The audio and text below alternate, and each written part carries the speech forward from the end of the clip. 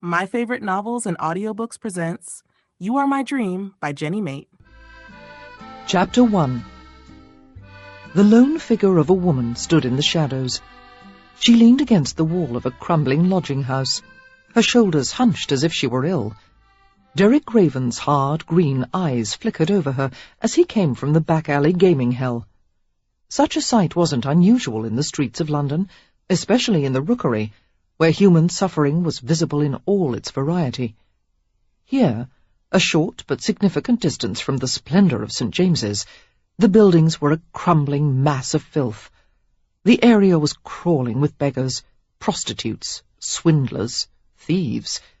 His kind of people. No decent female would be found here, especially after dusk. But if she was a whore, she was dressed strangely for it. Her grey cloak parted in the front to reveal a high-necked gown made of dark cloth. The lock of hair that strayed from beneath her hood was an indistinct brown. It was possible she was waiting for an errant husband, or perhaps she was a shop-girl who had lost her way. People glanced furtively at the woman, but they passed her without breaking pace. If she remained here much longer, there was no doubt she would be raped or robbed, even beaten and left for dead. The gentlemanly thing to do would be to go to her, inquire about her well-being, express concern for her safety. But he was no gentleman. Derek turned away, striding along the broken pavement. He had grown up in the streets, born in the gutter, nursed through infancy by a group of ragged prostitutes, and educated in his youth by criminals of every kind. He was familiar with the schemes used to prey upon the unwary, the few efficient moments it took to rob a man and crush his throat. Women were frequently used in such plots as bait or lookouts, or even assailants. A soft feminine hand could do a great deal of damage when it was wrapped around an iron cudgel, or when it clutched a stocking weighted with a pound or two of shot. Gradually, Derek became aware of footsteps close behind him. Something about them caused a warning prickle along his spine. 2 sets of heavy footsteps, belonging to men. Deliberately he changed his pace, and they adjusted to match. They were following him. Perhaps they had been sent by his rival Ivo Jenner to cause mischief. Swearing silently, Derek began to round a corner. As he expected, they made their move. Swiftly he turned and ducked beneath the drive of a clenched fist. Relying on instinct and years of experience, he shifted his weight to one leg and lashed out with his booted foot, striking a blow to the assailant's stomach. The man gave a muffled gasp of surprise and staggered back. Whipping around, Derek lunged for the second man, but it was too late. He felt the thud of a metal object on his back and a blinding impact on his head. Stunned, he fell heavily to the ground. The 2 men crawled over his twitching body. "Do it quick!" one of them said, his voice muffled. Struggling, Derek felt his head pushed back. He struck out with a clenched fist, but his arm was pinned to the ground. There was a slash across his face, a dull roar in his ears, hot wetness flowing in his eyes and mouth. His own blood. He sputtered a groaning protest, writhing to free himself from the searing pain. It was happening too quickly. He couldn't stop them. He had always been afraid of death, for somehow he had known it would come like this, not in peace, but in pain and violence and darkness. Sarah stopped to read through the information she had gathered so far. Peering through her spectacles, she puzzled over the new cant words she had heard that night. The language of the street changed quickly from year to year, an evolving process that fascinated her. Leaning against a wall for privacy, she pored over the notes she had made and scribbled a few corrections with her pencil. The gamblers had referred to playing cards as flats and had cautioned each other to watch out for the crushers, which was perhaps intended to describe policemen. One thing she hadn't figured out yet was the difference between rampsman and dragsman, both words used to refer to street thieves. Well, she would have to find out. It was imperative that she use the correct terms. Her first 2 novels, Matilda and the beggar had both been praised for their attention to detail. She would not want her third, as yet untitled, to be faulted for inaccuracies. She wondered if the men coming and going from the gambling hell would be able to answer her questions. Most of them were quite disreputable, with unshaven faces and poor hygiene. Perhaps it would be unwise to ask them anything. They might not welcome an interruption in their evening revels. On the other hand, she needed to talk to them for the sake of her book, and Sarah was always careful not to judge people by outward appearances. Suddenly, she was aware of a disturbance near the corner. She tried to see what was happening, but the street was shrouded in darkness. After folding the sheaf of paper she had stitched together to form a little book, she slipped it into her handbag and ventured forth curiously. A torrent of crude words brought colour to her cheeks. No one used such language in Greenwood Corners, except old Mr. Dawson when he drank too much spiced punch at the annual town Christmas festival. There were 3 figures engaged in a struggle. It appeared that 2 men were holding a third on the ground and beating him. She heard the sounds of fists pounding on flesh. Frowning uncertainly, Sarah clutched her reticule as she watched. Her heart began to pound like a rabbit's. It would be unwise to involve herself. She was here as an observer, not a participant. But the poor victim made such piteous groans, and all at once her horrified gaze took in the flash of a knife. They were going to murder him. Hastily, Sarah fumbled in her handbag for the pistol she always carried on her research trips. She had never used it on anyone before, but she had practiced target shooting in a country field to the southeast of Greenwood Corners. Drawing out the small weapon, she cocked it and hesitated. "Here, now!" she called out, trying to make her voice strong and authoritative. "I insist that you stop at once!" One of the men looked over at her. The other ignored her cry, raising the knife once more. They did not consider her a threat at all. Biting her lip, Sarah raised the trembling pistol and aimed to the left of them. She couldn't kill anyone. She doubted her conscience would tolerate it, but perhaps the loud noise would frighten them. Steadying her hand, she pulled the trigger. As the echoes of the pistol's report died away, Sarah opened her eyes to view the results of her efforts. To her amazement, she realized she had unintentionally hit one of the men. Dear God, in the throat! He was on his knees, clasping the gushing wound with his hands. Abruptly he toppled over with a gurgling noise. The other man was frozen. She couldn't see his shadowed face.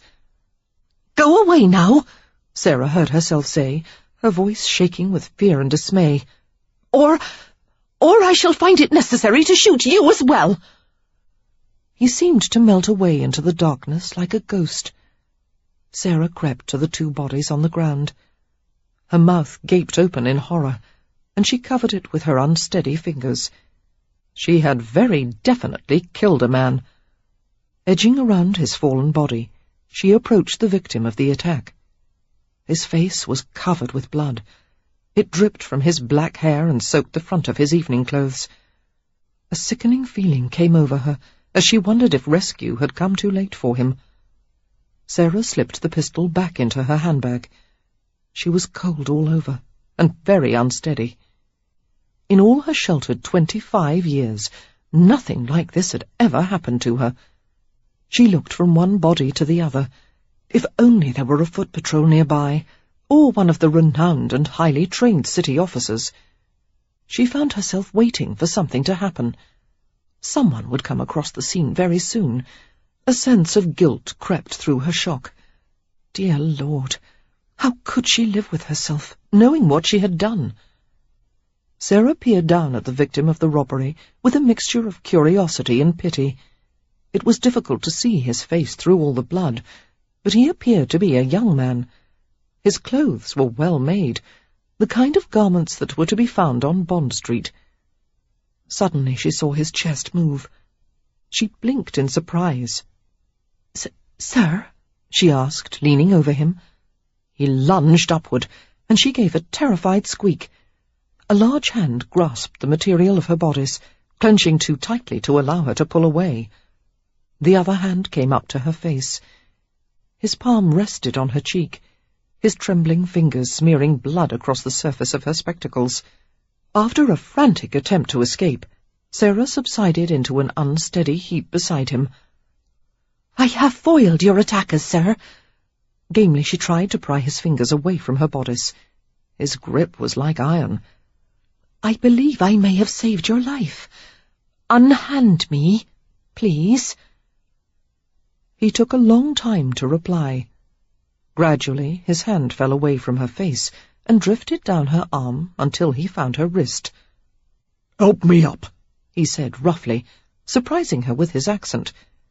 She wouldn't have expected a man wearing such fine clothes to speak with a Cockney twang. "It would be better if I called for assistance." "Not here," he managed to gasp. "Empty-headed fool! We'll be robbed and gutted in a friggin' second." Offended by his harshness, Sarah was tempted to point out that a little gratitude wouldn't be amiss, but he must be in considerable pain. "Sir," she said tentatively, "your face. If you will allow me to get the handkerchief from my reticule." "You fired the pistol shot?" "I'm afraid so." Easing her hand inside her reticule, she pushed past the gun and found the handkerchief. Before she could pull it out, he tightened his grip on her wrist. "Let me help you," she said quietly. His fingers loosened, and she brought forth the handkerchief, a clean, serviceable square of linen. Gently she dabbed at his face and pressed the folded linen against the hideous gash that ran from his brow to the centre of his opposite cheek. It would be disfiguring. For his sake, she hoped he wouldn't lose an eye. A hiss of pain escaped his lips, spattering her with blood. Wincing, Sarah touched his hand and brought it to his face. "Perhaps you could hold this in place. Good. Now if you wait here, I'll try to find someone to assist us." "No." He continued to hold the fabric of her dress, his knuckles digging into the soft curve of her breasts. "I'm all right. Get me to Craven's, St. James's Street." "But I'm not strong enough, or familiar with the city." "It's close enough to here." "Well, what about the man I shot? We can't just leave the body."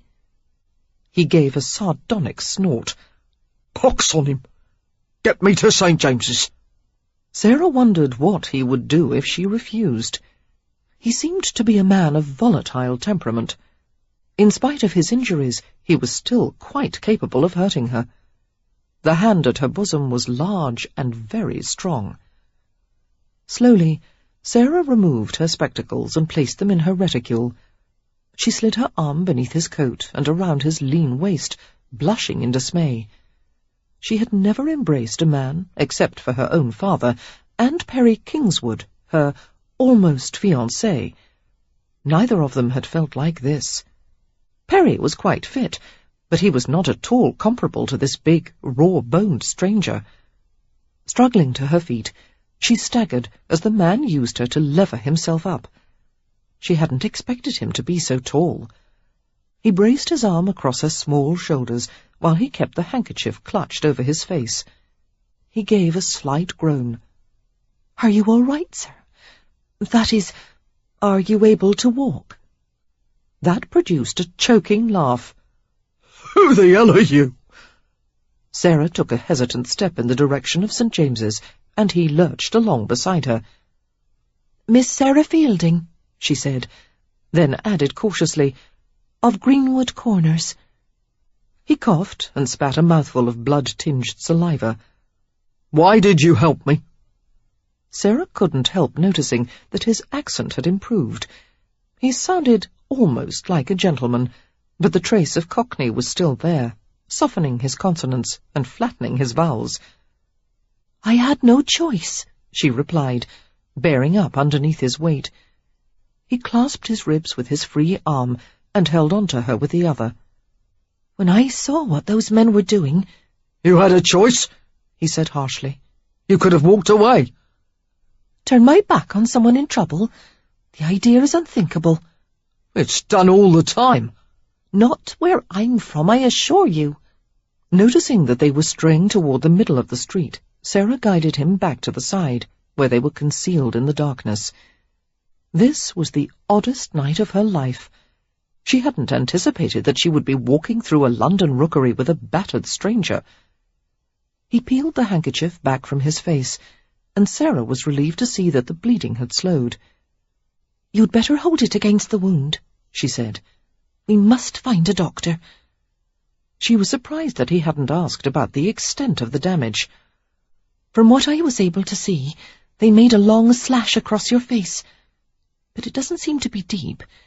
If it heals well, your appearance might not be affected greatly." It doesn't matter. The remark sharpened Sarah's curiosity. "Sir, do you have friends at Craven's? Is that why we are going there?" Yes. "Are you, by any chance, acquainted with Mr. Craven?" I am Derek Craven. "The Mr. Craven?" Her eyes widened in excitement. "The same one who founded the famous club and came from the underworld, and were you really born in a drainpipe as the legend says? Is it true that—" Lower your voice, damn you! Sarah couldn't believe her good fortune. "This is quite a coincidence, Mr. Craven. As it happens, I'm in the process of researching a novel about gambling. That's why I'm here at this time of night. Greenwood Corners isn't a very worldly sort of place, and therefore I found it necessary to come to London. My book will be a fictional work, which will include many descriptions of people and places significant to the gaming culture." Jesus, he growled. Anything you want. A frigging fortune, if you'll keep your mouth shut until we get there. "Sir." Sarah tugged him away from a small pile of rubble, which he might have tripped over. Knowing that he was in pain, she didn't take offence at his rudeness. The hand clenched at her shoulder was trembling. "We're almost out of the rookery, Mr. Craven. You'll be all right." Derek's head swam, and he fought to keep his balance. The blow to his head seemed to have knocked his brains out of place. Tightening his grip on the small form beside him, he matched his shuffling footsteps to hers. He leaned over her more heavily, until the fabric of her hood brushed his ear. A kind of dull amazement took hold of him. Blindly, he followed the talkative little stranger, and hoped to God she was leading him in the right direction. It was the closest to praying he'd ever come. She was asking him something. He fought to concentrate on her words. "Should we ascend the front steps, or is there another way?" Side door, he muttered, squinting from behind the handkerchief. Over there. My, what a large building! Sarah regarded the club with awe. The massive building was fronted by 8 Corinthian columns and 7 pediments, and bordered by 2 wings. The whole of it was surrounded by a marble balustrade. She would have liked to have gone up the front steps and seen the famed entrance hall, filled with stained glass, blue velvet and chandeliers. But of course Mr. Craven would not want to show himself like this in front of the club members. After she guided him to the side of the building, they descended a short flight of steps that led to a heavy wooden door. Derek grasped the handle and pushed the door open. Immediately they were approached by Gill, one of his employees. "Mr. Craven!" the young man exclaimed, his gaze darting from the blood-soaked handkerchief clutched to Derek's face to Sarah's apprehensive eyes. Good Lord! Get worthy, Derek muttered. He brushed by Gill and made his way through the small panelled antechamber. The winding staircase led to his private apartments. Contemplating the 6-flight climb, he motioned abruptly for Sarah to join him. Surprised that he would want her to help him up the stairs, Sarah hesitated. She glanced at the young employee, who was already walking away from them, disappearing down a wide carpeted hallway. Come, Derek said gruffly, motioning for her again. You think I has all night to stand here? She went to him immediately, and he draped a heavy arm across her shoulders. Together they began the walk up the steps. "Who is worthy?" she asked, sliding an arm around his hard waist to steady him. Factotum! Derrick's ribs seemed to cut through his innards like dull knives. His face burned like fire. He heard himself talking, all the years of tutoring dropping away to reveal his thick Cockney accent. Worthy does everything, helps me run the club, trusts him with my life. He stumbled on the landing and gave a whimpering curse.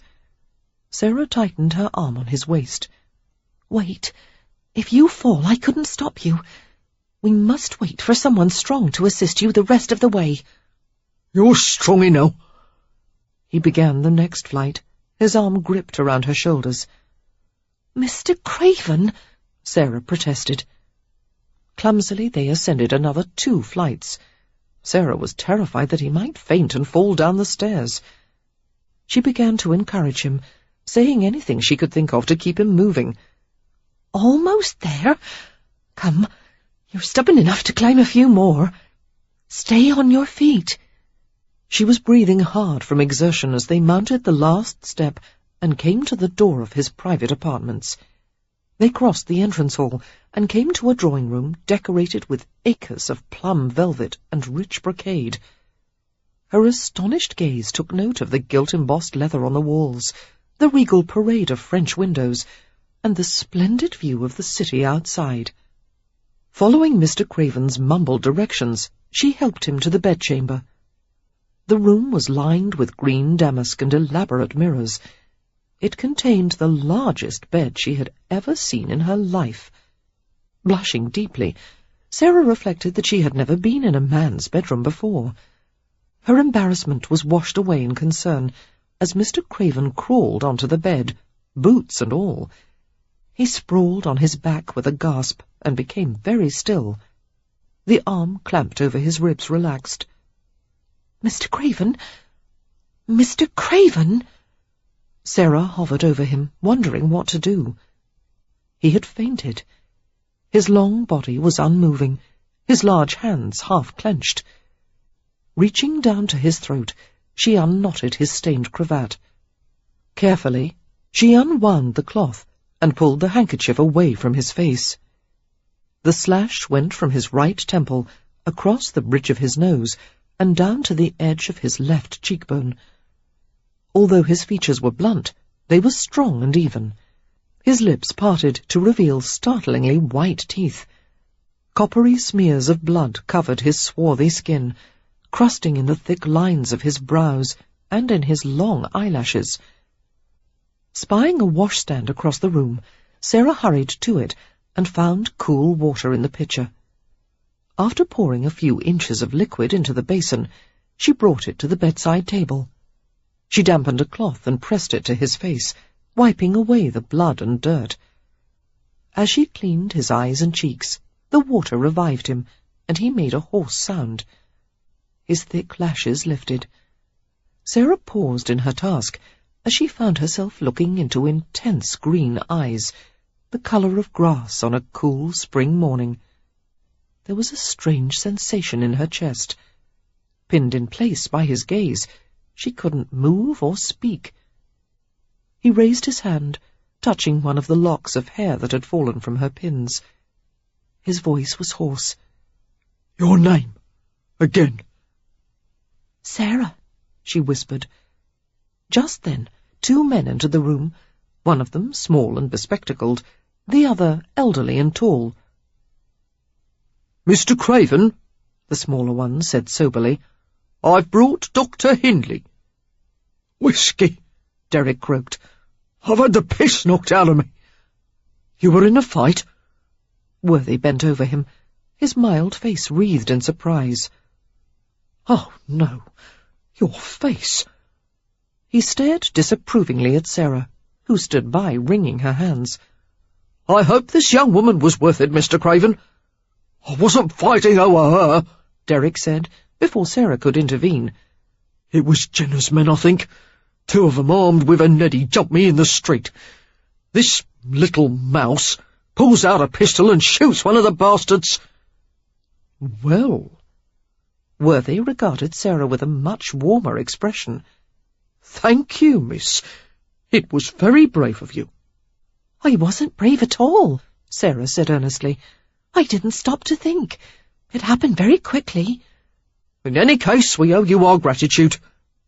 Worthy hesitated before adding, I am employed by Mr. Craven to deal with disturbances on the floor, as well as— He glanced at Craven's blood-stained body, and finished lamely, any other matters that require my attention.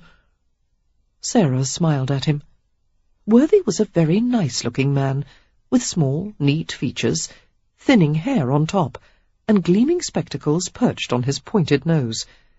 There was an air of patience about him that she guessed would not be easily shaken. Together, he and the doctor bent over the bed, removing Craven's shoes and clothes. Sarah turned away, modestly averting her gaze.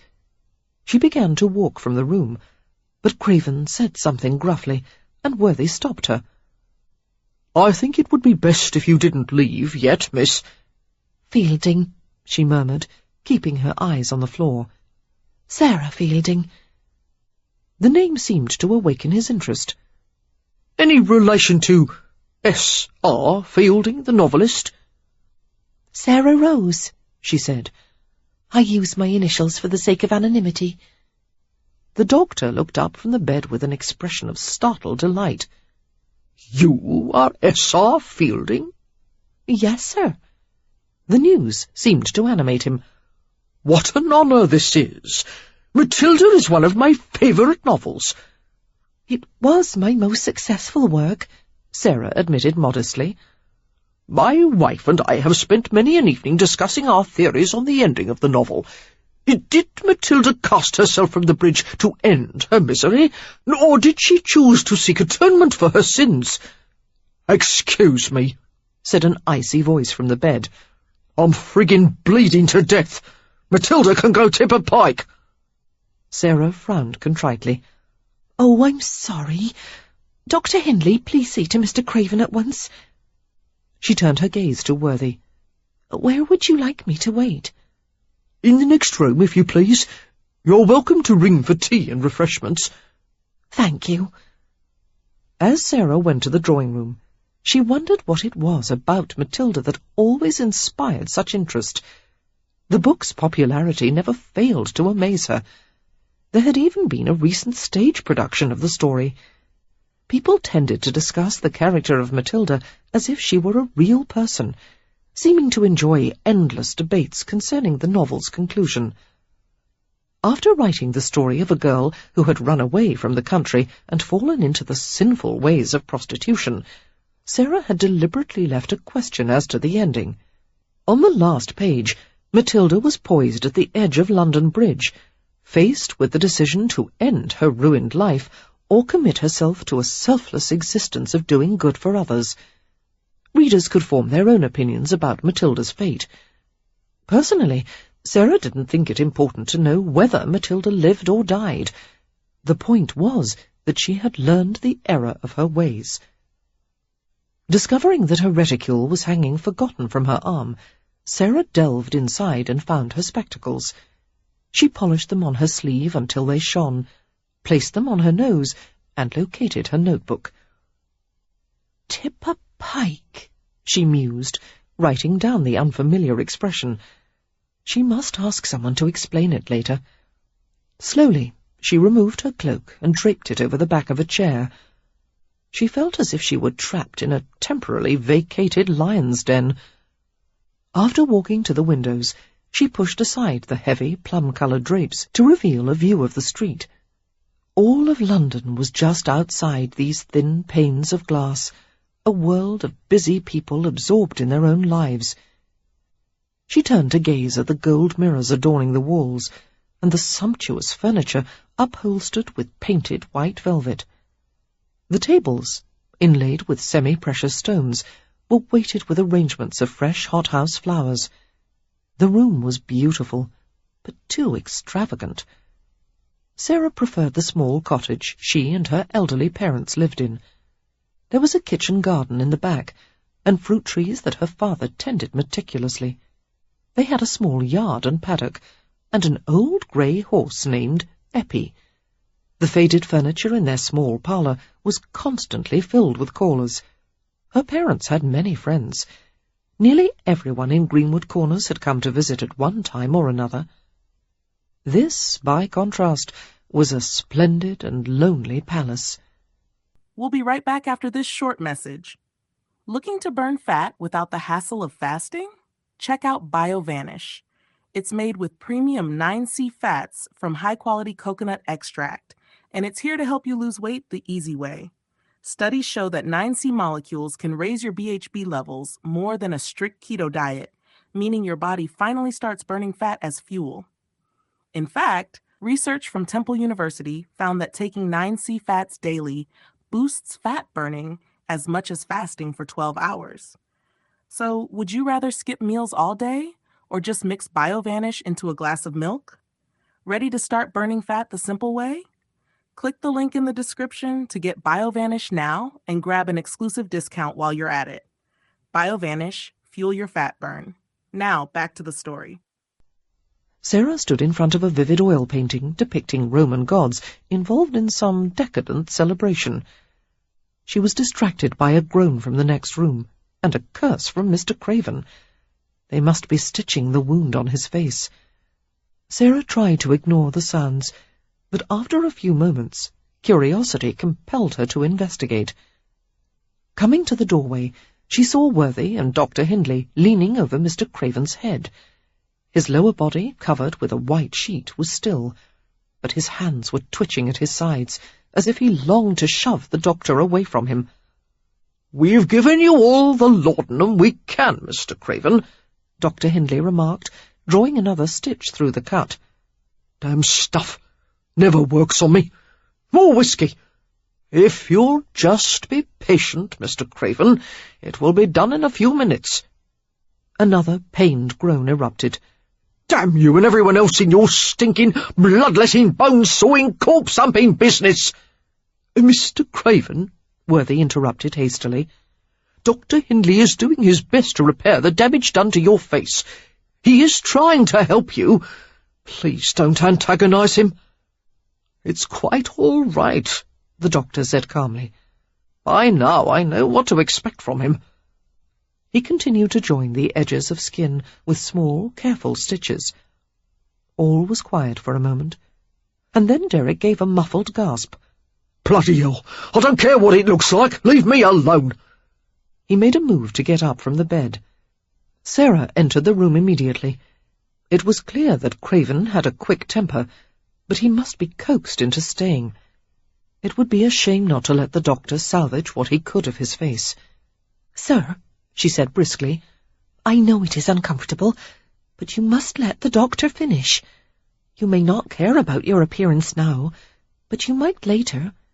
Besides," she paused and added pointedly, "a large, strong man such as yourself should be able to bear a little pain. I assure you, it's nothing compared to the suffering a woman endures in labour." Slowly Derek eased back to the mattress. "How do you know?" he sneered. "I was present at a childbirth once in Greenwood Corners. It lasted for hours, and my friend bore the agony with hardly a sound." Worthy looked at her pleadingly. "Miss Fielding, you would be more comfortable in the next room." "I'm distracting Mr. Craven with some conversation. It might take his mind off the pain. Wouldn't you prefer that, Mr. Craven? Or should I leave?" "Do I have a choice?" "Stay. Flap your gums." "Shall I tell you about Greenwood Corners?" "No." Derek clamped his teeth together and stifled a grunt. "About yourself." "Very well." Sarah approached the bed, taking care to preserve a discreet distance. "I am 25 years old. I live in the country with my parents." She paused as she heard Mr. Craven's panting groan. The stitch-taking was hurting him. "Go on," he said sharply. Sarah searched frantically for more to tell him. I'm being courted by a young man who lives in the village. We share the same fondness for books, although his tastes are more refined than mine. He doesn't approve of the fiction I write." She crept closer and stared at Craven curiously. Although she was unable to see his face, she had a good view of his chest, which was covered with a great amount of dark hair. The sight was startling. The only male chests she had been privileged to view before now were those of hairless Greek statues. Above his lean waist and midriff, his chest and shoulders were powerfully muscled and splotched with bruises. "Mr. Kingswood, that's his name, has been courting me for almost 4 years. I believe that his proposal will come soon." 4 years? Sarah felt mildly defensive at his jeering tone. "There have been a few difficulties. His mother is a widow, and she relies on him a great deal. They live together, you see. Mrs. Kingswood doesn't approve of me." Why not? "Well, she doesn't consider any woman quite good enough for her son, and she dislikes the subject matter I have chosen for my novels. Prostitution, poverty." Sarah shrugged. "But they are issues that need to be addressed." Especially when you makes money off them. "Enough to keep my parents and myself in a comfortable style," she admitted with a smile. "You're a cynical man, Mr. Craven." His breath hissed through his teeth as the needle pierced his skin. You would be too, if you knowed anything about the world outside your stinking village. The ordeal was making his accent slip again.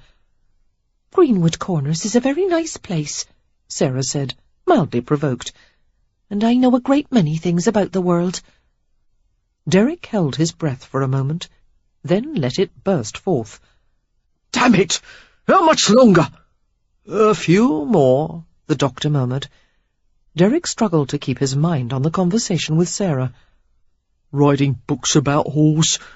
I bet you never doing giblets with a man in your lily-white life. Dr. Hindley and Worthy began to reprove him, but Sarah smiled quizzically. "Joined giblets? I've never heard it put that way before." You hasn't been long enough in the rookery. "That's true," she said seriously. "I must make several more visits there before my research is complete." You're not going back, he informed her. God knows how you lasted this long. Bloody little fool, traipsing through the rookery at night. This is the last stitch, Dr. Hindley announced, carefully tying off the thread. Derek sighed in relief and fell silent. Worthy left the bedside and came to Sarah, smiling apologetically. Forgive Mr. Craven. He's only rude to the people he likes. Will he be all right? She whispered. Certainly. He's a very strong man. He has survived worse than this. Worthy looked at her closely, his expression softening into concern. You're trembling, Miss Fielding.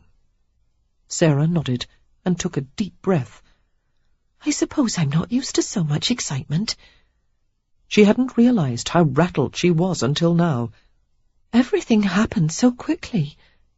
You must rest for a little while, Worthy urged, and steady your nerves with some brandy. Yes, perhaps a splash in a cup of tea. She twined her fingers together. I'm staying with friends of my parents, the Goodmans. The hour is late. They might worry. As soon as you're ready, we'll have a private carriage convey you anywhere you wish. Worthy! Derek's disgruntled voice interrupted them. Stop that bloody whispering! Give the country mouse some money and send her back where she came from. Worthy began to reply, but Sarah stopped him with a light touch on his arm.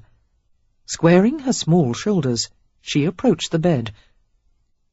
Mr. Craven, she said calmly, you're very kind to offer a reward, but I have enough money to suit my needs. However, I would be grateful if you would allow me to tour your club, and perhaps ask a few questions of your employees.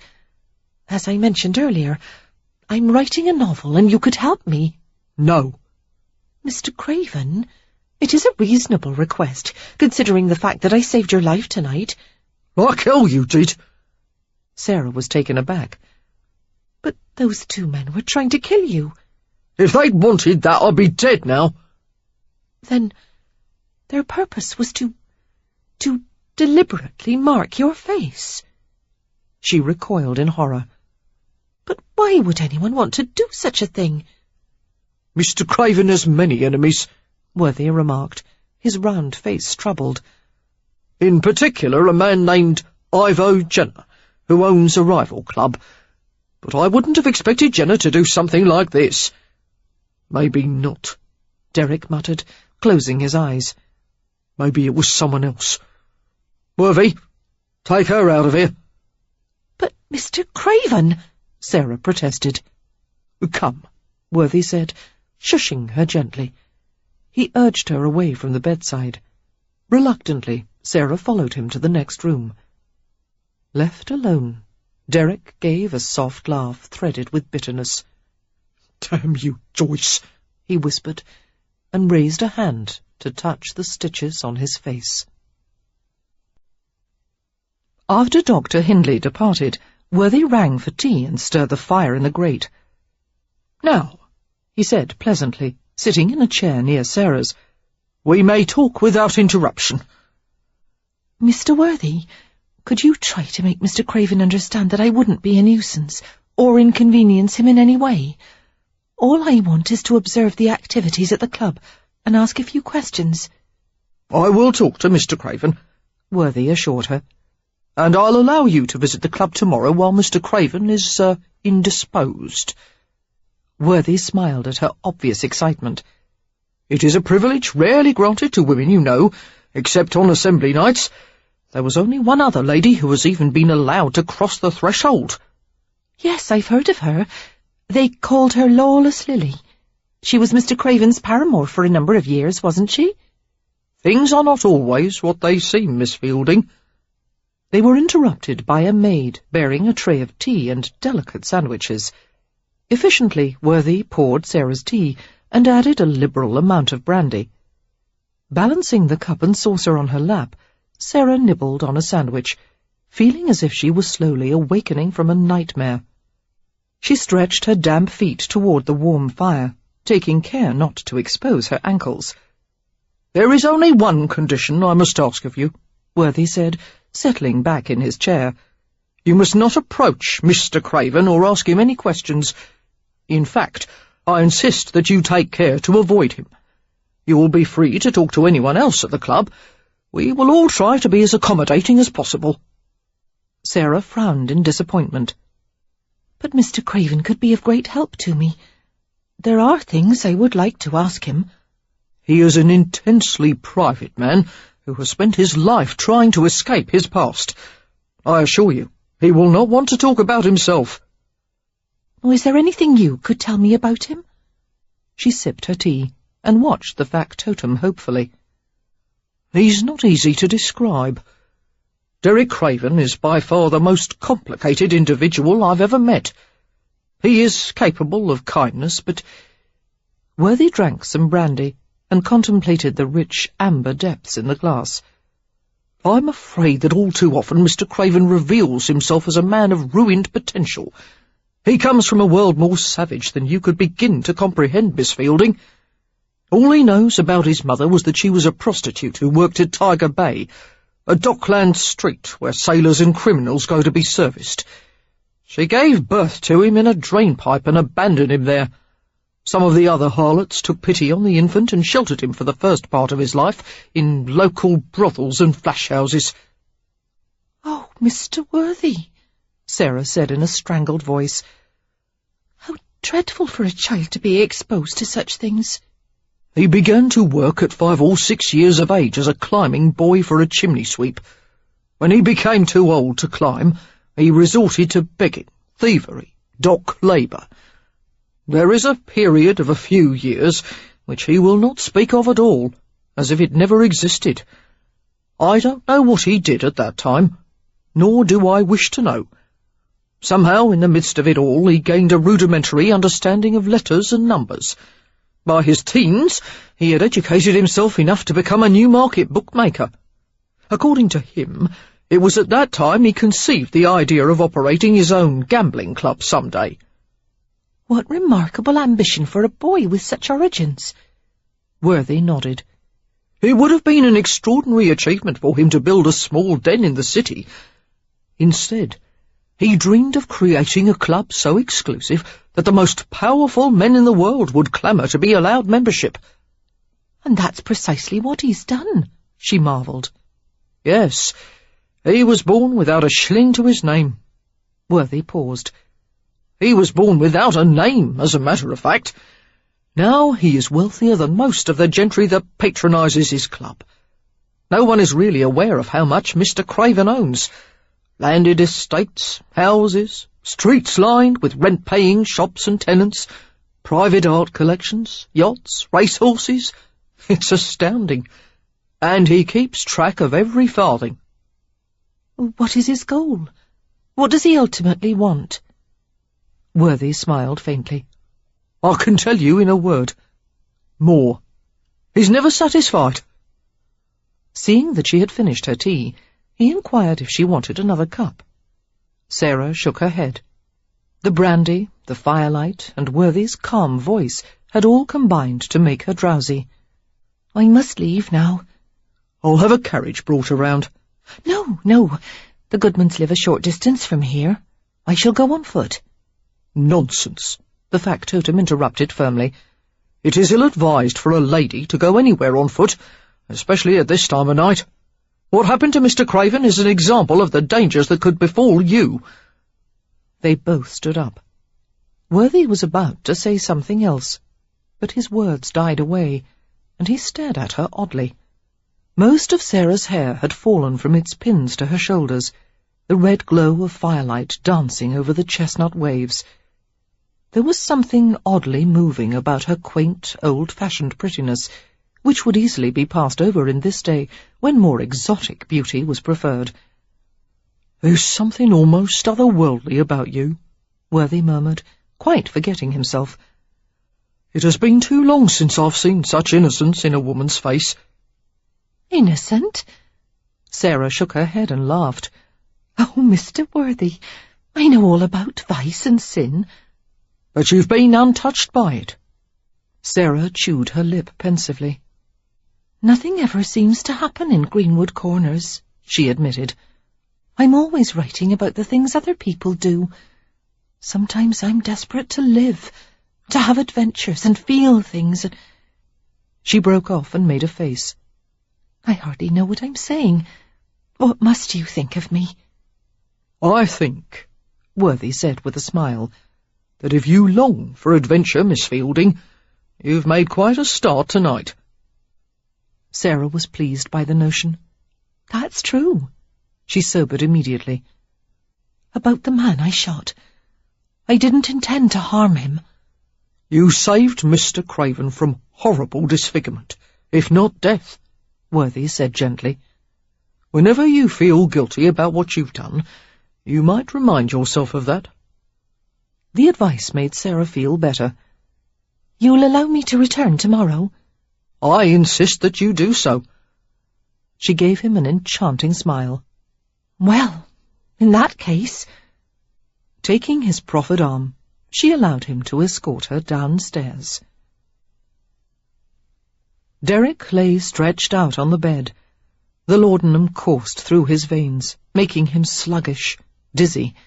It did little to numb the pain or his self-disgust. His lips pulled into a bitter smile. He almost would have preferred it if his attackers had made a proper beast of him, instead of giving him a piddling slash that made him look less a monster and more a fool. He thought of Joyce, and waited for a feeling of betrayal, anger, anything but this cold sense of admiration. At least she cared enough about something to take action, even if it was her own pride, whereas he couldn't bring himself to care about anything. He had everything he'd ever wanted, wealth, women, even the pleasure of watching his betters scrape their boots at the entrance of his club. But over the past 2 years, all his former voracious appetites had dried up, and he was left with nothing, a young man with a withered soul. It was the absence of feeling that had driven him to Lady Ashby's bed, and ultimately had led to tonight's disaster. Joyce, with her sinuous body, blonde hair and cat-like eyes, had stirred an interest that he hadn't felt in a long time. Mild though the feeling was, it had been enough to make him pursue her. He couldn't deny there had been many entertaining nights, filled with sophisticated games and sensual depravity, and it took a hell of a lot to make him feel depraved. Finally, Derek had ended the liaison, disgusted with himself as well as her. The memory rolled over him, and he relived it in a drugged stupor. "You can't be serious," Joyce had said, her silky voice amused at first. "You would never give me up." She stretched on the bed, her naked body unconcealed by the rumpled linen sheets. "Tell me, who would it be after me? Some bovine country maid? Some little actress with bleached hair and red stockings? You can't go back to that, Derek. You've developed a taste for finer things." Derek had grinned at her confident tone. "You aristocratic ladies and your gold-plated twats! You always think it's such an honour for me to touch you." He surveyed her with mocking green eyes. "You think you're the first high-kick wench I've ever had? I used to have blue-blooded bitches like you pay me to do this. You've gotten it for free."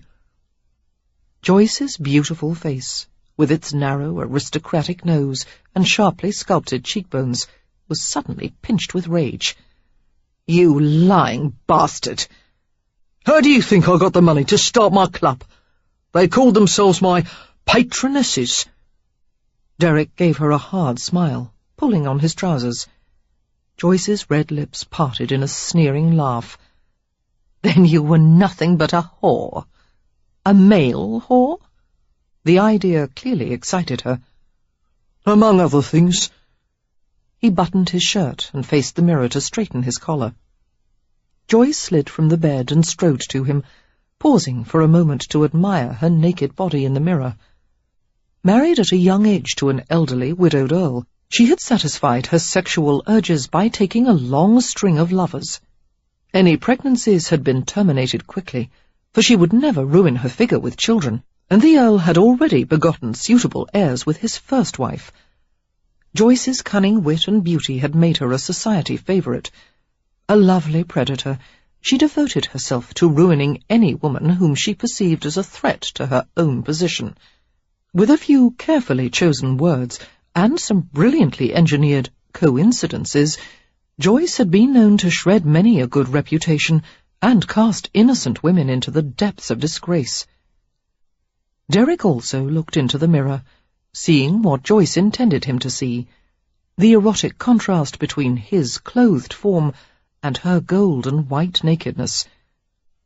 At times, Joyce could seem as guileless as an angel, but he had seen her turn into a witch with wild hair and a contorted face, screaming at the height of ecstasy and clawing him with her long nails. She was the most wanton woman he'd ever known, willing to do anything for the sake of pleasure, no matter how debauched. They were quite a pair, he thought grimly, both of them existing only to satisfy their own needs. Keeping her pale blue eyes on his expressionless face, Joyce ran her hand over his flat stomach, seeking his crotch with her palm. "You still want me," she purred. "I can feel how much. You're the most satisfying lover I've ever had. So big and hard." Derek pushed her away so roughly that she fell back onto the bed. Expectantly, she spread her legs and waited for him. Surprise dawned in her eyes as she realized he wasn't going to oblige her. "It's over," Derek said flatly. "I'll pay all your debts on Bond Street. Pick out something from that little frog-eating jeweller you like so much and charge it to my account." He left his black silk cravat hanging loose around his neck and shrugged into his coat. "Why are you doing this? Do you want me to beg?" Joyce smiled provocatively. "I'll get on my knees before you. How would you like that?" As she sank to the floor and leaned her face toward the front of his trousers, Derek forced her up, clamping his hands on her shoulders. "Listen to me, Joyce. You're hurting me." I haven't lied to you. I made no promises. How long did you think this would go on? We both got what we wanted. Now it's over." She glared at him. It will end when I say so and not before. Derek's expression changed. So that's it, he said and laughed. Your pride is hurt.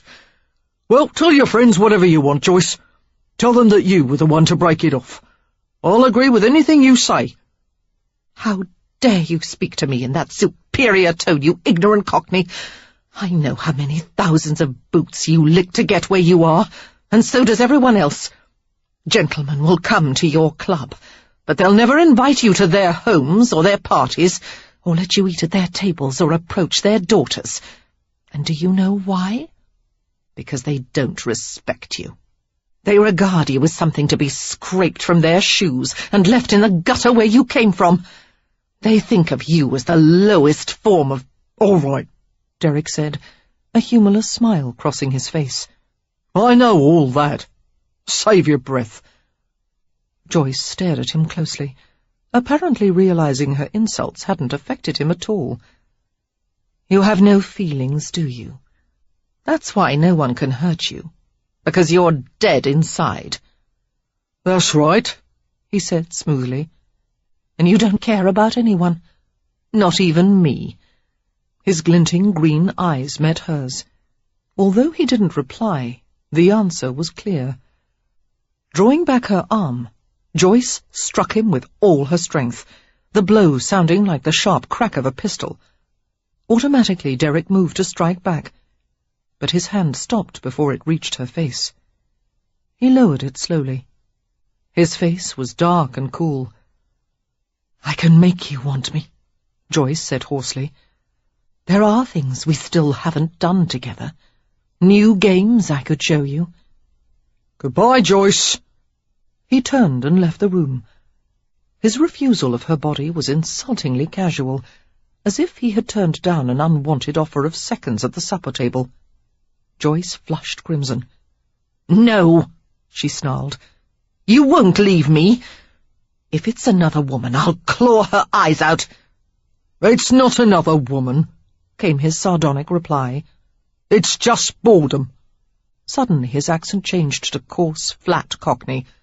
Or, as you gentry likes to call it, ennui. She ran out of the bedroom, still naked, calling after him as he went down the stairs. Come back this instant, or you'll pay for this every day of your life. If I can't have you, no one will. Do you understand me? You'll pay for this, Derek Craven. Derek hadn't taken her threat seriously, or maybe it was just that he hadn't cared. He had done what he'd planned with his life, never dreaming that at the end of the long, treacherous path, success would be coupled with such disappointment. Now he had gained everything he wanted, and there was nothing to look forward to. Damn ennui, the mind-numbing clutches of boredom. A few years ago, he hadn't even known what the word meant. A rich man's disease, he thought, and smiled grimly in ironic appreciation. Chapter 2. Sarah dressed carefully for her visit to the gambling palace.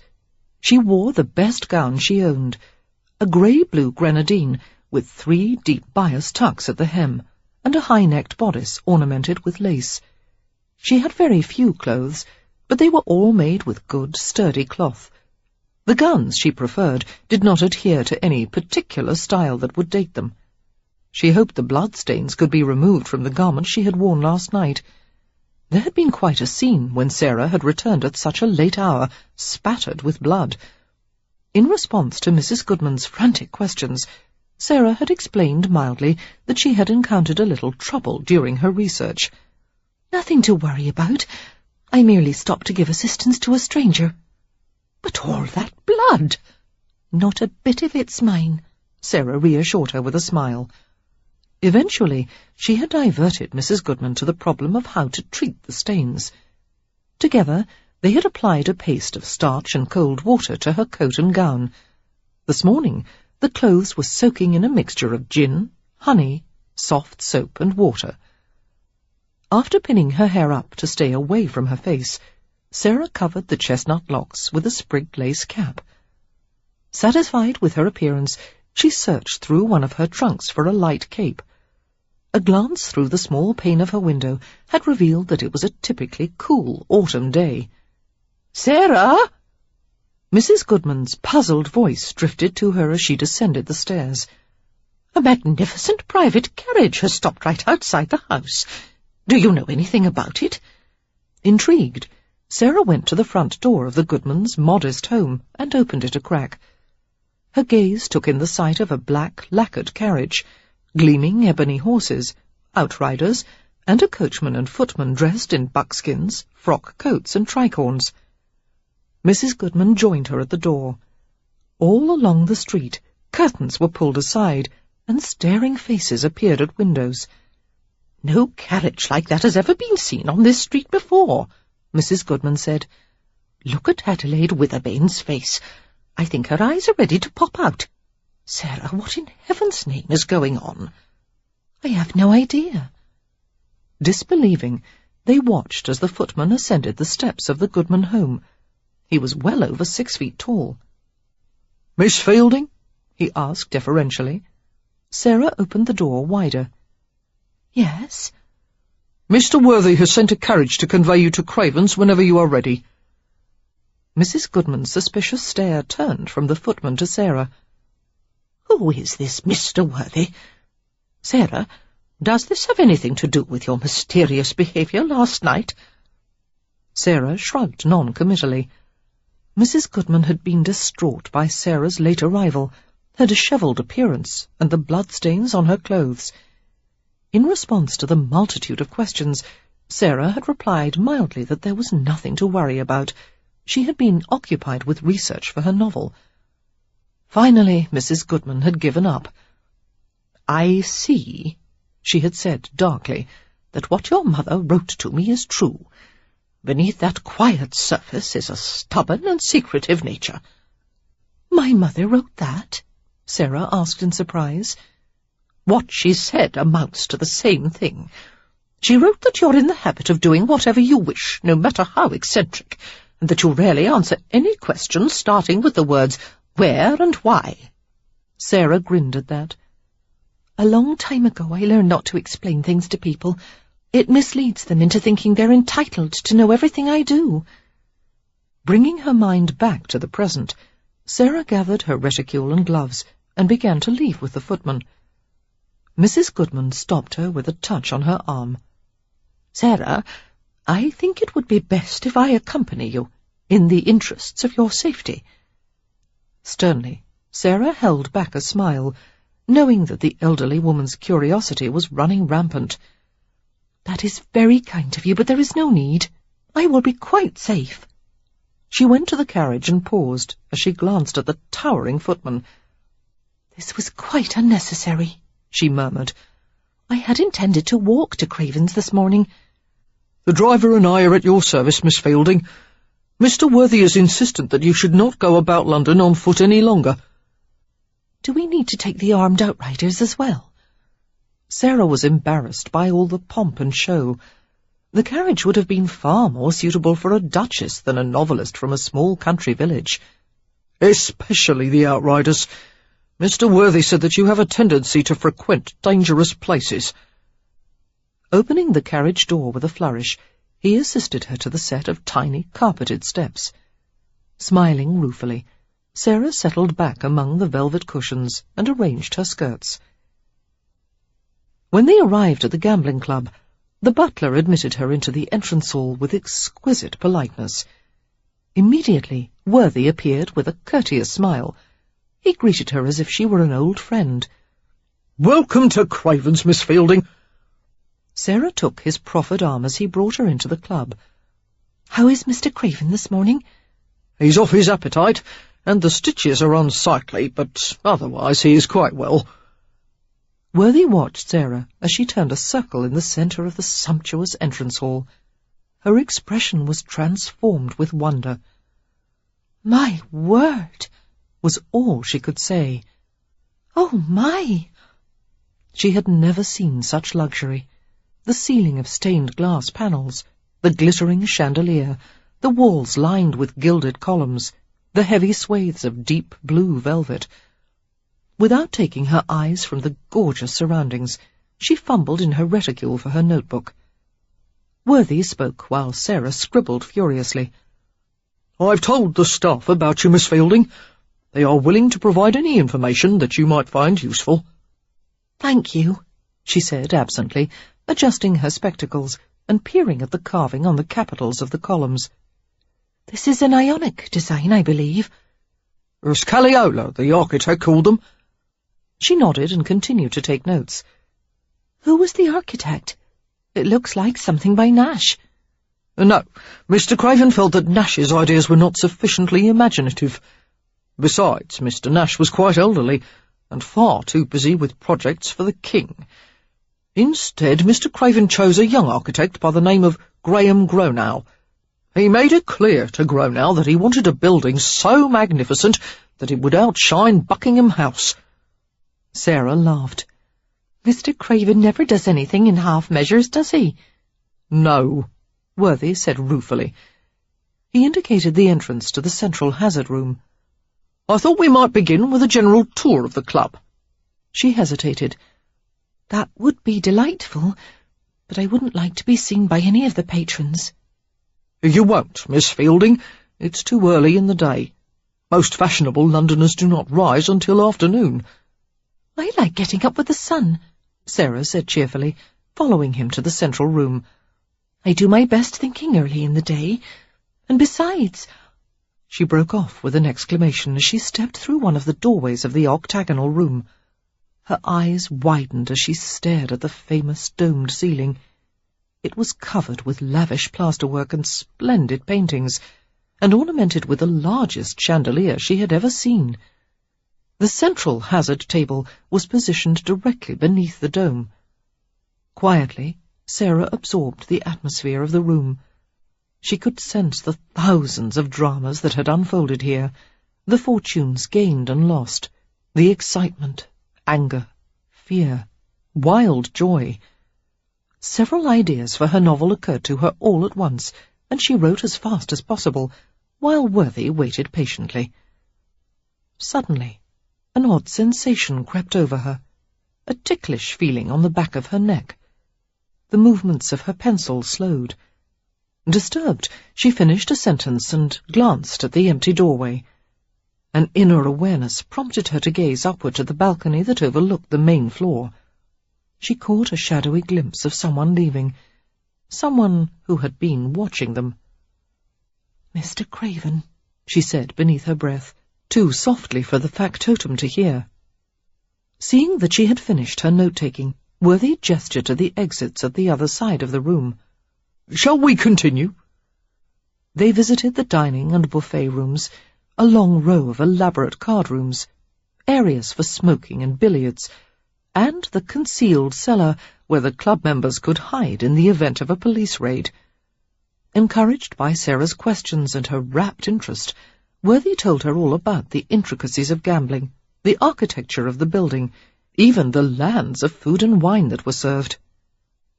Throughout the tour, Sarah couldn't dismiss the feeling that they were being followed. Frequently she glanced over her shoulder, suspecting she might catch someone watching them from a doorway or from behind a column. As the minutes passed, she began to see many servants bustling back and forth. Scores of housemaids crossed the halls, carrying long-handled mops, buckets, and piles of cleaning rags. Door plates were polished, carpets were swept, fireplace mantels were wiped, and furniture was thoroughly dusted. "How well organized this place is," Sarah remarked, as they went up the grand central staircase with its heavy golden balustrade. Worthy smiled with pride. "Mr. Craven has exacting standards. He employs nearly 100 servants to keep the club running like clockwork." Each of the 6 staircase landings branched off into long hallways. Sarah noticed that Worthy's colour heightened when she asked what those rooms were for. "Some of them are servants' quarters," he said uncomfortably. "Some are temporary residences for guests. Many are for the use of, house wenches." Sarah nodded matter-of-factly, knowing exactly what a house wench was. After the research she had done for Matilda, She was very much against the practice of prostitution. She had sympathy for the women who were enslaved by such a system. Once they began on such a path, it was difficult, if not impossible, ever to turn back. One of her reasons for writing sympathetically about prostitutes was to show that they were not the amoral creatures people considered them to be. She didn't like the idea of Mr. Craven increasing his wealth by procurement. It was far more distasteful than gambling. "How much of Mr. Craven's profit is earned by the house wenches?" she asked. "He takes no profit from them, Miss Fielding. Their presence adds to the ambience of the club, and serves as an added enticement to the patrons. All the money the house wenches make is theirs to keep. Mr. Craven also offers them protection, rent-free rooms, and a far better clientele than they're likely to find on the streets." Sarah smiled ironically. "Better? I'm not so certain, Mr. Worthy. From what I've been told, aristocratic men are just as adept at abusing women and spreading disease as poor ones." "Perhaps you would like to talk to the house wenches. I am certain they will describe both the benefits and disadvantages of working at the club.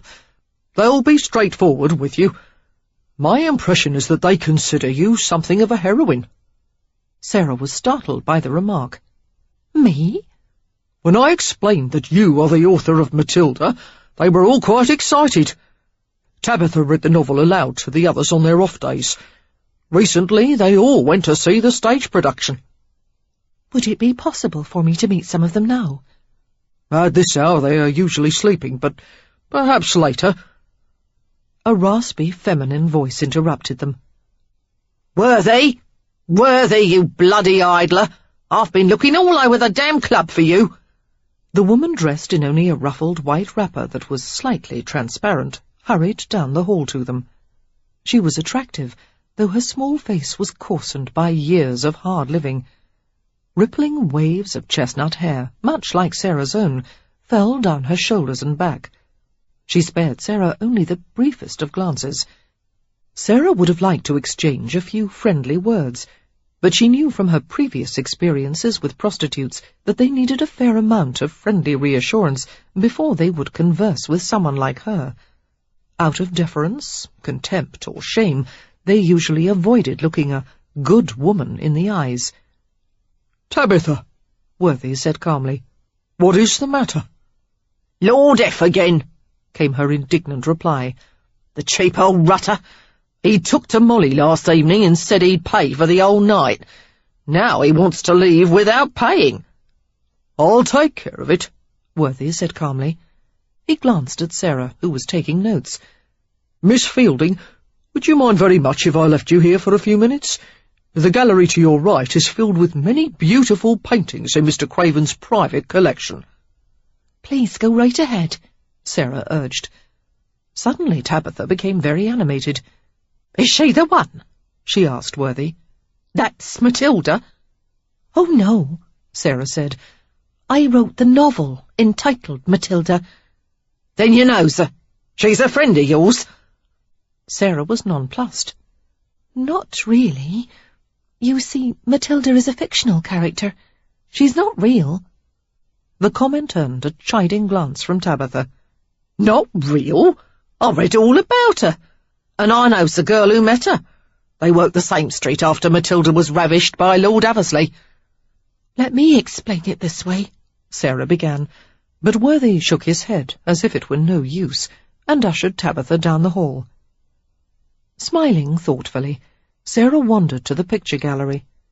The walls were covered with paintings by Gainsborough, A Horse and Rider by Stubbs, 2 florid works by Rubens, and a magnificent Van Dyck.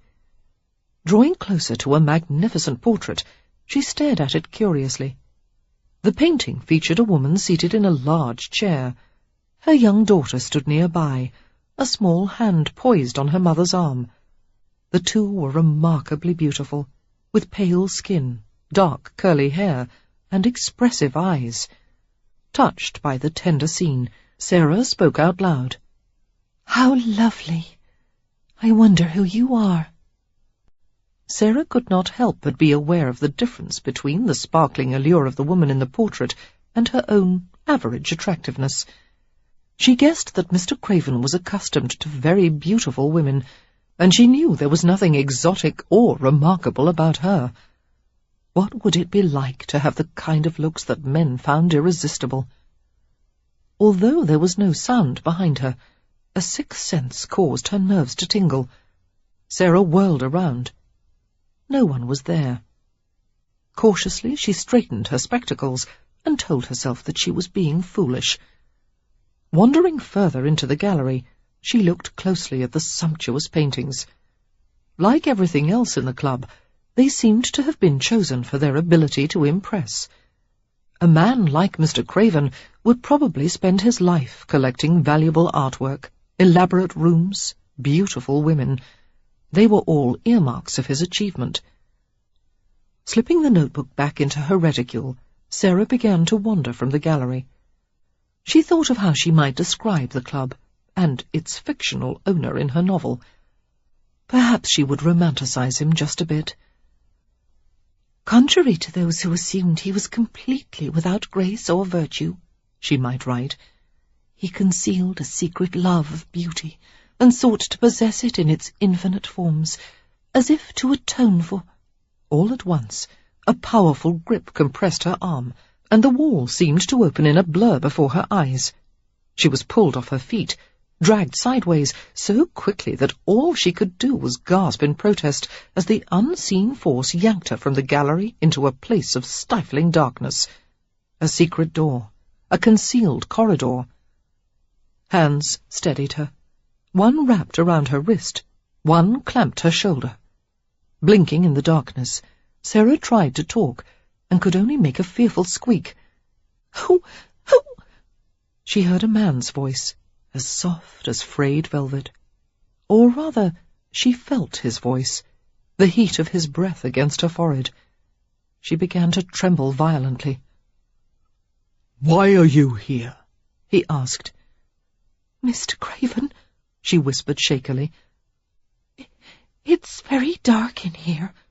"I like the dark." She fought to catch her breath. "Did you really find it necessary to give me such a start?" "I didn't plan to. You walked right by me. I couldn't help myself."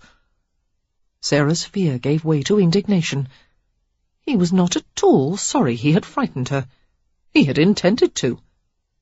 "You've been following me," she accused. "You've been watching me all morning." "I said last night I didn't want you here." "Mr. Worthy said it was all right." "I own the club, not Worthy." Sarah was tempted to tell him how ungrateful he was, after what she had done for him last night. But she didn't think it wise to argue with him while she was trapped here.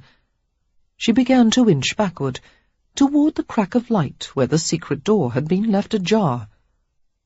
"You're right," she said in a subdued voice. "You're absolutely right. I believe I'll go now." But he didn't release his grip on her, and she was forced to stand still. "Tell me what made you decide to write about gambling." Blinking in the darkness, Sarah tried to gather her wits. "Well, there was a boy in my village, a very nice, intelligent boy, who came into a small inheritance.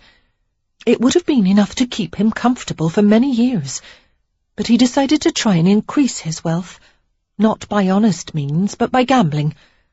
He lost it all in one night. At your club, Mr. Craven." He shrugged indifferently. "Happens all the time." "But it wasn't enough for him," Sarah said. "He continued to gamble, certain that with each roll of the dice he would regain what he had lost. He gambled away his home, his horses and possessions, what was left of his money. He became the disgrace of Greenwood Corners. It made me wonder what had driven him to such behaviour. I asked him about it, and he said he hadn't been able to stop himself.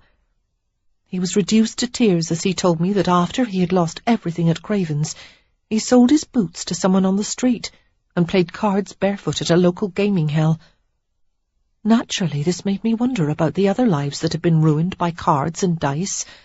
The fortunes that are lost nightly at the hazard table could be used for much nobler purposes than lining your pockets." She sensed his sardonic smile. I agree, Miss Fielding, but one piddling book won't stop anyone from gambling. Anything you write will only make them do it more. That's not true, she said stiffly. Did Matilda stop anyone from visiting whores? I believe it made the public regard prostitutes in a more sympathetic light. Whores will always spread their legs for a price, he said evenly. And people will always put their money on a bet. Publish your book about gambling and see how much good it does. See if it keeps anyone on the straight and narrow. I'd sooner expect a dead man to fart. Sarah flushed. Doesn't it ever bother you to see the broken men walking from your club, with no money, no hope, no future? Don't you feel responsible in any way? They're not brought in at gunpoint. They come to Craven's to gamble. I give them what they want, and I make a fortune from it. If I didn't, someone else would. That is the most selfish, callous statement I've ever heard. I was born in the rookery, Miss Fielding. Abandoned in the street, raised by whores, nursed on milk and gin. Those scrawny little bastards you've seen, the pickpockets and beggars and palmers, I was one of them. I saw fine carriages rattling down the street. I stared through tavern windows at all the fat old gentlemen eating and drinking until their bellies were full. I realised there was a world outside the rookery. I swore I'd do anything to get my share of it. That's all I've ever cared about. He laughed softly. And you think I should give a damn about some young fop in satin breeches throwing his money away at my club? Sarah's heart hammered wildly. She had never been alone in the dark with a man. She wanted to escape. Every instinct warned that she was in danger. But deeper still, there was a spark of unthinkable fascination, as if she were poised at the doorway of a forbidden world. In my opinion, she said, you use your poor beginnings as a convenient excuse to discard all the ethics the rest of us must live by. Ethics? He sneered. I couldn't name one man, rich or poor, who wouldn't discard them for the right price. I wouldn't, she said steadily. Derek fell silent. He was acutely aware of the small woman so close to him, buttoned and ruffled, cocooned in high-neck propriety. She smelled like starch and soap, like all the other spinsters he'd had the misfortune to meet, the governesses of his patron's aristocratic sons, and the maiden aunts who chaperoned untouchable young ladies, and the bluestockings who preferred a book in their hands to a man in their beds. On the shelf was what such women were called, objects that had lost their freshness and were stored away until they might serve some convenient purpose. But there was a difference between her and the rest. She had shot a man last night. For him. His brows pulled together until his wound ached. I would like to leave now, she said. Not yet. Mr. Worthy will be looking for me. I'm not finished talking with you. Must it be here? It'll be anywhere I decide. I have something you want, Miss Fielding. Permission to visit my club. What will you offer in return? I can't think of anything. I never give something for nothing. What do you want me to offer? You're a writer, Miss Fielding, he jeered. Use your imagination. Sarah bit her lip and considered the situation carefully. If you truly believe the statement you made earlier, she said slowly, that the publication of my novel would serve to increase your profits, then it would be in your interest to allow me to do my research here. If your theory holds true, you stand to gain some money from my book. His white teeth flashed in a grin. I like the sound of that. Then I have your permission to visit the club. He let a long moment pass before he answered. All right. Sarah felt a rush of relief. Thank you. As source material, you and your club are peerless. I promise I will try not to be an annoyance. You won't be an annoyance, he corrected, or you'll leave. They were both startled as the secret door swung wide open. Worthy stood there, gazing inside the corridor. "Mr. Craven, I didn't expect you to be up and about so soon." "Apparently not," Derek said darkly, his hands dropping from Sarah. "Showing the place without asking my permission. You're bloody certain of yourself these days, Worthy." "It was my fault," Sarah said, trying to protect the factotum. I insisted on having my way. The blame is all mine." Derek's mouth twisted. "No one can make Worthy do anything he doesn't want to do, Mouse. No one except me." At the sound of Sarah's voice, Worthy looked anxiously in her direction. "Miss Fielding, are you all right?"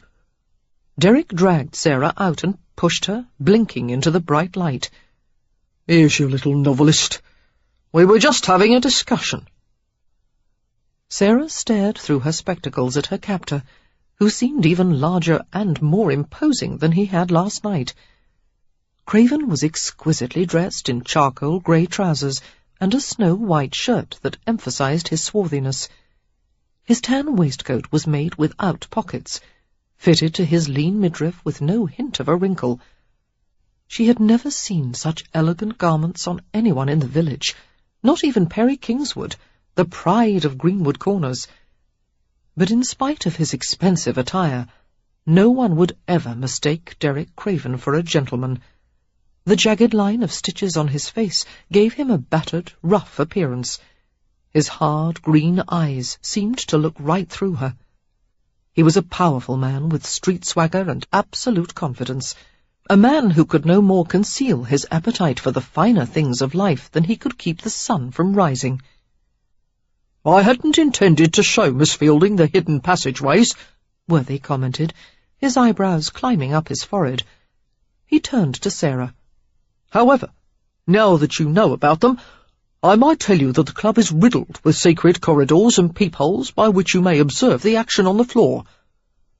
Sarah slid a questioning glance to Craven, and he read her thoughts easily. "Nothing happens here that I don't know about," Craven said. "It's safer that way, for the club members and for me." "Is it really?" she murmured. There was only the tiniest hint of scepticism in her voice, but it didn't escape his notice. "You might find some of the passageways useful," he said smoothly, "since you won't be allowed to approach any of the guests." "But, Mr. Craven—" "If you want to stay here, you'll abide by my rules. No talking to guests. No interference at the tables." He glanced at her reticule, which bulged with a suspiciously heavy lump. "Still carrying the pistol?" he asked, casually amused. "I try to be prepared for any situation." "Well," Derek mocked, "the next time things get tight around here, I'll know who to come to." Sarah was silent, her face averted. Unconsciously, she had wrapped her fingers around the place on her arm he had gripped.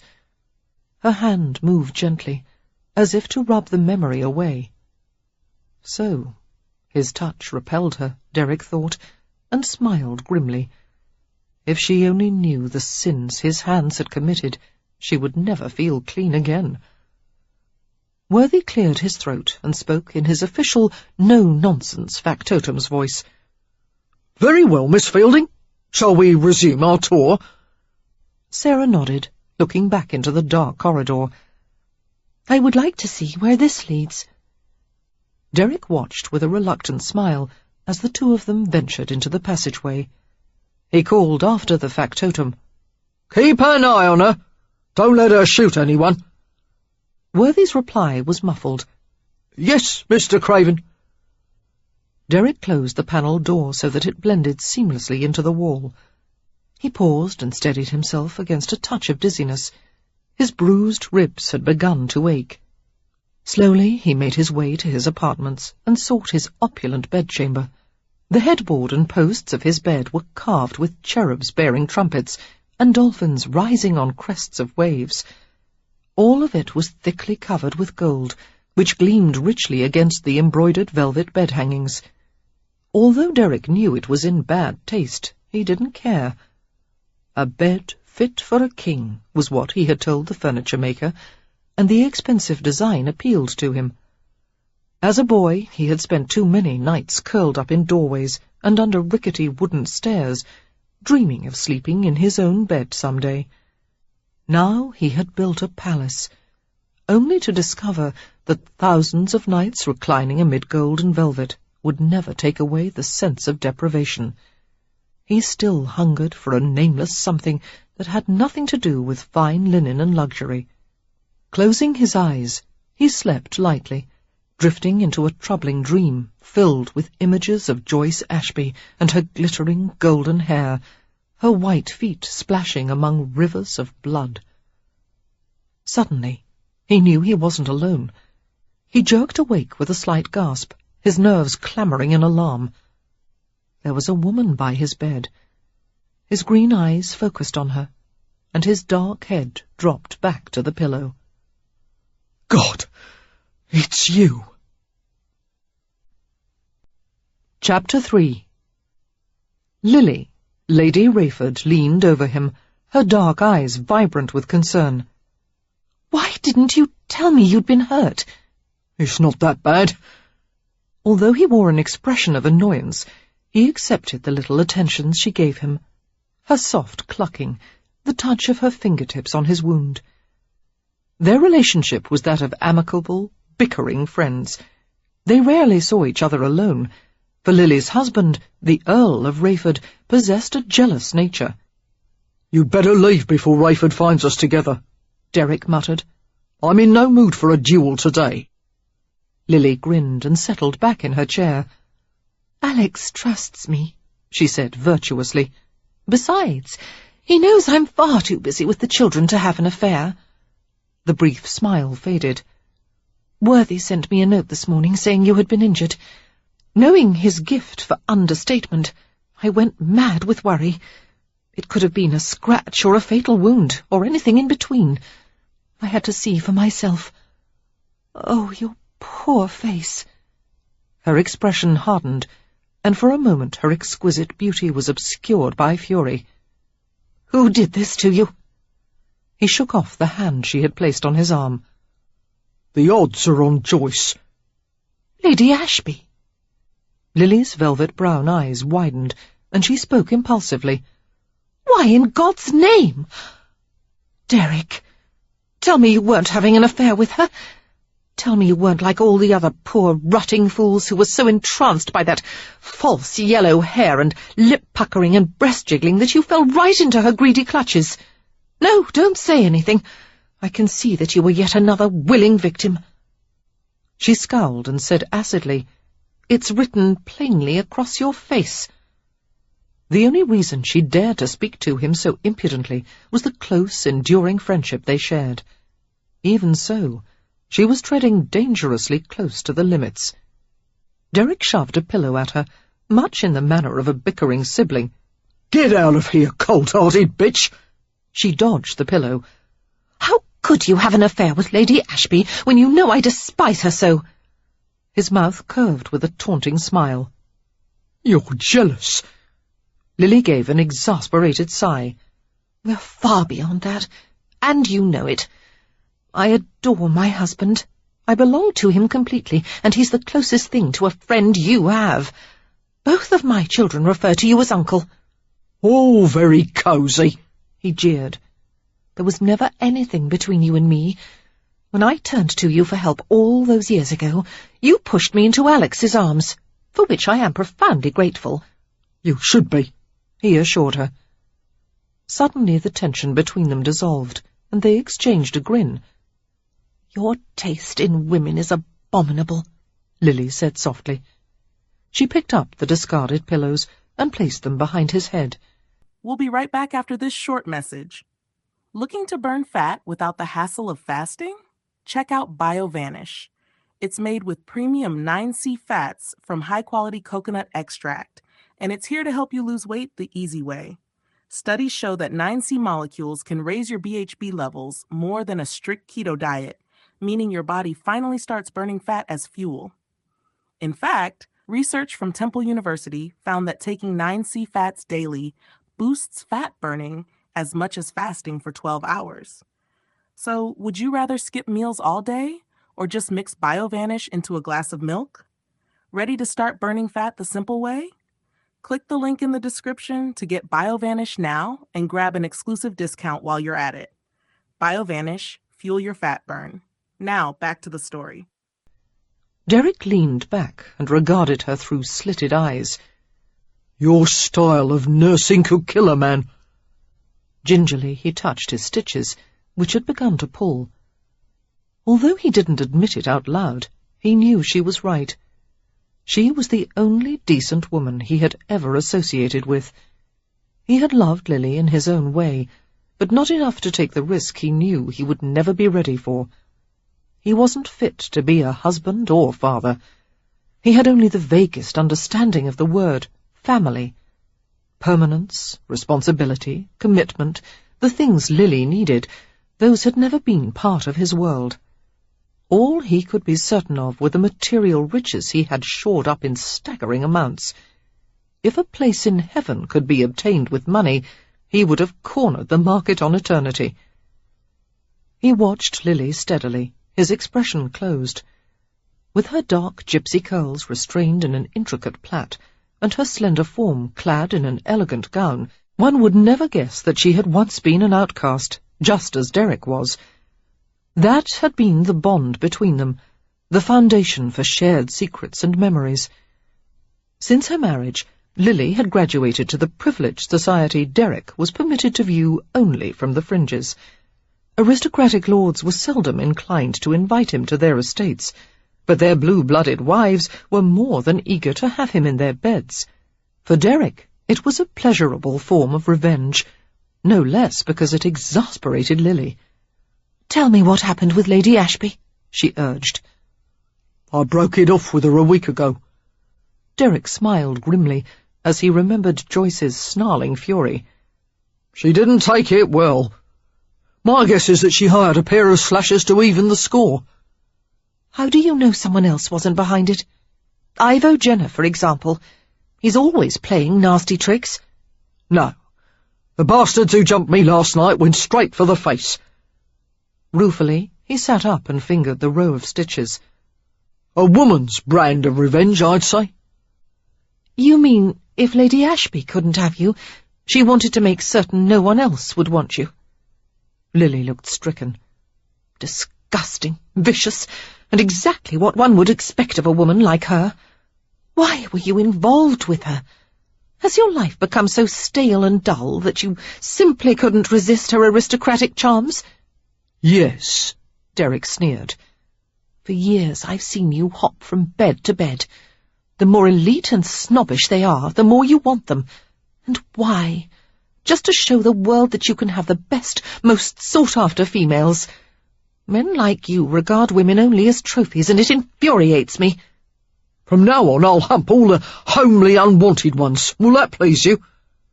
Lily's small hand seized one of his, and she hung on in spite of his efforts to disengage her. "I'll tell you what will please me," she said earnestly. "It has broken my heart to watch you become so world-weary and cynical.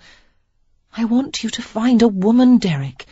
A nice, unattached one, not one of your usual debauched sophisticates. I'm not suggesting marriage, since you're so repelled by the idea, but at least take a mistress who'll bring a measure of peace to your life." He smiled derisively. That's not why a man keeps a woman. Isn't it? I could name a half-dozen men whose mistresses are far more plain and matronly than their wives. A mistress is valued for the quality of companionship she provides, not the vulgar tricks she might know in bed. How do you know so much about it? Lily shrugged. I've heard the fellows talking during hunts, and at the club, and over their after-dinner port. Most of the time they forget I'm there. Rayford should have put a stop to your hunting years ago.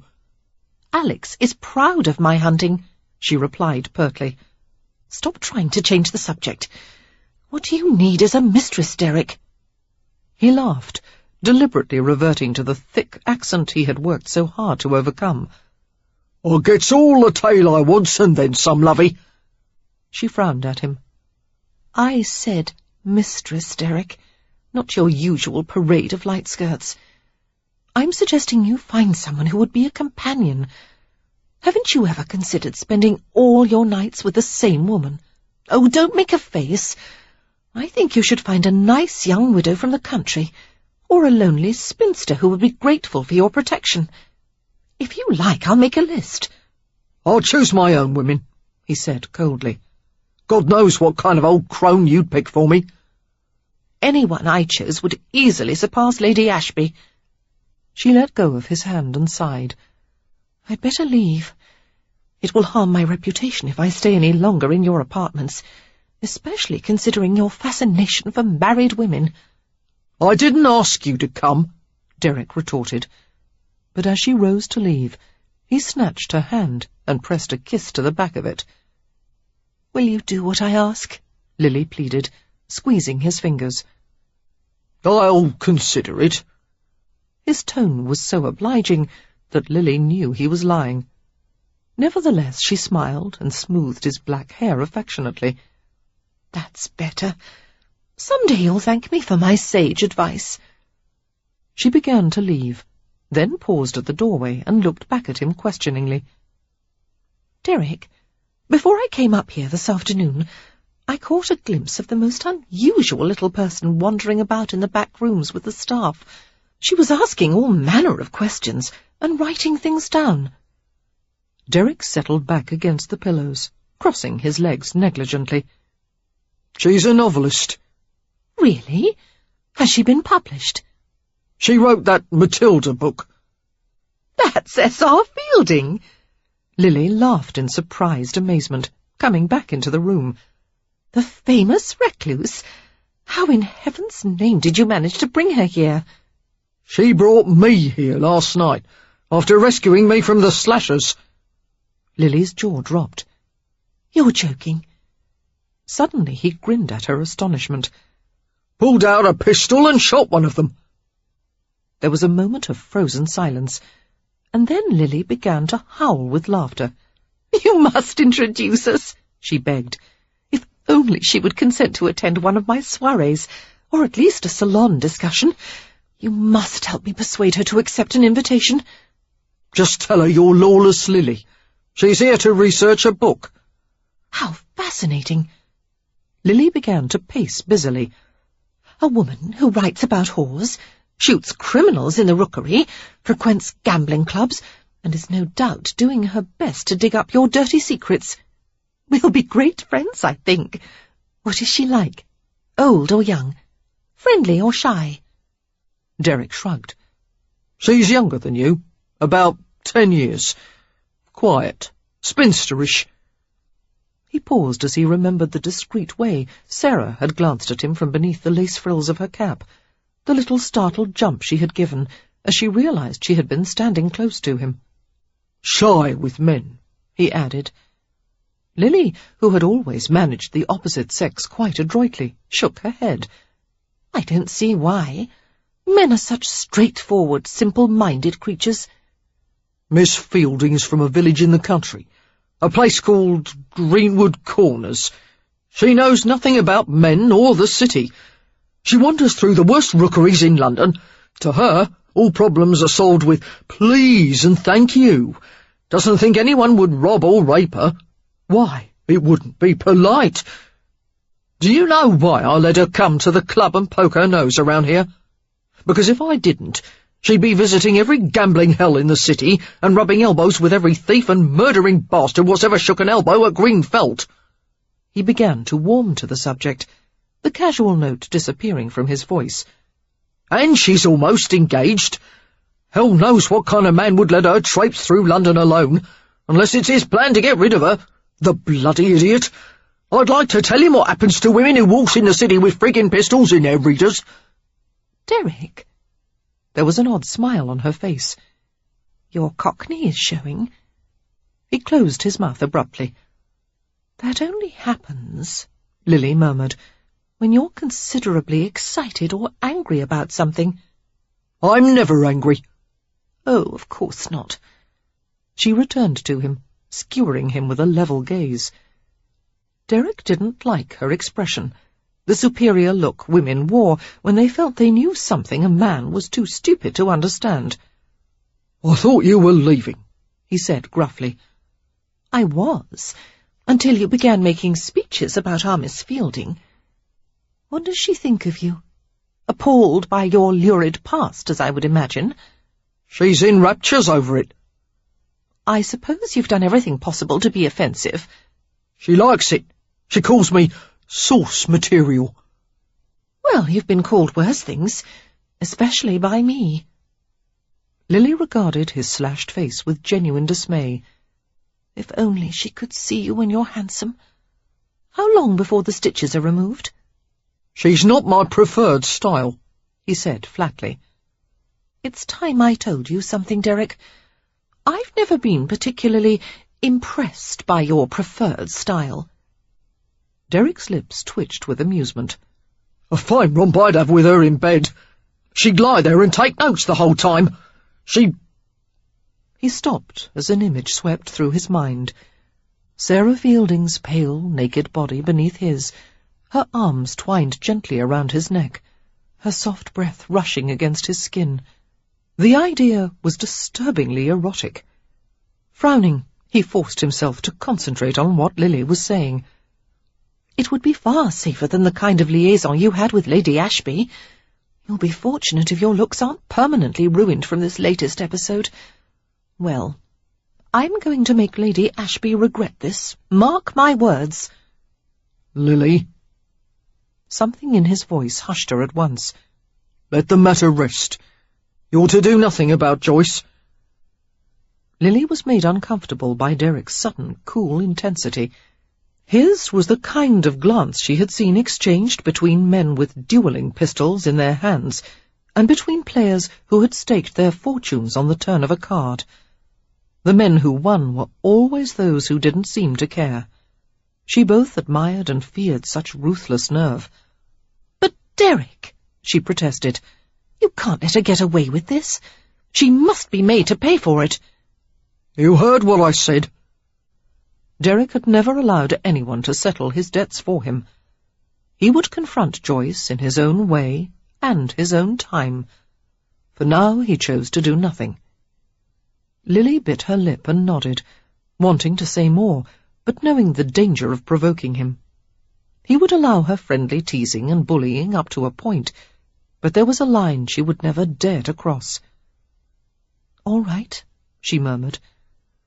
After holding her gaze for a moment, Derek relented. "Give us a kiss, then."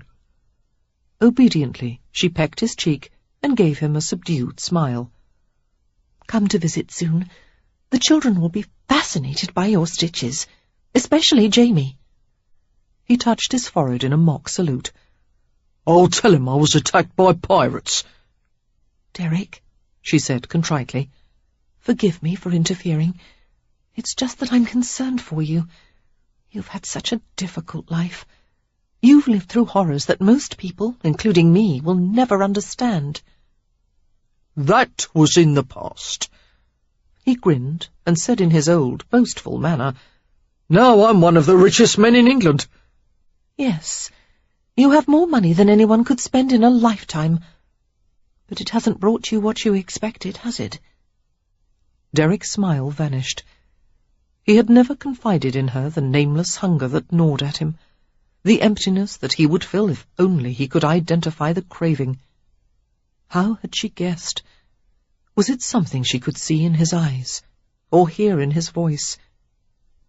Faced with his stony silence, Lily sighed and touched a lock of black hair that lay on his forehead. "Oh, Derek." Quietly, she left the room, while he stared after her.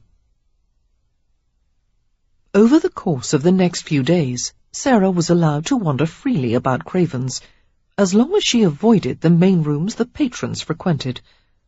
She was pleased by the gathering pile of notes she had amassed, which would allow her to write a detailed description of a gentleman's club. Soon she might extend her research to a few of the gaming hells in the outlying areas, but for now there was ample work to be done here. She spent every morning sitting in the kitchen, the largest and busiest room in the club. All of Craven's employees passed through the kitchen to take their meals and socialize, from the croupiers who ran the tables to the housewenches emerging after long nights of arduous activity. The kitchen was well stocked and meticulously organized. 3 rows of assorted pots and pans hung over the heavy central work table. The walls were lined with barrels of flour, sugar, and other supplies. A variety of sauces simmered on the long black stoves, sending a bewildering but delectable mixture of fragrances through the air. All of it was the domain of the chef, Monsieur Labarge. Years ago, Mr. Craven had hired Labarge and his entire staff from an exclusive Parisian restaurant and had them all transferred to London. In return for their staggeringly high salaries, they provided the best cuisine in the city, a luscious cold buffet kept in constant supply for the club members, and exquisitely prepared meals that were served in the dining rooms. Monsieur Labarge was temperamental, but he was a genius. As far as Sarah could tell, even Mr. Craven took care not to provoke him. Guessing at the chef's weakness for flattery, Sarah made a special effort to praise his creations, until the ends of his moustache fairly quivered with pride. Now he insisted on serving her his specialties, many of them renamed in honor of Matilda. The kitchen was filled with constant activity. Boys and scullery maids occupied with menial tasks of washing, chopping, scraping, and kneading, and servants laden with trays of food for the diners. The staff readily included Sarah in their conversations, as they related stories that ranged from ribald to touchingly sad. They loved to talk and watch her write down what they said. Soon they began to compete to catch her interest. The prostitutes were especially helpful, giving Sarah insights about the men who visited the club in droves, and about Derek Craven in particular. Sarah particularly enjoyed Tabitha's lively chatter. Although they were quite different in temperament, outwardly they shared a striking resemblance, both of them the same size and height, with chestnut hair and blue eyes. "I'll tell you about the fine lords what come here," Tabitha said, her blue eyes filled with a sly twinkle. "They likes the rutting all right, but they're the worst in the sack. 2 shakes of a tail and it's done." The other housewenches laughed in agreement. The 4 of them gathered around Sarah at one of the wooden tables, while kitchen boys brought plates of delicate omelette à la Matilda and crusty rolls. "That and the fine victuals, that's what draws them here. But the cards is what makes them stay." "How many men are you expected to consort with each night?" Sarah asked in a business-like tone, her pencil poised over her notebook. "Whatever we feels like. Sometimes we lets them have a tiddle downstairs in the card rooms, and then—" "Tiddle?" Sarah repeated, perplexed, and the prostitutes burst out laughing. "Just a little touch and feel," explained Violet, a short, robust blonde. "And if they like the goods, the usher takes them upstairs and we does them over." "Never Mr. Craven, though," Tabitha said. "He never asks any of us to his bed." "He gets it from I'd kick women," Violet commented sagely. "Countesses and duchesses and such."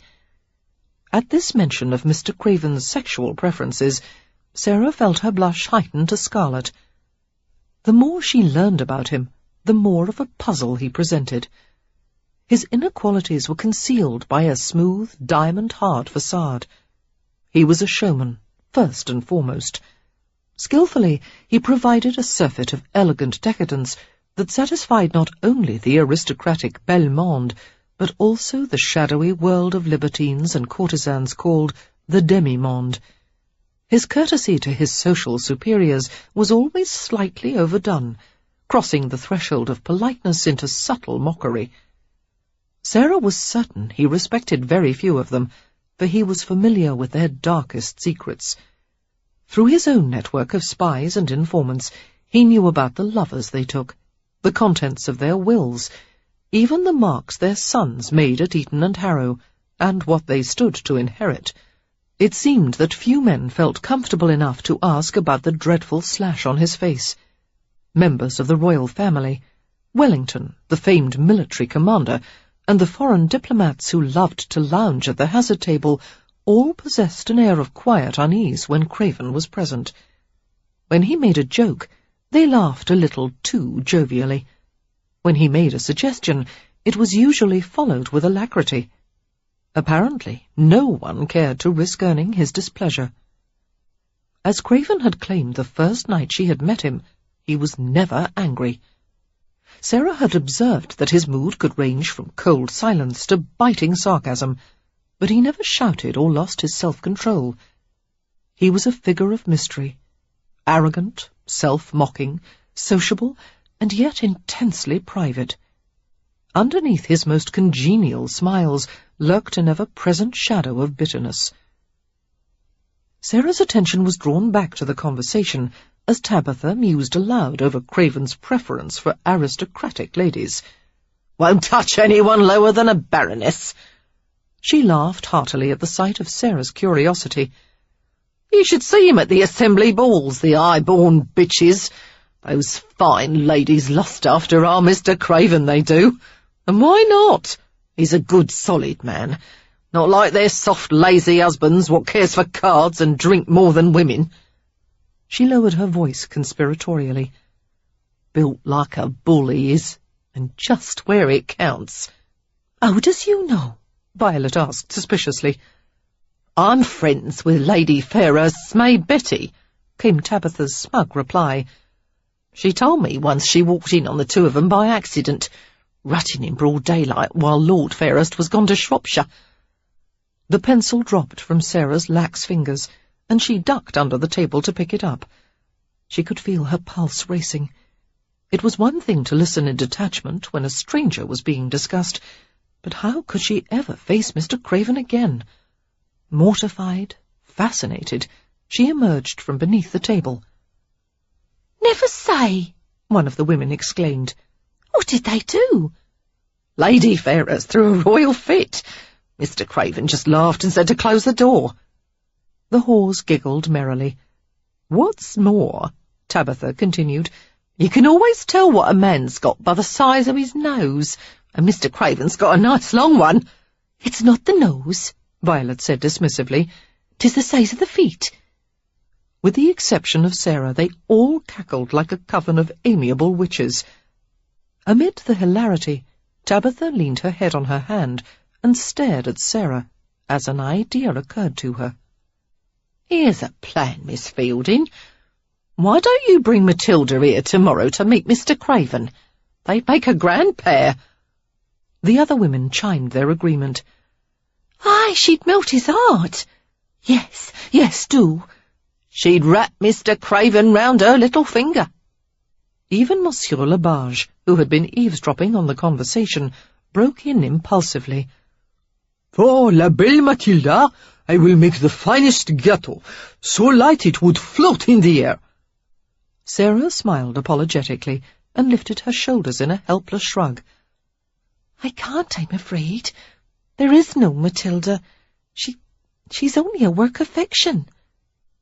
The table was abruptly quiet. All of them stared at her with puzzled expressions. Even the kitchen boy had paused in the midst of stacking dishes. Sarah attempted to explain further. "You see, I created the character of Matilda as the result of detailed research and discussions. She's really a composite of many women I encountered when I heard as how Matilda's joined a convent now," Violet interrupted, and Tabitha shook her head. "Nah, she has a rich protector. I've a friend what saw her walking along Bond Street just the other day. Credit at all the finest shops, even Madame Lafleur's." "What was she wearing?" one of the women asked eagerly. Tabitha proceeded to describe Matilda's lavish frock and the footman who had followed behind her. While the lively conversation continued, Sarah reflected on what Tabitha had said about Mr. Craven and his affair with Lady Fairhurst. She wondered if love had been any part of his liaisons. He was a complex man, treading on the thinnest edge of respectability. No doubt it satisfied his sense of justice, carrying on affairs with the wives of aristocrats who secretly disdained him for his commonness, and it must be difficult for him to suppress a mocking smile as he counted his nightly earnings. the patrimonies he skilfully stripped from the young lords who considered themselves infinitely superior to him. It was a strange world he had created for himself. He was as apt to spend his time with the watchmen, pimps, and street urchins who were part-time employees of the club as he was with the high-born patrons. It was impossible to fit such a man into any category. Sarah spent a good deal of time thinking about him, her mind filled with endless questions about who and what he was. Sarah paused in the midst of her writing in order to take a morsel from the plate of pastries Monsieur Labarche had sent up to her. The delicate layers of cake and coffee cream seemed to dissolve in her mouth. Flecks of sugar drifted to the polished mahogany in front of her, and she quickly wiped them away with her sleeve. She was sitting in one of the rooms of Craven's private apartments, working at his large mahogany desk. The stately piece of furniture, with its innumerable compartments and small drawers, was cluttered with intriguing odds and ends, pieces of string, loose coins, dice and cribbage pins, notes and receipts. It seemed as if he ritually emptied his pockets at his desk. She wouldn't have expected it of a man who conducted his life with such meticulous precision. As she consumed the last bite of cake, a few slips of paper piled in a corner of the desk caught her eye. Intrigued, she began to reach for the folded notes. Abruptly she stopped and scolded herself for even thinking of violating Mr. Craven's privacy. She bent again to her writing, carefully dipping the ivory-handled pen in a pot of ink, but she was unable to resume her train of thought. Idly, she speculated on what the mysterious notes might contain. Setting down the pen, Sarah stared longingly at the slips of paper, while her conscience waged a war with her curiosity. Unfortunately, the latter won out. Quickly she plucked the notes from their resting place. The first note was a list of random tasks, with Worthy's name written across the top. Worthy, replace carpets in card rooms 2 and 4. Credit to be refused to Lords Faxton and Rapley until account's settled. Have Gill sample next brandy delivery. Sarah felt compassion as she glanced over the laboriously scrawled note. Craven's handling of the written word was nothing short of a massacre. On the other hand, there was nothing wrong with his mathematics. On a few occasions she had observed him multiplying and dividing figures in his head with bewildering speed, easily juggling betting odds and percentages. He could watch a card game in progress, silently calculate the cards that had been played, and predict the winning hand with unfailing accuracy. He glanced over the account books and rapidly totalled columns of figures without ever reaching for a pen. His other talent was just as extraordinary, an apparent ability to see inside people's minds. He could unerringly sense a well-hidden vulnerability and skewer it with a casual remark. His alert gaze took note of every nuance in a person's expression, in a tone of voice. It made Sarah realize with some surprise that he was every bit the observer she was, that he also felt a distance between himself and the rest of the world. At least, she thought, that was one thing they had in common. Sarah picked up the second note, which was inscribed in an elegant feminine style, all pretentious loops and curls. It was an odd, abrupt message, which gave her a cold sensation. "Now you wear my mark for everyone to see. Come take your revenge if you dare. I still want you. J." "Oh, my," Sarah whispered, staring at the elaborately scrawled initial. She had no doubt the reference to a mark meant the slash on Craven's face. What kind of woman would pay to have a man's face ruined? How could Craven consort with such a female? Slowly, Sarah put the letters back in place, not wanting to see any more. Perhaps this J felt a kind of twisted love for Craven that was aligned with hatred. Perhaps Craven felt the same for her. It was difficult for Sarah, who had always known love as a gentle and comforting emotion, to understand that for others it was sometimes dark, primitive, sordid. "There are so many things I don't know," she muttered, taking off her spectacles and rubbing her eyes. Perry had always been helpless in the face of her moods. He saw little reason one should be interested in anything outside Greenwood Corners. She had learned to conceal her occasional frustrations from him, or he would give her one of his lectures about being sensible. Her thoughts were interrupted by a quiet voice from the doorway. "What are you doing in my apartments?" Sarah turned in the chair and flushed. Derek Craven stood there, an unfathomable expression on his tanned face. "I'm sorry," she said with an appealing glance. "Usually I work at Mr. Worthy's secretaire, but he asked if I would use your desk today since you were gone, and he needed—" "There are other rooms you could have used." "Yes, but none that offered privacy, and I can't work with distractions, and I'll leave now." "That's not necessary." He walked toward her. Although he was a large, powerfully built man, he moved with cat-like grace.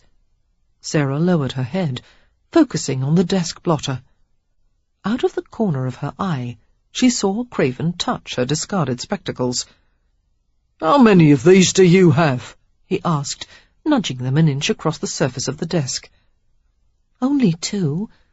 "You leave them everywhere. I find them on bookcases, desks, edges of picture frames, wherever you happen to set them aside." Sarah picked up the spectacles and adjusted them on her face. "I can't seem to remember them," she admitted. "It's very disconcerting. I take an interest in something and then just forget them." Derek's gaze moved to the neatly formed sentences before her. "What's this?" Deliberately, he leaned over her, bracing his hands on the gleaming expense of mahogany. Stunned, Sarah shrank in the chair, while his arms formed a cage on either side of her. I'm writing about the rookery." Derek grinned at her overly casual tone. He knew exactly how much his nearness bothered her. Deciding to prolong her torment, he leaned over her more deeply, glancing at the tantalizing hint of fullness in her bodice and the flash of white skin above the lace at her neck. His chin nearly touched her lace cap as he read aloud from her notes. "The city streets are, He paused, concentrating on the difficult word. Automatically, Sarah located the word with the tip of her finger. "Ominous," she said. "It means haunting, sinister." She straightened her spectacles as they slipped on her nose. It seemed an appropriate way to describe the atmosphere of the rookery. "I'll describe it better," he said flatly. "It's dark, and it stinks." "That's true enough." Sarah risked a glance over her shoulder. He was close enough that she could see the grain of black whiskers beneath his shaven skin. His exquisite clothes and the pleasant trace of sandalwood scent couldn't conceal the brutality that simmered so close to the surface. He was a rough, masculine man. Perry Kingswood would be disdainful of him. "Why, he is nothing but a ruffian," Perry would exclaim. "A peasant in gentleman's attire." Somehow Craven seemed to read her thoughts. "Your young man in the village, Kingsfield." "Kingswood." "Why does he let you come to London alone?" "I'm not alone. I'm staying with the Goodmans, a very respectable family." "You know what I'm asking," Derek said curtly. He turned to face her, half sitting on the edge of the desk. "You spend your time with gamblers, whores, and criminals. You should be safe with your family in Greenwood Corners." "Mr. Kingswood isn't pleased with the situation," Sarah admitted. "We had words about it, in fact, but I was very stubborn." "Do you ever tell him about the things you do in London?" "Mr. Kingswood knows about my research." "I'm not talking about your research," he murmured, his eyes hard. "Are you going to tell him you killed a man?" Sarah blanched guiltily, feeling slightly sick, as she always did when she thought of that night. She avoided his piercing gaze. I don't think there would be much point in telling him. Oh, you don't? Now I see what kind of wife you'll be. Sneaking behind the poor bastard's back to do things he doesn't approve of. It's not like that. It's exactly like that. Perry trusts me, Sarah said sharply. I wouldn't trust you if I were in his place. His mood turned caustic. I'd keep you with me every bloody minute of the day. No, I'd have you fitted with a ball and chain, because I know that otherwise you'd be running off to do research in the nearest dark alley with every cutthroat and pimp you can find. She folded her arms and regarded him with tight-lipped disapproval. There's no need to shout at me, Mr. Craven. I'm not... Derrick's voice faded into silence. He had been shouting, something he never did. Amazed, he rubbed his jaw and stared at her, while she returned his gaze like an inquiring little owl. Her fearless attitude provoked him beyond reason. Didn't anyone understand how much she needed someone to look after her? She shouldn't be allowed to wander through London by herself. She shouldn't be here alone with him, for God's sake. He could have ravished her 10 times over by now. As he continued to study her, he realized that beneath the cloud of frills and the spectacles there was an attractive woman. She would be appealing if she didn't dress like a spinster. He raised his hand to her puffy cap, his fingertip brushing an edge of lace. Why do you always wear this thing on your head? Sarah's lips parted in surprise. To keep my hair in place. He continued to finger the edge of lace. A curious tension seemed to fill the room. Take it off. Sarah could hardly find her breath for a moment. His intense green eyes remained on hers. No one had ever looked at her this way, making her hot and cold and unbearably nervous. She leapt up from the chair and backed away a few steps. I'm afraid I don't have time to indulge your whims, Mr. Craven. My work is finished for now. I must go. Good evening. She fled the room, leaving behind all her possessions, even her reticule. Derrick looked at the little drawstring bag and waited for her to come back. After a minute had passed, he knew she would return for it later, when there was no chance of confronting him. He picked up the bag and sat more fully on the desk, swinging a leg nonchalantly. He loosened the silken cord and looked inside. A few pound notes, the tiny notebook and pencil, the pistol. Derrick smiled wryly and delved deeper into the reticule until he found a few coins and a handkerchief. Extracting the neatly pressed square of linen, he held it to his face. He hunted for the scent of perfume or flower water, but there was none. Lodged at the bottom of the reticule was the extra pair of spectacles. Derrick examined them minutely, the round lenses, the dainty steel frame, the small curved earpieces. He squinted through them at the words she had written. After he folded the spectacles, he placed them in his coat pocket and closed the reticule. When Sarah discovered the spectacles were missing, she would assume she had left them somewhere, as she often did. It was the first act of outright thievery he had committed in 10 years. But he had to have them. He wanted to own a little piece of her. Leaving the reticule as Sarah had placed it on the desk, Derrick jammed his hands into his pockets and began to walk with no particular destination in mind. He thought of the way Worthy had sung Sarah Fielding's praises yesterday. Not even the former Lily Lawson, with all her sparkling allure, had been able to elicit such devotion from the factotum. She is a lady of quality, Worthy had said in response to one of Derrick's sarcastic barbs. Miss Fielding treats everyone she encounters with kindness and courtesy, even the house wenches. Before she leaves the club in the evenings, she voluntarily writes letters dictated to her by some of the illiterate members of the staff, so that they might send word to their families.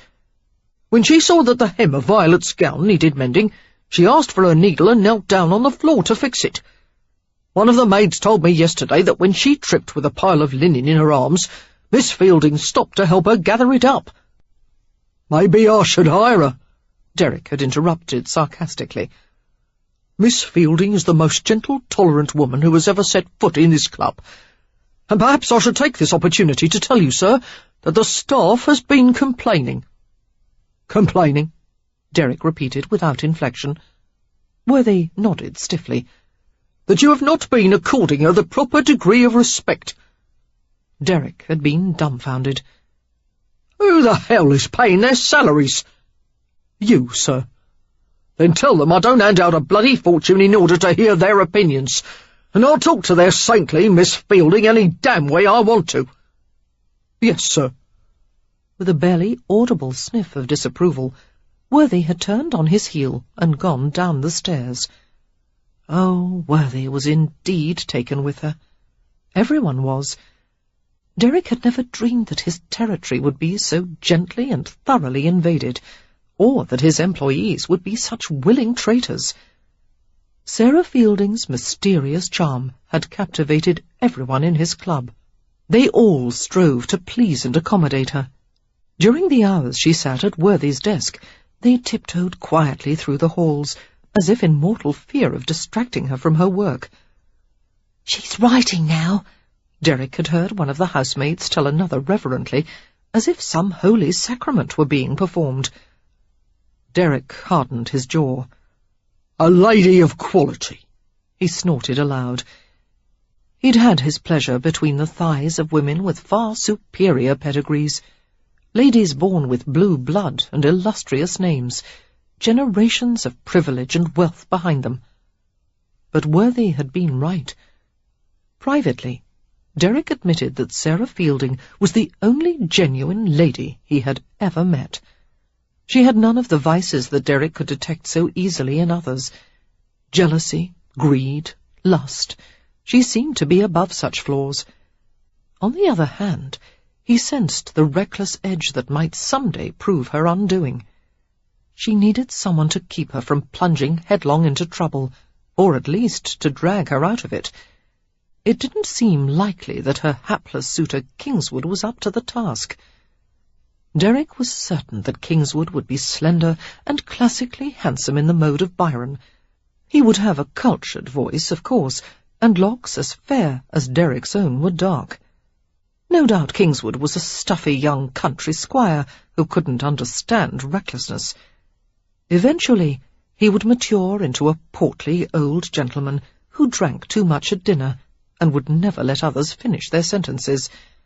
And Sarah, as his loving wife, would tolerate his boorishness with a gentle smile and save her frustrations for her private moments. When she had a problem, she would try to solve it herself to keep from bothering him. And she would be faithful to her husband. Only he would know the sight of her with unbound hair and a thin white nightgown. Only he would know the feeling of her sleeping trustingly against him. They would make love in the concealment of darkness and layers of bedclothes, their eyes closed, their movements governed by modesty and restraint. No one would ever awaken Sarah Fielding's passion, strip away her inhibitions, taunt and tease her. Impatiently, Derek raked his hands through his hair and stopped in the middle of the empty hallway. He wasn't behaving like himself. He wasn't thinking like himself. He felt as if he should brace himself for some cataclysmic event. The air was charged with white-hot currents. His nerve ends seemed abraded. Something was going to happen. Something. And all he could do, it seemed, was wait. "Please let me out here," Sarah called to the driver, tapping on the roof of the carriage. It was 8 o'clock in the morning, her usual time to arrive at the club. Before they had pulled around to the front entrance, her interest had been caught by the sight of several loaded carts lined at the side of the building.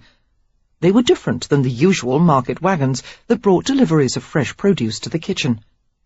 The footman assisted her from the vehicle and inquired if it would please her to have them wait there. "No, thank you, Shelton.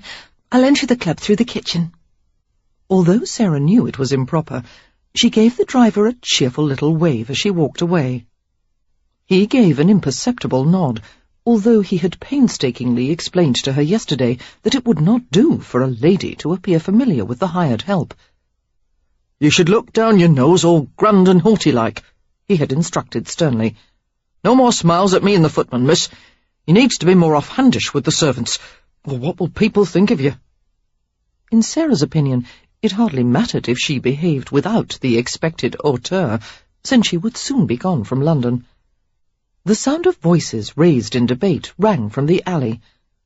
Sarah drew her cloak more closely around her throat, shivering as the cold morning air struck her face.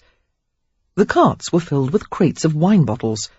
A short, rotund man waddled back and forth, shaking his finger and talking rapidly to two of Craven's employees.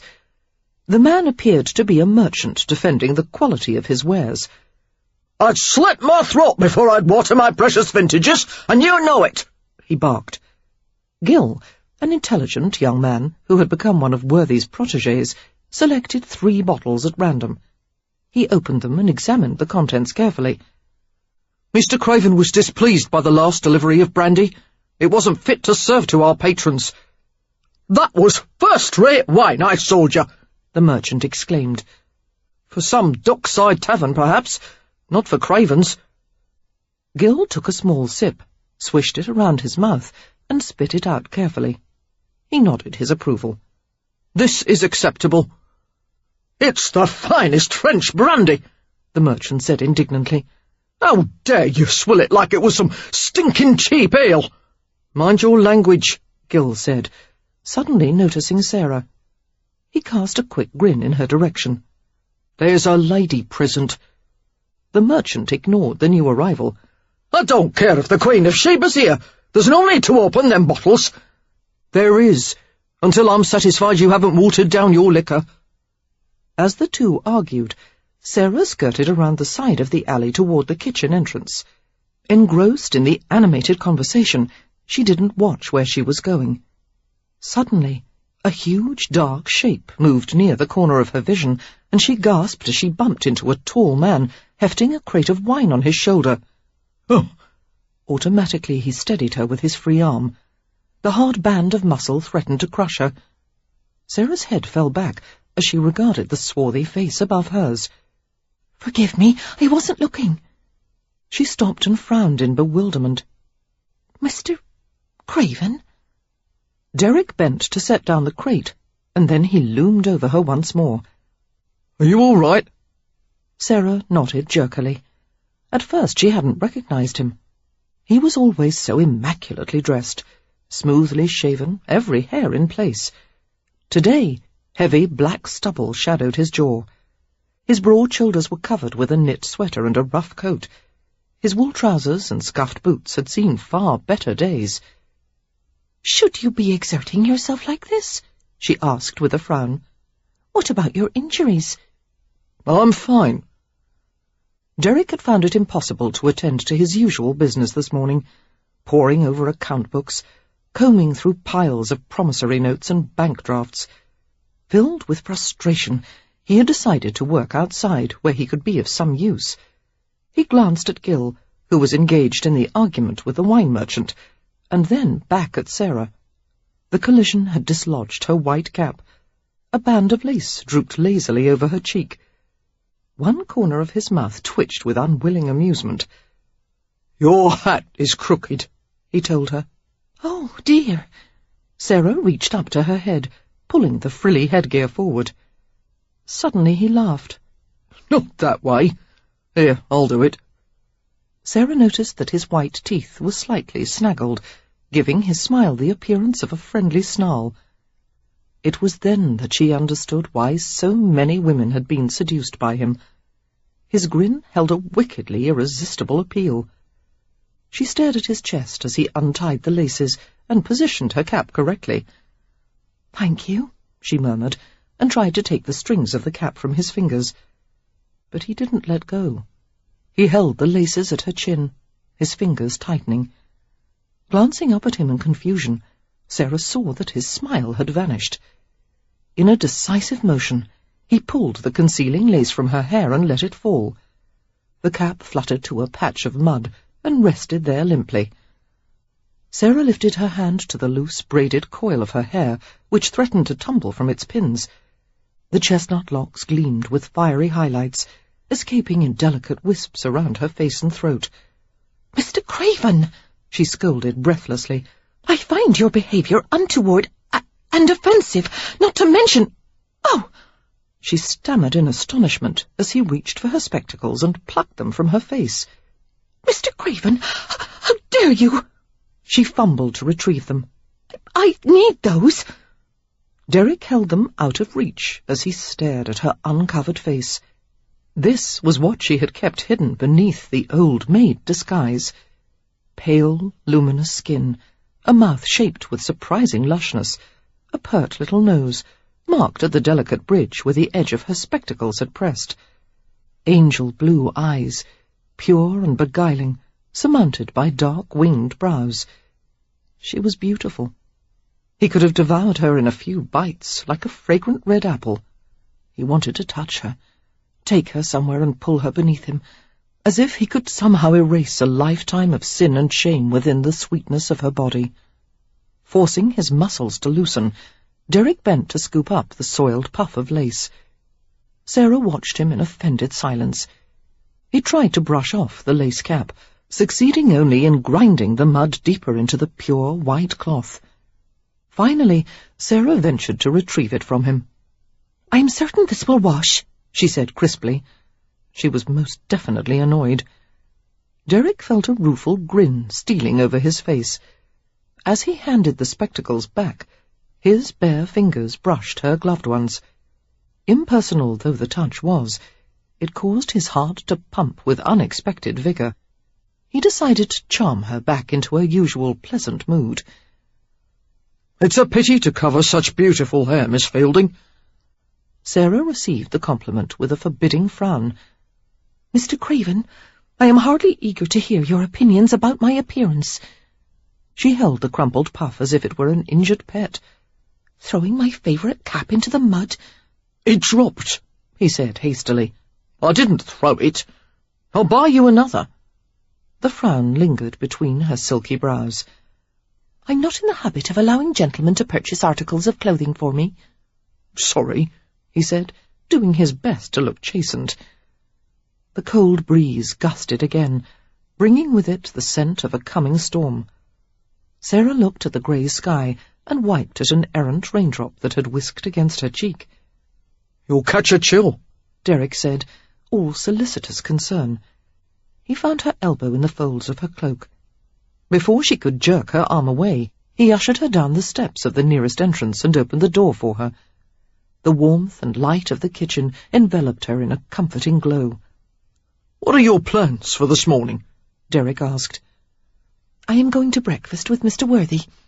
He is going to explain to me about the committee of lady patronesses that has planned the assembly ball for this evening."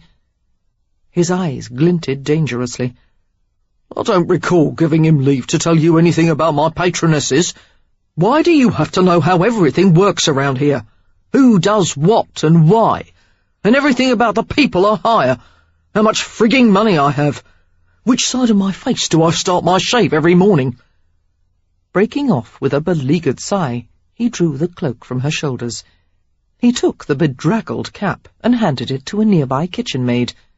"Do something with this," he said brusquely. He turned back to Sarah and took her arm once more. "Come with me." "Where are we going?"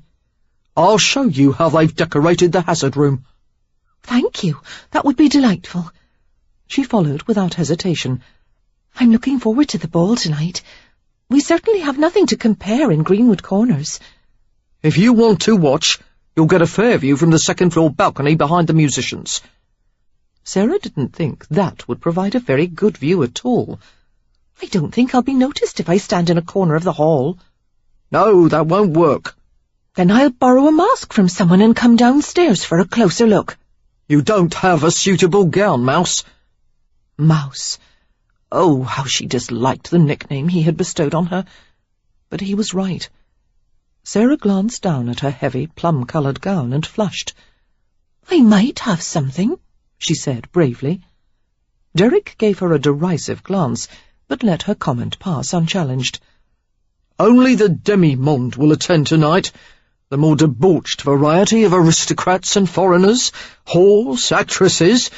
But those are precisely the kind of people I wish to write about. You're no match for a crowd of randy bucks. They'll be drunk and ready for action, and they'll assume you're here for one reason. Unless you're prepared to oblige them, you'll stay upstairs where it's safe. I can take care of myself. You're not coming to the ball tonight, Miss Fielding. Her eyes widened. You're forbidding me to attend? I'm advising you not to, he murmured in a tone that would have caused Napoleon to quail. They entered the central hazard room, and Sarah temporarily abandoned their argument. She'd never seen a place decorated so extravagantly. It was like a glittering underwater kingdom, reminding her of the tales of Atlantis that had enchanted her as a child. The walls were hung with gauzy blue and green silk draperies. A painted canvas, studded with seashells, gave the impression of a castle beneath the sea. Slowly she wandered around the room, inspecting the plaster sculptures of fish, scallop shells, and bare-breasted mermaids. A gaudy treasure chest filled with paste jewels was wedged beneath the central hazard table. The doorway to the next room had been converted into the hull of a sunken ship. Lengths of blue gauze and silver netting were hung overhead, making it seem as if they were under water. "How extraordinary," she said. "It's beautiful, imaginative." She turned a slow circle. "And when all the guests are here, the women in glittering gowns, everyone wearing masks." A feeling of wistfulness swept over her. She smiled tremulously, lifting one of the silken banners and letting it stream through her fingers. "I've never attended a ball before. Country dances, of course, in the local festivals." The silk caught in the sudden vice of her fingers. She was lost in her thoughts, forgetting the presence of the man who watched her.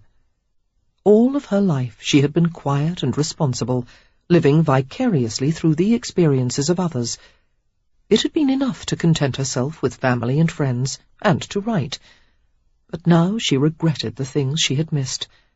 She had never made a mistake more serious than forgetting to return a borrowed book.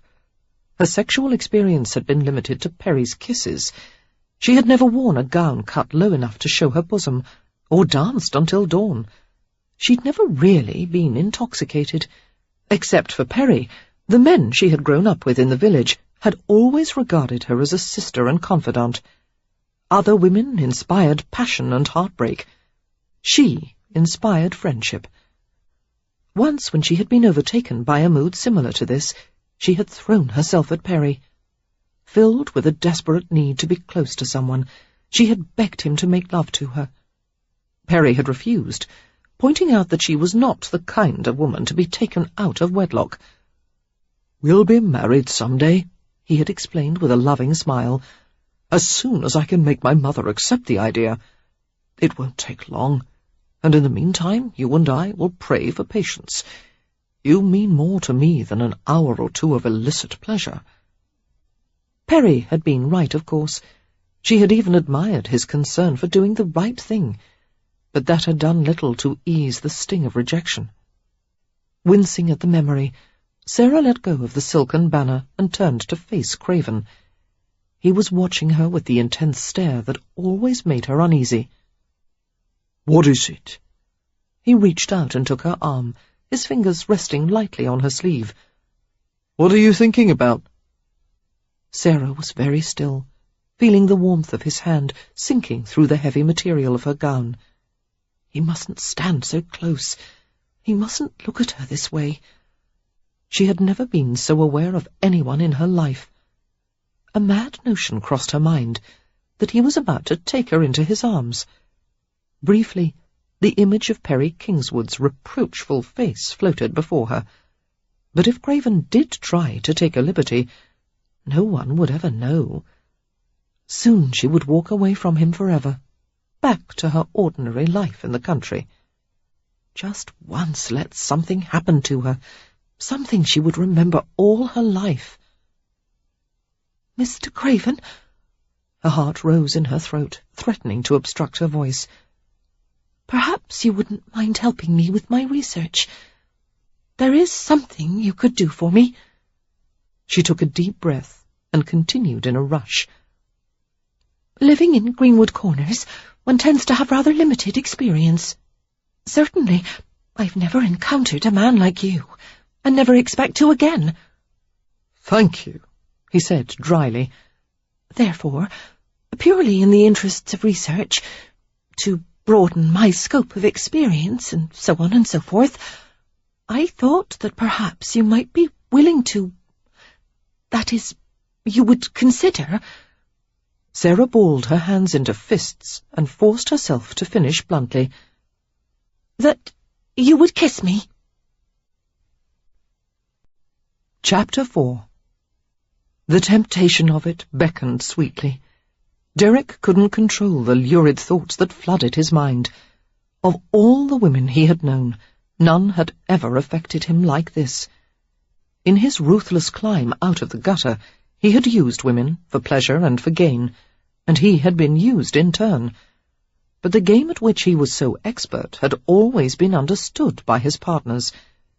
Sarah Fielding didn't realize what he was, and how much she had to fear from him. If it was the only decent thing he ever did, he would protect her from himself.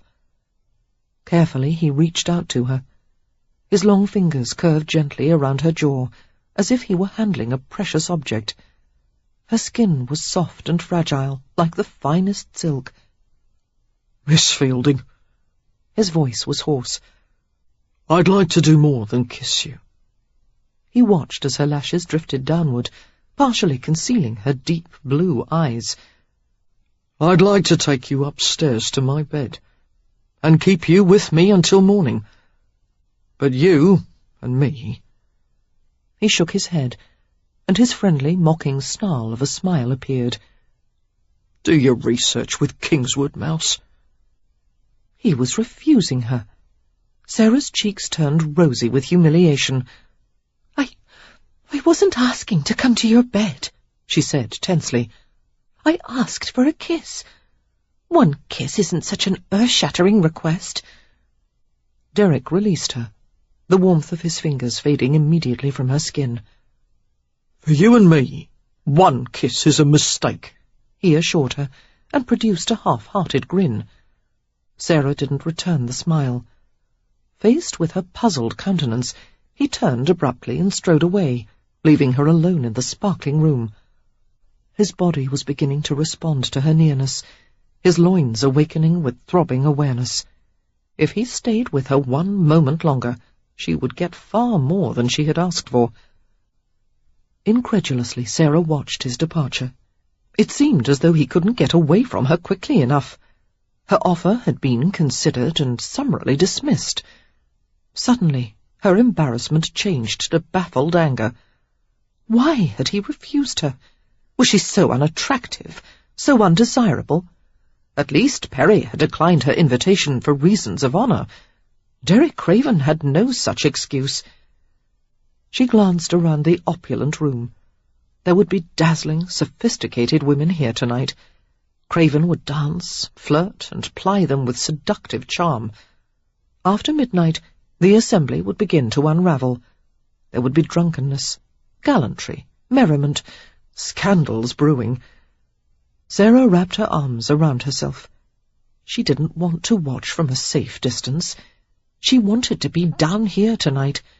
She wanted to become someone else, someone brazen enough to capture the attention of Derek Craven himself. In her novels, her characters always acted with boldness. Matilda especially had been fearless. If Matilda had wanted to go to the assembly, she would have, and damn the consequences. A sudden blast of excitement made Sarah's breath shorten. I'll get my kiss from you, Mr. Craven, and you'll never even know it was I. Terrified she might lose her nerve, Sarah flew from the room. Abruptly she checked herself. It wouldn't do to appear frantic. Busily she combed the club in search of Worthy. She finally found him at his desk, sorting through stacks of letters and receipts. Miss Fielding, he said with a smile, setting his papers aside. I was told you had decided to delay our breakfast while Mr. Craven showed you... He paused as he saw her expression. Miss Fielding, has something happened? You seem agitated. I'm afraid I am. Mr. Worthy, I need your help. All at once the factotum's face changed, taking on a grim austerity that made him seem unfamiliar. Is it Mr. Craven? If he's done anything to distress you— Oh, no, it's not that at all. Mr. Worthy, it is imperative that I attend the assembly tonight. The assembly? The factotum asked blankly, and gave a sigh of relief. Thank God. I thought— well, it doesn't matter. I promise you will obtain an excellent view from the balcony. I want to do more than watch. I must be there. I must get a mask from somewhere, and a gown. Nothing too elaborate, but appropriate to the occasion. Could you recommend a shop, a dressmaker, someone who would be able to help me at such short notice? We'll be right back after this short message. Looking to burn fat without the hassle of fasting? Check out BioVanish. It's made with premium 9C fats from high-quality coconut extract, and it's here to help you lose weight the easy way. Studies show that 9C molecules can raise your BHB levels more than a strict keto diet, meaning your body finally starts burning fat as fuel. In fact, research from Temple University found that taking 9C fats daily boosts fat burning as much as fasting for 12 hours. So, would you rather skip meals all day or just mix BioVanish into a glass of milk? Ready to start burning fat the simple way? Click the link in the description to get BioVanish now and grab an exclusive discount while you're at it. BioVanish, fuel your fat burn. Now, back to the story. Perhaps I could pay to borrow a gown and then return it later, or remake one I already have. Miss Fielding, you are quite overwrought, he exclaimed. He took her hand and bestowed several fatherly pats in an attempt to settle her nerves. You're not yourself. I have the rest of my life to be myself, she said passionately.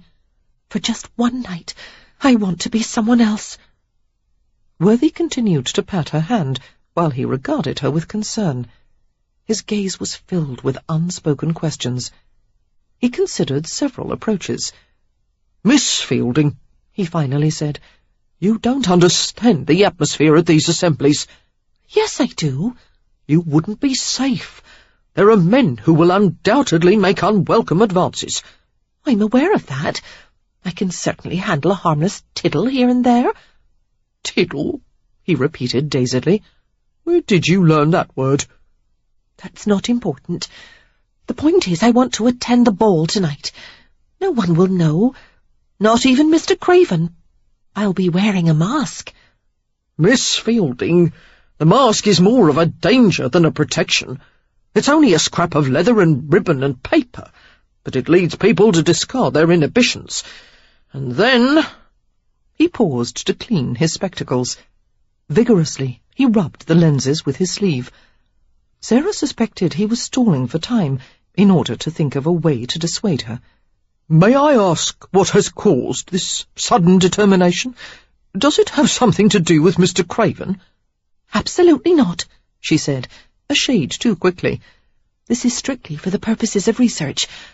I'm considering writing a scene in my novel which includes an assembly ball, and since I've never been to one, this is my only opportunity to gain an accurate perception of the people, the atmosphere.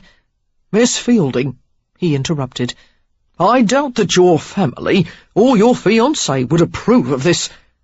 Mr. Kingswood isn't my fiancé yet, and you're right, he wouldn't approve. No one I know would approve.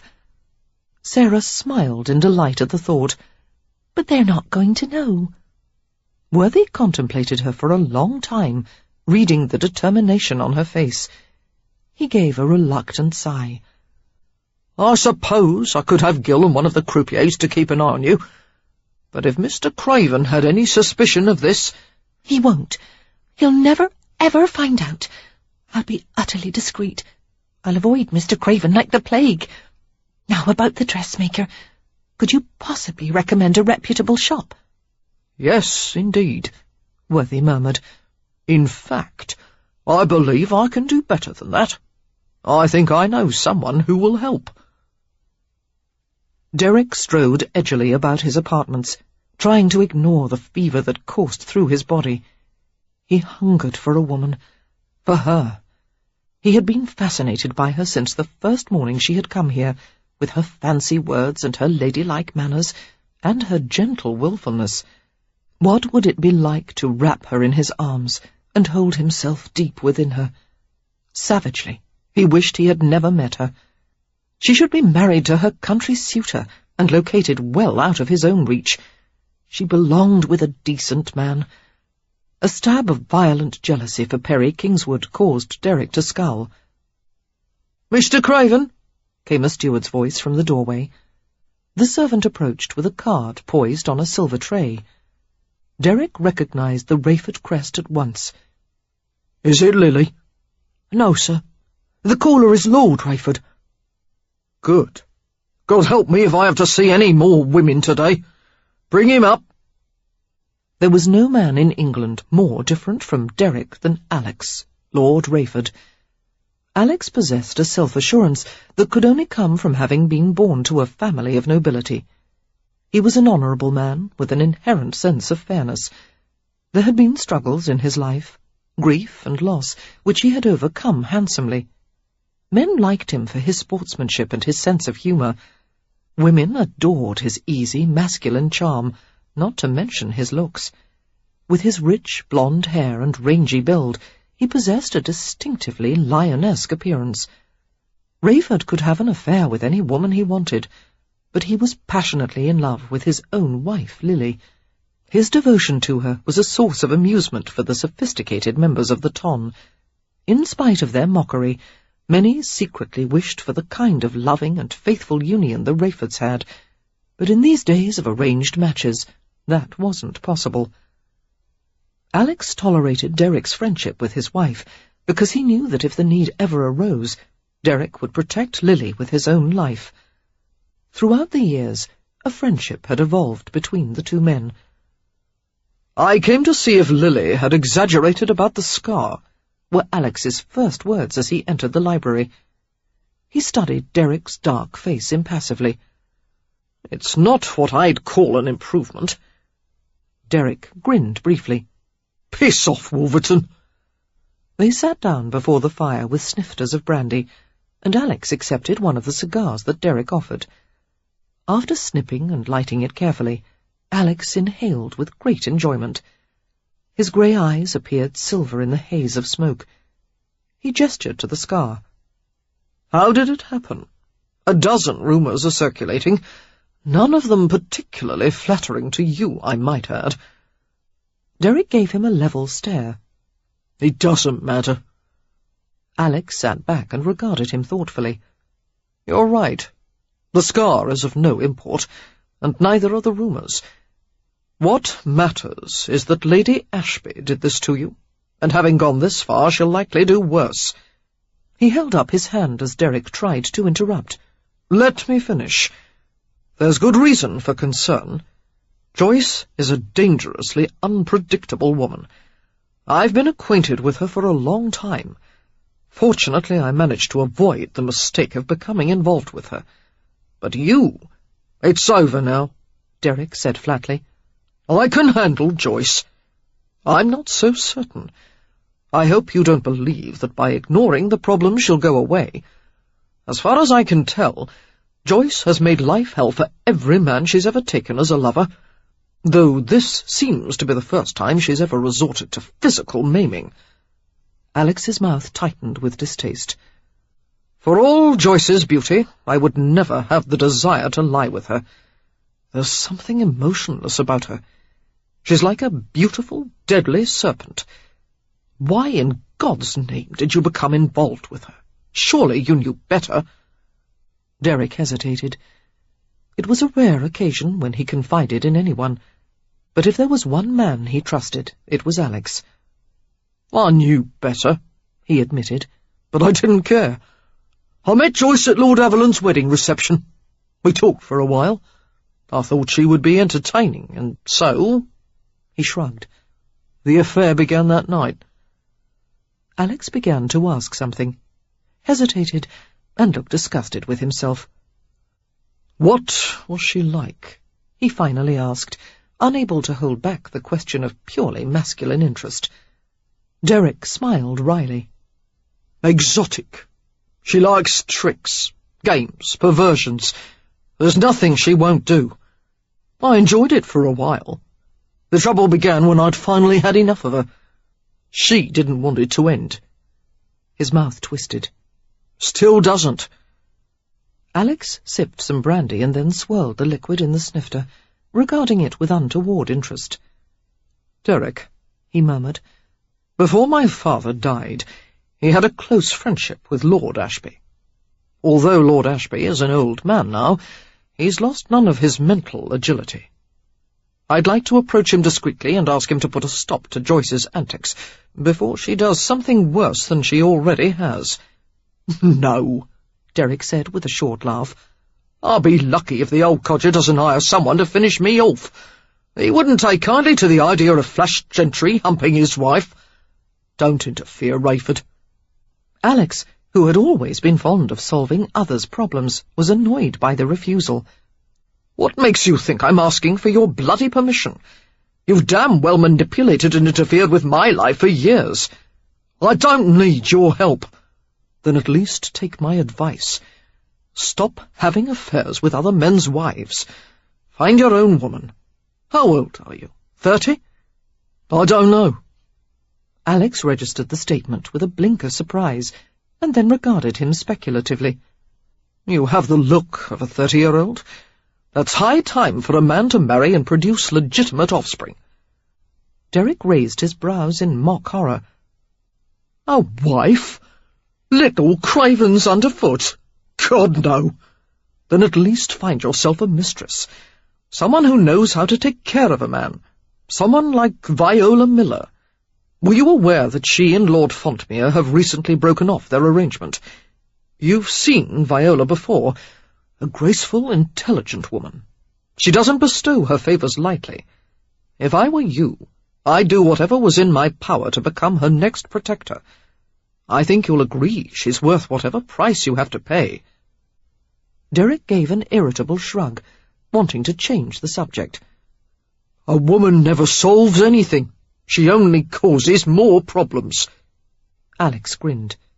Well, you'd be safer with your own wife than someone else's, and you have little to lose by throwing in your lot with the rest of us. Misery loves company, Derek quoted sourly. Exactly. Their conversation drifted to other matters, and Derek asked if Alex and Lily were planning to attend the assembly ball at the club. Alex laughed at the idea. No, I'm not fond of that crowd of scoundrels and whores called the demi-monde, though my wife does seem to enjoy such gatherings. Where is she? At the dressmaker's, having some new gowns fitted. Lately she's worn her damn breeches about the estate so often that our son asked why she didn't wear gowns like all the other mothers. Alex frowned. Lily left in a hurry this morning. She wouldn't explain why. Received some note she wouldn't let me read. She's up to something. Damn that woman, she drives me to distraction. Derek suppressed a grin, knowing that Alex wouldn't change a hair on his wife's head. S.R. Fielding! Lily exclaimed with a soft laugh, seizing Sarah's hand and holding it tightly. Her dark eyes glowed with delight. You have no idea how much I admire your work, Miss Fielding. I felt such kinship with Matilda. She could have been modelled after me. You're the woman in the portrait, Sarah said in astonishment. In Mr. Craven's gallery. The painting had captured the Countess faithfully, except that on canvas she had looked far more serene. No artist's skill could ever completely capture her radiant self-confidence and convey the lively sparkle of her eyes. The little girl in the painting is my daughter, Nicole, Lily said proudly. A beauty, isn't she? The portrait was completed a few years ago. The artist refused to sell it, but Derek offered him a ridiculous sum that he couldn't refuse. Derek claims anything can be had for a price. Her lips quirked. Sometimes I think he's right. Sarah smiled cautiously. Mr. Craven is far too cynical. You don't know the half of it, Lily said wryly, and dismissed the subject with a motion of her hands. Suddenly she was all business. As Worthy described the situation, we are in dire need of a ball gown. I had no intention of putting you to such trouble, Lady Rayford. Thank you for agreeing to help me. Worthy had arranged for Sarah to be conveyed to Madame Lafleur's, the most exclusive dressmaker in London. Lady Rayford would meet her there, Worthy had said, and further made it clear that Sarah was to allow her complete authority. Lady Rayford knows all about this sort of thing. You must trust her judgment, Miss Fielding. Privately, Sarah suspected that Worthy was far from impressed by her own fashion sense. However, it was lack of funds, not taste, which had always determined her wardrobe. Now Sarah found herself in the famed set of rooms on Bond Street, lined with gilded mirrors and elegant pinkish-grey brocade.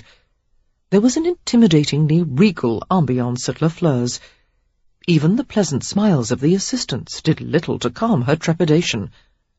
The thought of how much her whimsy might cost was unnerving, but Sarah doggedly ignored the nagging worry. Later she would moan and wince as she accounted for her wild expenditure. Later she would be prudent and responsible. Please call me Lily, Lady Rayford said, and this is no trouble at all, my dear, especially in light of all you've done for me. Ma'am, have I done something for you? Saving Derek the way you did, never thinking of the danger to yourself. I'll be forever in your debt. Derek is a close friend of the family. Lily grinned cheerfully. Quite an interesting man, don't you agree? Before Sarah could answer, Lily turned and caught the eye of a figure standing by. Well, Monique, how long will it take to make Miss Fielding breathtakingly beautiful? The dressmaker approached them from the door, where she had been waiting tactfully. She welcomed Lily with a fondness that betrayed a long-standing friendship, and then turned to Sarah.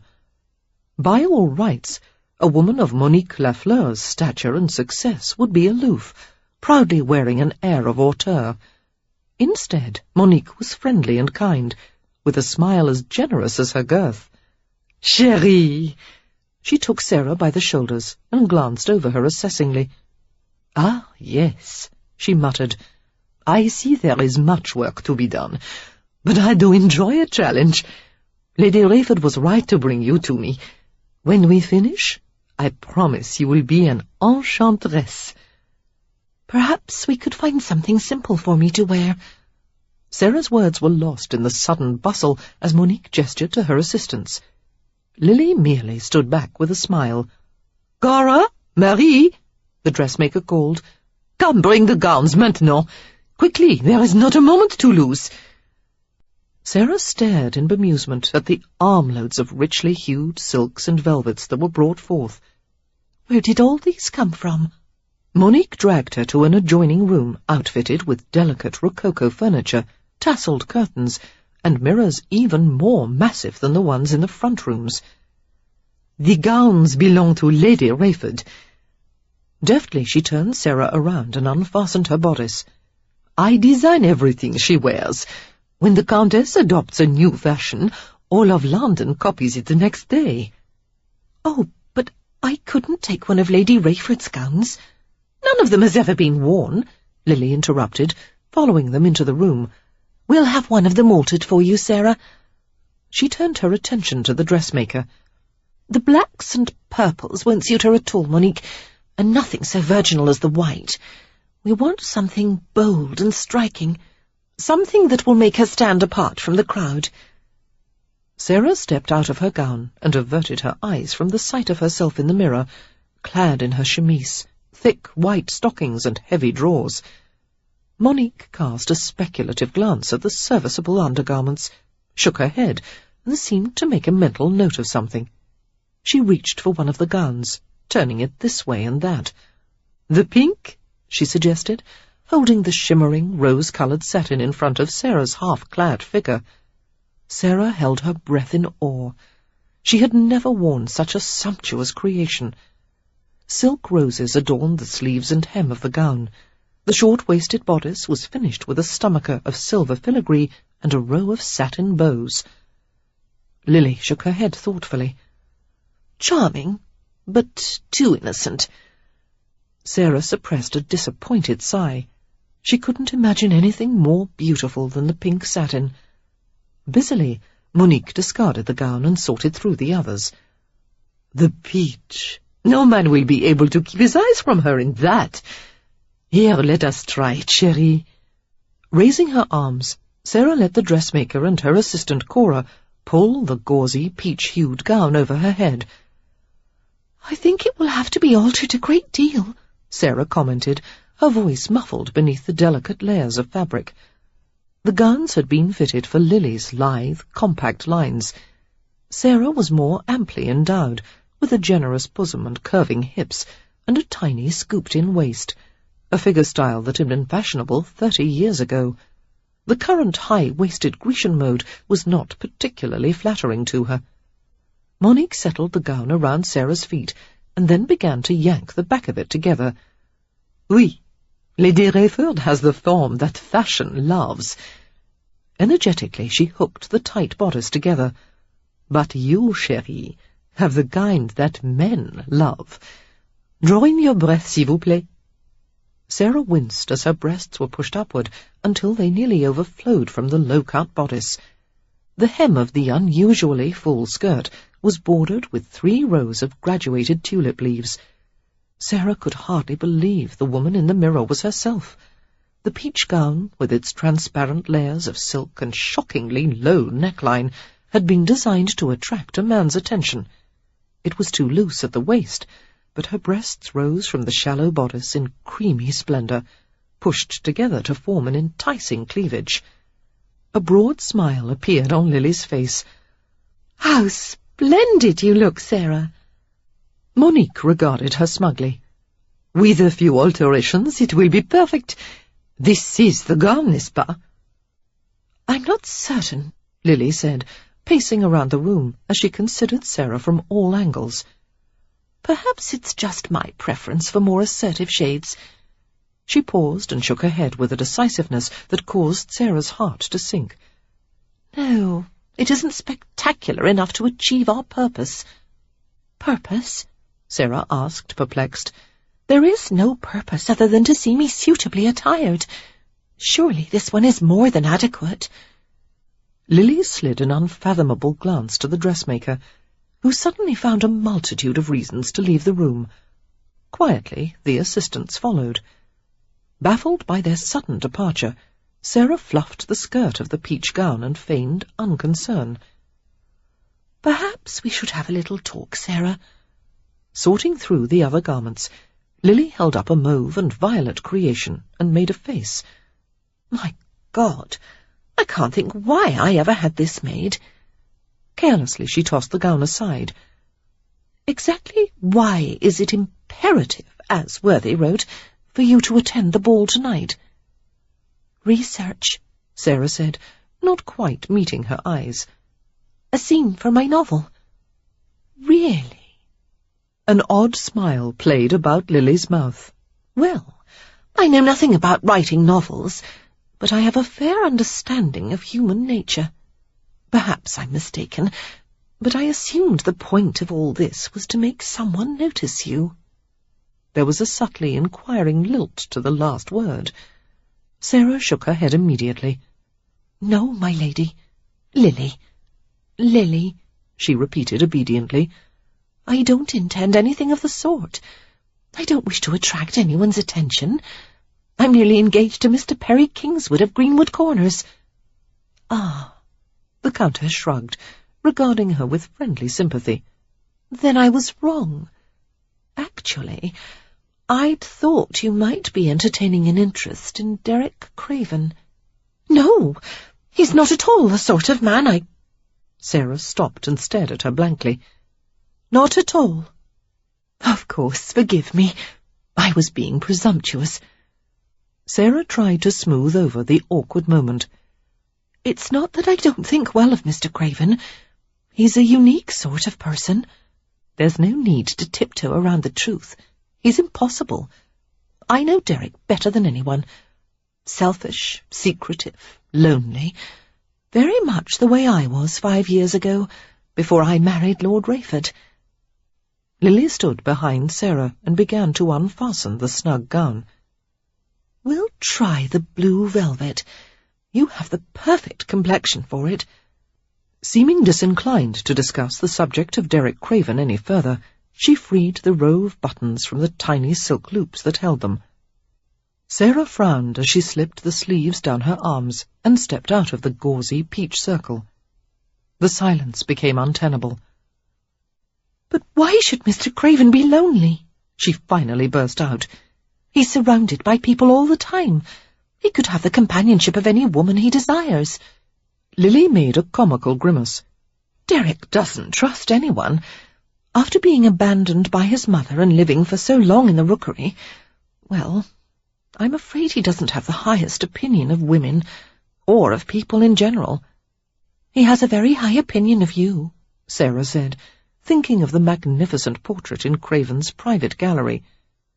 "We've been friends for a long time," Lily conceded, and added pointedly, "but nothing more."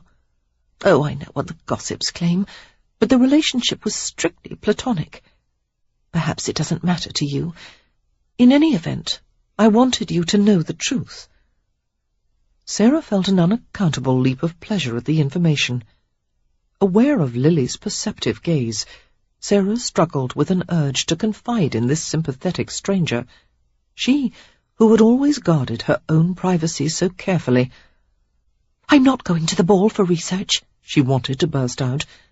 "I'm going because Mr. Craven thinks I'm a country mouse, and I barely recognize myself, because suddenly I would do anything to show him that he's wrong, when it shouldn't matter. It shouldn't matter at all. Mr. Craven forbade me to come to the club tonight," Sarah heard herself say. "Did he?" Lily responded immediately. "I'm not surprised. He claims I wouldn't be safe among the demi-monde. Why, I've visited brothels and rookery gaming hells, and I've never come to any harm. It's not at all fair, especially in light of the fact that I'm the one who rescued him." "I should say so," Lily agreed. "From the moment I arrived, he's wanted to send me back to Greenwood Corners." "Yes, I know." Lily moved to fasten the blue dress. "Derek wants to be rid of you, Sarah, because he perceives you as a threat." Sarah laughed incredulously. "Me a threat? I assure you, no one has ever thought of me that way." "There is only one thing that Derek Craven fears," Lily assured her. "He is a complete coward when it comes to his own feelings. He's had affairs with dozens of women, and as soon as there's any danger of becoming attached to one, he'll discard her and find another. When I first knew him, I thought of him as an extremely limited man, incapable of love, trust, or tenderness. But now I believe those feelings are there. He's bottled them deep inside ever since he was a child, and I think the time is fast approaching when he won't be able to hold them back any longer. He's not quite himself these days. Lately I've seen signs that the wall he's built around him is cracking." Troubled, Sarah smoothed the velvet at her hips and stared down at the floor. "Lady Rayford, I'm not certain what you expect of me," she said honestly. "I love Mr. Kingswood, and I intend to marry him." "Sarah," Lily interrupted gently, "you would help Derek greatly if you show him tonight that he's not as bloody invincible as he thinks. I'd like for you, or someone else, to find a chink in the armour. That's all." She smiled warmly. "And then you'll go back to Mr. Kingswood, who is a wonderful man, I'm certain, and I'll do my part to find the right woman for Derek." Lily laughed. "She'll have to be strong, wise, and patient enough to qualify for sainthood." She stood back to look at Sarah, and a grin appeared on her face. "This," she said emphatically, "is the gown." They sat together in the Rayfords' carriage, drinking companionably from a silver flask that Lily had produced. Sarah stared out the window from behind a tiny tasselled curtain, watching the torrent of people ascend the steps to the club. Women wore sumptuous gowns and masks adorned with plumes, jewels, and ribbons. Their escorts were attired in dark, formal attire, and simple black masks that made it look like a highwayman's ball. The windows blazed with light, while the strains of orchestra music floated into the cold darkness of night. Lily watched the procession and smacked her lips, savouring the taste of fine brandy. "We'll wait a few minutes more. It wouldn't do to appear too early." Sarah drew the borrowed cloak around herself and reached for the flask. The brandy was strong but mellow, a pleasant fire that eased the tautness of her nerves and the chattering of her teeth. "My husband is probably wondering where I am," Lily remarked. "What will you tell him?" "I'm not certain yet. It will have to be something close to the truth." Lily grinned cheerfully. "Alex can always tell when I'm lying outright." Sarah smiled. Not only did Lily take pleasure in recounting outrageous tales of her past misbehaviour, but she freely gave her opinions about anyone and anything. She had an amazingly cavalier attitude toward men. "They're easy to manage and entirely predictable," Lily had said earlier. "If something is easily given, they're indifferent to it. If something is withheld, they want it desperately." As she mulled over Lily's advice, Sarah thought that perhaps she had been right about withholding. Perry Kingswood had always known that as soon as he cared to propose, Sarah would accept. Perhaps if he hadn't been so certain of her, it wouldn't have taken 4 years to come to the brink of an engagement. When I return to Greenwood Corners, Sarah thought, I'll be a new woman. She would be as self-confident and independent as Lily herself, and then Perry would fall madly in love with her. Pleased by the notion, Sarah bolstered herself with more brandy. "You'd better go easy on that," Lily advised. "It's quite bracing." "It's quite potent. Here, it's time to put your mask on. Don't be nervous." "It's a lovely mask," Sarah said, toying with the narrow black silk ribbons before tying it in place. Monique had artfully fashioned it out of black silk and lace, and glinting blue sapphires that matched her gown. "I'm not nervous at all." It was true. She felt as if some reckless stranger had replaced her usual cautious self. The midnight blue gown moulded to her figure, cut so low that her breast seemed ready to spill from the meagre bodice. A broad satin sash fastened with a gold buckle emphasized her small waist. The mask covered the upper half of her face, but revealed her lips, which Monique and Lily had insisted on darkening with the faintest hint of rouge. Laboriously, they had arranged her hair in a cluster of curls on top of her head, allowing a few ringlets to dangle teasingly against her cheeks and neck. A perfume that reminded Sarah of roses, blended with some deeper foresty scent, had been applied sparingly to her bosom and throat. "A triumph!" Monique had declared, gloating over the transformation. "Beautiful, worldly, but still fresh and young. Oh, chérie, you will make many conquests tonight." "Stunning," Lily had said, beaming with delight. "What a stir she'll cause. You'll undoubtedly hear all the gossip tomorrow morning, Monique." "Bien sûr. Everyone will come in to ask who she is, clucking like a flock of jealous hens."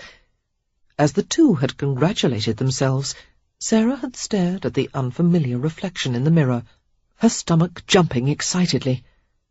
The image was that of an experienced woman, well versed in the art of seduction.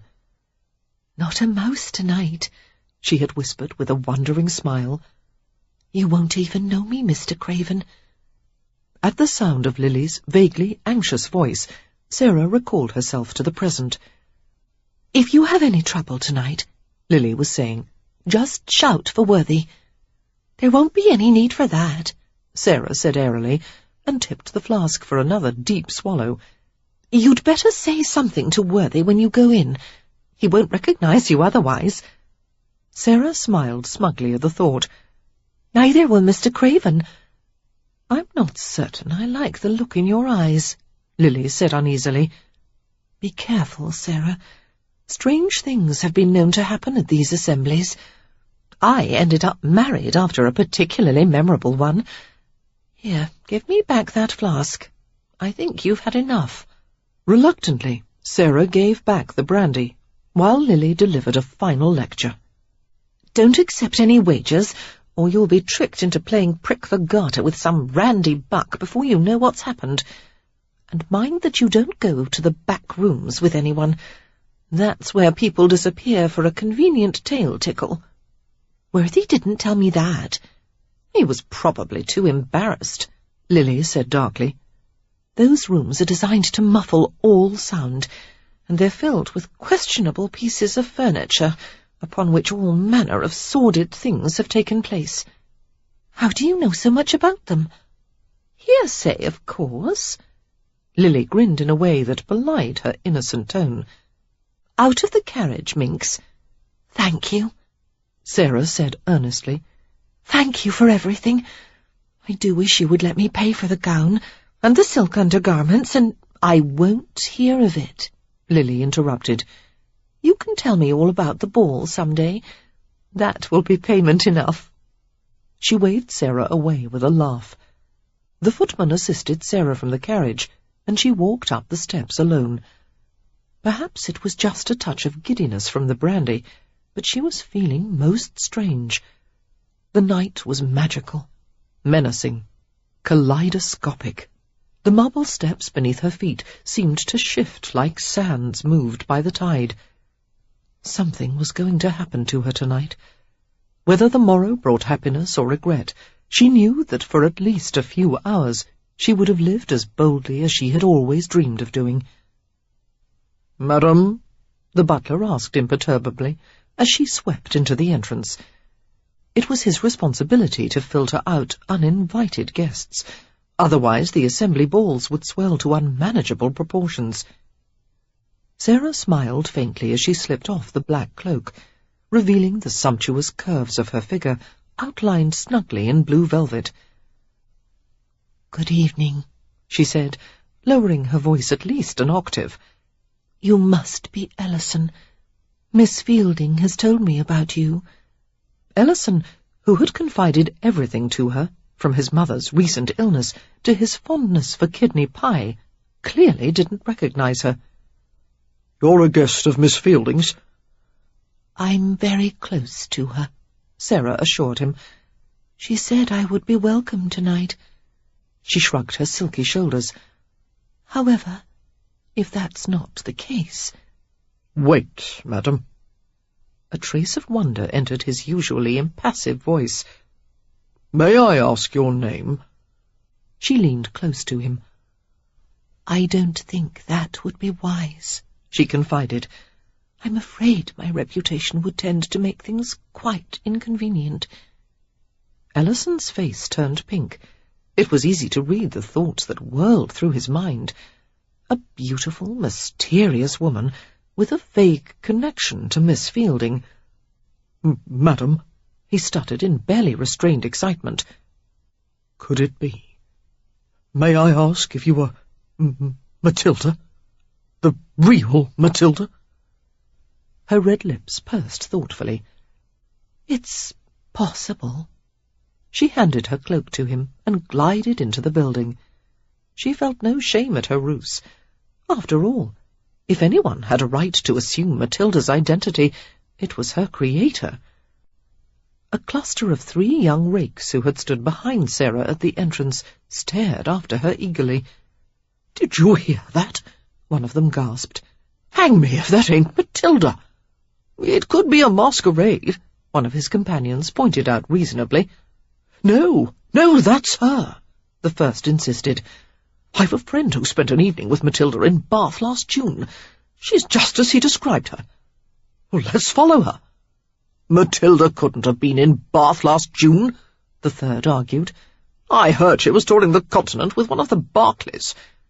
Was that before or after she joined the convent?" Sarah did not notice the 3 men debating and following her. Having caught sight of Worthy, she made her way through the central hazard room. Her progress was impeded by a multitude of men suddenly offering to bring her punch, asking her to dance, pleading for her attention. Someone pressed a glass into her hand, and she accepted it with a smile. Pausing to sip the spicy mixture, She savoured the flow of warmth through her veins. Gracefully, she lifted a black-gloved hand to push a dangling curl away from her forehead and smiled at the crowd around her. "Gentlemen," she said in a throaty voice, "you're quite a dashing assortment, and I'm flattered by your attentions, but you're all speaking at once. I can only manage 3 or 4 of you at a time." They renewed their efforts enthusiastically. "Miss, may I escort you to one of the card-rooms? A glass of wine? A sweetmeat or 2? If you would dance the waltz with me." Sarah declined all the invitations with a regretful pout. "Perhaps later. I must leave to greet an old friend, or he'll be heartbroken at my neglect." "I'll soon expire of a broken heart myself," one of them exclaimed, and the gathering attempted to follow Sarah as she slipped to the side of the room where Worthy stood. Smiling in triumph, Sarah stood before him and made a small curtsy. "Well?" she demanded. The factotum bowed deferentially. "Welcome to Craven's, madam." As the factotum resumed his preoccupied perusal of the room, Sarah frowned slightly and inched closer. "Are you looking for someone?" she asked in her normal voice, following the direction of his gaze. "Is something happening?" Suddenly, Worthy's eyes were riveted on her. He removed his spectacles, polished them roughly, and replaced them to stare at her in amazement. "Miss Fielding?" he asked in a shocked whisper. "Is that you?" "Of course it's me. Didn't you recognize me?" She beamed at him. "Do you like the transformation? Lady Rayford is responsible for all of it." Worthy choked and stammered, and could not seem to reply. As he glanced at her lusciously exposed figure, his face turned pale with fatherly dismay. Sarah accepted another glass of punch from a passing servant and drained it thirstily. "How delicious this is!" she exclaimed. "It's very warm in here, isn't it? That music is enthralling. I can scarcely keep my feet still. I'm going to dance tonight. The quadrille and the waltz and—" "Miss Fielding," Worthy gasped. "that punch is much too strong for you. I'm going to have Gil bring you a drink without spirits." "No, I want to drink what everyone else is drinking." She inclined her head toward him until her fruit-scented breath fogged his spectacles. "And don't call me Miss Fielding. There's no Miss Fielding here tonight." Worthy stuttered helplessly, polishing his spectacles once more. In the space of a few seconds, he prepared a speech that would herald her immediate departure from the ball. He had never suspected Sarah Fielding could be transformed into a blood-stirring temptress. Everything about her was different. Her voice, her movements, her entire demeanour. Even the shape of her face seemed to have changed. By the time Worthy fitted the spectacles back onto his nose, she was gone, whisked away by a pair of dandies who managed to look bored and lecherous at the same time. The factotum began to signal frantically for Gil, hoping that between the two of them they could avert the coming disaster. If Mr. Craven happened to see her— Sensitive to Worthy's harried expression and wild gestures, Gil approached from the opposite side of the octagonal-shaped room. "Trouble?" the young man asked. "Miss Fielding is here. We must find her at once." Gil shrugged, seeing no reason for concern. "She's probably in a corner somewhere, watching and listening to everyone as usual. Miss Fielding is not herself this evening," Worthy said tersely. "It's a dangerous situation, Gil." "You sound as if you expect her to cause some sort of trouble," Gil said, and laughed at the notion. "That sweet, quiet little spinster. That sweet, quiet spinster is capable of setting this entire club on its ear," Worthy hissed. "Find her, Gil, before Mr. Craven does. She's wearing a blue dress and a black mask." "That describes at least 24 women here," Gil pointed out, "and I don't think I could recognize her without her spectacles." He poked Worthy's arm, his interest occupied by a more urgent matter. "By the by, do you know what I heard just before I came over here? Matilda may be attending the ball. Matilda herself! Well, I'd like to hear Miss Fielding try to claim there's no Matilda after this. Find her, Worthy said in a strangled voice. Matilda? Miss Fielding. I'll try, Gill said dubiously, and sauntered away. Worthy scanned the crowd for a sight of Sarah's blue gown, his foot tapping the floor. As he considered alerting more of the club's employees to search for the elusive Miss Fielding, he heard a soft drawl that sent a chill down his spine. Looking for someone? After gulping painfully, Worthy turned to face Derek Craven's grim countenance. Sir, he croaked. I know she's here, Derek said, his green eyes hard behind the stark black mask he wore. I saw her not a minute ago, slinking around to look for me, asking questions. She's as subtle as an elephant stampede. I hope I can keep from killing the bitch with my bare hands, or giving her a scar to match the one she gave me. With equal parts of relief and horror, Worthy realized Craven was referring to Lady Ashby. Lady Ashby had the effrontery to attend the ball? Temporarily, he forgot about the problem of Sarah Fielding. Would you like me to remove her from the club, sir? Not quite yet, Derek said grimly. First, I'm going to talk to her. Lady Ashby waited by a massive column, watching the milling crowd like a cat studying its prey. Her slender body was draped in a gold silk gown that matched her hair. A mask of gold and silver feathers covered her narrow, perfectly sculpted face. Suddenly, a clenching pain attacked the back of her head as a large hand twisted in the mass of her curls. The unseen man behind her twined his fingers more tightly, preventing her from turning her head. Her breath escaped in a hiss of pain. Slowly she relaxed.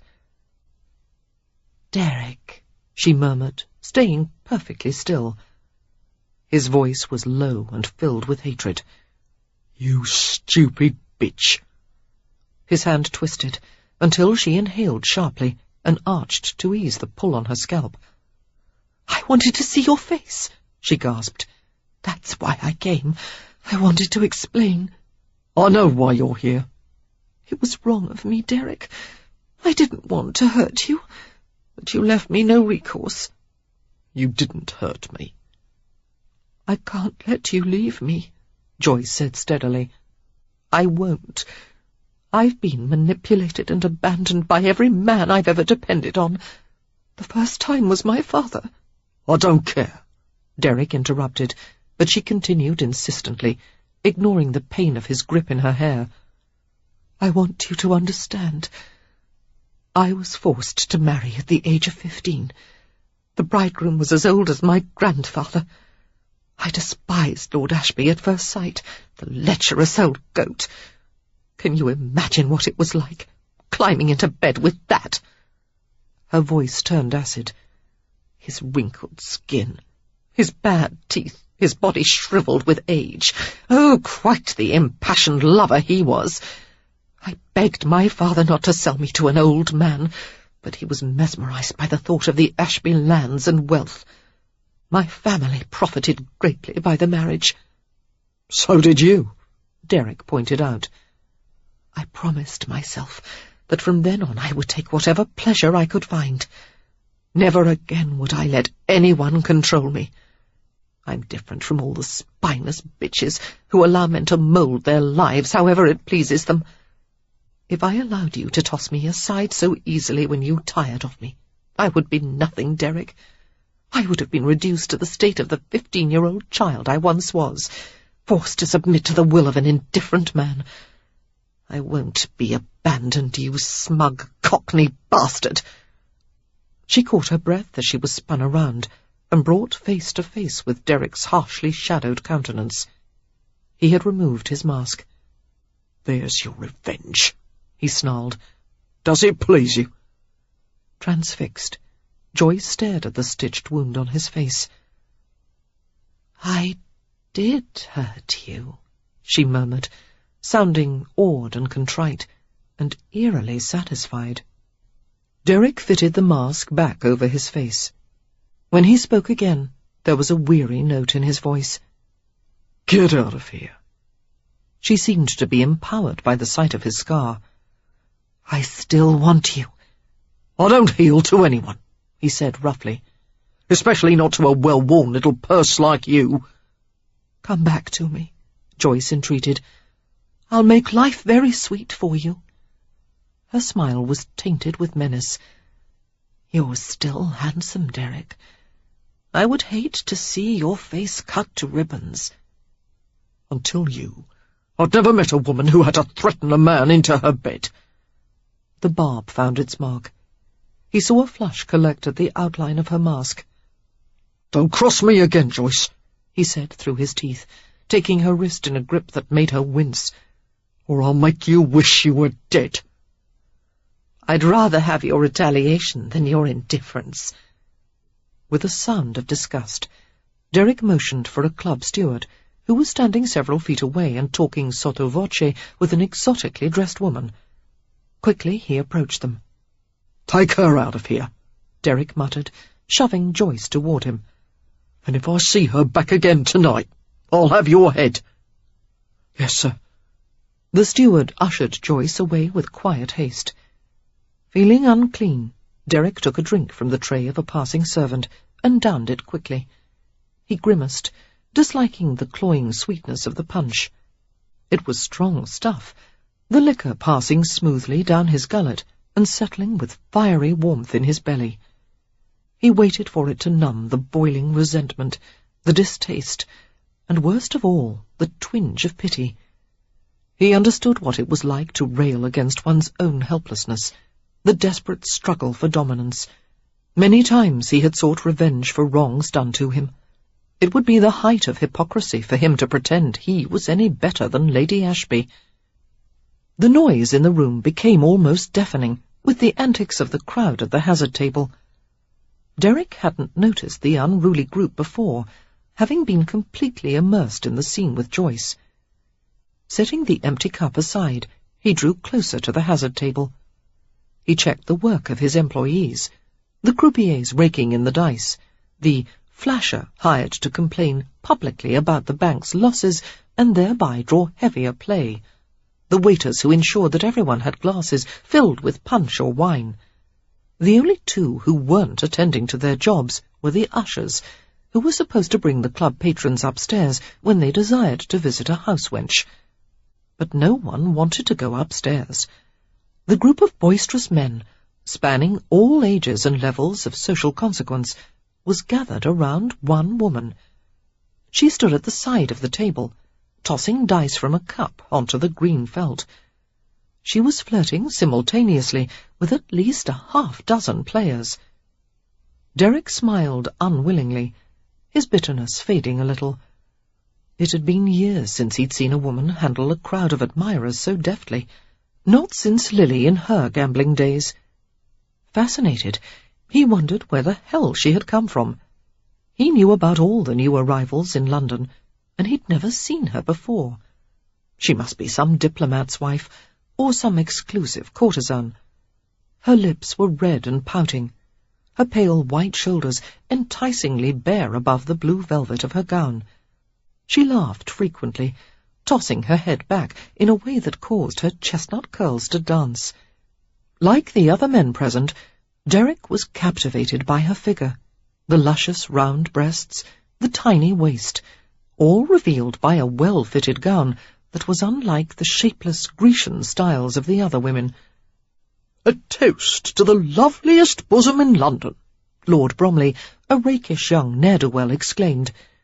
Titillated and excited, the crowd raised their glasses with a cheer. Waiters rushed to bring more liquor. "Miss," one of them begged, "I entreat you to cast my dice for me." "Whatever good luck I have is yours," she assured him, and shook the dice in the box so vigorously that her breasts quivered beneath their shallow covering.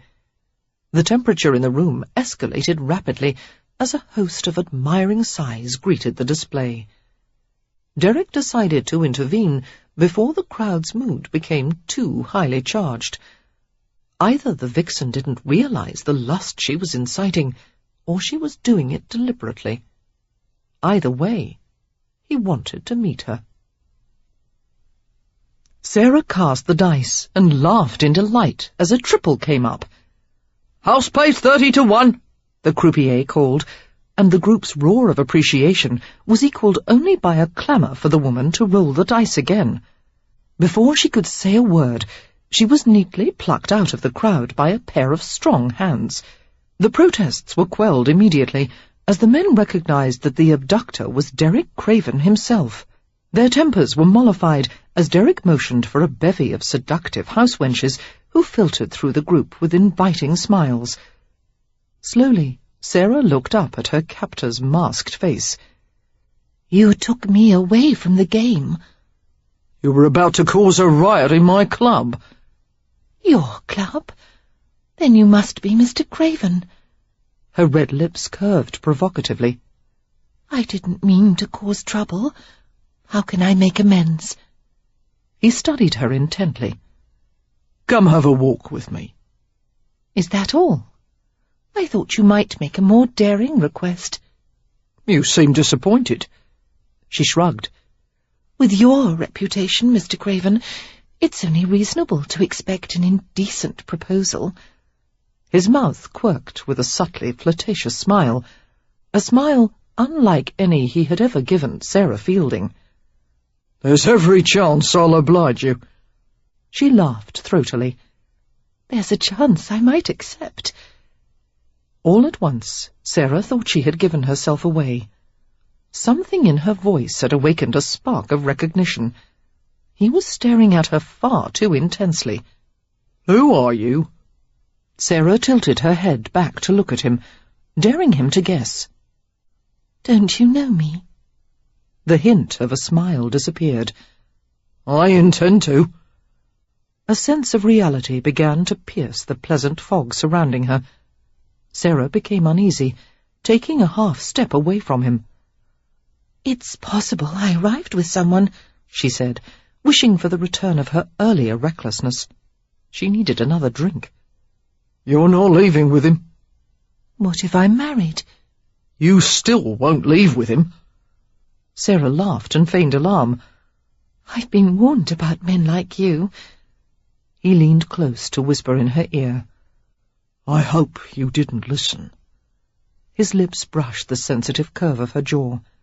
Sarah closed her eyes, while a nerveless quivering took over her body.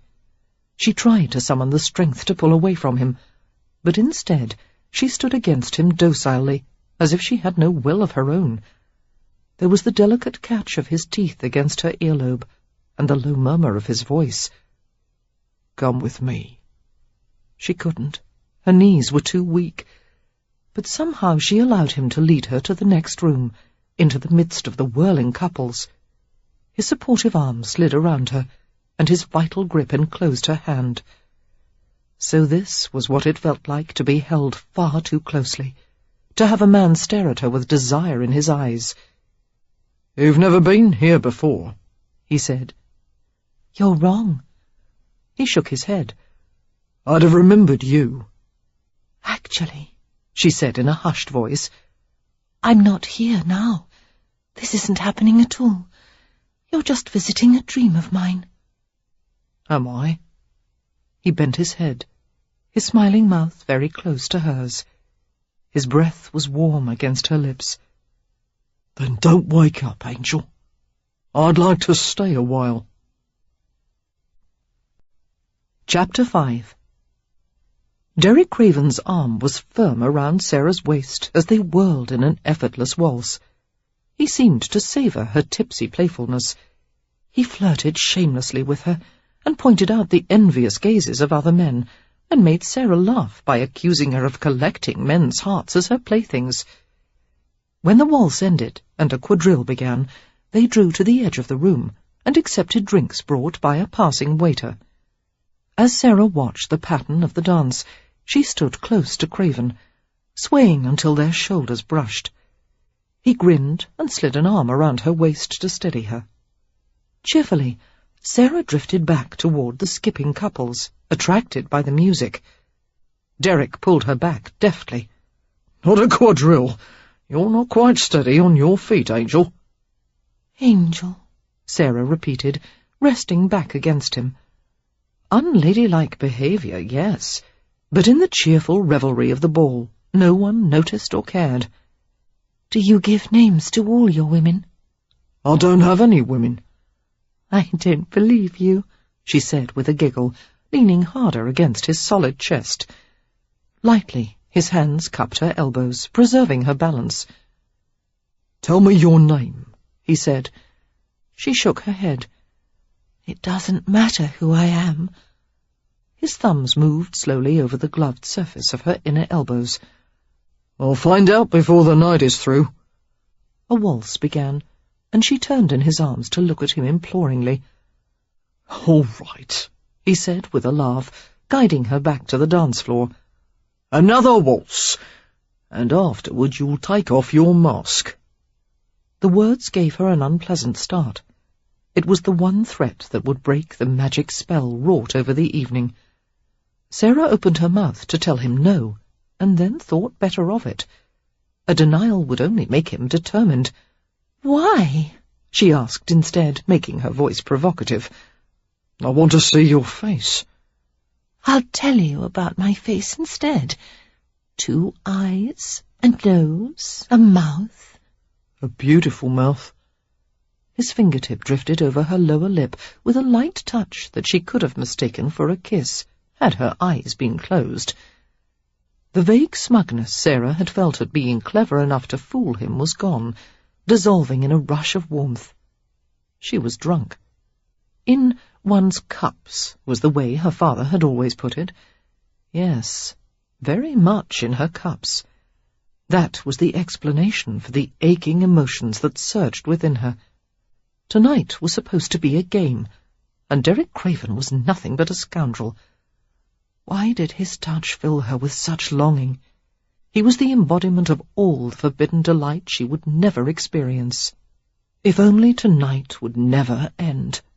If only Perry would hold her like this sometimes. If only. I want to dance for a long, long time, she heard herself say. He took her into his arms and stared down at her intently. Anything you want. Derek didn't think he would be able to take his hands from her when the waltz ended. He couldn't risk letting go of her, the one gift Providence had ever seen fit to bestow on him. Everything else he'd had to work, suffer, steal, and cheat for. It had all required effort, but she had simply appeared, like a perfect fruit dropping from a tree into his outstretched hands. He was almost light-headed with desire. She must have felt it too. Her responses dwindled to wordless murmurs as she stared at him through the mask. She was beautiful, experienced, and worldly enough to understand and accept the terms he offered. Not like the other one. Not like the fine, innocent lady who was as different from him as ice from fire. The hour grew late, and the club was strained at the seams. More guests had arrived, contributing to the happy mayhem. Couples were formed as lords, ladies, rakes, and prostitutes, each sought a partner for the night. Usually, Sarah would have been shocked by the ribald jokes tossed back and forth, but a liberal quantity of alcohol had painted a rosy glow over the scene. She laughed at the lusty sallies she heard, even the ones she didn't understand. Frequently she was jostled against Derek in the crowded room, until he drew her to a more sheltered spot beside one of the marble columns. Sarah was besieged by invitations to dance, but Derek warded them all off with sardonic amusement. He had claimed her for the evening, and he had no trouble making it clear to those who tried to encroach on his territory. "I don't recall giving you exclusive rights to my company," Sarah said, nestled in the crook of his shoulder. She could feel the steady beat of his heart right against her breast, and the incredible strength of his body. The scent of brandy, the starch in his cravat, and the fragrance of his tanned skin formed a heady mixture. Derek looked down at her with a grin. Do you want to be with someone else? Sarah considered that. No, she said with a catch in her voice. No one else in the world. It was the truth. There was only tonight. That was all she would ever have with him. She met his searching eyes and touched the lapel of his coat, smoothing it needlessly. In some distant corner of her mind, a scolding voice intruded on the moment. Here she was, cavorting in a palace of sin with a scoundrel who was about to kiss her. His fingers threaded through her curls, disarranging her hair, cupping the back of her head in a secure grip. There was the rasp of silk and velvet as the edges of their masks brushed, and then his mouth found hers. At first the kiss was cool and gentle. He took his time, tasting, slowly turning his lips over hers. Sarah couldn't help thinking for a surprised moment that his kisses were rather like Perry's. But it all changed in a quicksilver moment. His mouth became searingly hot, rubbing over hers until her lips were forced open. Sarah quivered with astonishment at the intrusion of his tongue. Was this how other people kissed?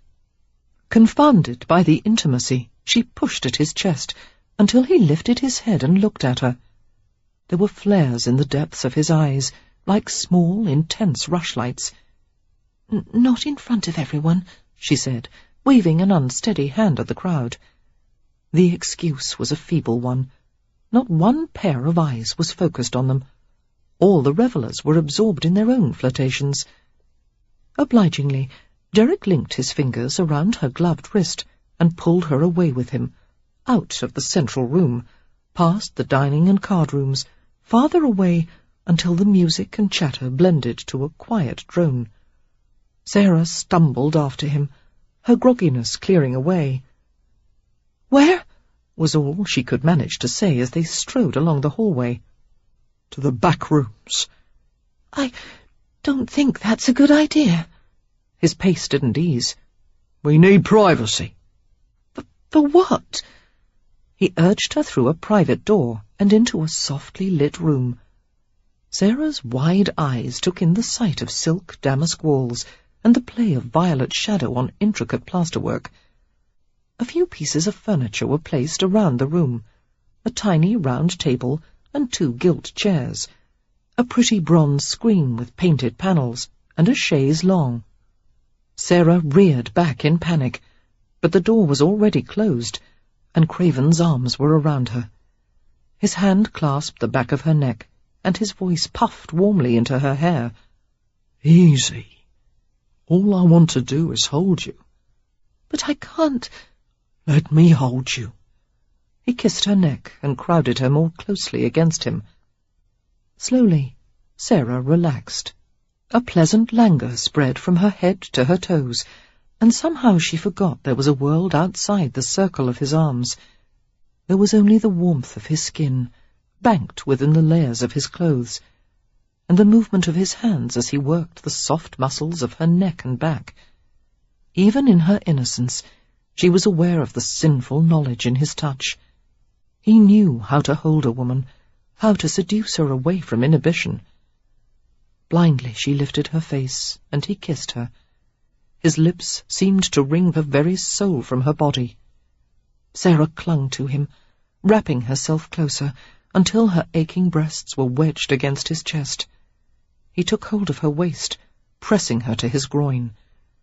As she felt the hard, insistent protrusion of his body, she broke away awkwardly. "I've had too much to drink. I must go, I must." Derek gave a muffled laugh and stripped off his mask. Greedily he kissed her vulnerable throat, biting into the tender flesh. She gasped, trying to move back, but he caught the slippery waves of her hair in his fist. Murmuring reassurances, he nudged her off balance and eased her down to the cushioned chaise. Objections wavered on her lips, all too quickly hushed by his mouth. He pulled the velvet bodice down until her naked breasts gleamed in the golden light, magnificent breasts with silken points. Fastening his mouth on a rosy nipple, He sucked and licked gently until she whimpered, her fingers tangling in his dark hair. He cupped her breasts high in his hands and used his lips, his teeth, and his tongue on them, as if he would devour the sweetness of her flesh.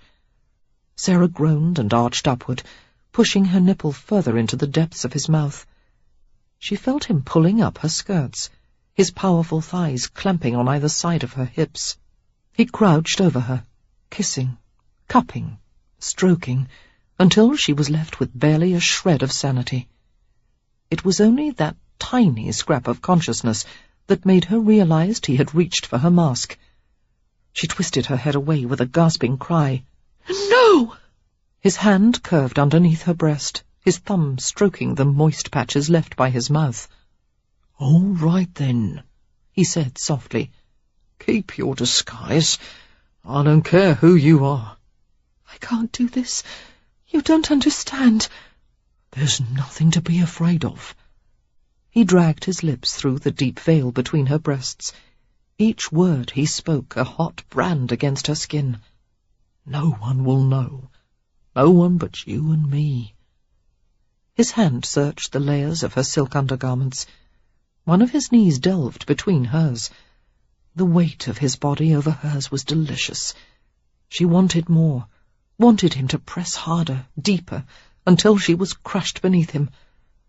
She had to stop him before the pleasure became disaster, but her trembling arms encircled him tighter, and the only sounds that escaped her lips were broken gasps. Recognizing the signs of surrender, Derek kissed her with a mixture of triumph and relief. Tonight, at least, there would be no empty hours, no tormenting frustration. He would ease his needs within her, and use her to forget. He would give her all the pleasure he could never give Sarah Fielding. Sarah! Damn her for intruding on his thoughts even now. But perhaps that was only to be expected. In some ways, this woman resembled Sarah. She had the same flawless skin, and beneath her heady perfume there was the same delicate scent. She was the same size, shape. He went still. The shock of it was like a hard blow to the chest. Roughly he pulled his mouth from hers and lifted himself up on his elbows. He hung over her, panting hard. The racking breaths weren't enough to sustain him. Nothing was. "It's not you," he said, the words torn from his throat. "Oh, damn you! It's not—" Sarah tried to turn away as his shaking hand descended to her face and removed her mask. Her dazed blue eyes stared up into his appalled ones. He was pale underneath his tan, the scar showing in harsh relief. Derek would have thought his body could be no more aroused than it already was, but as he stared down at her, he became painfully hard. The frantic, exquisite throbbing of his blood made him flinch. Sarah moistened her lips. "Mr. Craven—" "Look at you! Oh, God!" Derek's gaze burned over the gleaming rise of her breasts, her kiss-swollen lips. "I told you not to come here!" His fingers sifted through the russet tumble of her hair.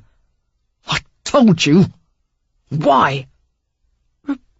Research." She offered the one stammering word, as if it would explain everything. "Christ!" A frightening expression came over his face, dark and cruel and passionate. He looked ready to kill her. Although it seemed to be a lost cause, Sarah tried to defend herself. "I didn't mean for it to go this far," she babbled. "I'm sorry. It happened so quickly. I was drinking. It didn't seem real, and you were so... I really don't know how this all happened. I'm so sorry. So very—" She stopped, aware of how woefully inadequate the explanation was. He was silent, his weight pinning her against the chaise longue. The hard pressure of his arousal seemed to burn through the layers of their clothes. Uncomfortably, Sarah moved beneath him. "Stay still." Derek swallowed hard, his gaze travelling to the lush display of her breasts. "You and your Research. He said the word as if it were obscene.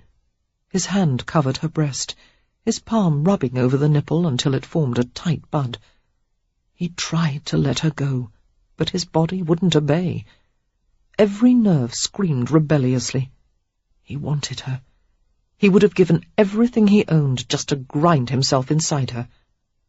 Breathing harshly through his teeth, he fought to contain his desire. "I wanted to be someone other than myself," Sarah said in defiant misery. "The kind of woman that you would dance with and desire. And even now I don't regret what I've done. You may not feel any attraction for Sarah Fielding, but at least you felt something for the woman I pretended to be, and that—" You don't think I want you? He asked hoarsely. "I knew when you refused to kiss me this morning." That's what this is about? You wanted revenge because I didn't— Craven seemed to choke on the words. When he managed to speak again, his voice was tainted with the Cockney twang. It wasn't enough for you that I've ate like a drawn dog ever since you came here? "Drawn dog?" she repeated in confusion. Pulled away before the rutting's finished. He clenched his hands on either side of her face, glaring at her. I've wanted you this morning, you little tease. I've wanted to do you over since the first time I— Be still! He snarled the last 2 words with a roughness that made her cringe. She stopped squirming at once. Swallowing hard, he forced himself to continue. Don't move, or I won't be able to stop myself. Listen to me. I'm going to let go of you, and you're going to leave, for good. Don't come back to the club. "Never?" That's right. Go back to your village. "But why?" Sarah asked. Humiliating tears threatened to spill from her eyes. Because I can't. He stopped, his breath rattling in his throat. Jesus, don't cry. Don't move, don't cry, don't come back. Sarah stared at him with glittering blue eyes. She felt wild, drugged, drunk with emotion. "I don't want to leave," she said thickly. Derek's muscles trembled with the effort of holding still. He did not want to ruin or hurt her, and he was close, so close to throwing away the few meagre scraps of honour he possessed. What do you want, Sarah? This? He taunted her with his body, urging himself against her in a crude thrust. This is what you'll get from me. I'll do you over right now and send you back to Kingswood a soiled dove. Is that what you want? To be covered by the likes of me? He pushed again, expecting her to beg for her freedom. Instead, she gasped and lifted her knees, instinctively making a cradle for him. He wiped at a fallen tear with his fingers. A guttural sound came from his throat, and he lowered his mouth to her face, licking at the silken trail of salt. It was going to happen. He couldn't stop it. Pushing his hand beneath her skirt, he found the waist of her drawers and delved beneath them. He spread covetous kisses over her pale breasts and throat. She was everything he'd ever wanted, beauty and fire arching against his despoiling hands. His fingers wandered across the smooth skin of her belly, the white tops of her thighs. She started in fear, but he held her down and sifted through the patch of delicate curling hair until the soft core of her body became swollen and wet. Fondling her gently, he covered her mouth with kisses, while his breath rushed in rhythmic bursts. She writhed uncontrollably, making small, wanton groans that heated his senses to full boil. Sarah dug her fingers into the thick layer of his coat as she realized he was opening his pantaloons. Time stopped, like a whirling top snatched up in an unyielding fist. Pleasure unfurled and billowed in ever-widening waves as she yielded to the man intent on claiming her, the hard weight of his body poised to drive inside her. "Sarah," he said over and over, his breath scalding her ear. "Sarah." "Mr. Craven?" A quiet male voice broke the spell. Sarah gave a start of fright, as she realized someone was in the doorway. She struggled to sit up, but Derek held her down, concealing her with his own body. He groped for his sanity. Finally, he gave a savage groan. "What is it?" Worthy's voice was strained. Keeping his face turned away, he spoke with great care. "I wouldn't have disturbed you, Mr. Craven, but there is a rumour that Ivo Jenner has been seen in the club. Knowing his want to make trouble, I thought you should be informed." Derek was silent for nearly half a minute.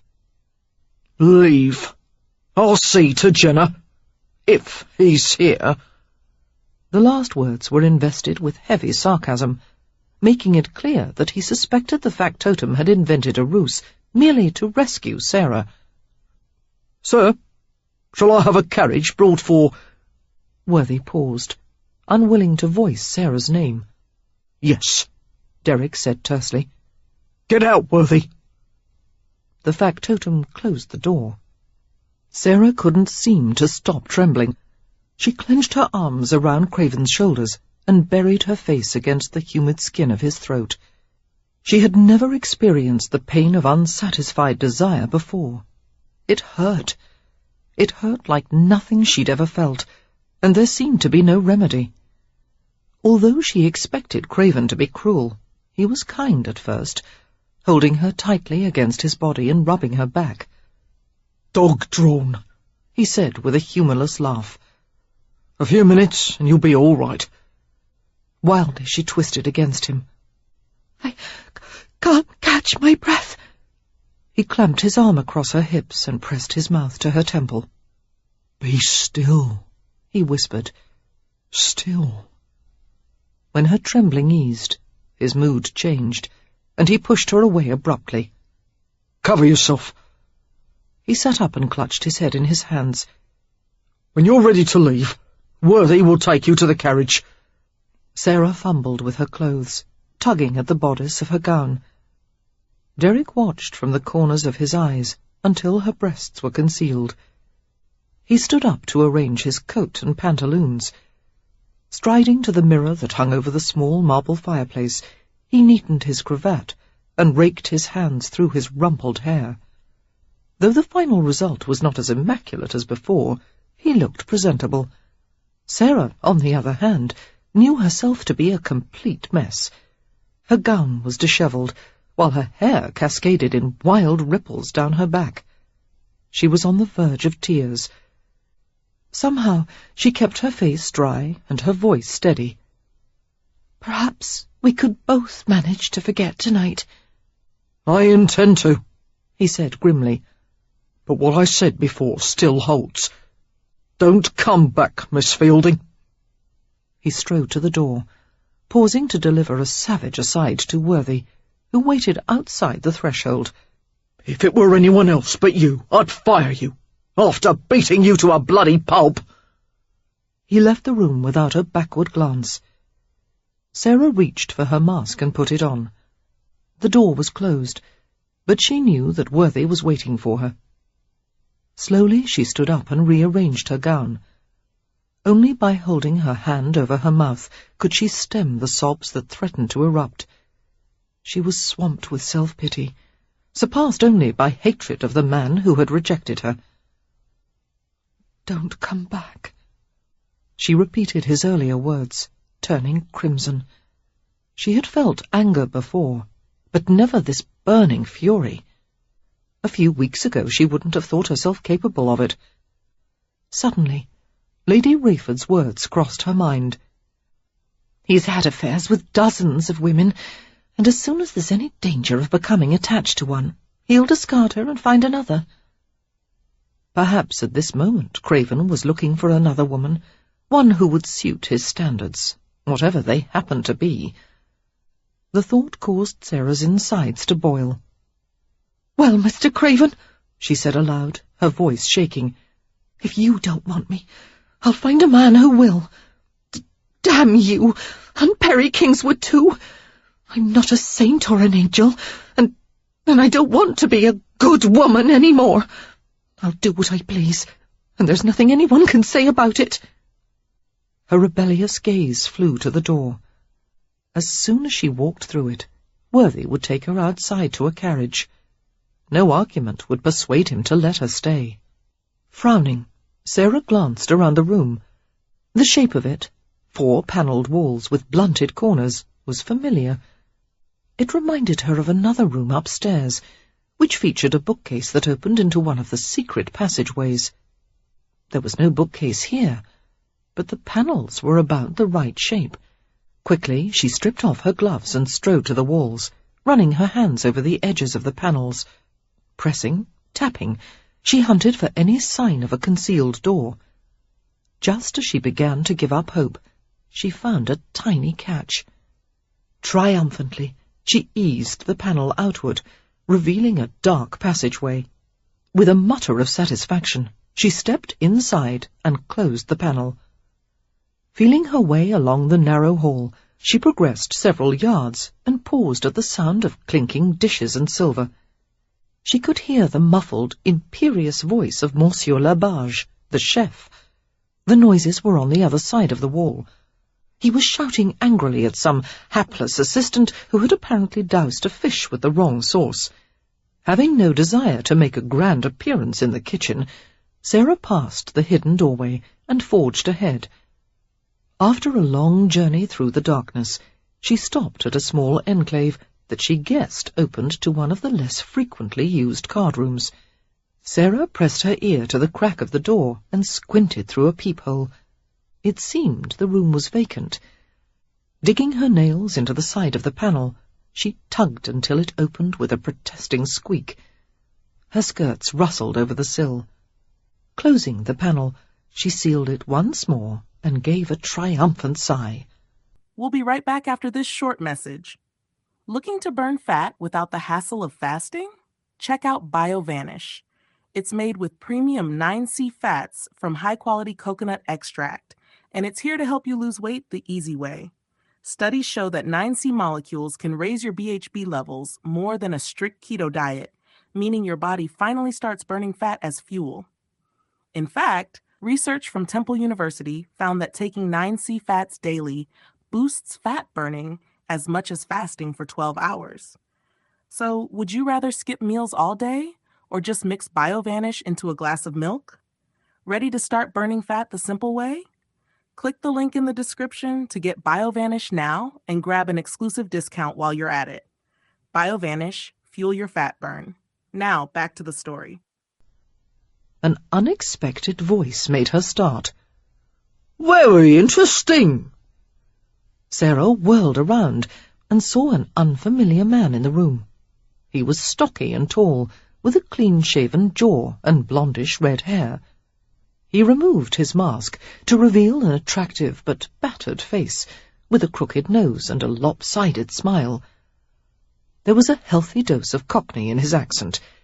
He pronounced the V in very as if it were a W, just as Derek Craven did in his occasional lapses. Although there was something secretive and guileful in his light blue eyes, his grin was so winning that Sarah decided she had nothing to fear from him. Another Cockney in well-tailored clothes, she mused. She smoothed her wild hair and gave him a hesitant smile. "Are you hiding from someone?" she asked, with a nod toward the closed door. Could be, he replied easily. And you? Very definitely. She pushed some of her wild curls back and tucked them behind an ear. From a man, he guessed. What else? She shrugged in a worldly wise way. Why are you hiding? Let's say I'm not a favourite of Derek Craven. Sarah gave a sudden, wry laugh. Neither am I. He grinned and gestured to a wine bottle poised on one of the card tables. Let's drink to that. He filled a glass and handed it to her. He lifted the bottle to his lips and swigged the rare vintage with a carelessness that would have caused a Frenchman to cry. Fine stuff, I suppose, he commented. All the same to me, though. Sarah tilted her head back and closed her eyes, rolling the exquisite flavour in her mouth. Nothing but the best for Mr. Craven, she said. Pompous bastard, our Craven, though I never likes to insult a man while drinking his stock. That's quite all right, Sarah assured him. Insult him all you like. The stranger surveyed her with frank appreciation. A pretty piece you are. Did Craven break it off with you, then? Sarah's bruised vanity was soothed by his admiring gaze. There's nothing to break off, she admitted, lifting the wine to her lips. Mr. Craven doesn't want me. The bloody fool! The stranger exclaimed, and smiled invitingly. Come with me, my little Tippy, and I'll make you forget all about him. Sarah laughed and shook her head. I don't think so. He's my beat-up mug, eh? He rubbed his battered face regretfully. I've been sent to Dorse too many times. Realizing he thought she was rejecting him because he wasn't handsome, Sarah interrupted hastily. Oh, no, it's not that. I'm certain many women would find you appealing, and... Did you say sent to Dorse? Isn't that a pugilist's term? Were you once a boxer? Looking self-important, he stuck his chest out an extra inch. He went now. I could be any bruiser to the punch. They filled the stands to watch me in a set too. Sussex, Newmarket, Lancashire. Proudly he pointed to his nose. Broke 3 times. Near every bone in my bloody face has been broke. Once I almost had my brains knocked out. How fascinating, Sarah exclaimed. I've never met a fighter. I've never even been to a prize fight. I'll take you to one. He jabbed the air with his fists in a couple of combinations. Nothing like a good match, especially when they spill the claret. Seeing that she didn't understand the term, he explained with a grin. Blood. Sarah shivered with distaste. I don't like the sight of blood. That's what makes it exciting. Me, I used to fill buckets during a set too. One backhander and... Psh! He mimicked a spray of blood coming from his nose. They pays more when you bleed too. Aye, fighting made me a rich man. What is your occupation now? He winked slyly. I happens to operate an hazard bank myself on Bolton Row. Sarah coughed a little and set the glass down. You own a gambling club? He took her hand and kissed the back of it. I've Jenner at your service, my lady. Chapter 6. Sarah lifted her mask and stared at him incredulously. The mischievous twinkle in Jenna's eyes was replaced by surprise as he saw her face. What a beauty you are, he muttered. Suddenly she gave a burst of laughter. Ivo Jenner, you're not at all as I imagined you. You're actually rather charming. Aye, I'll charm the drawers off you tonight, given half a chance. He came forward to refill her glass, plying her with a liberal dose of wine. You're a rogue, Mr. Jenner. That I am, he agreed readily. Sarah ignored the wine and leaned back against the wall, folding her arms across her chest. I think you would be wise to leave as quickly as possible. Mr. Craven is looking for you. Why did you come here tonight? To make mischief, I assume. Wouldn't think of it. He looked wounded at the very idea. I've heard from the employees that you're constantly scheming to plant spies here, summoning the police to conduct raids during the busiest times. Why, rumour has it that you even caused a kitchen fire to be started last year. Bloody lies. His gaze flickered over the half-exposed mounds of her breasts. There was no proof I had anything to do with it. Sarah regarded him suspiciously. Some even suspect you of hiring men to attack Mr. Craven in the rookery and slash his face. No, he said indignantly. That wasn't me. Everyone knows Craven's fancy for our kick women. It was a woman what did it to him. He snorted. Pull a cat's tail and she'll scratch. That's what happened to Craven's face. He smiled insolently. Maybe it was you, eh? It was not me, Sarah said in annoyance. For one thing, I don't have a single drop of blue blood. which makes me completely uninteresting to Mr. Craven. I likes you better for it, love. For another thing, she continued pertly, I would never dream of slashing a man's face just because he didn't want me, and I wouldn't chase someone who had spurned me. I have more pride than that. And so you should. Ivo Jenner laughed low in his throat. Prize wench you are. Forget about Craven. Let me take you to a better place than this. My club. The pigeons aren't as fine, but there's deep play and all he wants to drink. And no Derek Craven. Go somewhere with you? Sarah asked, picking up her glass of wine. You'd rather stay here? He countered. As Sarah sipped the fruity beverage, she contemplated him over the rim of the glass. She began to feel better than before, a little less hollow. He had a point, she thought. There were no possibilities for her at Craven's, not with Worthy and probably the entire staff ready to escort her out. Furthermore, this would be a chance for her to continue her research on gaming clubs. Of course, Ivo Jenner was not the most trustworthy of men, but neither was Derek Craven. And, childishly spiteful though it was, the idea of fraternizing with Craven's business rival was not without appeal. After replacing her mask, Sarah gave him a decisive nod. Yes, Mr. Jenner. I would like to see your club. Ivo. Call me Ivo. Grinning widely, Jenner donned his own mask. I hope we can leave without being caught. We'll have to stop at the front entrance. I'll have need of my cloak. We'll be stopped, he warned. I don't think so. She threw a reckless grin in his direction. I'm feeling very lucky tonight. He chuckled and crooked his arm invitingly. So my love. Brazenly they walked into the main rooms and along the outskirts of the crowd. Jenner proved skillful at manoeuvring his feminine prize out of the reach of the exuberant guests, alternately exchanging laughter and threats as he shouldered his way through.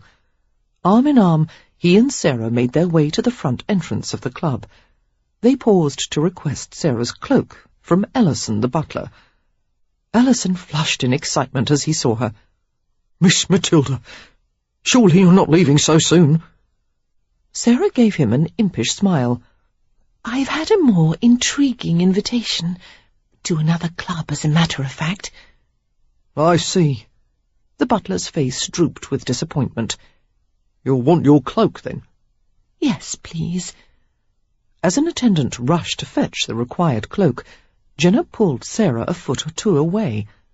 He called you Matilda, he said in a strange voice. So he did. That's who you are? Matilda? The one they wrote the book about? In a way, Sarah said uncomfortably. It was definitely a twisted version of the truth. She couldn't tell him her real name. No one must know that well-behaved, proper Miss Sarah Fielding had ever gone to a ball and become intoxicated and consorted with men of ill repute. If word somehow ever got back to Perry Kingswood, or his mother, she shuddered at the idea. Seeing the involuntary movement of her shoulders, Jenner received the cloak and draped it about her reverently. Lifting the rippling mass of her hair, he pulled it free of the velvet mantle. Matilda, he breathed. The woman every man in England wants. That's a great exaggeration, Mr. Jenner. Ivo. Jenner? Having overheard the last few words, the butler looked sharply at Sarah's masked companion. Oh, no. Miss Matilda, don't say you're going off with this debauched, dangerous ruffian. I'm all right, Sarah soothed, patting the butler's arm. And Mr. Jenner is really very sweet. Ellison began to protest vigorously. Miss Matilda, I cannot allow— She's with me, Jenner interrupted, glaring at the butler. No one can say nothing about it. Masterfully, he pulled Sarah along with him and ushered her down the front steps toward the line of waiting carriages. With the assistance of Jenner and a footman dressed in a slightly frayed uniform, Sarah climbed into a black and burgundy carriage. Though the interior was clean and presentable, It hardly matched the luxuriously outfitted vehicles she had become accustomed to at Craven's. Sarah smiled slightly, reflecting on how spoiled she had become in a matter of days. Fine food, French wine, impeccable service, and all the opulence of Craven's Club. It certainly was a contrast to Greenwood Corners. Uneasily, she gazed down at her borrowed finery. It had been wilful, frivolous, inconsiderate of her to have put Worthy and Lady Rayford to trouble. It wasn't like her. She had changed in the last few days, and not for the better. Craven was right. She should return to the village as soon as possible. Her parents would be ashamed if they knew of her conduct. And Perry. Sarah bit her lip in dismay. Perry would condemn her for such behaviour. He was of the old school, believing that natural feelings and animal urges should be strictly governed, never to take precedence over the intellect. Wearily, Sarah leaned her head back against the flat cushions. Mr. Craven must despise her now, she thought. Unwillingly, she remembered the searing delight of his hands on her skin, and the hot brand of his mouth. A shiver chased across her shoulders, and her heart gave an extra thump. God forgive her, but she wasn't sorry for any of it. No one would be able to take it away from her. The memory that would remain even when she was safely tucked away in her country village. When she was an old woman, rocking serenely in a corner of the parlour and listening to her granddaughters giggling about their handsome swains, she would smile privately at the thought that she had once been kissed by the most wicked man in London. Her thoughts were interrupted by a crowd gathering outside the club. Frowning, she looked at the amassing vehicles and the darkly garbed figures encircling the building. "What's happening?" She continued to stare as Jenna's carriage pulled away. "Are those police officers?" Could be. "Then they're going to raid the club during an assembly ball?" Jenna's pale blue eyes glittered with enjoyment. Looks like it. "You're responsible for this," she exclaimed. Me? He asked innocently. I'm just a simple hazard operator, love. But his satisfied smirk betrayed him. "Oh, Mr. Jenner, this is too bad of you," she scolded as the carriage rattled along the street. "I fail to see what this will accomplish. Poor Mr. Craven has had enough on his hands tonight." Poor Mr. Craven? He echoed indignantly. Oh, women. You've taken his side now. "I'm taking no one's side." Sarah bent a long, disapproving stare on him. "As far as I can see, the two of you are exactly alike." A raid! Someone called inside the club as officers swarmed in through the doors. The happy disorder of the ball turned into pandemonium. Guests milled through the rooms in disoriented groups, while employees deftly covered up tables, hid cards and dice, and concealed cribbage boards and bowls of counters. Police officers swarmed inside the club with swaggering aggressiveness, pausing to eye the scantily dressed whores. Inconspicuously, they helped themselves to samples of the lavish buffet and expensive wines, a rare opportunity for the poorly paid members of the city force. Sourly, Derek watched the proceedings from a corner of the central room. What a night, he muttered. Ivo Jenner had timed his prank to perfection, crowning an evening already rife with indignity. The raid was nothing. It was what had gone before that had proved his undoing. Derek hadn't been left high and dry since his early days of chasing after saucy street wenches. He liked it even less now than he had then. His skin prickled as if he'd been ice-burned. Every muscle in his body was tight. Everyone knew it was unhealthy for a man to be kept in such a condition. He counted the ways he'd like to punish Sarah Fielding for her antics. Now he was finally rid of her, thank God. No more temptation, no more hazy blue eyes, no more note-taking and questions and research that provided an excuse for her to poke her nose into every corner of his unsavoury life. Fumbling in his coat pocket, he sought the tiny pair of spectacles. His hand closed around them tightly. Mr. Craven, Worthy approached him with great hesitation. The factotum's long forehead was ploughed in deep furrows. "Jenner," he said succinctly, gesturing to the police. Derek fixed a brooding stare on the invading officers. "I pay those bastards enough under the table to keep this from happening." "It looks as though Jenner pays them more," Worthy said, and became the recipient of a frosty glare. Nervously, he cleared his throat. "I've just spoken to Ellison. He's in quite a pucker." "My butler's never in a pucker." Worthy craned his neck to stare at his towering employer. "He is tonight." "We've had plenty of raids before." "It's not the raid. The reason Ellison is upset is because he just saw a woman he identified as Matilda leaving the club with Ivo Jenner." "So, Jenner's gone? Good.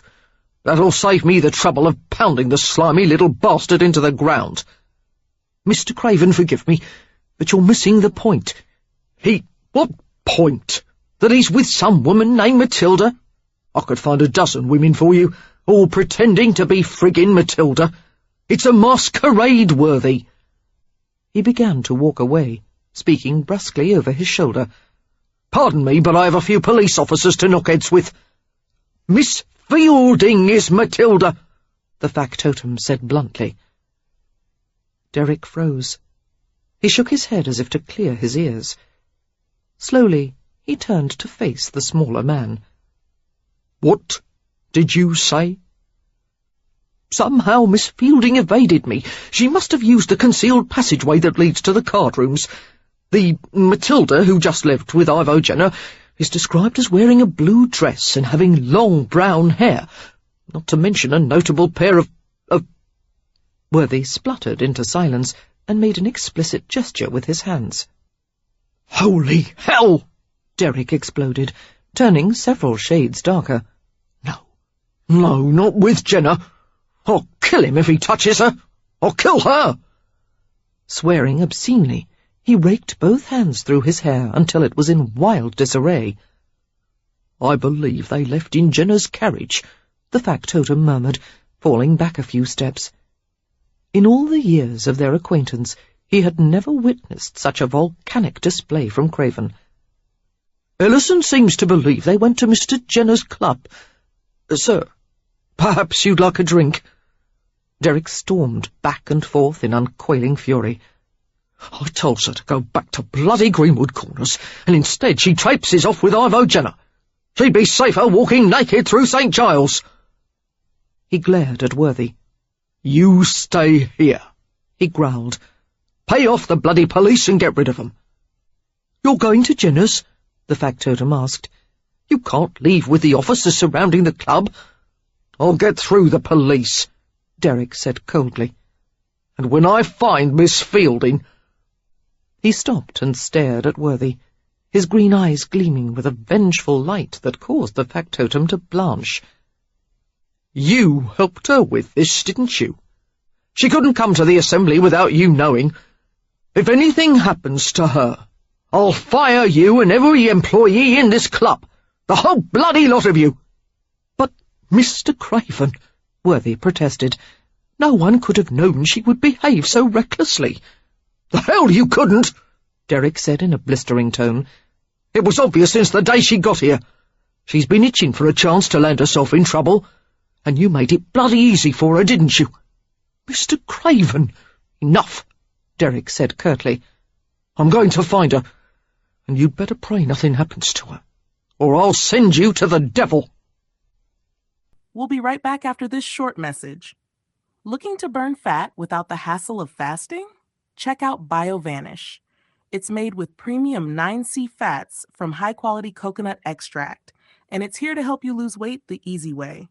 Studies show that 9C molecules can raise your BHB levels more than a strict keto diet, meaning your body finally starts burning fat as fuel.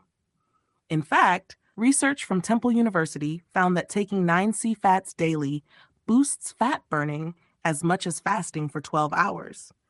So, would you rather skip meals all day or just mix BioVanish into a glass of milk? Ready to start burning fat the simple way? Click the link in the description to get BioVanish now and grab an exclusive discount while you're at it. BioVanish, fuel your fat burn. Now, back to the story. During the carriage ride through the city, Sarah listened patiently as Jenna boasted about his prize-fighting days, his past victories and defeats, and all his life-threatening injuries. Unlike Derek Craven, Ivo Jenner was a simple man who knew exactly where he belonged. He preferred the world he had come from, with its assortment of coarse people and coarser pleasures. It didn't matter to him if his money was taken from silk purses or greasy pockets. He sneered openly at Derek Craven's pretensions. Talking with those archaic words, pretending he was born a gentleman, all clean and dandified. Why, he walks through his fancy club like the sun shines from his arse. You're jealous of him, Sarah said. Jealous? His face crinkled in distaste. I'm not jealous of a man who's got one foot planted in Mayfair and the other in the East End. Pox take him. Bloody fool doesn't know who the hell he is. So you believe he shouldn't mingle with social superiors? I'd call that reverse snobbery, Mr. Jenner. Call it what you likes, he said sullenly. Oh, he was jealous indeed. Now Sarah understood the bitter rivalry between the two men. Jenner represented all that Craven had tried to escape from. Every time Craven looked at him, he must see the mocking reflection of his past. And Jenner was clearly annoyed by the way Craven had reinvented himself from a street urchin into a rich and powerful man.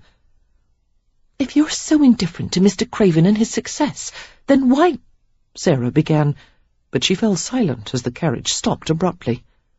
Her mouth fell open as she heard a cacophony of sound. Shouts and screams, breaking glass, even explosions. What's happening? Jenner shoved aside the curtain at his window and stared at the tumult outside the carriage. He made a startling sound, something between a howling laugh and a roar of encouragement. Sarah shrank back into the corner of her seat. "It's a mob!" Jenner cried. He opened the door to confer with the pasty-faced driver and footman. "How many streets does it cover?" he asked. Another snatch of conversation, and then Sarah heard him say, "Try a roundabout way, then." The door closed, and the carriage started again, turning sharply. Sarah gulped with fear. A few rocks pelted against the side of the vehicle, and she jumped in her seat. The shrieking mob sounded like a demon chorus. What's going on? Jenner continued to gaze out the window, grinning at the carnage that surrounded them. His enjoyment increased with every second that passed. "I likes a good mob, I do. I led one or two in my time. We're in the middle of it now." Why are they rioting? Jenner kept his eyes on the window as he replied. "Does the name Red Jack ring a bell?" Sarah nodded. Red Jack was a notorious highwayman who had earned his nickname by murdering at least a dozen people on the busy coach route from London to Marlborough. I've heard of him. He's being held at Newgate, waiting to be executed. A bark of laughter escaped him. "Not any more. Offed himself yesterday. Cheated the hangman's noose. Can't say as I blame these lively bastards for running riot." You mean they're angry because he committed suicide? Why should they care, as long as he's dead? "Why, hanging's a good spectacle. Even the old women and the children come to watch 'em piss and twist in the wind. Would have been a good show. Now they want a taste of his blood." He shrugged and regarded the rioters sympathetically. "They dug him up tonight to pull his guts out. I say, let 'em have a bit of fun." Fun to publicly dismember a corpse? Sarah gagged at the notion and stared at him in horror. Her disgust was lost on him, however. Jenner cheered lustily for the drunken mob engaged in looting, breaking windows and setting fires. Several heavy thumps caused the carriage to lurch and rock. The vehicle ground to a halt. As Jenner pushed the curtain aside, Sarah saw hands and faces wedged against the window. They pushed and shoved, threatening to turn the carriage over. "Driver's gone," Jenner said. I wondered how long he'd last. Oh, God! Sarah cowered in the corner, staring at him with wide eyes. They'll tear us to pieces. Don't worry. You're safe with these to look after you. He held up his heavy fists as if they were dangerous weapons. The ceiling shuddered and sank downward as people piled on top of the carriage. Sarah scrambled wildly for a way to protect herself. God knew what she had done with her reticule. She was defenceless without her pistol. The door burst open like a clap of thunder, and Sarah screamed at the nightmarish sight of dozens of hands reaching for her. Enthusiastically, Jenner flung himself through the opening, landing on 3 men at once. His arms swung in a steady rhythm, ploughing through the rioters like a scythe through grain. Sarah leapt after him. Reaching for the back of Jenner's coat, she clutched handfuls of the thick fabric and followed him with her head lowered. She gritted her teeth as she was jostled and elbowed by the crowd. Miraculously, they broke through the free-for-all. Sarah gripped her companion's burly arm.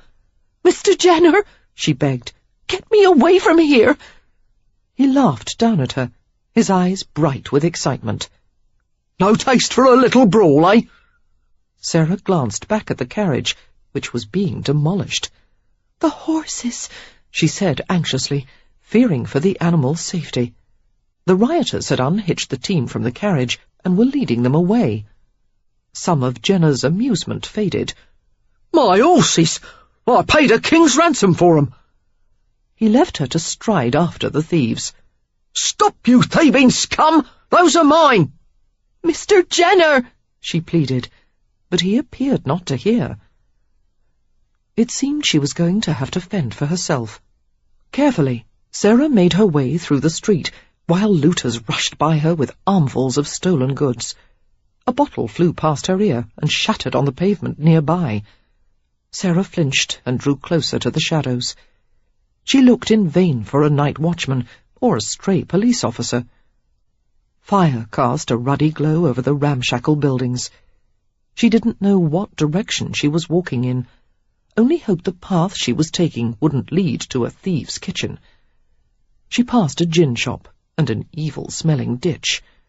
People swarmed from one street to another, scuffling, quarrelling, giving bloodthirsty cries as they hurled rocks and sticks through the air. Sarah pulled the hood of her cloak over her face and stumbled around a row of wooden posts rising from the flagged pavement. All the giddy warmth of the wine she had drunk was driven away. She was sober and terrified. "Damn!" she said under her breath with each step she took. "Damn! Damn! Damn!"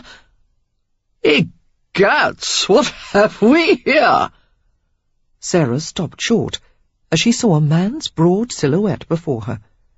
He was dressed in a dandy's clothes, fine and dishevelled, precisely the kind of young buck who frequented Craven's Club and went slumming to attend blood sports in Covent Garden and visit prostitutes at the Strand. They gambled, drank, and went skirt hunting to relieve their boredom. Profligates, libertines, yes, but gentlemen by birth. Sarah began to feel relieved, knowing that this man would be honour-bound to see her to safety. "Sir," he interrupted her with a cry to unseen companions. Moi, my good fellows! Come meet the enchanting wench I've discovered. Immediately, Sarah was surrounded by 3 chortling young men, all reeking of liquor. Crowding around her, they gloated over their new acquisition. Alarmed, Sarah spoke to the first one. "Sir, I've lost my way. Please guide me safely away from this place, or at least stand aside and allow me to pass." My sweet bit of skirt, I'll lead you exactly to the place you belong, he promised with a lecherous grin, sliding his hands down the front of her body. Sarah jumped back with a muffled cry and found herself restrained by the rake's companions.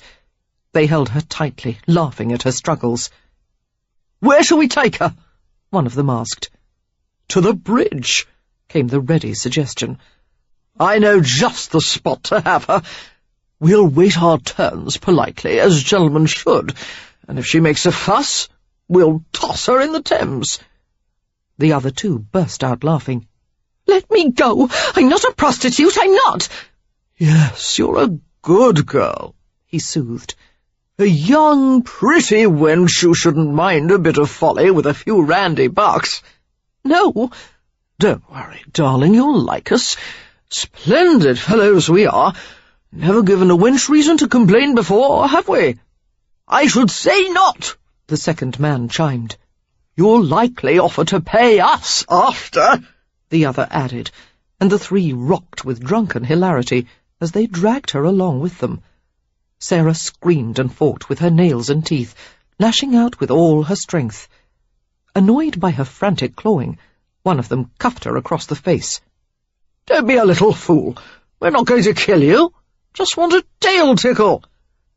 Sarah had never made sounds in her life as she did now, mad screams that rent the air. She found unexpected strength in her terror, feeling her nails rip across skin, her half-closed fists striking hard against the bonds that held her. And yet it wasn't enough. She was half carried, half dragged. Her lungs shuddered, drawing in enough air for another ear-splitting scream. Suddenly she was dropped to the street, landing hard on her buttocks. The scream was knocked out of her throat.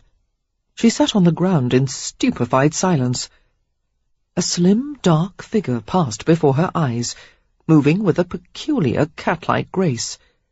Sarah heard heavy thuds as a weighted cudgel swung in vicious arcs. Two of the men who had assaulted her collapsed, groaning sickly. The third screamed in outrage and skittered back. "What are you doing?" he shouted. "What in blazes? You ignorant swine! I'll see you hanged for this!" Sarah passed a hand over her eyes and gazed at the apparition in trembling wonder. At first she had thought Jenna had come back to rescue her. But it was Derek Craven's scarred face she saw, harsh as a primitive war mask, lit by red fire-glow. He stood with his legs splayed and his chin lowered. One hand was wrapped around a neddy, the weighted club preferred by rookery brutes. He didn't spare a glance for Sarah, only stared at the remaining man like a hungry jackal. He spoke through his teeth. "Take your friends and leave." The fallen libertines struggled to their feet, one of them clasping a hand to his bleeding head, the other holding his side. The third, divining the accent in Derek's voice, did not move. "Well dressed for a cockney, aren't you? So fine feathers are to your taste, eh?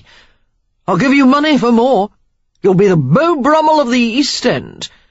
Just let us have the woman. Go. I'll even share if you want a taste of her first.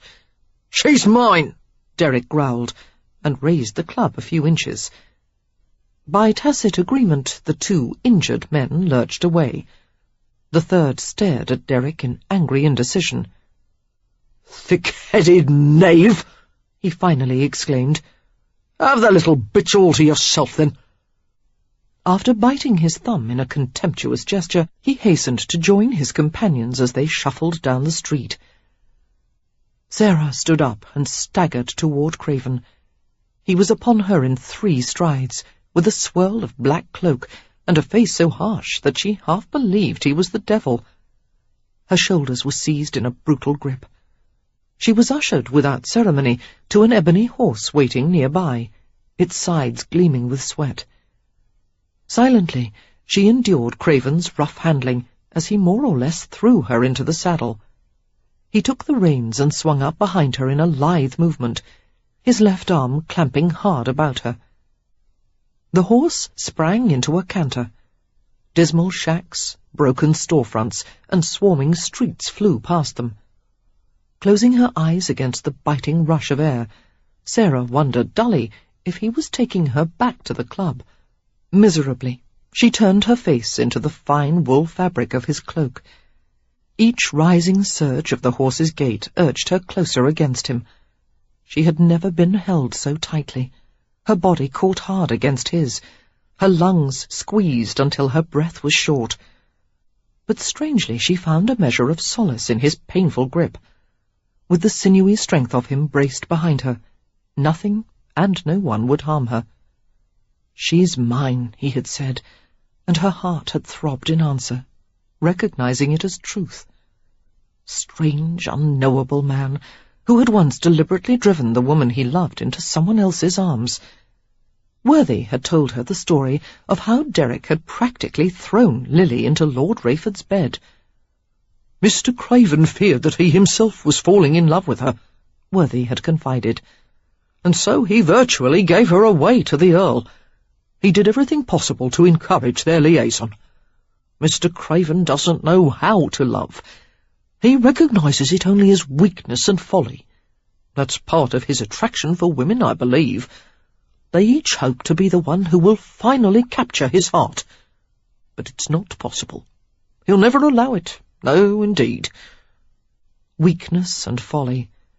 Tonight she had indulged in a hearty share of both. Words of apology and gratitude hovered on her lips, but she was too ashamed to say them. Instead, she closed her eyes and clung to him, desperately pretending that time had vanished, and they would keep riding forever, off the edge of the earth and into a sea of stars.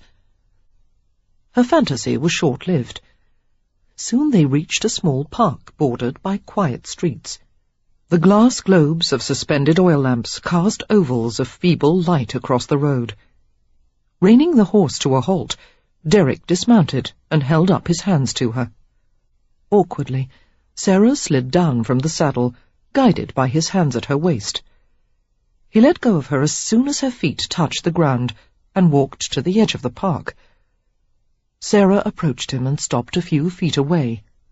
Her lips parted and her throat worked, but no sound came out. Derek swung around, rubbing his jaw as he gazed at her. She was swamped by a feeling of utter hopelessness as she waited for him to destroy her with a few caustic words. But he continued to watch her silently, his face unreadable.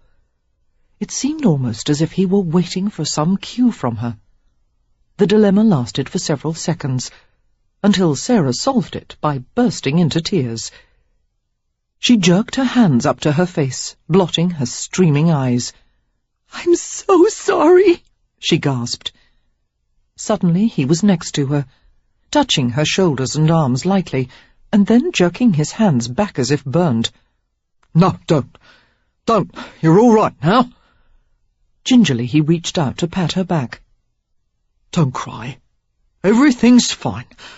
Bloody hell, don't do that."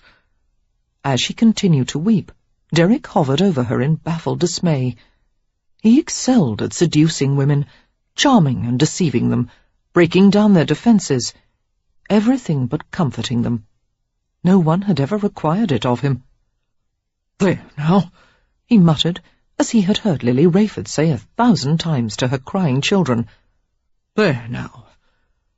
Suddenly she was leaning on him, her small head resting at the centre of his chest. The long skeins of her hair draped everywhere, entangling him in a fine russet web. Alarmed, he lifted his hands to ease her away. Instead, his arms slid around her until she was pressed against him length to length. "Miss Fielding," he said with great effort. "Sarah." She nestled deeper against him, muffling her gulping sobs in his shirt-front. Derek swore, and furtively pressed his lips to the top of her head. He concentrated on the chilly night air, but his loins began to throb with an all-too-familiar pain. It was impossible to stay indifferent to the feel of her body moulded to his. He was a bloody charlatan. No gentleman, no chivalrous comforter of women, only a scoundrel filled with raw desire. He smoothed his hand over her hair and urged her head into his shoulder until she was in danger of being smothered. "It's all right," he said gruffly. "Everything's fine now. Don't cry any more." "I should never have gone off with Mr. Jenner, but I was angry with you for... "Yes, I know." Derek searched in his coat and found a handkerchief. Clumsily, he plastered it against her wet face. "Here, take this." She peeled the linen from her cheeks and used it to blow her nose. "Oh, Thank you. Did Jenner hurt you? No, but he left me right in the middle of that mess. Her chin wobbled, heralding fresh tears, and Derek interrupted in alarm. Easy, easy. You're safe now, and I'm going to wring Ivo Jenner's neck after I wring yours for going with him. His hand slipped under her cloak to her velvet-covered back, kneading the knotted muscles. Sarah gave a last hiccup. She drooped against him, shivering. You saved me tonight. I'll never be able to thank you enough. Don't thank me. We're even now. I am grateful, she insisted. Don't be. I'm responsible for some of this. I should have known it was you behind the mask. His eyes swept over her luminous, tear-streaked face. Perhaps I did, somehow. Sarah was very still, soaking in the warmth that mingled beneath their cloaks. The heel of his hand rested on the side of her breast, while his other spread across the small of her back. Where did the dress come from? He asked, his breath a puff of white mist in the air. Lady Rayford. Of course, he said sardonically. It looks like something she would wear. He glanced into the open neck of the cloak, where the shadow of her cleavage was visible. His thumb moved high on her breast, lingering at the edge where velvet ended and soft skin began. Except you fill it out differently. Sarah pretended not to notice the gentle fondling, even as her blood quickened and her nipples contracted within the velvet sheath.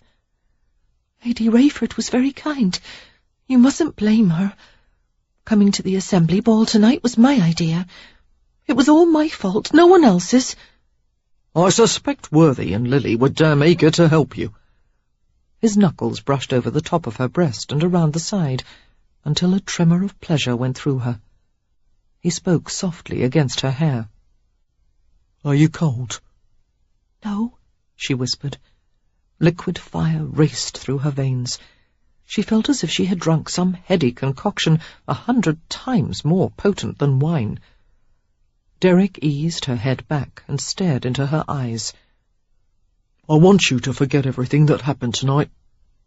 Why? Because you're going back to your village tomorrow.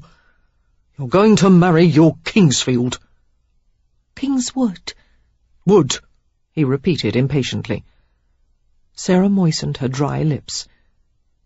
Will you forget, Mr. Craven? Yes. His gaze flickered to her mouth, and he let go of her. Momentarily disoriented, Sarah swayed and found her balance. She half expected him to tell her it was time to leave, but he seemed in no particular hurry. Wandering to the wooden fence nearby, he leaned against the highest rail. Shouldn't we return to the club? Sarah asked, following him. For what? There's not much left of the assembly, after the raid your friend Jenner arranged. No more guests, no gambling, and fortunately for you, no more rum punch. Sarah blushed deeply. That punch was quite intoxicating, she admitted. He laughed, inspecting her flushed cheeks and her uncertain balance. You're still flying high as a kite, Angel. Relieved that he was no longer angry with her, Sarah folded her arms and glanced at the quiet streets. The wind seemed to carry the faint howl of the distant mob, though that was only a trick of her imagination. She wondered if their gruesome purpose had been accomplished, if they had revelled in pulling apart the highwayman's corpse. The thought made her shudder, and she told Craven what Jenner had said about the mob. He listened without surprise. How can people behave in such a way? Sarah asked. How can they watch executions for entertainment? I can't understand it. I did when I was a boy. Her jaw dropped. You went to hangings, and floggings, and disembowelings, and... But you didn't enjoy it. You couldn't have. Derek met her gaze without blinking. Now I take no pleasure in death, but at the time I had quite a fascination for it. Troubled by the admission, Sarah reminded herself that as a child he had lived in an underworld of crime and sin, brought up in brothels, flash houses, and the streets of the Rookery. But still she found it difficult to accept the image of him cheering as a man strangled at the end of a rope. "What did you think as you watched them being hanged?" she asked. I considered myself lucky. At least I wasn't up there. I was hungry and didn't own so much as a piss-pot, but at least there was no rope around my neck. And that made you feel better about your situation? I had no situation, Miss Fielding. I fought, cheated, stole for everything. The food I ate, the gin I drank. For women, sometimes. Sarah coloured slightly. What about honest labour? You worked sometimes. Worthy told me you did. Labour, yes. Honest? He shook his head and snorted in bitter amusement. You'd rather not know. Sarah was quiet for a moment. I would, she said suddenly. I would like to know. More material for your research? No, it's not that at all.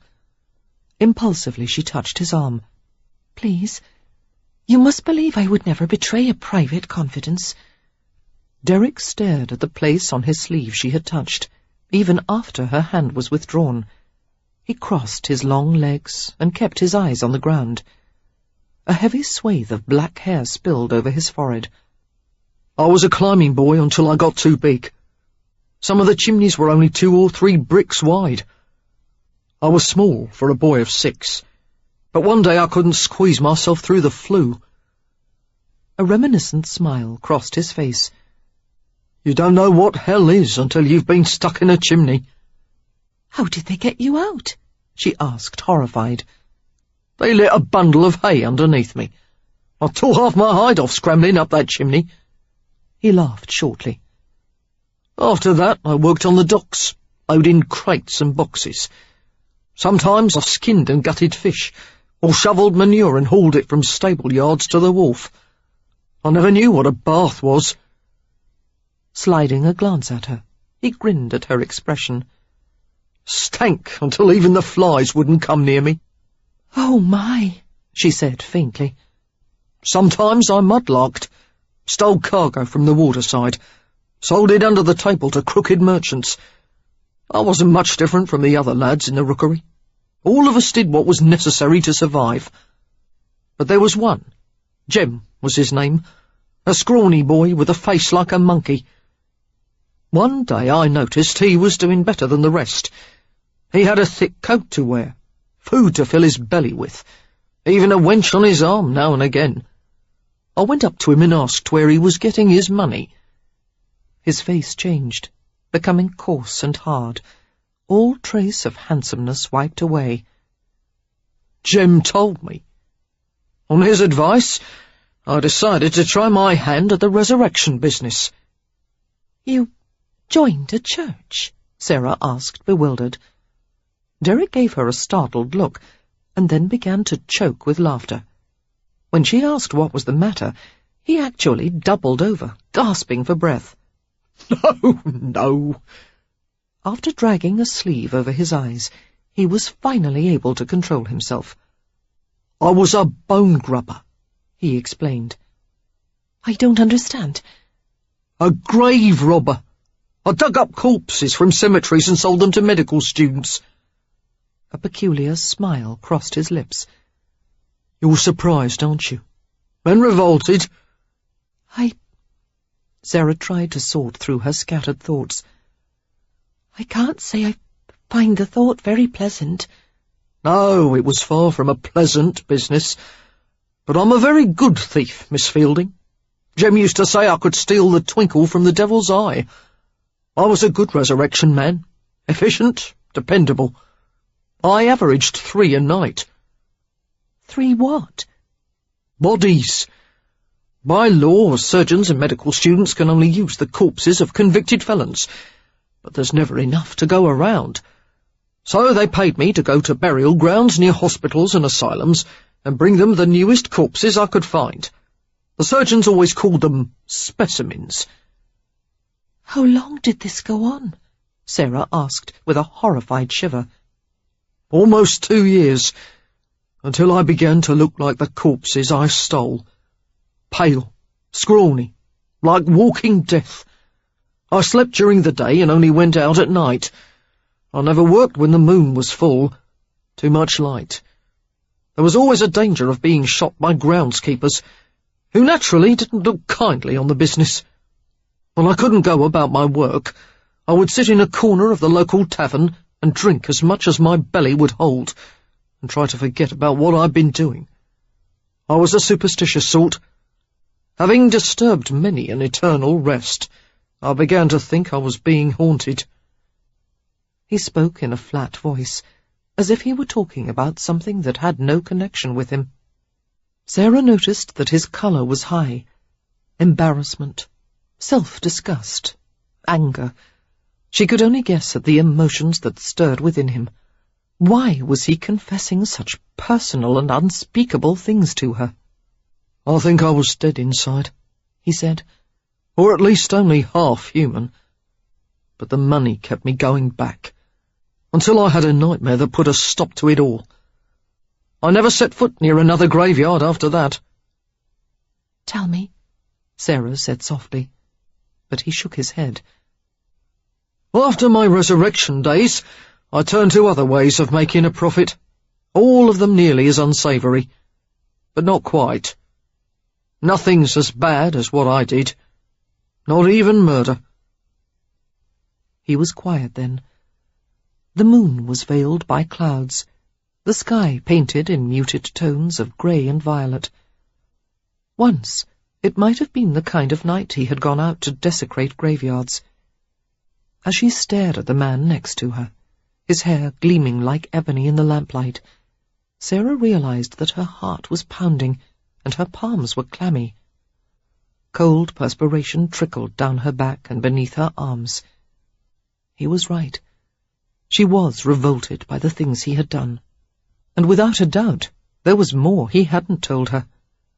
She struggled with many feelings at once, trying to understand him, trying most of all not to fear him. How terribly naive she had been. She would never have imagined him capable of such terrible things. The families of his victims, how they must have suffered, and it could just as well have been her family, her relatives. He was responsible for causing pain to many people. Had someone described such a man to her, she would have said that he was beyond redemption. But he wasn't completely bad. He had come after her tonight, fearing for her safety.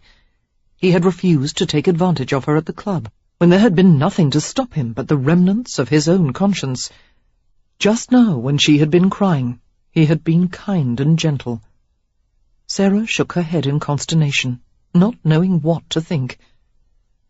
Craven's face was turned away, but challenge was clear in every line of his posture. It seemed as if he were waiting for her to condemn him. Before she was quite aware of what she was doing, she reached out to the black hair that curled slightly on the back of his neck. At the touch of her hand, he seemed to stop breathing. Muscle flexed beneath her fingertips. She sensed the smouldering beneath his stillness, and his battle to keep his emotions closed away. After a minute he looked up at her with blazing green eyes. "You little fool! I don't want your pity. I'm trying to tell you—" "It's not pity." Hastily she snatched her hand back. "I'm trying to tell you that all that stands between me and becoming that again is a pile of money." "You have a mountain of it."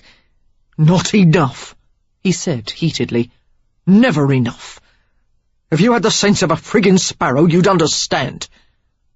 Sarah's brows knitted together. She felt the tightness in her chest expand, until she burst with an anger that almost equalled his.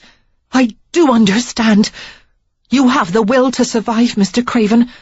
How could I blame you for that? I don't like the things you've done, but I'm not a hypocrite. If I'd been born in the rookery, I probably would have become a prostitute. I know enough to understand that there were few choices for you in that place. In fact, I admire you for lifting yourself out of such depths." Few men would have had the will and the strength to do it. Oh? He smiled darkly. Earlier today you were asking about my committee of patronesses. I'll tell you. Most of their husbands keep mistresses, leaving them alone in their beds night after night. I used to service those fine ladies for a price. I made a fortune. I was as good a whore as I was a thief. The blood drained from Sarah's cheeks. Seeing her reaction, he jeered softly. Still admire me? Numbly, Sarah remembered the conversations she'd had with the prostitute she'd interviewed for Matilda. They had the same look on their faces as Craven did now. Bleak, hopeless. When I needed more money to finance the club, Craven continued, I blackmailed a few of them. No proper lord would like to find out his wife had taken flash gentry like me into her bed. But the odd thing was, the blackmail did little to dull my charms. The friendships continued until the club was built. We have very civilized understandings, my patronesses and me. Lady Rayford, Sarah said hoarsely. No, she wasn't one of them. She and I never— He made an impatient gesture and retreated unexpectedly, beginning to pace around her as if a circle of fire separated them. I didn't want that from her. Because you cared about her. We'll be right back after this short message. Looking to burn fat without the hassle of fasting? Check out BioVanish. It's made with premium 9C fats from high-quality coconut extract, and it's here to help you lose weight the easy way. Studies show that 9C molecules can raise your BHB levels more than a strict keto diet, meaning your body finally starts burning fat as fuel. In fact, research from Temple University found that taking 9C fats daily boosts fat burning as much as fasting for 12 hours. So, would you rather skip meals all day or just mix BioVanish into a glass of milk? Ready to start burning fat the simple way? Click the link in the description to get BioVanish now and grab an exclusive discount while you're at it. BioVanish, fuel your fat burn. Now, back to the story. When the comment drew no response, Sarah pressed further. And she's one of many people who care about you, including Mr. Worthy, Gil, even the house wenches. It comes along with paying their salaries. Ignoring his sneering sarcasm, she regarded him steadily. Mr. Craven, why have you told me all of this? You won't accept my sympathy, and I won't give you scorn. What do you want from me? Stopping in the middle of another pass, he crossed the invisible barrier between them and seized her. His hands clenched her upper arms painfully. I want you to leave. You're not safe here. As long as you're in London, you're not safe from me. His gaze raked over the rippling mass of her hair, her delicate face, her bewildered eyes. With a sudden groan, he pulled her against him, burying his face in her hair. Sarah closed her eyes, her mind spinning. His body was solid and powerful, hunching over hers to accommodate their difference in height. She felt him tremble with the force of his need. He spoke just beneath her ear, his voice thick with tormented pleasure. You have to leave, Sarah, because I want to hold you like this until your skin melts into mine. I want you in my bed, the smell of you on my sheets, your hair spread across my pillow. I want to take your innocence. God, I want to ruin you for anyone else. Blindly, Sarah flattened her hand on his cheek, against the scratch of newly grown beard. What if I want the same? She whispered. No, he said fiercely, and turned his mouth to the tender skin of her neck. If you were mine, I would make you into someone you didn't recognize. I would hurt you in ways you'd never dream of. I won't let that happen. But don't ever think I didn't want you. His hands gripped her closer, and they both began to breathe harshly.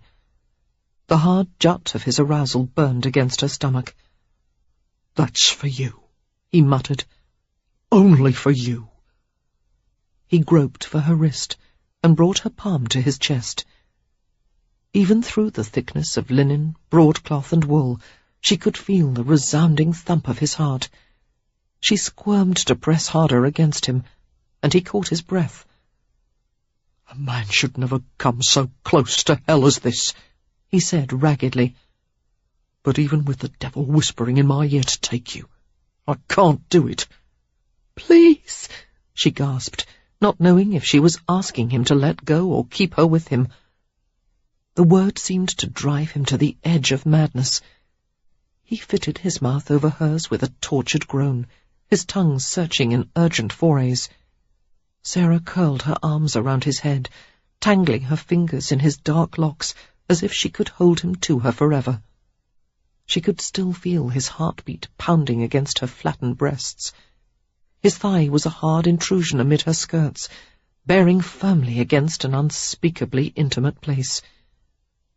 She didn't know how long he stood there kissing her, his mouth sometimes gentle, sometimes brutal, his hands wandering freely inside her cloak. Her legs turned weak, and she knew she couldn't have stood upright without his arms around her. "Mr. Craven," she moaned when his lips left hers to slide hotly down her throat. He smoothed her hair back from her face and pressed his forehead to hers until she could feel the stitches of his wound against her skin. "Say my name. Say it just once." "Derek." For a moment he was immobile. His breath fanned over her chin. Then he brushed a soft kiss on each of her closed eyes, while her lashes trembled against his lips. "I will forget you, Sarah Fielding," he said roughly, "no matter what it takes." There was one last moment of that night that lingered in Sarah's memory. He had taken her to the Goodmans' home, riding with her perched sideways across the saddle. She burrowed her head against his chest, clinging to him tightly. Even in the wintry rawness of the air, his body seemed to blaze with the heat of a coal fire. They stopped on the side of the street, and he disentangled her arms in order to dismount. A light snow had begun to fall. Tiny flakes swirled downward, making a delicate, audible patter on the street. Craven helped her to the ground. A few snowflakes had fallen on his hair, melting points of lace caught in the dark locks. His scar was more pronounced than usual. She longed to press her lips against the wound, a lasting reminder of the night she had met him. Her throat was unbearably tight. Her eyes stung with unshed tears. He was so far from the gallant knights in her romantic fantasies. He was tarnished, scarred, imperfect. Deliberately, she had destroyed any illusions she might have had about him, exposing his mysterious past for the ugly horror that it was. His purpose had been to drive her away, but instead she felt closer to him, as if the truth had bonded them in a new intimacy. Walking her to the Goodmans' front steps, Craven paused to survey her tangled hair, whisker-burned cheeks and puffy lips. He smiled slightly. "You look like you've been done over by a squadron of sailors on leave." Sarah looked into his intent green eyes, knowing they would haunt her forever. "I'll never see you again, will I?" she asked dazedly. There was no need for him to reply. He took her hand as if it were a priceless object, raising it to his mouth so lightly that she felt as if her arm were floating. The warmth of his breath penetrated her skin. She was aware of the movement of his lips as he pressed soundless words in her palm. He released her, and the look he gave her seemed to reveal the depths of his lustful, longing, bitter soul. "Goodbye, Miss Fielding," he said hoarsely. He turned and strode away. Sarah watched in frozen silence as he hoisted himself easily into the saddle and rode down the street until he had disappeared from sight. Chapter 7. The day after her return to Greenwood Corners, Sarah walked a mile across the frozen cart trails and patches of woodland that separated her family's cottage from the Kingswood's smaller village manor. Along the way, she breathed deeply of the clean country air, crisp with the scents of pine and snow. "Miss Fielding!" She heard a boy's high-pitched voice behind her. "How was London?" Sarah turned to smile at young Billy Evans, the miller's son. "London was very exciting," she replied. "Why aren't you in school at this hour?" She gave him a mock, suspicious glance, for this wouldn't be the first time Billy had been caught playing truant. "Sent to borrow a book from the rectory," he said cheerfully. "How's your novel, Miss Fielding?" "Barely begun," Sarah admitted. "I think I'll have it finished by summer. I'll tell my mother. She loves your books, or she has to hide 'em from Pa." "Why is that?" "He doesn't like her to read. Says it might give her the notion to run off like Matilda did." They both laughed, and Sarah rumpled the boy's red hair. "She would never do that, Billy. Besides, Matilda ended up nearly jumping off a bridge. See what comes of running away?" He gave her a sly, buck-toothed grin. "Guess you won't be leaving Mr. Kingswood any more, then?" Sarah leaned close to him. "Do you think he missed me?" she asked in a conspiratorial whisper. To her delight, Billy blushed until his face was bright pink underneath his carrot-coloured hair. "Ask him yourself," he said, and scampered down the road. "I intend to." Resuming her walk at a leisurely pace, Sarah sighed with a mixture of pleasure and sadness. This was where she belonged, in a place where everything was familiar to her. She knew the patterns of every path, meadow, and stream. She was acquainted with everyone in the village, and the histories of the families who lived there. Greenwood Corners was a lovely place, but this homecoming was different from her others. Instead of relief and joy, she felt hollow, as if she had left some vital part of herself behind. Not even her parents and their smiles of loving welcome had been able to take away her unease. She was eager to see Perry this morning, hoping he would provide the comfort she needed. Her heart picked up a faster beat as she approached the Kingswood home. It was a charming village manor of classical design, with ivy creeping over its scored stucco front. Inside, the rooms were decorated with simple plasterwork and refined shades of ochre, brown, and pea green. In the warm seasons, Perry's mother, Martha, was most often found in the kitchen garden at the back of the manor, tending to her herbs and vegetables. During the winter months, she spent her time doing needlework in the parlour, close to the light and warmth offered by the fireplace. And Perry, of course, was in the library, poring over his beloved history and poetry books. Sarah knocked at the door and scraped her feet at the side of the step. After a minute or two, Martha Kingswood appeared. She was an attractive woman with blue-grey eyes and hair that had once been blonde, but had faded to a pale vanilla colour. Her welcoming expression melted as she recognized the visitor. "Back from your gallivanting, I see." Meeting the older woman's sharp eyes, Sarah smiled cheerfully. "Not gallivanting, researching." She couldn't help thinking of the warning her own mother, Katie, had given her a few years ago. "Be careful of what you tell that woman, Sarah. I've known Martha since she was a girl. She'll encourage you to confide in her, and then find a way to use your words against you." "But I've never given her a reason to dislike me," Sarah had protested. "You have Perry's affection, dear. That's reason enough." Since then, Sarah had come to realize that her mother was right. Widowed a few years after Perry was born, Martha had centered her life around her son.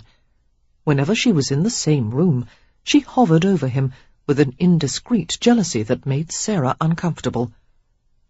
Perry had resigned himself to his mother's possessiveness, knowing that she disliked anyone who took his attention away from her.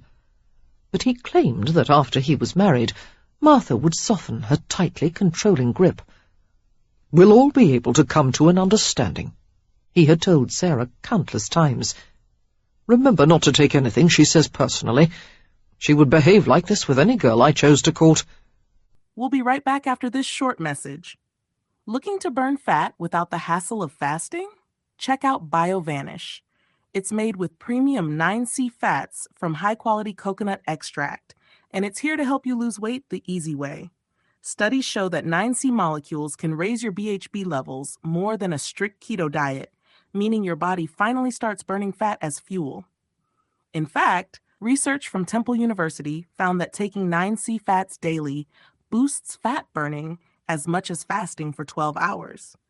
So, would you rather skip meals all day or just mix BioVanish into a glass of milk? Ready to start burning fat the simple way? Click the link in the description to get BioVanish now and grab an exclusive discount while you're at it. BioVanish, fuel your fat burn. Now, back to the story. Martha blocked the doorway with her stick-like figure, as if she wished to prevent Sarah from entering. "When did you return?" "Last evening."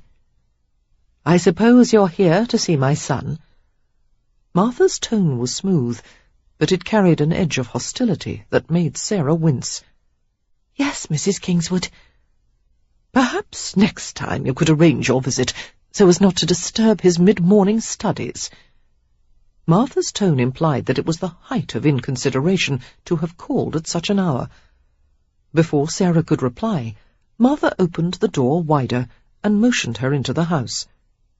Hoping Martha was not following her, Sarah quickened her step through the hallway. It would be nice, she thought wryly, if her reunion with Perry was private, at least for a minute or two. Thankfully, she didn't hear Martha's footsteps behind her. She reached the library, a comfortable room decorated with papered panels of pink, red, and brown birds, and fitted with rows of mahogany bookshelves. The young man seated at the rosewood desk by one of the windows stood up and smiled at her. "Perry!" she cried and ran to him. Chuckling at her impulsiveness, Perry caught her in his arms. He was slender and of moderate height, with the most elegant hands Sarah had ever seen on a man. His every gesture was infused with grace. She had always loved to watch him write, play the piano, or merely turn the pages of a book. Closing her eyes, she inhaled the scent of his cologne and smiled in contentment. "Oh, Perry!" The feel of his compact body was familiar and comfortable, making it seem that the past days in London had never happened. But all at once a memory blazed across her mind. Derek Craven's powerful arms crushing her close, his softly growling voice in her ear. "I want to hold you like this until your skin melts into mine. I want you in my bed, the smell of you on my sheets." Startled, Sarah drew her head back. "Darling," Perry murmured. "What is it?" She blinked hard, while a shiver crossed her shoulders. "Just a chill from outside." Staring at him, she tried to blot out the memory with the sight of Perry's face. "You're so handsome," she said sincerely, and he laughed, pleased. Everyone acknowledged that Perry was the best-looking man in Greenwood Corners. His hair, a little too long at the moment, was a coppery shade of gold. The rich jewel blue of his eyes was far more striking than her own. His nose was small and straight, his lips fine, his forehead high and pale, all in the mode of a romantic Byronic hero. After glancing around to make certain they were unobserved, Perry leaned forward to kiss her. Sarah lifted her chin willingly, but suddenly all she could think of was a scarred face close to hers, the gleam of wicked green eyes, a hard mouth that searched and plundered ruthlessly, so different from Perry's gentle lips. Closing her eyes tightly, she willed herself to respond. Finishing the kiss with a slight smacking noise, Perry lifted his head and smiled at her. "Where is your cap?" he asked. "It always looks so pretty with the lace framing your cheeks." "I decided not to wear it today." Sarah frowned as his arms loosened from around her. "No, don't let go just yet." "Mother will interrupt us soon," he warned. "I know." Sarah sighed and stood back from him reluctantly. "It's just that I missed you so." "As I missed you," Perry replied gallantly, gesturing to the painted beechwood settee. "Let's sit down and talk, darling. I believe Mother means to bring in some tea. I hear her stirring about in the kitchen." "Couldn't we have some time alone?" she whispered, mindful of Martha's acute hearing. "I have some things to tell you privately." "We'll have a lifetime of privacy, you and I," Perry promised, his blue eyes twinkling. "Surely an hour here and there spent with my mother isn't too much to endure." "I suppose not," she said reluctantly. "That's my darling girl." Glowing at his praise, Sarah allowed him to take her cloak. She seated herself on the heavily embroidered cushions of the settee. Perry took her hands, stroking his thumbs over her knuckles. "Well," he said fondly, "it appears your visit to London did you no harm." His lips parted in a teasing smile. "Mother has some absurd notions about your research trips. How does that girl know all about such indecent things as harlots and thieves, she asks. I've had a difficult time convincing her that you haven't been roving through backstreet gin shops and bordellos. Mother simply doesn't understand what a marvellous imagination you have."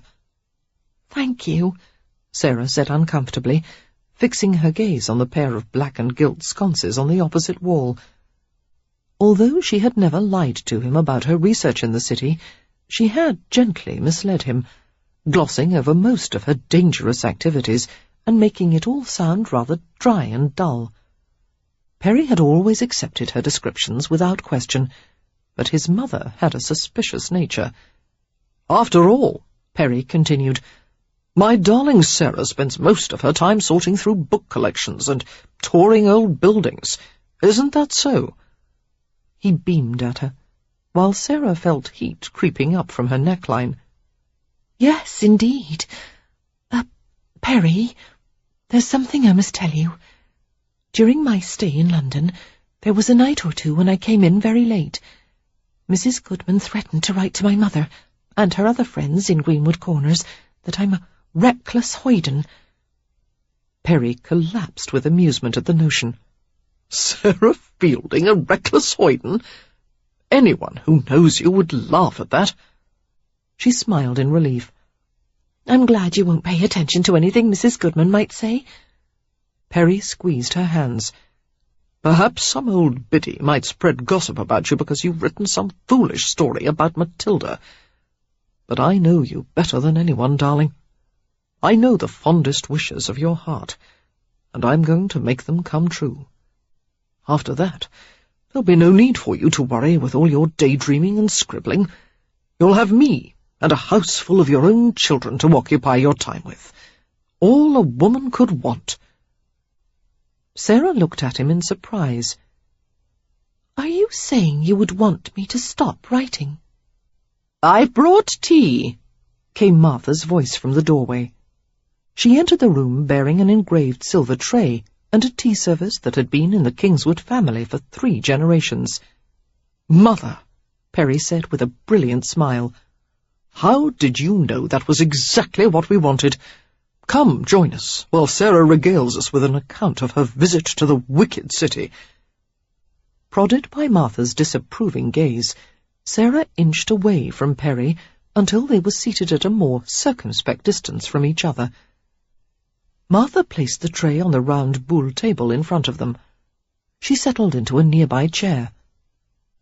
"Why don't you pour, Sarah?" Martha invited, in a tone that implied she was bestowing an honour on a favoured guest. But somehow Sarah had the feeling she was undergoing a test. Carefully, she strained the tea into one of the delicate china cups and added milk and sugar. Her suspicion that she was being tested was confirmed by Martha's sourly pleased expression. "That is not how Perry likes it," Martha said. Sarah turned a questioning gaze to Perry. "You take milk and sugar, don't you?" He shrugged slightly. "Yes, but—" "You poured the milk in last," Martha interrupted, before Perry could enlighten her. "My son prefers the milk first and tea added second. It makes a distinct difference in the flavour." Thinking that perhaps she was joking, Sarah looked back at Perry. He gave her a helpless smile. Sarah forced herself to shrug prosaically. "Well," she said, with a faint tremor of laughter in her voice, "I shall try to remember that, Mrs. Kingswood. I can't think why it has escaped my notice all these years." "Perhaps you should try to be more observant of my son's needs." Martha nodded in satisfaction at the lesson she had just delivered. "You might remember that I prefer mine the same way, but without the sugar." Obediently, Sarah prepared the beverages the proper way and settled back with her own cup of tea. No milk, extra sugar.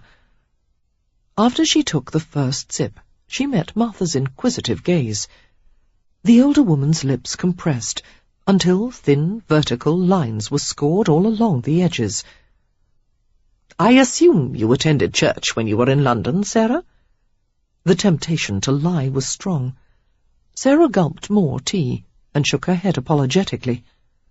"There wasn't time."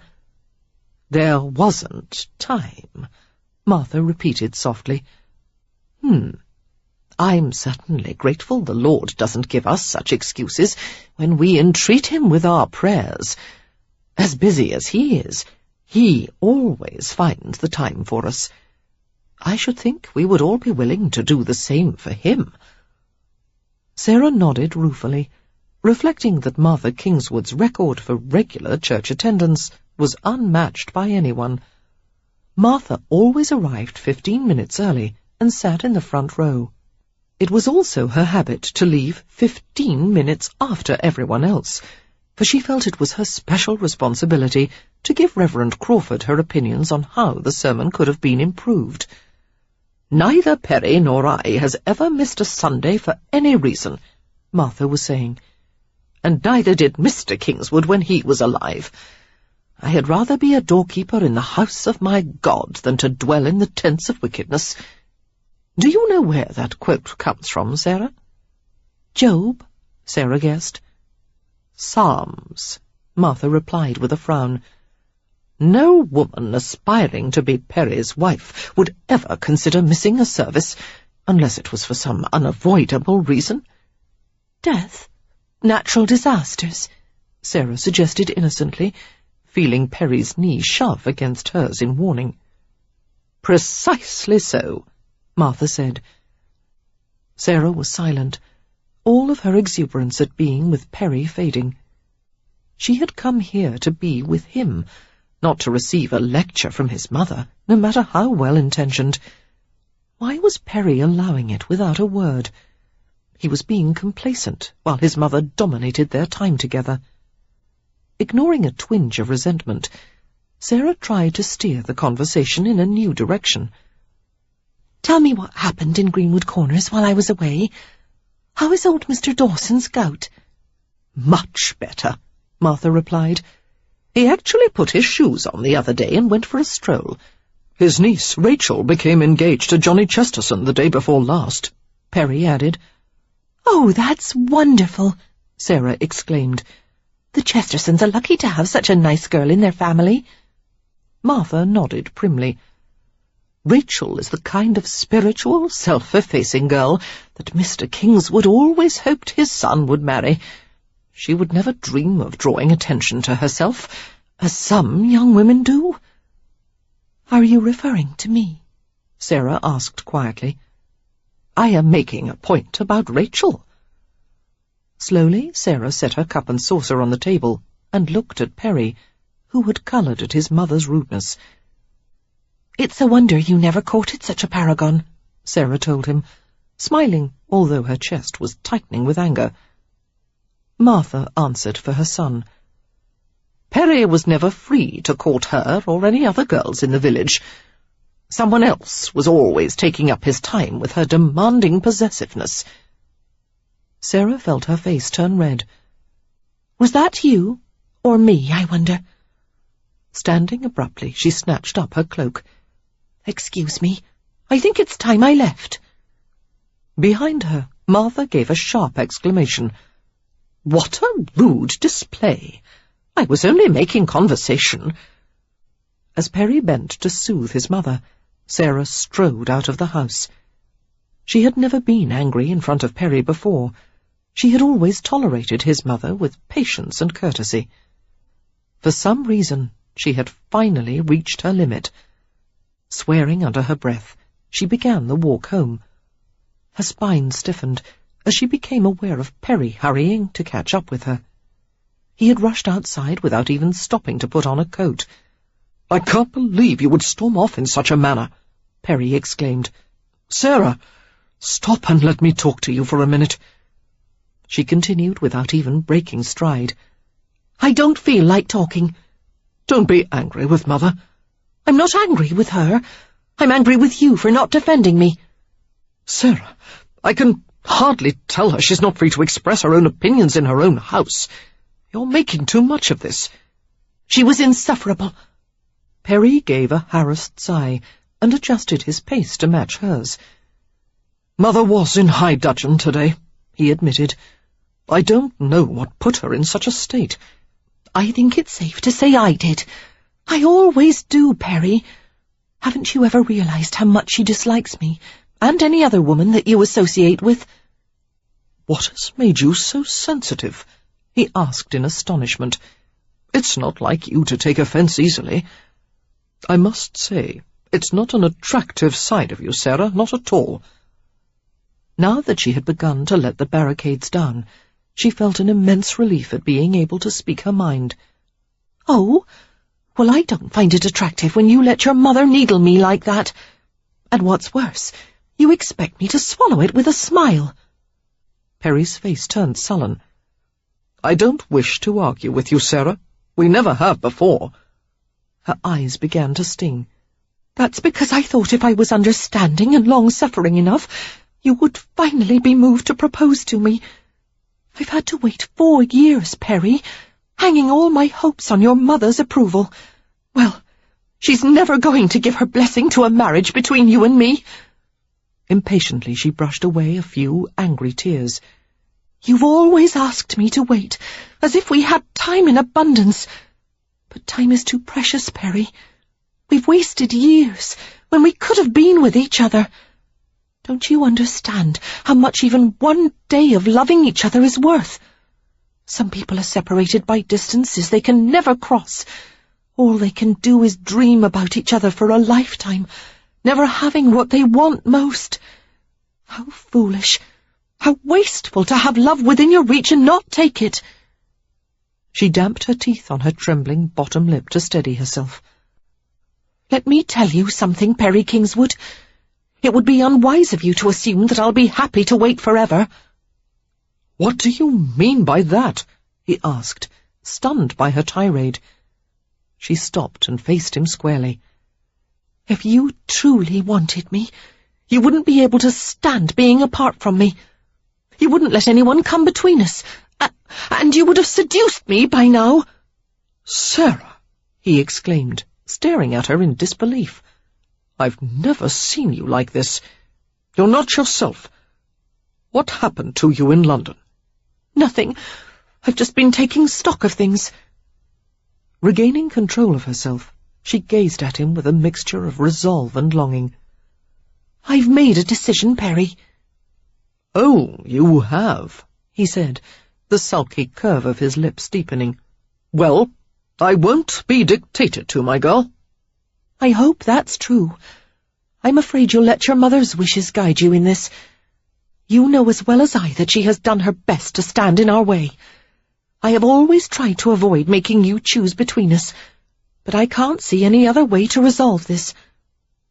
Sarah took a long breath. "I want to marry you, Perry. I want to take care of you and be a loving helpmate, but this courtship, or whatever it is that has been going on for the past 4 years, must end one way or another. If you don't propose to me soon, very soon, I will end our relationship for good." His face turned pallid. They stared at each other in silence, both of them amazed that such forceful words had come from her. Sarah read the dawning anger and hurt in his eyes, but she continued to stare at him resolutely. A breeze cut through Perry's shirt and vest, and he shivered. "I'm cold," he muttered. Without another word, he turned and left her, hurrying back to the manor where his mother waited. As always, Sarah felt soothed by the sight of her family's cottage, perched at the top of a gentle hill.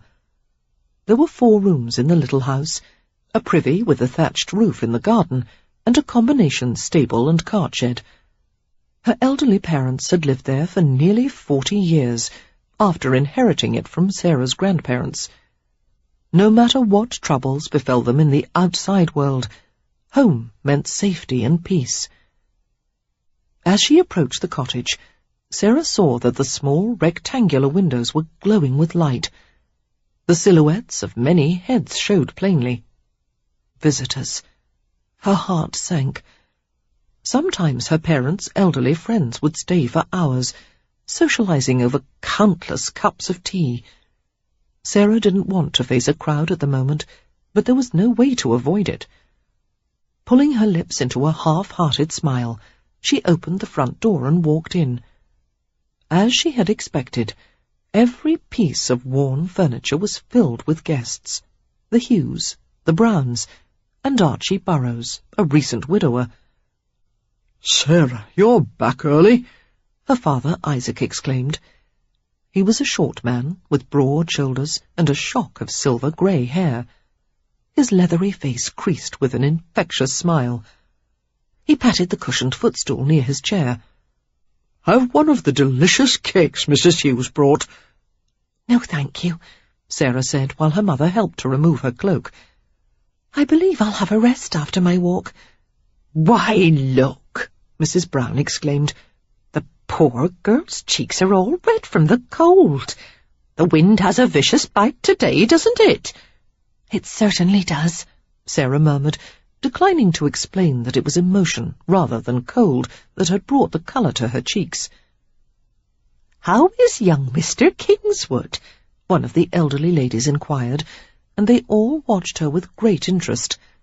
"As handsome as ever, isn't he?" "Oh, very." Sarah managed to give the group a strained smile before she retreated to the privacy of her room. Sitting on her narrow bed, she folded her hands in her lap and stared at the picture on the wall, a watercolour landscape that had been painted by one of her friends years ago. The artist was Mary Markham, a friend exactly her age who had married the local blacksmith and was now the mother of 3 children. A wave of self-pity came over Sarah. She had never felt so much like a spinster. Gritting her teeth with frustration, she wiped her dampening eyes with her sleeve. At that moment, her mother entered the room and closed the door. "What happened?" Katy asked quietly, easing her plump body onto the bed and folding her hands on her lap. Although her skin was lined with age, her brown eyes were youthful and warm. A halo of soft white curls framed her face becomingly. "What about your guests?" Sarah began. "Oh, they're perfectly happy to listen to your father telling his ancient jokes. We've finally reached the age when they all sound new again." They chuckled together, and then Sarah shook her head miserably. "I think I may have made a mistake," she confessed, and told Katy about the scene with the Kingswoods and the ultimatum she had given Perry afterward. Katy's forehead was wreathed in concern. She held Sarah's hand comfortingly. "I don't believe it was a mistake, Sarah. You did what you felt was right. You won't go wrong by listening to your heart." "Oh, I don't know about that," Sarah said ruefully, dragging her sleeve across her wet face. "My heart was telling me some very strange things a few days ago." Her mother's hand loosened slightly. "About your Mr. Craven?" Sarah glanced at her, startled. "How did you know?" "It was the way you talked about him. There was something in your voice I'd never heard before." Although Sarah had mentioned just a few scant details about the gambling club and the man who owned it, She should have known her mother would sense the things that were left unsaid. She lowered her head. "Mr. Craven is a wicked man, Mamma," she whispered. "He's done terrible things in his life." "But you found something in him to care about, didn't you?" A few tears splashed into Sarah's lap. "If he'd had someone to teach him about right and wrong, someone to love and care for him as a child, he would have grown up to be a fine man. A very fine man." She wondered what Derek Craven might have been like if he'd been born to one of the families in Greenwood Corners. He would have been a handsome little boy, with innocent green eyes and a sturdy, well-nourished body, running through the meadows with the other village children. But the image dissolved, and she could only see him as a scrawny, climbing boy, choking on soot as he crawled upward through chimney stacks. Sarah twisted her fingers together in agitation. "The club factotum told me that Mr. Craven is a man of ruined potential. He was absolutely right." Katy watched her closely. "Sarah, did this man admit to having feelings for you?" "Oh, no," Sarah said hastily. "At least, not the kind of feelings you and Papa would approve of." She flushed, while her mother took unexpected amusement in the comment. "Of course I approve of those feelings," Katy said, chuckling. "Within the bonds of matrimony." Sarah dragged her fingers through her own hair, ruining the smooth coiffure and pulling out the pins that seemed to jab into her scalp. "There's no point in talking about Mr. Craven," she said dully. "Perry is the only man I want, and the only one I was likely to get, and it's possible I've just ruined all chance of marrying him." "No one can know for certain," Katy mused, "but I think you might have given him the prodding he needed. Deep in his heart, Perry doesn't want to be alone with his mother forever. He can never really be a man until he leaves her and begins to make decisions for himself, and she's made that well nigh impossible. In a way, she's created a prison for him. What worries me, Sarah, is that instead of escaping the prison, he may want you to join him there." "Oh, no." Sarah's chin wobbled. "I couldn't bear a lifetime of being under Martha Kingswood's thumb." "It's something you should think about," Katy said gently. "Lord bless you both. It may be the only way you can have Perry." Giving Sarah's arm a squeeze, she smiled warmly. "Dry your face, dear, and come out to visit with the guests. Mrs. Brown has been asking about Matilda again, and I never remember what I'm supposed to tell her." Sarah gave her a dark look, and obediently followed her to the front room. The following day was spent washing clothes and preparing a pepper pot for supper. Cutting carrots, turnips, and onions into small pieces for the stew, Sarah talked and laughed with her mother. As they worked, they sang a selection of the love ballads with sweetly tragic endings that were so popular in the village. Finally, Isaac called to them from the parlour, where he sat on the floor fixing the cracked leg of a chair. "Don't the two of you know any songs in which no one dies or loses his sweetheart? I began the day in a happy mood, and now after these dirges I'm hard-pressed not to be wiping a tear from my eye." "Will hymns do?" Sarah asked, scraping the vegetables into a pot of boiling water.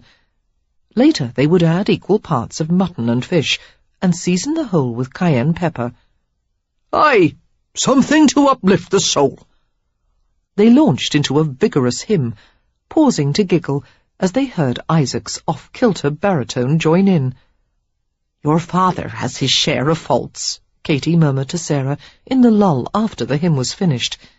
"He gave me a trying time, to be sure, especially in his youth. He had a quick temper back then, and a tendency to brood." A reminiscent smile curved her mouth. "But that dear man has loved me every day of his life. He's been true to me all these 40 years, and after all this time he still makes me laugh. Marry a man like that, Sarah, and if it pleases God, you'll be as happy as I've been." Retiring early for the night, Sarah lay very still in her bed, and waited for her ice-cold toes to warm. Perry had been in her thoughts all day. Fervently, she prayed that she hadn't driven him away for good. She had loved him for so many years. He had always been a part of her life. When he was in one of his boyish moods, teasing her and pressing careless kisses on her lips, she sometimes feared she would expire of happiness. The afternoon picnics with him, long walks through the countryside, snuggling against his shoulder as he read aloud to her. The memories had brought her hours of pleasure as she recounted each golden moment. If, by some miracle, she became his wife, she would be able to wake up every morning and find him next to her, his blonde hair softly tumbled, his sleepy blue eyes smiling at her. Tense with anxious hope, Sarah clenched her arms around her pillow. "Perry," she said aloud, her voice muffled. "Perry, I can't lose you. I can't." She fell asleep with Perry's name on her lips. But when she dreamed, it was of Derek Craven, his dark presence filtering through her sleep like a ghost. She played a game of hide-and-seek with him, running through the empty club, giggling wildly as she sensed him drawing near. He followed her intently, closing in until she knew there was no chance of escape, except one. After finding a secret door, she disappeared into a tunnel of darkness, concealing herself. But suddenly she heard the sound of his breathing. He was with her in the shadows. He caught her easily and pinned her against the wall, laughing at her startled gasp. "You'll never get away from me," he whispered, his hand sliding roughly over her body. "You're mine forever. Only mine." Sarah was awakened suddenly by a tapping on her door. Her father's voice was groggy and tempered with annoyance. "Sarah! Sarah, we have company. Dress yourself, daughter, and come to the front room." She stirred heavily, wishing only to sink back into the dream. "Yes, Papa," she mumbled, and dragged herself out of the cosy warmth of her bed. She found a heavy robe and tied it over her high-necked night-rail. "Papa, who on earth is—" Her voice faded as she saw the visitor. Automatically her hand flew to her wild hair, smoothing back the tangled skeins. "Perry!" Looking haggard and ill at ease, Perry stood by the front door, hat in hand. He kept his eyes on Sarah as he spoke to her father quietly. "Sir, I know this has the appearance of impropriety, but if I could have a minute alone with your daughter—" "A minute, no more," Isaac said reluctantly. He gave Sarah a meaningful glance just before he left the room. She nodded in answer to the silent warning to keep the interlude short. Her heartbeat was heavy and fast. Clearing her throat, she wandered to a nearby chair and sat on the edge. "Why are you here at such a late hour, Perry? You know how unseemly it is." "I've been half mad for the past 2 days." His voice was strained. "I didn't sleep at all last night. I thought about everything you said. You hardly seemed like the same person yesterday morning. The way you looked and spoke. You should have told me how you truly felt long ago, Sarah. It was a disservice to me every time you covered your thoughts with a smile." "I suppose it was," she admitted, noticing that his eyes were smudged with the shadows of lost sleep. "You were right about a few things," Perry said, surprising her by dropping on his knees before her. Carefully, he took her hands. "Mother will not approve of our union, not at first, but she'll get used to it after a while. It's possible you and she may even become friends some day." Sarah began to reply, but he gestured for her to wait. "You were right about something else, darling. It is wasteful not to take love when it's within my grasp. I do want to be with you." He held her hands tightly, looking into her flushed face. "I love you, Sarah. And if you'll have me, I would like for us to be married in the spring." "Yes, yes!" Sarah left the chair and flung her arms around his neck, nearly toppling them both over in her excitement. Laughing and kissing her, Perry tried to hush her exclamations. Quiet, darling, or we'll wake your parents. They probably have their ears pressed to the door, she said, tightening her arms in a stranglehold. Oh, Perry, you've made me so happy. You've made me even happier. They grinned at each other, and Perry stroked the wild tendrils of her hair. Come back tomorrow morning and talk to my father, Sarah urged. It's only a formality, but it will please him. Yes, and then you'll come with me to break the news to my mother. Ah, Sarah couldn't resist saying. He gave her a reproving glance. If you approach her in a spirit of love and goodwill, she'll reciprocate in kind. All right, Sarah said with a grin. I'm so happy I'd be willing to kiss the devil himself. Perry didn't seem to notice the odd catch of her voice, nor could he know the cause of it. They talked for another minute or two. After they exchanged a few hasty kisses, Perry left the cottage. Sarah's mind buzzed with strange, fearful notions all the while, but she concealed her turmoil until he was gone. Then she let herself think about the flashing memory. Derek Craven's snarling grin, his dark head bending over hers. She exhaled unsteadily, feeling as if she were being haunted. It must not happen again. She must drive every thought of Craven out of her mind forever. He had said he would forget her. Bitterly, she wondered how he intended to accomplish that, if it would be easy for him, if he would turn to another woman.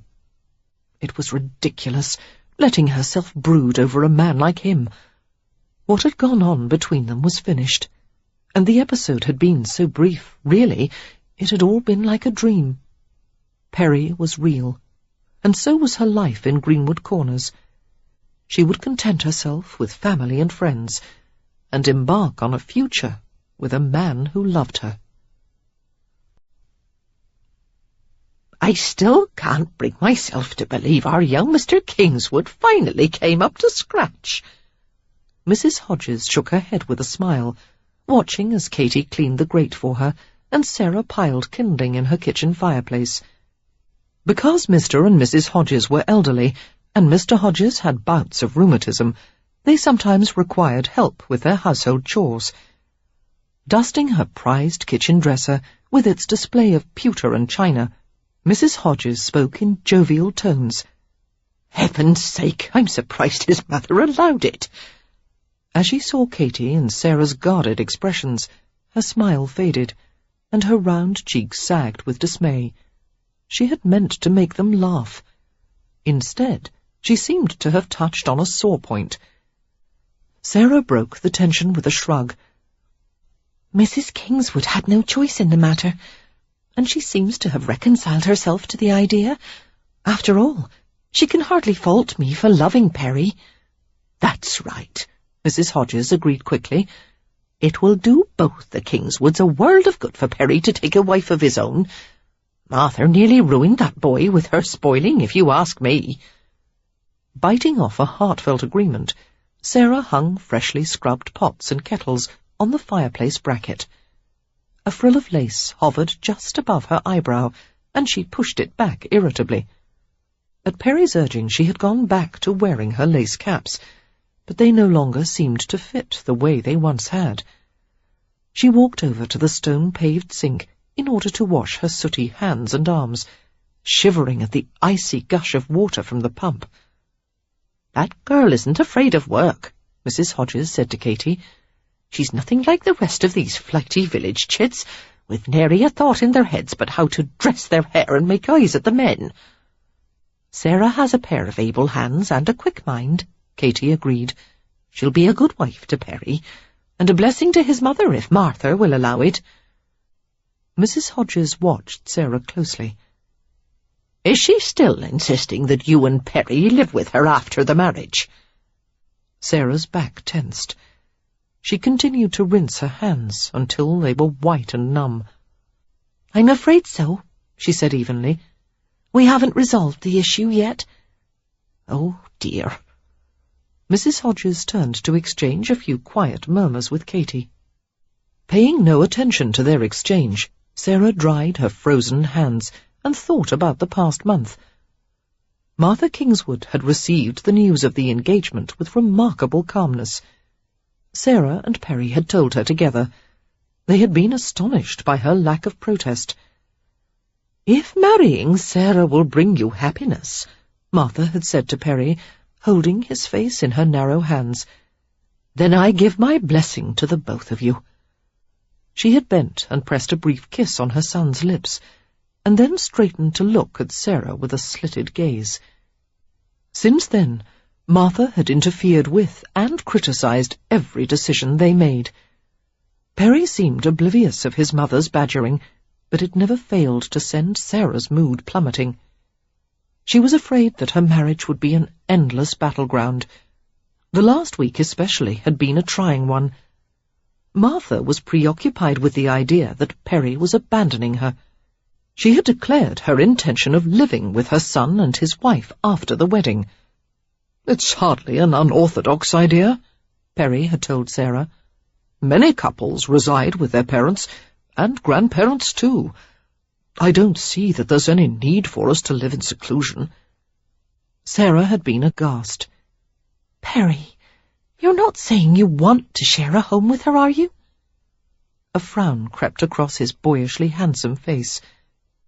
"What if your mother were all alone and she asked us to live with her?" "It's not the same. Mine isn't demanding and impossible to please." Perry looked hurt and sullen. He was not used to arguments from her. "I'll thank you not to use such words about Mother, and to remember that she brought me up and took care of me with no help from anyone." "I know that," Sarah said ruefully, trying to think of a solution. "Perry, you have some money of your own, don't you? Some savings put away?" He bristled at the question, for it wasn't a woman's place to ask questions about money. "That's not your concern." Excited about her idea, Sarah ignored his offended masculine pride. "Well, I have a little nest egg, and I'll make enough from the sale of my next book to buy a cottage of our own. I'll work my fingers to the bone if necessary, so that we can hire someone to keep your mother company and look after her." "No," he said instantly. "A housemaid would not care for her the way her own family would." A vision of herself waiting hand and foot on Martha Kingswood and giving up her writing forever caused Sarah to flush angrily. "Perry, you know how miserable I would be if she lived with us. She'll complain about everything I do. How I cook, how I keep the house, how I teach my children. You're asking too much of me. Please, we must find some other way." "You are going to marry me for better or worse," he said sharply. "I thought you understood what that meant." "I didn't realize it was going to be better for you and worse for me." "If the worst thing that could ever happen to you is living with my mother, and I rather doubt that, you should love me enough to accept it."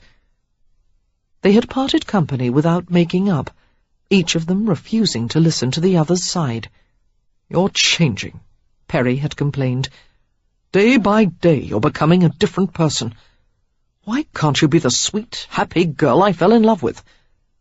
Sarah hadn't been able to answer. She knew better than he what the problem was. He wanted a wife who would never question his decisions. He wanted her to make difficult sacrifices in order to make his life pleasant, and she had been willing to do that for years, for the sake of love and companionship. But now, sometimes, love didn't seem worth the price he demanded from her. "He's right, I have changed," she thought unhappily. The fault was with her, not him. Not long ago, she had been the kind of woman who would have been able to make Perry happy. "We should have married years ago," she thought. "Why didn't I stay in the village and earn money some other way than writing? Why did I have to go to London?" During the evenings, when she sat at her desk and laboured over her novel, she sometimes found herself gripping the pen handles so tightly that her fingers ached with the strain. She would look down to find splotches of ink across the paper. It was difficult to summon Derek Craven's face clearly now, but there were reminders of him everywhere. The timbre of someone's voice, or the greenish colour of someone's eyes, sometimes gave her a jolt of recognition, that reached to her very foundations. Whenever she was with Perry, she struggled to keep from comparing the two men, for it would be unfair to both of them. Besides, Perry wanted her as his wife, while Derek Craven had made it clear that he had no desire to be a candidate for her affections. "I will forget you," he had assured her. She was certain that he had wiped his memory clean of her, and oh, how the thought stung, for she longed to do the same. Pushing all negative thoughts aside, she tried to envision the home she would share with Perry. They would spend quiet evenings before the fire, and on Sundays they would attend church with friends and family. During the week, Sarah would linger over the produce at the marketplace, exchanging light gossip with friends, sharing small jokes about married life. It would be pleasant. Overall, Perry had the makings of a good husband. There was affection between them, and the comfort of common interests and shared beliefs. They might even have the kind of marriage her parents had. The thought should have brought her comfort, but inexplicably, Sarah could find little joy in the prospect of what awaited her. The Christmas season passed in the same warm spirit it always did in Greenwood Corners. Sarah enjoyed the carolling, the gathering of old friends, the exchanging of gifts, and all the rituals she remembered from childhood. She was busy with wreath-making, holiday baking, and the task of helping to sew costumes for the children's pageant. There wasn't much time to see Perry, but during the few hours they did spend with each other, they made a concerted effort to avoid arguing. On Christmas Eve, she gave Perry a box of 6 fine handkerchiefs she had embroidered with his initials, and he gave her a delicate gilt brooch engraved with the pattern of tiny birds. Sitting together before the fire, they linked hands and talked about fondly remembered moments of their pasts. No mention was made of Martha or of Sarah's writing. In fact, neither of them dared to speak of the future at all, as if it were some dangerous and forbidden topic. Only later did Sarah allow herself to think that it was very odd for a betrothed couple, this inability to talk about their plans for the life that awaited them. On a bright day in January, when the air was dry and the ground hard frozen, Katy and Isaac took the horse and cart to purchase supplies at the village market. Afterward, they would pay a visit to Reverend Crawford and engage in a sociable chat. Remaining at home to do chores, Sarah stood at the lead-lined kitchen sink and cleaned a large pewter pot. Energetically, she scrubbed with a muslin bag filled with powdered whiting until the dull pewter surface took on a new brightness. She paused in the middle of the task as she heard someone knocking at the front door. Wiping her hands on the large cloth knotted around her waist, Sarah went to greet the caller. Her eyes widened as she opened the door and saw the woman standing there. "Tabitha!" she exclaimed. A driver and one of the unmarked carriages used by Craven's employees waited at the side of the road. Sarah's heart twisted painfully in her chest at the reminders of the gambling club. It was difficult to recognize the house wench, who was now dressed like a simple country maid. Gone were the gaudy spangled skirts and low-cut bodice she had always worn at Craven's. Instead, she was clad in a demure lavender gown, not unlike those that Sarah owned. The usual wanton disorder of her hair was tamed into a neat coif and topped off with a modest bonnet. The faint resemblance between them was more marked than usual, except that Tabitha's face was still etched with the coarseness that betrayed her profession. Her mouth curled in an engaging grin, but there was a hesitancy in her posture, as if she feared Sarah would turn her away. "Miss Fielding, I came to say hello. I'm on the way to stay with my family a week or so. They lives in Hampshire, you see." Sarah gathered her scattered wits. "Tabitha, what a pleasant surprise it is to see you. Please come inside. I'll make some tea. Perhaps the driver would like to sit in the kitchen." "No time for all that," Tabitha said, at once gratified and embarrassed by Sarah's welcoming manner. "I'll be gone in the blink of an eye. Just stop to have a bit of a chat. Won't stay but a minute." Sarah urged her inside the warm house and closed the door against a gust of wind. "Is everything all right at the club?" "Oh, aye." "How is Mr. Worthy?" "He's fine." "And Gil?" "Fine as always." The urge to ask about Derek Craven was overwhelming. Somehow Sarah held the words back.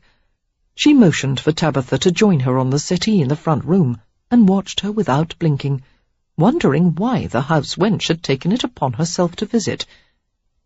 Tabitha took exaggerated pains to arrange her skirts and sit like a lady. She grinned at Sarah as she smoothed the material of her gown. "My ma thinks I'm a maid for a grand lord in London, carrying coal and water, polishing silver and such. It wouldn't do for her to know I works on my back at Craven's." Sarah nodded gravely. "I understand." "Mr. Craven would call me good if he knowed I'd come here today." "I won't tell a soul," Sarah promised, while her heart climbed up into her throat. She stared at Tabitha, who shrugged and glanced around the cottage as if she were waiting patiently for something. The house wench wanted her to ask about Craven, Sarah realized. Agitatedly, she tangled her hands in her makeshift apron. "Tabitha, tell me how he is." The house wench needed no further prompting. "Mr. Craven's short in temper these days. Doesn't eat or sleep. Acts like he's got a bee up his arse. Yesterday he went to the kitchen and told Monsieur Labarge his soup tasted like bilge water. Why, it took Gil and Worthy both to keep Labarge from gutting him with a big knife." "Is that why you've come here? To tell me that? I'm very sorry to hear it, but—" Sarah paused awkwardly and lowered her head. "His mood has nothing to do with me." "It has everything to do with you, miss, and no one knows it better than me." Sarah's fists knotted tighter in her apron. "What do you mean?" Tabitha leaned forward, speaking in a theatrical whisper. "Mr. Craven came to my bed 3 nights ago. You know he never does that, not with the house wenches."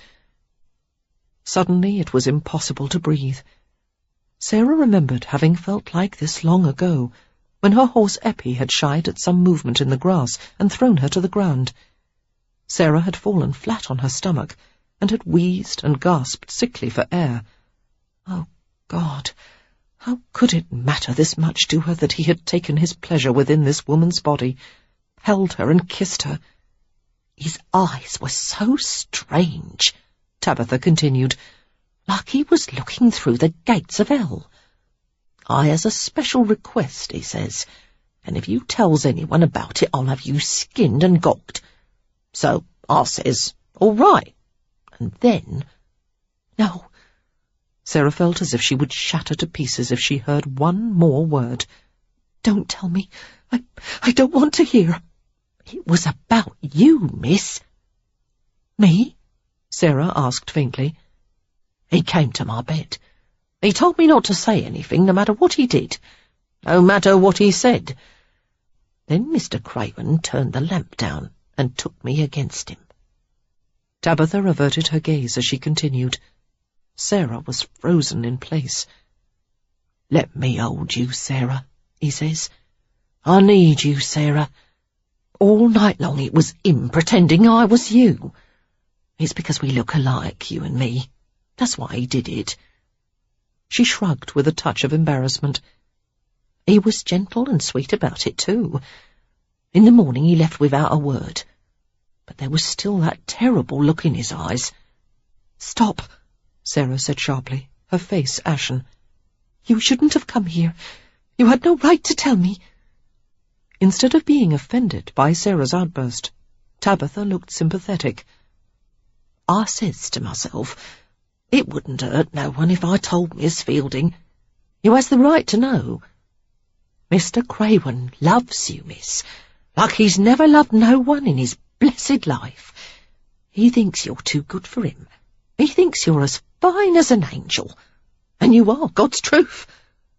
Tabitha stared at her earnestly. "Miss Sarah, if you only knew, He's not as bad as they say." "I know that," Sarah choked. "But there are things you don't understand. I'm betrothed to another man, and even if I weren't—" She stopped abruptly. There was no need to explain her feelings, or speculate on Derek Craven's in front of this woman. It was useless, not to mention painful. "Then you won't go to him?" The girl's bewilderment caused Sarah to smile in spite of her misery. Like the other house wenches, Tabitha felt inordinately proud, and not a little possessive of Derek Craven, almost as if he were a favourite uncle or a kindly benefactor. If he wanted something, if something would please him, there was no question that he should have it. Woodenly, Sarah stood up and made her way to the door. "I know you came here with good intentions, Tabitha, but you must leave now. I'm sorry." Those were the only coherent words she could form. Oh, God, she was sorry for things she couldn't name or even admit to herself. She was consumed by loneliness, burning with it. She ached with grief for what she would never have. "I'm sorry, too," Tabitha murmured, her face reddening guiltily. "I won't bother you again, miss. I swear it on my own life." She left quickly, forbearing to say another word.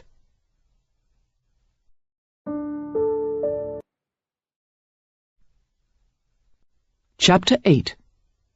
Stumbling to the fireplace, Sarah sat down on the hard floor and buried her face against her knees. Wildly, she tried to convince herself that she would be a fool to give away what happiness she might be able to find with Perry. She tried to imagine going to Derek Craven and telling him what? A bubble of senseless laughter escaped her. "I want to see you one more time," she whispered. She wanted to be near him again, if only for a few minutes. And he felt the same way, or he wouldn't have made love to another woman and pretended it was she. "I will forget you, Sarah Fielding, no matter what it takes." What good would it do even if she were able to steal a few precious moments with him? He would not want to see her. What could she say to him, when she couldn't explain her feelings even to herself? Resting her head on her forearm, she groaned in frustration. She was treading on the edge of disaster. She must forget her dangerous infatuation with Derek Craven and turn to the man she had loved ever since she was a girl. Suddenly, it seemed as if Perry Kingswood had the power to save her from herself. She struggled to her feet. Quickly she banked the fire, snatched up her cloak and mittens, and bolted out the front door. She hurried to the Kingswood Manor as fast as her feet would take her. During the long walk, the cold air drove deep into her lungs and seemed to freeze her bones. Her chest ached from a knot of pain that had settled in the centre. "Perry, make it all go away," she wanted to beg. "Make me feel safe and loved. Tell me we were meant to be together." She didn't care if he thought she had taken leave of her senses. All she needed was for him to put his arms around her and reassure her that he loved her.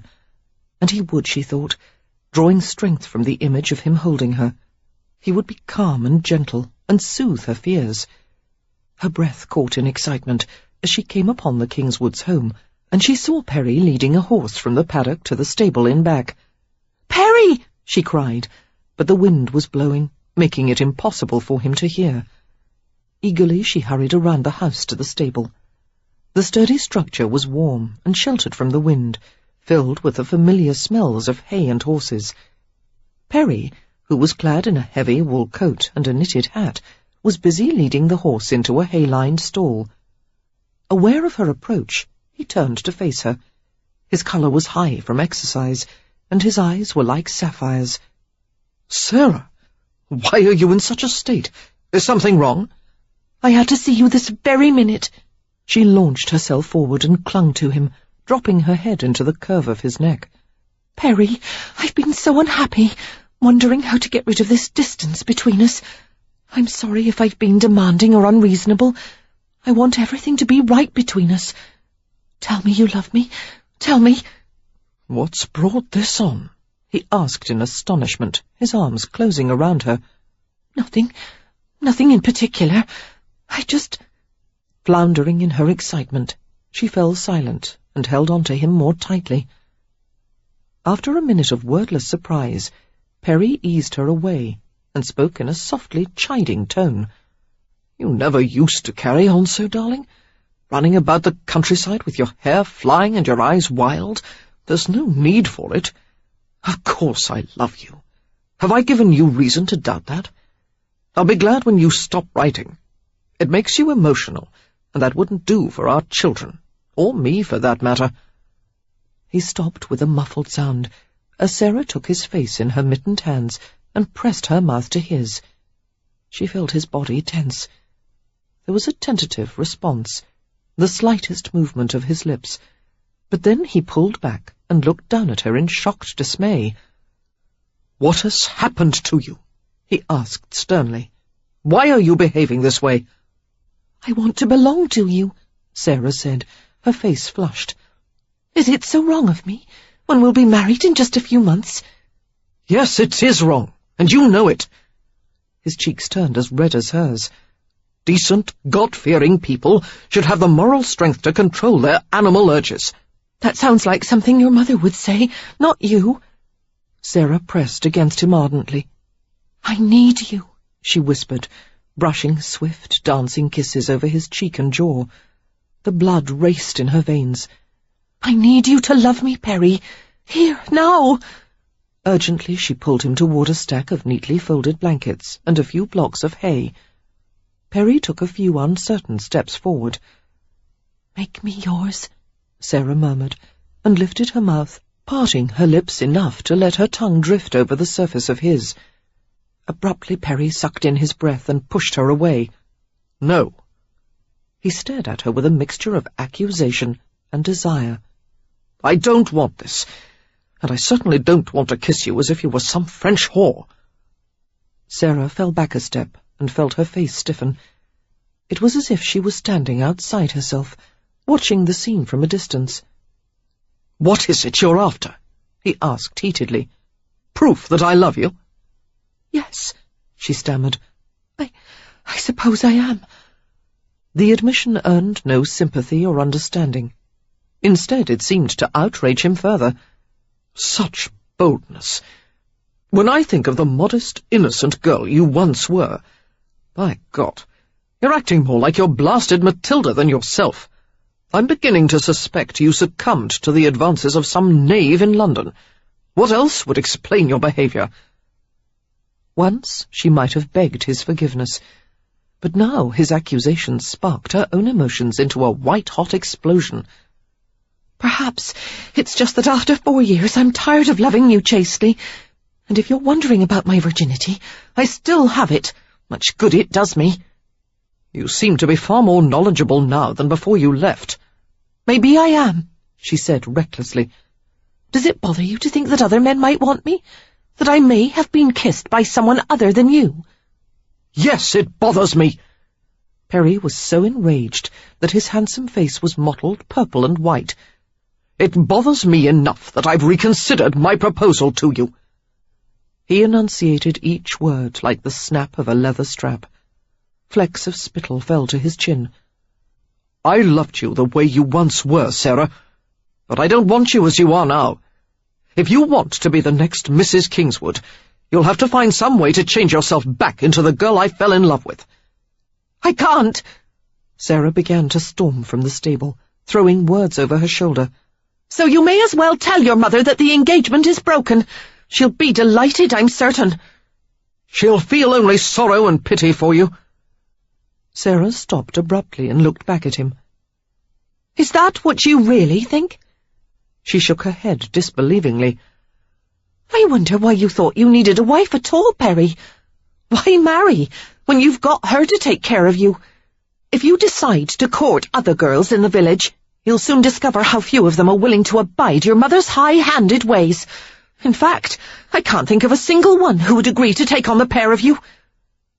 As she ran out of the stable, Sarah thought she heard him call her name, but her pace didn't slow.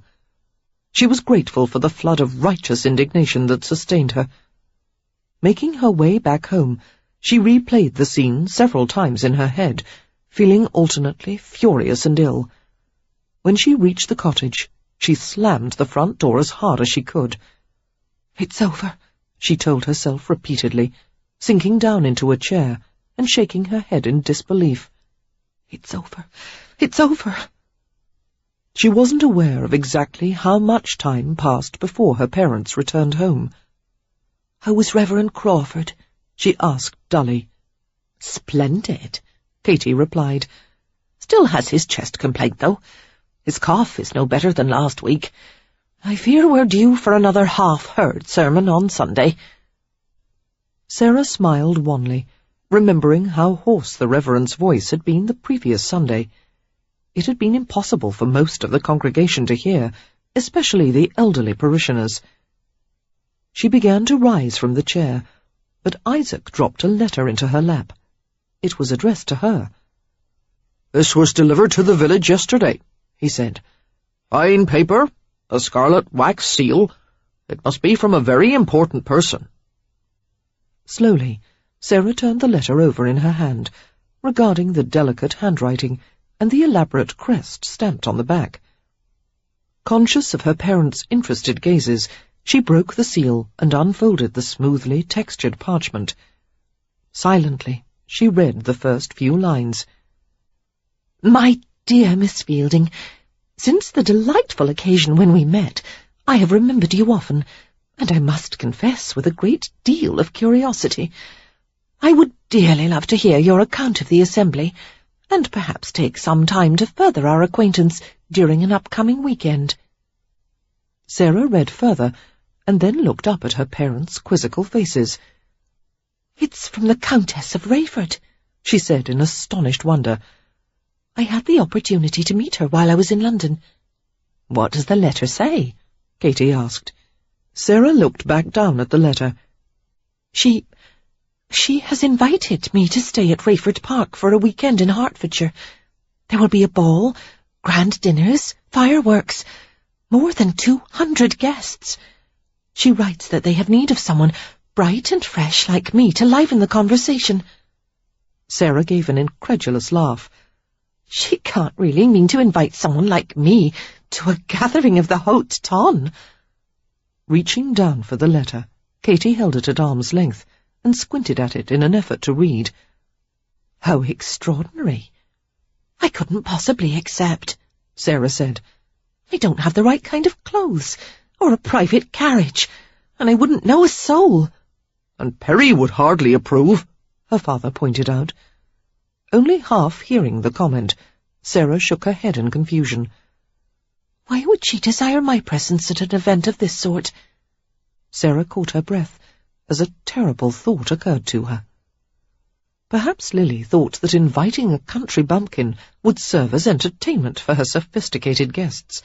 They would find no end of amusement in baiting a shy, plainly dressed novelist in their midst. The drumming of her pulse seemed to fill her ears. But as she recalled Lily's sparkling smile, she was ashamed of her own suspicions.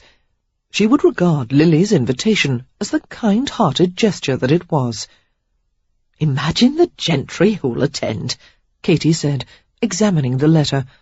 "I must show this to the Hodges. They'll scarcely believe their ears when I tell them my daughter has befriended a countess." "No difference between a countess and a milkmaid in God's eyes," Isaac pointed out, bending to stir up the coals in the grate. "Lady Rayford is a unique woman," Sarah mused. "She is lively, kind, and very generous."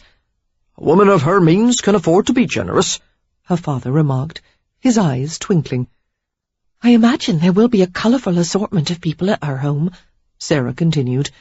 "Perhaps even—" She bit her lip and tried to quiet the sudden chaos of her thoughts.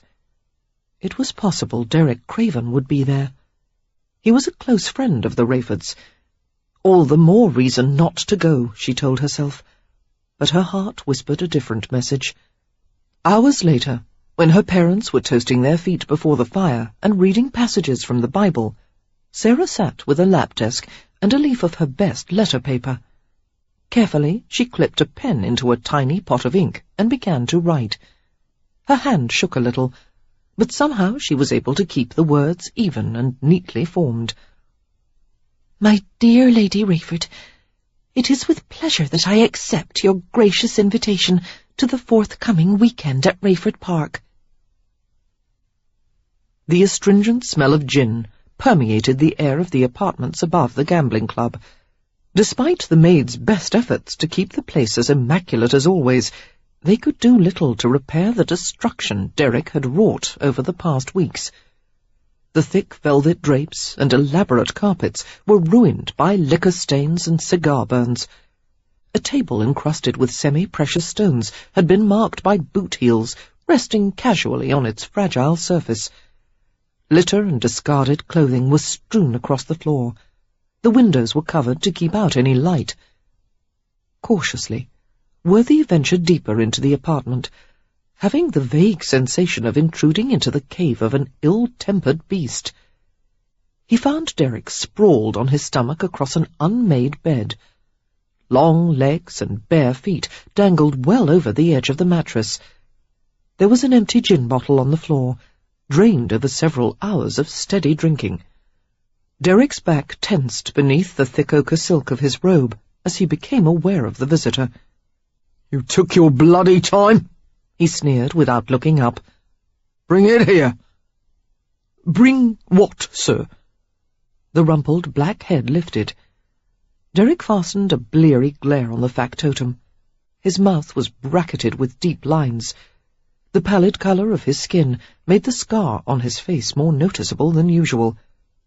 "Don't play games with me. You know I sent for another bottle." "Sir, won't you have a tray from the kitchen instead? You haven't eaten anything since yesterday morning, and you despise gin. It's mother's milk to me. Get me what I asked for, or you'll find your interfering arse on the streets." Having been threatened with dismissal nearly every day for the past month, Worthy dared to ignore the remark. "Mr. Craven, I've never known you to behave this way. You haven't been yourself since when?" Derek prompted, suddenly looking like a panther tensed to strike. The effect was spoiled by an inebriated burp, and he lowered his head to the wrinkled counterpane once more. "It's clear to everyone that something is wrong," Worthy persisted. "My regard for you prompts me to speak frankly, even if it means losing my position at Craven's." Derek's voice was muffled in the covers. "I'm not listening. You are a better man than you know, sir. I will never forget that you saved my life. Oh, I know you forbade me ever to mention it, but it is true nonetheless. I was a stranger to you, and yet you took it upon yourself to spare me from the hangman's noose." Years ago, Worthy had been the under-butler of an aristocratic household in London. He had been in love with one of the parlour-maids, who had stolen a pearl and ruby necklace from the mistress of the house. Rather than allow his love to be arrested and hanged for the theft, Worthy had claimed responsibility. He had been held at Newgate for execution. Hearing the story of Worthy's plight through one of the servants at the club, Derek had approached a local magistrate as well as a prison official, using equal parts of bribery and coercion to free the under-butler. It was said in London that Craven could talk the hind leg off a horse. Only he could have plucked a hapless convict right from the bowels of Newgate.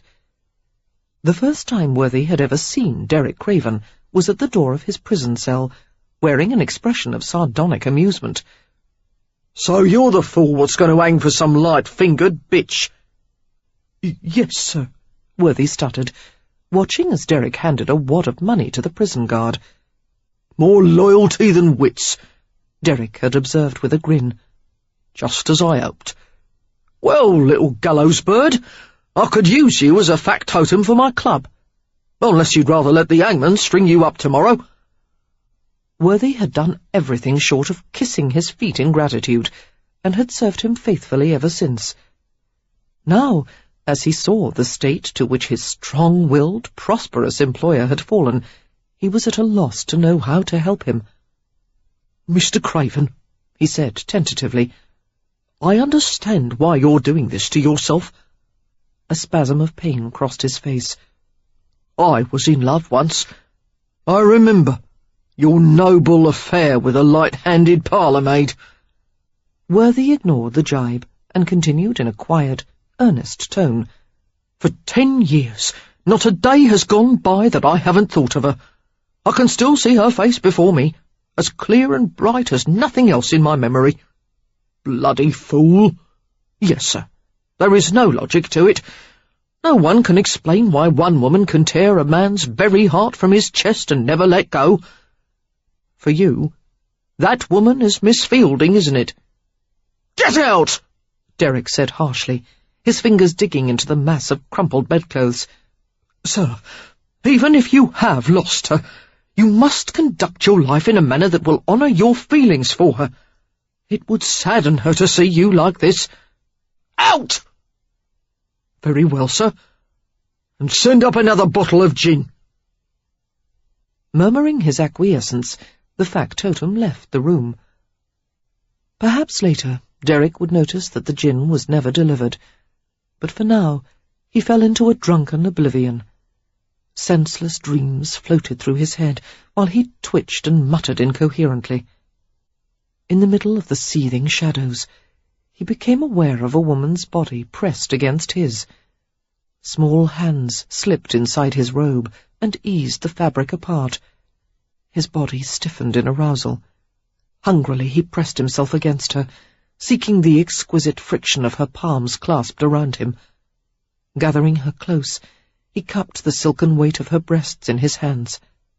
Burning with the need to thrust inside her, he rolled on top of her and pushed her knees wide to position her for his entry.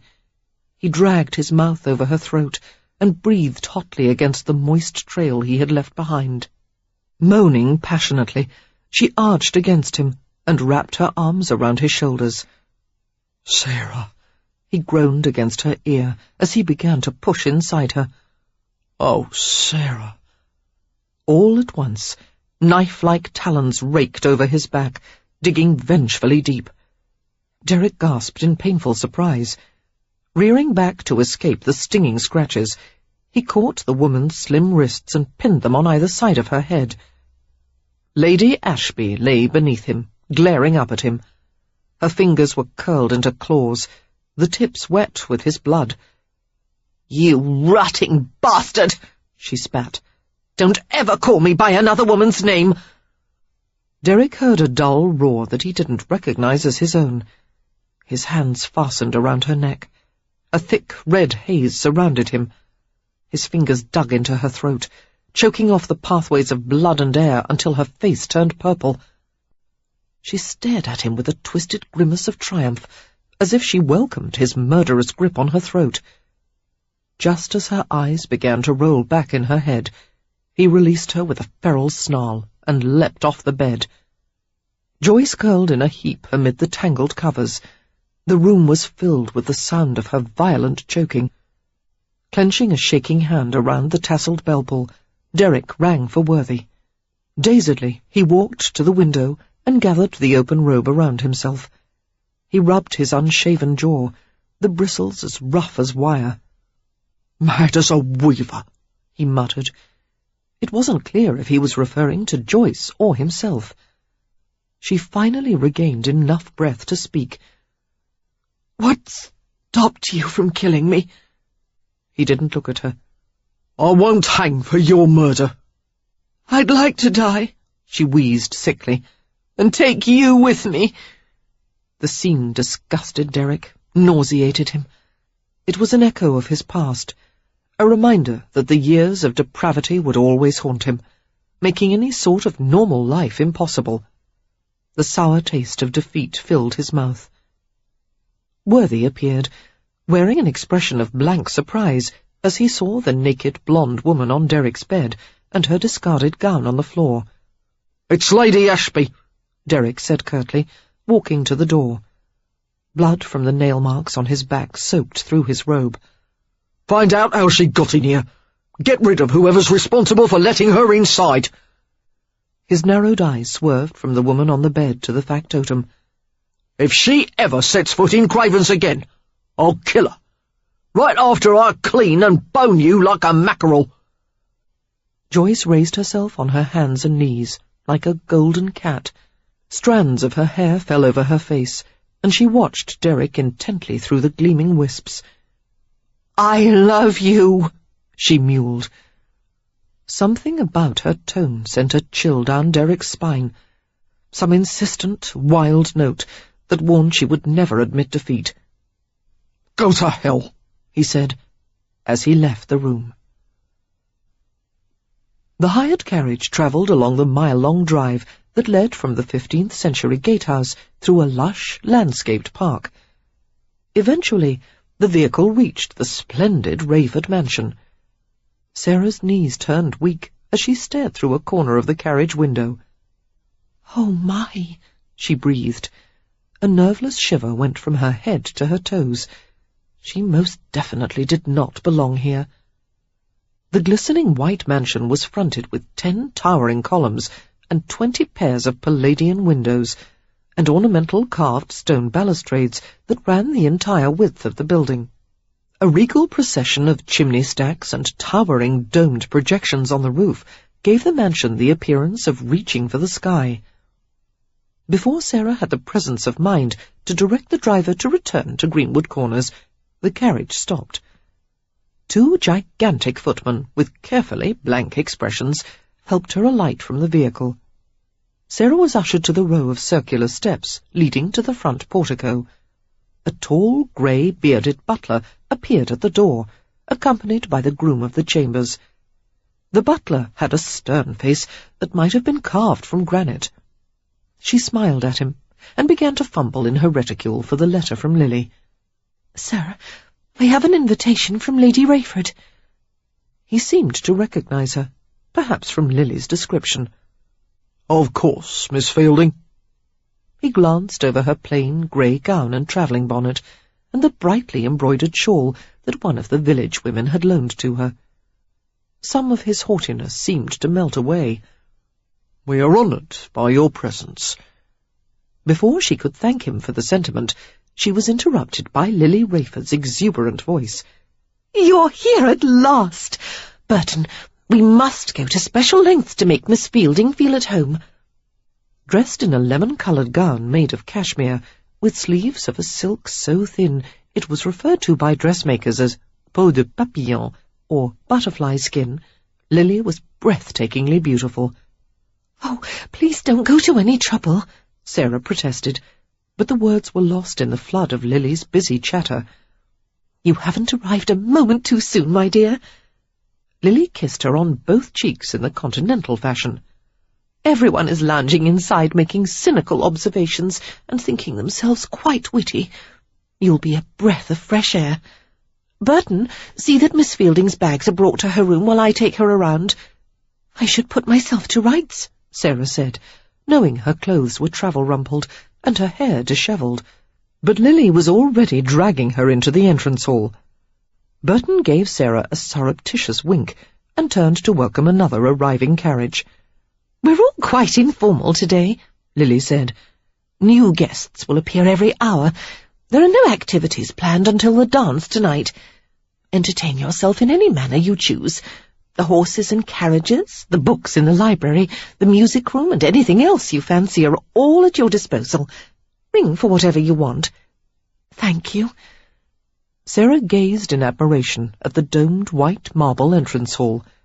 A grand staircase, with the most elaborate gilded balustrade she had ever seen, split into 2 majestic curving arches that led to the mansion's upper floors. Lily whisked her through the great hall, a cavernous room with a barrel-vaulted ceiling, ornate plasterwork, and the solemn atmosphere of a cathedral.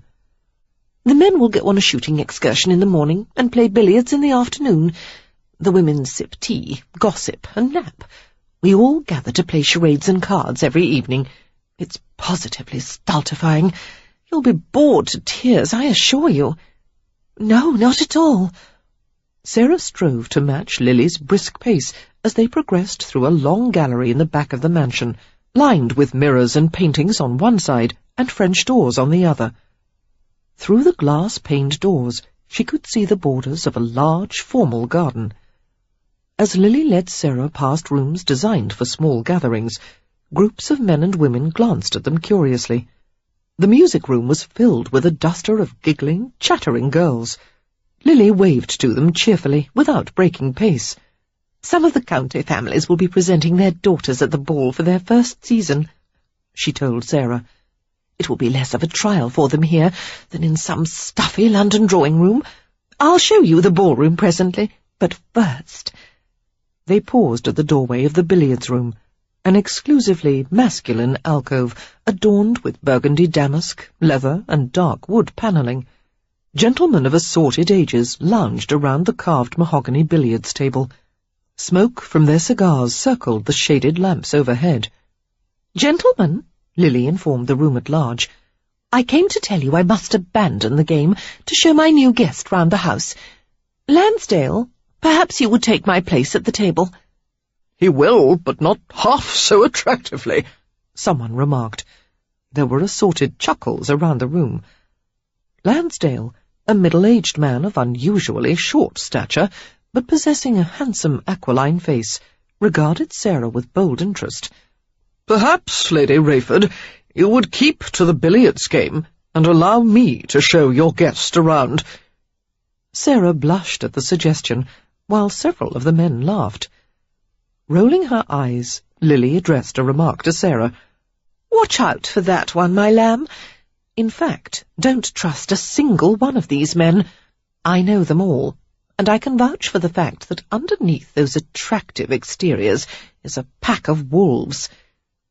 Sarah could see how Lily's remark pleased the men, who clearly liked to think of themselves as predators, paunches and receding hairlines notwithstanding. "At least allow us a brief introduction," Lansdale suggested, coming forward. "Your Miss Fielding is quite the loveliest creature I've seen all day." Taking Sarah's hand, he bowed and imprinted a deferential kiss on the back. Lily obliged readily. "My Lords Lansdale, Overstone, Averland, Stokehurst, Bolton and Ancaster, I should like to present Miss Sarah Fielding, a talented author and a charming new acquaintance of mine." Sarah mustered a shy smile and a curtsy as they bowed to her individually. She remembered having secretly observed some of them at the gambling club, and if she wasn't mistaken, she had met the Duke of Ancaster during her masquerade as Matilda. In spite of his noble heritage and dignified bearing, he had behaved quite badly at the assembly, fawning drunkenly over her, and then chasing after one of the house-wenches. Her lips twitched at the corners, but her amusement was wiped away by Lily's next casual words. "Oh, and that surly-looking one pouring a brandy is my beloved husband, Lord Rayford. Next to him is Mr. Craven, who, as you can see, has a fondness for lurking in dark corners." Sarah barely noticed Lily's large blonde spouse. Her round blue eyes flew to the lean, sinister form that detached from the shadows. He bowed as the others had, the movement impeccably graceful for such a large man.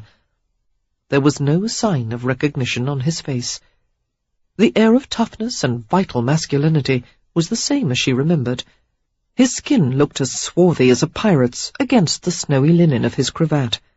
The scar on his face had faded, so that his intense green eyes dominated every other feature. Closed in a small room with these gently born men, he seemed like a panther keeping company with house cats. Sarah couldn't have said a word to save her life. Her mouth felt as if it were filled with dust. The other occupants of the room couldn't help but notice the sudden electric silence. A few glances were exchanged, and brows were raised an expressive quarter-inch or so.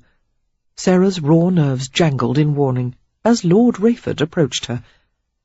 Slowly she raised her eyes to stare at Lily's imposing husband, whose broad shoulders blocked them from the gentleman's view. Lord Rayford's hawk-like features were softened by a pair of warm grey eyes and a crop of golden hair the colour of ripe wheat. He smiled and took her hand, pressing it between his huge palms in an unexpected breach of formality. "We are fortunate to have our home graced by your gentle presence, Miss Fielding." He slanted an ironic glance at Lily.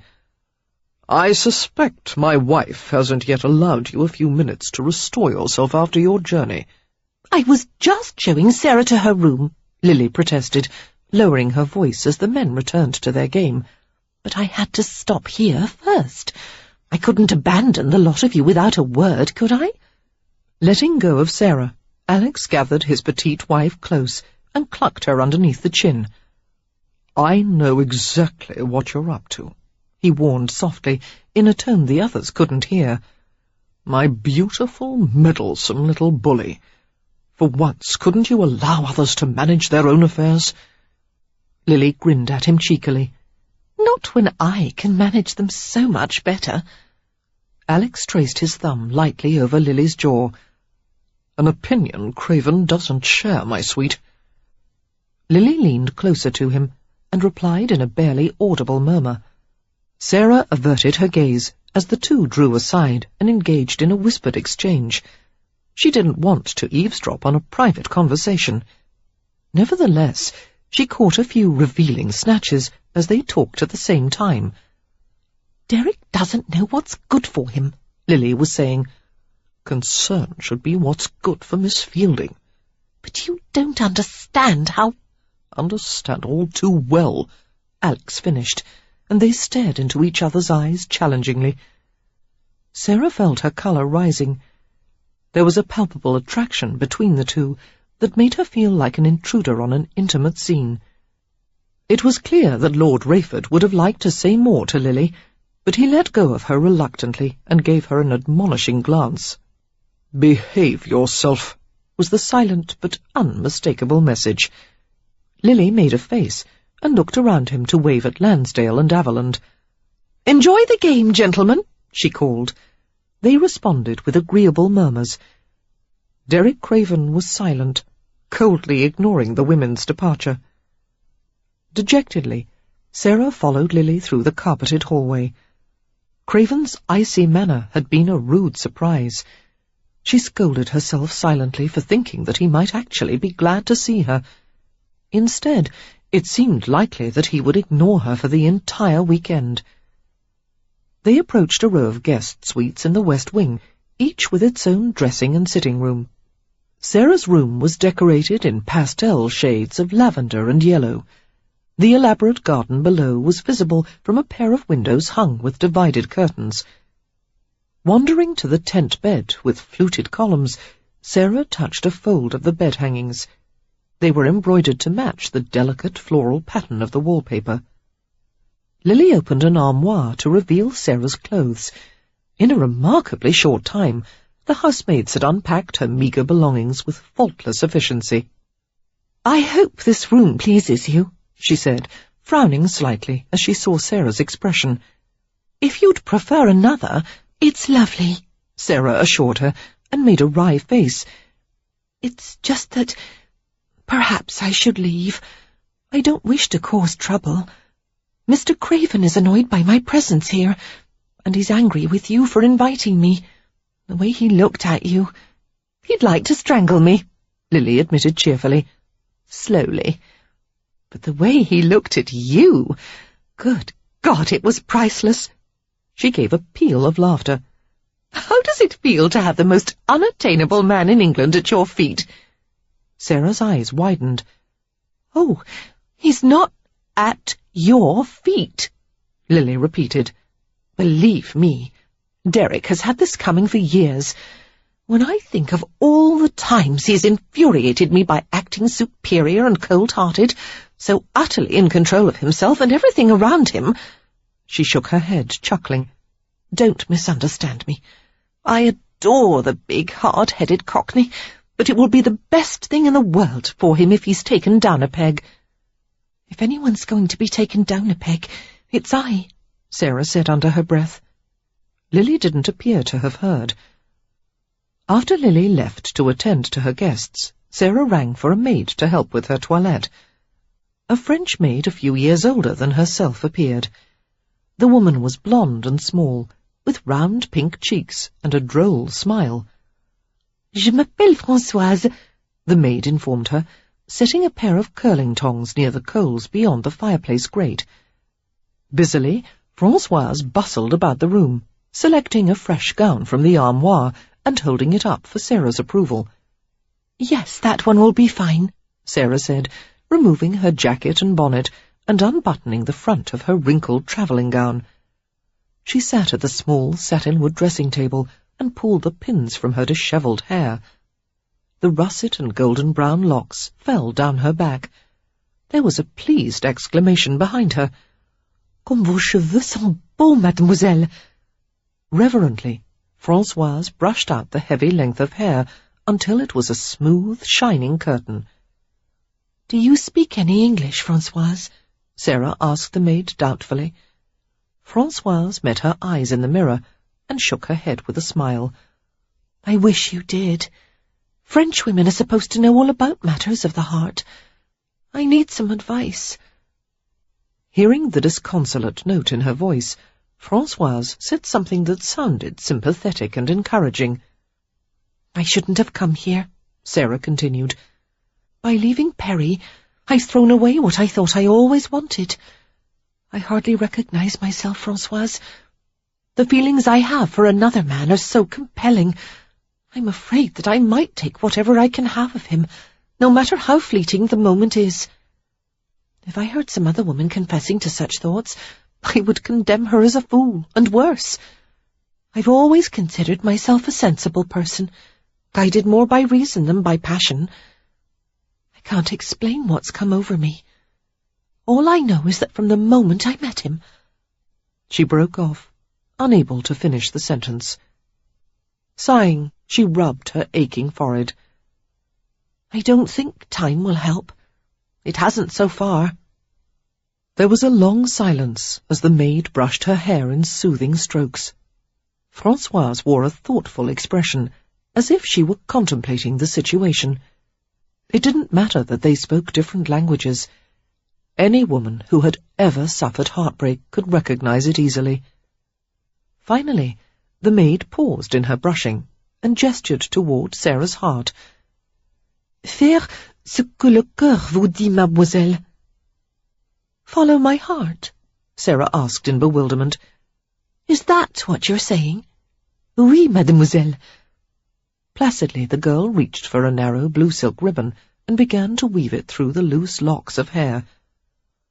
"That could be very dangerous," Sarah whispered. Several minutes later, Sarah finished buttoning the high collar of her grey gown and checked her appearance in the mirror. She was pleased by the results of the maid's efforts. Her hair had been neatly confined on top of her head in a heavy plait, while a few wisps at her temples had been curled into ringlets.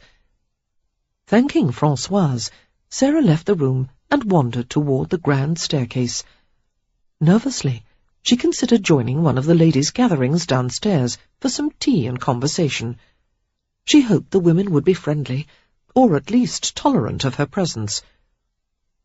Pausing in the hallway to stare at a marble sculpture poised in a semicircular niche, Sarah tried to bolster her courage. She was in awe of the guests downstairs and half afraid of them. Lily had said the gathering included ambassadors, politicians, artists, and even a visiting colonial governor and his family. Sarah was well aware that she had nothing in common with them. No doubt they would consider her gauche and unsophisticated. Perhaps this was how Derek Craven felt, hobnobbing with aristocrats who were disdainfully aware of his origins. Poor Mr. Craven, she thought sympathetically. Suddenly, she was aware of an icy tingling on her neck, and every hair on her body stood erect. She turned around slowly. Derek was standing behind her, looking far from deserving of anyone's sympathy. He stared at her like a jaded sultan, surveying his latest female acquisition. His dark handsomeness was matched only by his extraordinary self-possession. "Where is your fiancé?" he asked in a distinctly unfriendly tone.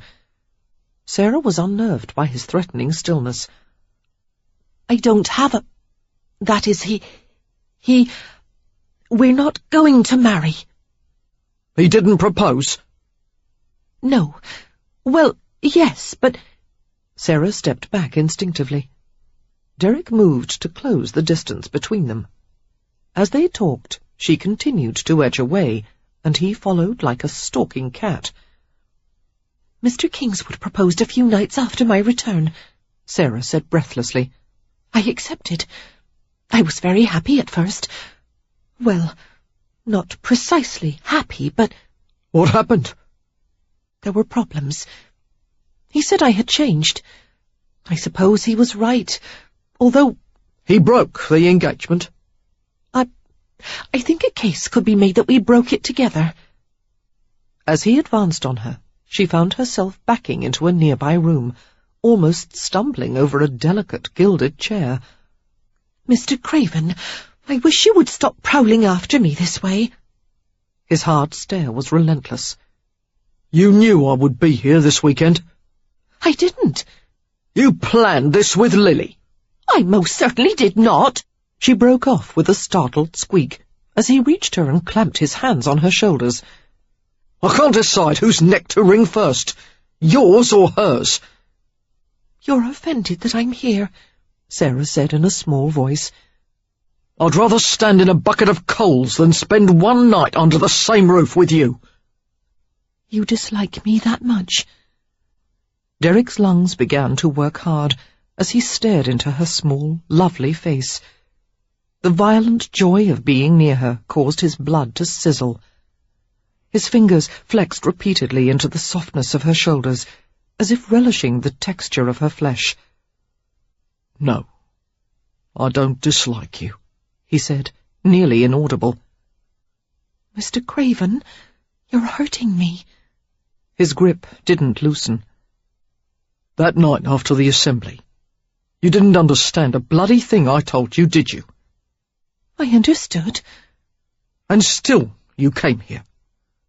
Sarah stood her ground, although it took all her strength not to wilt beneath his scorching glare.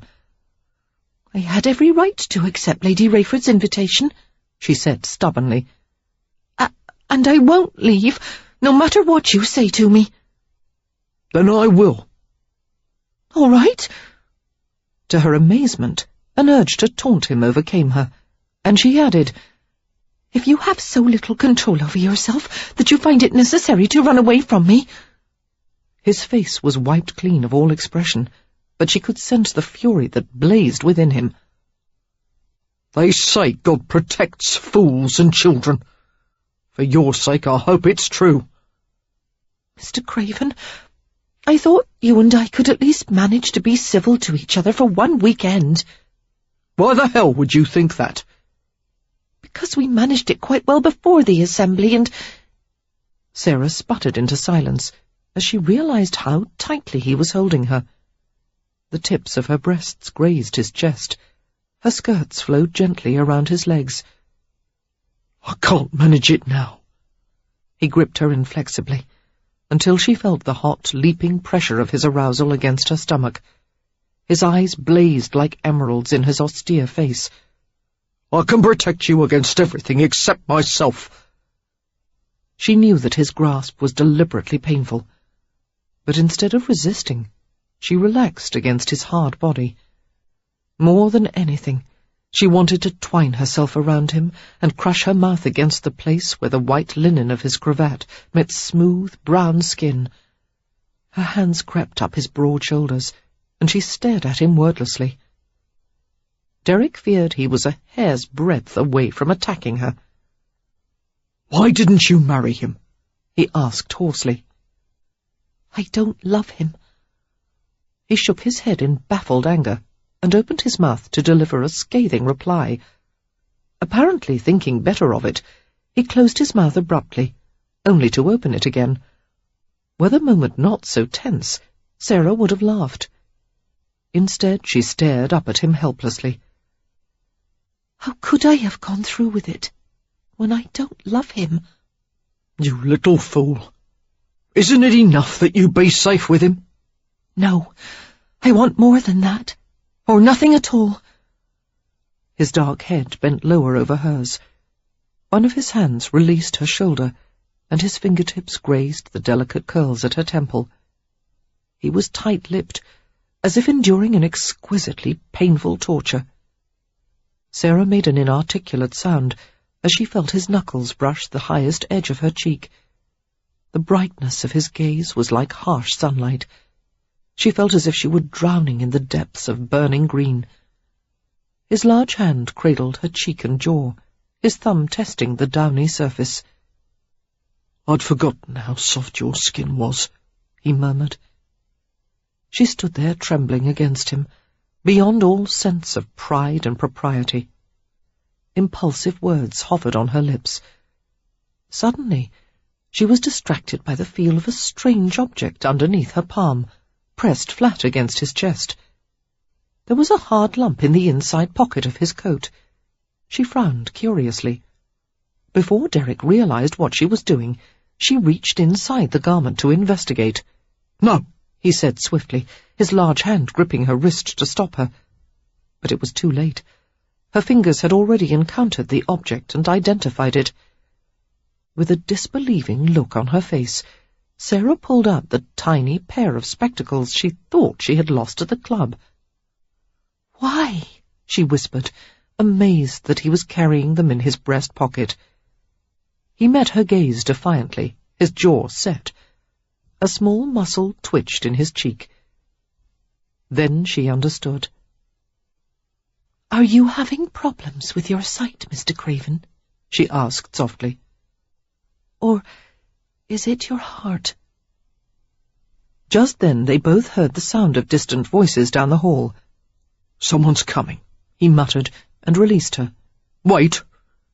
He was gone in an instant, as if the hounds of hell were nipping at his heels. Still clutching the spectacles, Sarah bit her lip.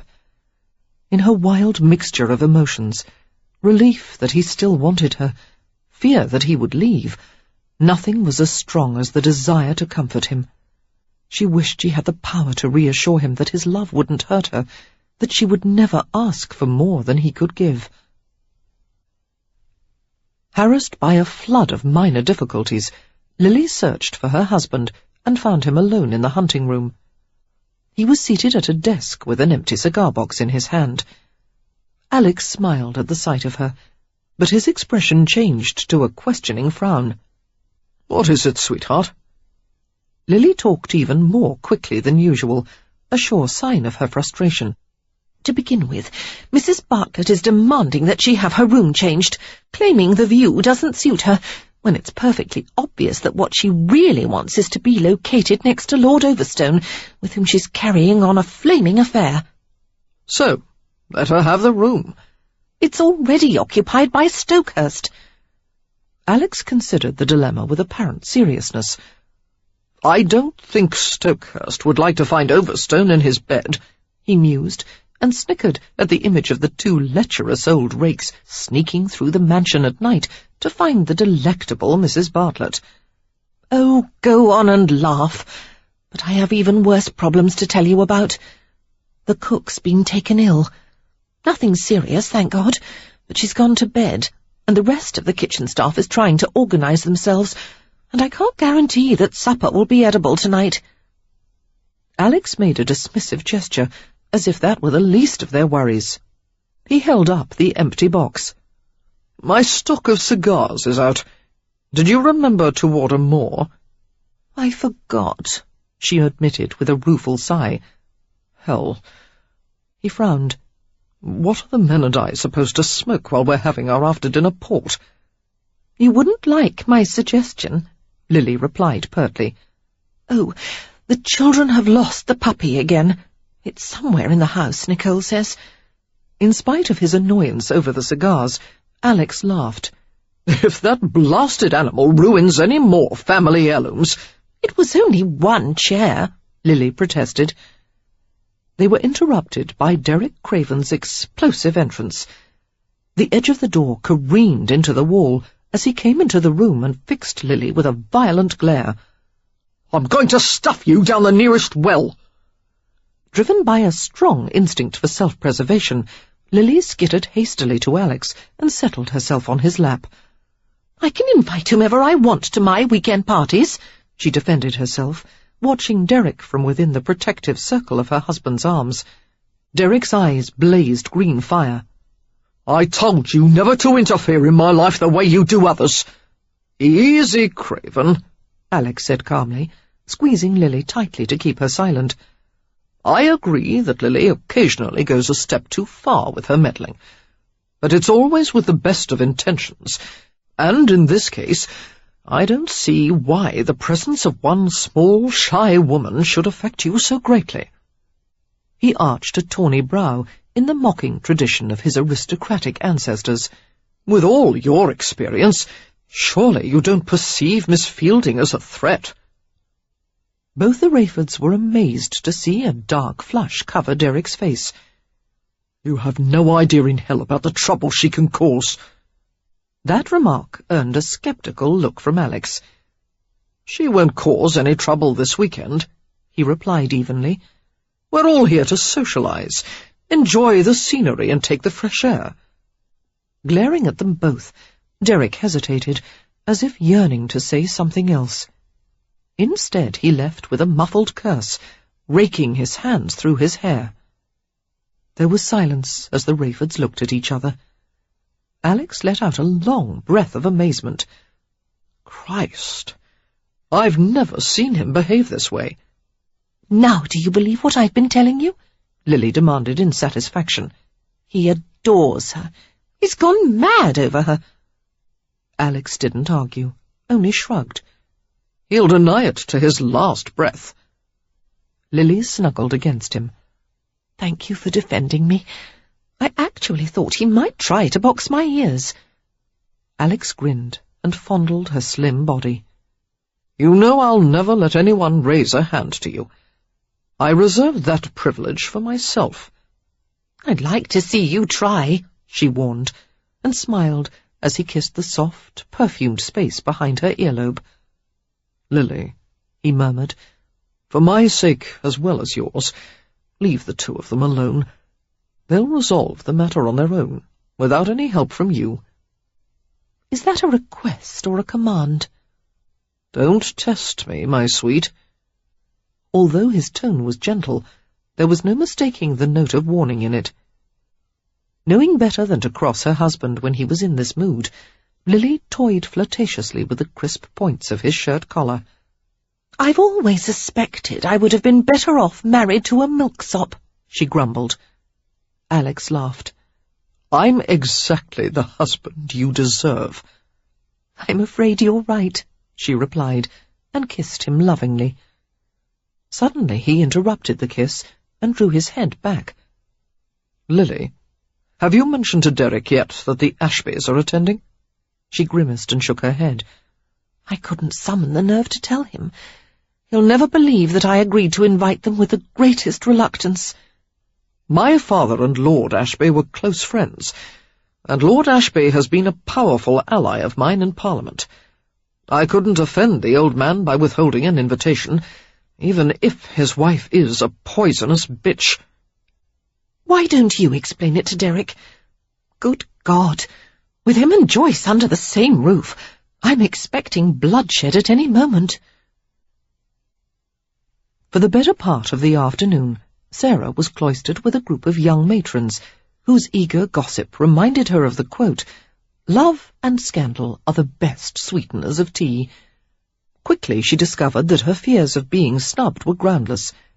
The women were pleasant and friendly, and far more outspoken than Sarah's village friends.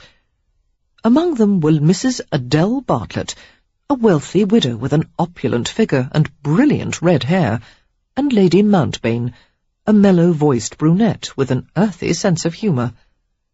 Two lively young women were seated next to Lily Rayford, Lady Elizabeth Burley and Lady Stamford, Lily's own sister. The group talked with shocking frankness about their husbands and lovers, exchanging bon mots and giggling quietly. It was not lost on Sarah that the conversations of these aristocratic ladies bore a strong resemblance to those of the house wenches at Craven's. We'll be right back after this short message. Looking to burn fat without the hassle of fasting? Check out BioVanish. It's made with premium 9C fats from high-quality coconut extract, and it's here to help you lose weight the easy way. Studies show that 9C molecules can raise your BHB levels more than a strict keto diet, meaning your body finally starts burning fat as fuel. In fact, research from Temple University found that taking 9C fats daily boosts fat burning as much as fasting for 12 hours. So, would you rather skip meals all day or just mix BioVanish into a glass of milk? Ready to start burning fat the simple way? Click the link in the description to get BioVanish now and grab an exclusive discount while you're at it. BioVanish, fuel your fat burn. Now, back to the story. Although Lily seemed to enjoy the gathering, her gaze often strayed to the window. Sarah guessed that she would have preferred walking outside or riding, rather than being confined indoors. Noticing Lily's lack of participation in the discussion, one of the women addressed her nonchalantly. "Lily, darling, why don't you tell us about your husband? After all these years of domesticity, how often does Lord Rayford demand his conjugal rights?" Lily surprised them all by blushing. "Often enough," she said with a private smile, refusing to say any more. They teased and laughed, and regarded her with envy, for Lily wore the look of a happily married woman, a rarity among the ton. Lady Mountbain curled in a corner of a cushioned settee. Her wide, scarlet-hued mouth stretched into a speculative smile. "Enough talk about husbands," she declared in her silky, rough voice. "I much prefer the subject of unmarried men. Their activities are so much more interesting. Derek Craven, for example. There is something positively animal about him. Whenever he's near, I can't take my eyes from the man. Perhaps it's that black hair. Or the scar." "Yes, the scar," Adele Bartlett added dreamily. "It makes him look even more of a brute." "Wickedly unprincipled," someone else added in a tone of relish. Adele nodded emphatically. "I'm so pleased you invited him to the weekend, Lily. It's so exciting, having a dangerous man nearby. It makes one feel anything could happen." "Nonsense," Lily said in reply to the comments. "Derek is no more dangerous than that cat near the hearth." A few gazes settled doubtfully on the sleeping animal, a fat and lazy Tom who had far more interest in chasing after supper than after other felines. Reading their disbelief, Lily changed the subject adroitly. "No more talk about men. They're bothersome creatures, and that is that. We have more important things to discuss." "Such as?" Adele was clearly wondering what could be more important than men. "Did I happen to mention that we have an author in our midst?" Lily asked brightly. "You must talk to Sarah. You loved the novel Matilda, didn't you?" In order to keep from drawing attention to herself, Sarah had taken an inconspicuous place in a chair near the corner. Suddenly, she found herself the focus of every pair of eyes. A flood of excited questions erupted all at once. "You wrote Matilda? My dear, you must tell us all about her. How did you meet? How is she these days?" Sarah smiled and made a valiant attempt to reply, but she soon found that it didn't matter what she said, for they all answered their own questions and went right on talking. Ruefully, Sarah glanced at Lily, who grinned and shrugged helplessly to show that the group was incorrigible. 2 hours before the appointed supper time, the women began to disperse in order to change their gowns and ready themselves for a long evening. As she gazed around the room, Sarah became aware of a new arrival, a blonde woman to whom she hadn't yet been introduced. Although the others gave the newcomer lackluster greetings, no one seemed inclined to claim her as a friend. Sarah turned in her chair to glance at her. The woman was slender and very striking. Her face was sharply sculpted, the nose aristocratically thin with a delicate point. Changeable eyes that held tones of blue, grey, and green were set deep below her plucked brows. A wealth of rich golden hair was cut with a fringe across her forehead and drawn on top of her head in a profusion of careless curls. Were there any warmth in her expression, she would have been stunningly beautiful. But the woman's eyes were strangely flat and hard, like chips of stone. Her unswerving stare made Sarah uneasy. "And who are you?" she asked in a silky voice. "Miss Sarah Fielding, ma'am." "Sarah," the woman repeated, looking at her speculatively. "Sarah." Uncomfortably, Sarah set her cup of tea down and began to brush invisible crumbs from her skirts. Noticing the others leaving the room, she wondered how she could follow suit without seeming rude. "Where are you from?" the woman continued softly. "Greenwood Corners, ma'am. It's a small village not far from here." "But how sweet you are. Greenwood Corners, of course. With a complexion as pure as a milkmaid's, you would have to be from the country. And that delightful air of innocence. You make me feel quite protective. You're not married, I see. Tell me, Sarah, has any man yet claimed your affections?" Sarah kept silent, not knowing what to make of the woman's interest. "Oh, you'll capture a score of hearts," Lady Ashby said. "Even the most hardened ones. No one could resist a pretty innocent like you. I believe you could make an old man believe he's young again. Why, you could probably make a scoundrel renounce the devil." "Joyce," came Lily's calm voice. They both glanced at Lily, who wore an unusual look of hauteur. Sarah stood up from the chair, silently grateful for the rescue. "I'm certain my friend appreciates all these flattering observations," Lily continued coolly, "but she's rather shy. I wouldn't like you to make any of my guests uncomfortable." "What an accomplished hostess you've become, Lily," Joyce purred, staring at Lily with active dislike. "One would never suspect you've led such a colourful life. You hide it so well. But you can't conceal the fruits of your past entirely, can you?" "What do you mean by that?" Lily asked, her eyes narrowed. "I mean that your adorable daughter Nicole is a constant reminder of your liaison with Derek Craven." Joyce turned to Sarah and added smoothly, "Why, you look surprised, darling. I thought everyone knew that Nicole is Derek Craven's bastard child." Chapter 9. Sarah sensed Lily's inner struggle to keep her temper in check. For a moment, it seemed she would lose the battle. Sarah touched her arm in a silent gesture of support, while Lady Ashby noted the gesture with a mocking gaze. Mastering herself, Lily compressed her lips until they were white. She glanced at Sarah. "Shall we go upstairs?" she asked in a voice that shook slightly. Hastily, Sarah nodded, and they left Lady Ashby, who wore a calculating smile. They reached the second landing of the grand staircase before Lily was able to speak. "Nicole is a bastard child, but Derek isn't the father." Sarah made a small, consoling sound in her throat. "Lily, there's no need to tell me." I made a mistake several years ago, before I was married.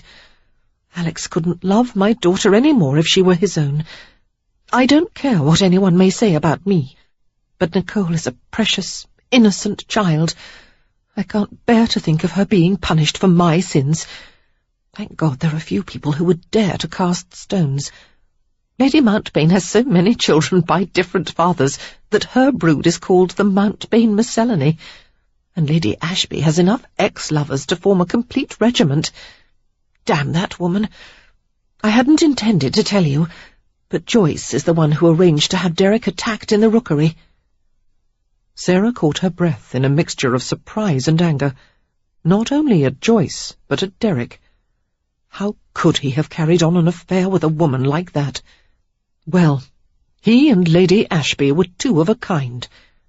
This is what it would be like, her mind slyly whispered, always being confronted with evidence of his sins, always having to make excuses for him.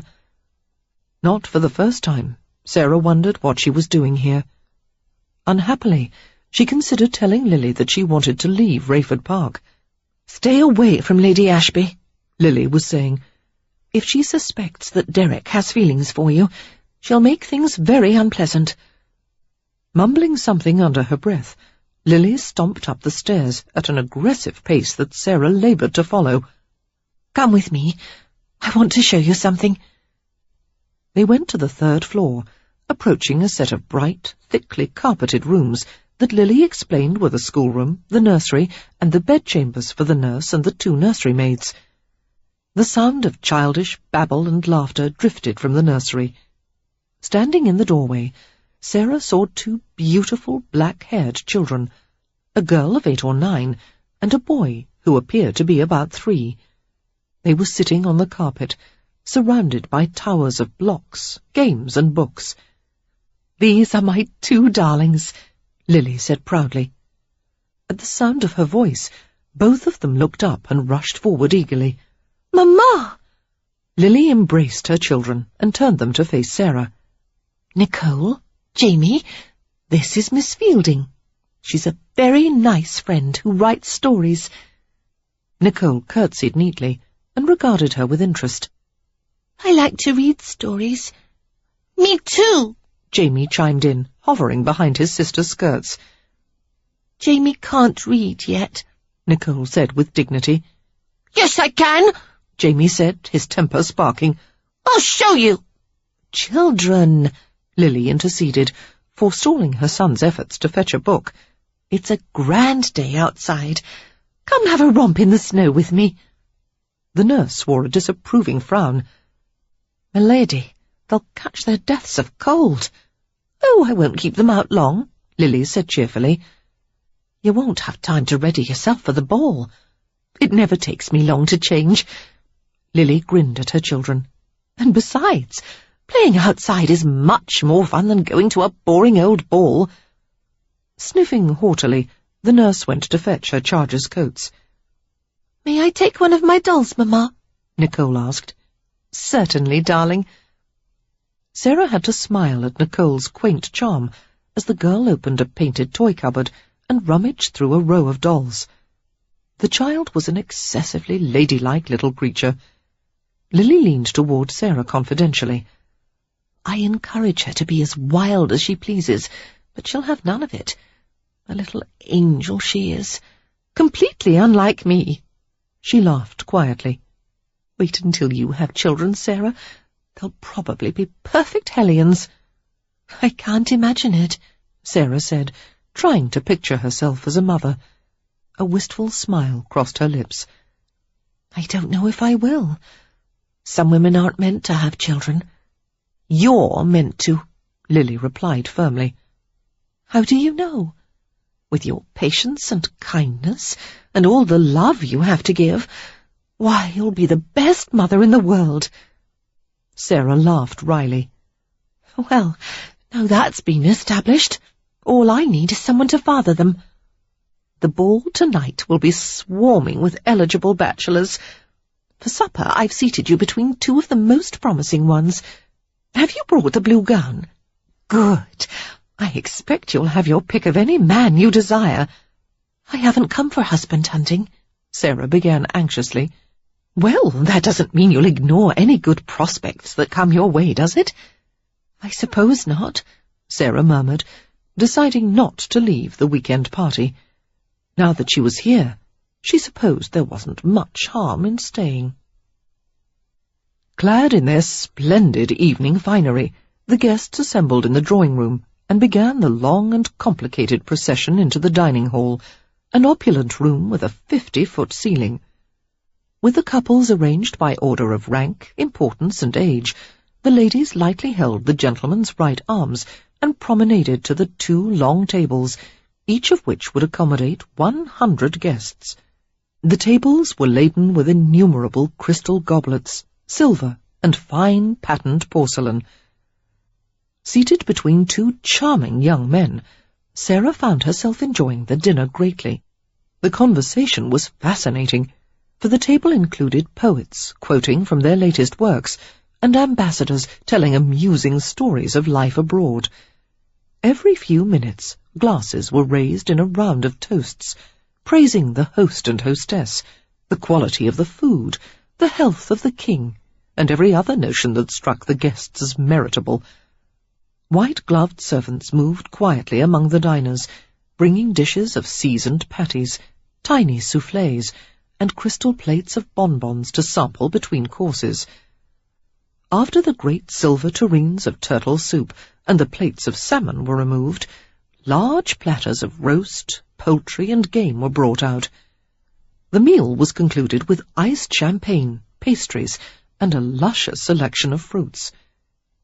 The cloths were removed from the tables, and the gentlemen leaned back in their chairs to enjoy Lord Rayford's excellent stock of hock, sherry, and port, and to puff on cigars as they talked of masculine interests, such as politics. Meanwhile, the ladies retired to separate rooms for more tea and gossip. They would all rejoin in the ballroom an hour or two later, when dinner had settled.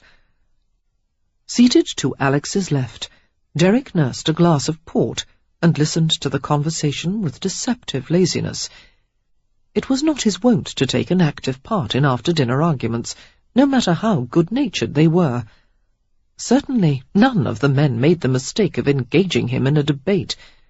He was far from a great orator, for he disliked making speeches of any length, but he had a way of cutting to the heart of a matter with a few well-chosen words. "And besides," one of the men murmured to his neighbour, "I would never be fool enough to debate with a man who knows how much I'm worth." "Well, how does he know that?" "He knows how much everyone is worth, down to the last farthing." As the gentlemen drank deeper into their cups, the conversation turned to a bill that had recently been dismissed in Parliament. It would have abolished the practice of using climbing boys to clean chimneys. But Lord Lauderson, a fat, long-winded earl, who had a habit of turning almost everything into an occasion for jokes and amusement, had made a humorous speech in the House of Lords that had killed the bill. A few of his witticisms were recounted at the table, and many of the men were laughing in appreciation. Proud of his own cleverness, Lauderson beamed until his face turned as pink as a cherub's. "I say, I was in good form that day," he said with a chuckle. "Glad to entertain, my good fellows. Always glad of it." Slowly, Derek set down his glass in order to keep it from splintering in his hand. He had supported the bill with as much money and behind-the-scenes manipulation as possible. With all that and Rayford's support, the bill had been guaranteed to pass, until Lauderson's facetious speech. All at once Lauderson's boasting was too much to take.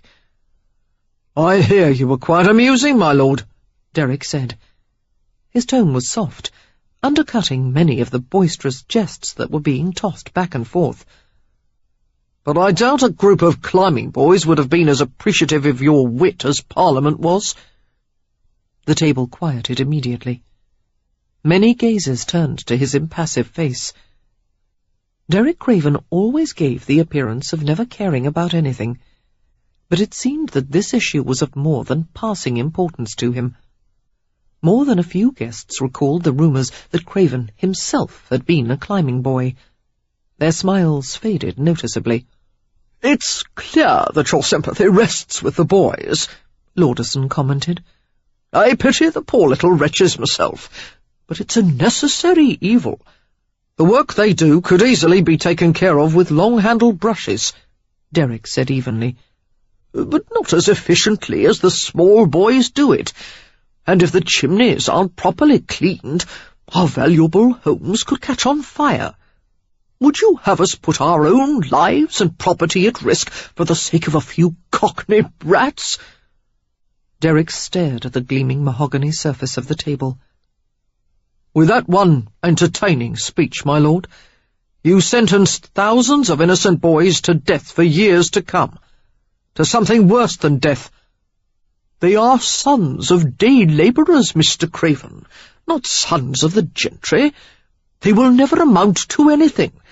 Why not put them to good use?" "Craven," Alex Rayford muttered, fearing that an ugly scene was about to take place. But Derek lifted his eyes and regarded Lauderson in a cool, almost pleasant manner. You almost tempt me to give you back a pig of your own sow, my lord. What does that mean? Lauderson asked, chuckling at the crude Cockney expression. It means the next time you defeat a bill I'm particular to, using one of your frivolous high-kick speeches, I'll stuff your gullet full of soot and mortar and shove your fat ass up a chimney. And if you get stuck there, I'll light straw beneath you, or jab pins into your feet to get you going. And if you complain of burns from a hot flue, or of suffocation, I'll flay your hide with a leather strap. That's what a climbing boy goes through every day of his miserable existence, my lord. That's what the bill would have prevented. Giving him a chilling glance, Derek stood up and left the dining hall with a measured tread. Lauderson had turned scarlet during the contemptuous speech. What gave Craven the idea that his opinion is worth a farthing? His voice echoed in the deadly quiet of the room. A man of no blood, no education, and certainly no refinement. He may be the wealthiest bastard in England, but that gives him no right to speak to me in that insolent manner. He glanced at Alex in rising indignation. An apology is due me, sir. Since you're responsible for inviting the man, I'll accept yours in lieu of his. The assemblage froze. Not even a creak of a chair disrupted the silence. Alex's face was like carved marble as he returned Lauderson's stare. "Excuse me, gentlemen," he finally said. "The air in here has suddenly turned foul." He left the table with an expression of distaste, while Lauderson's eyes bulged. Alex couldn't find Derek until the ball had begun.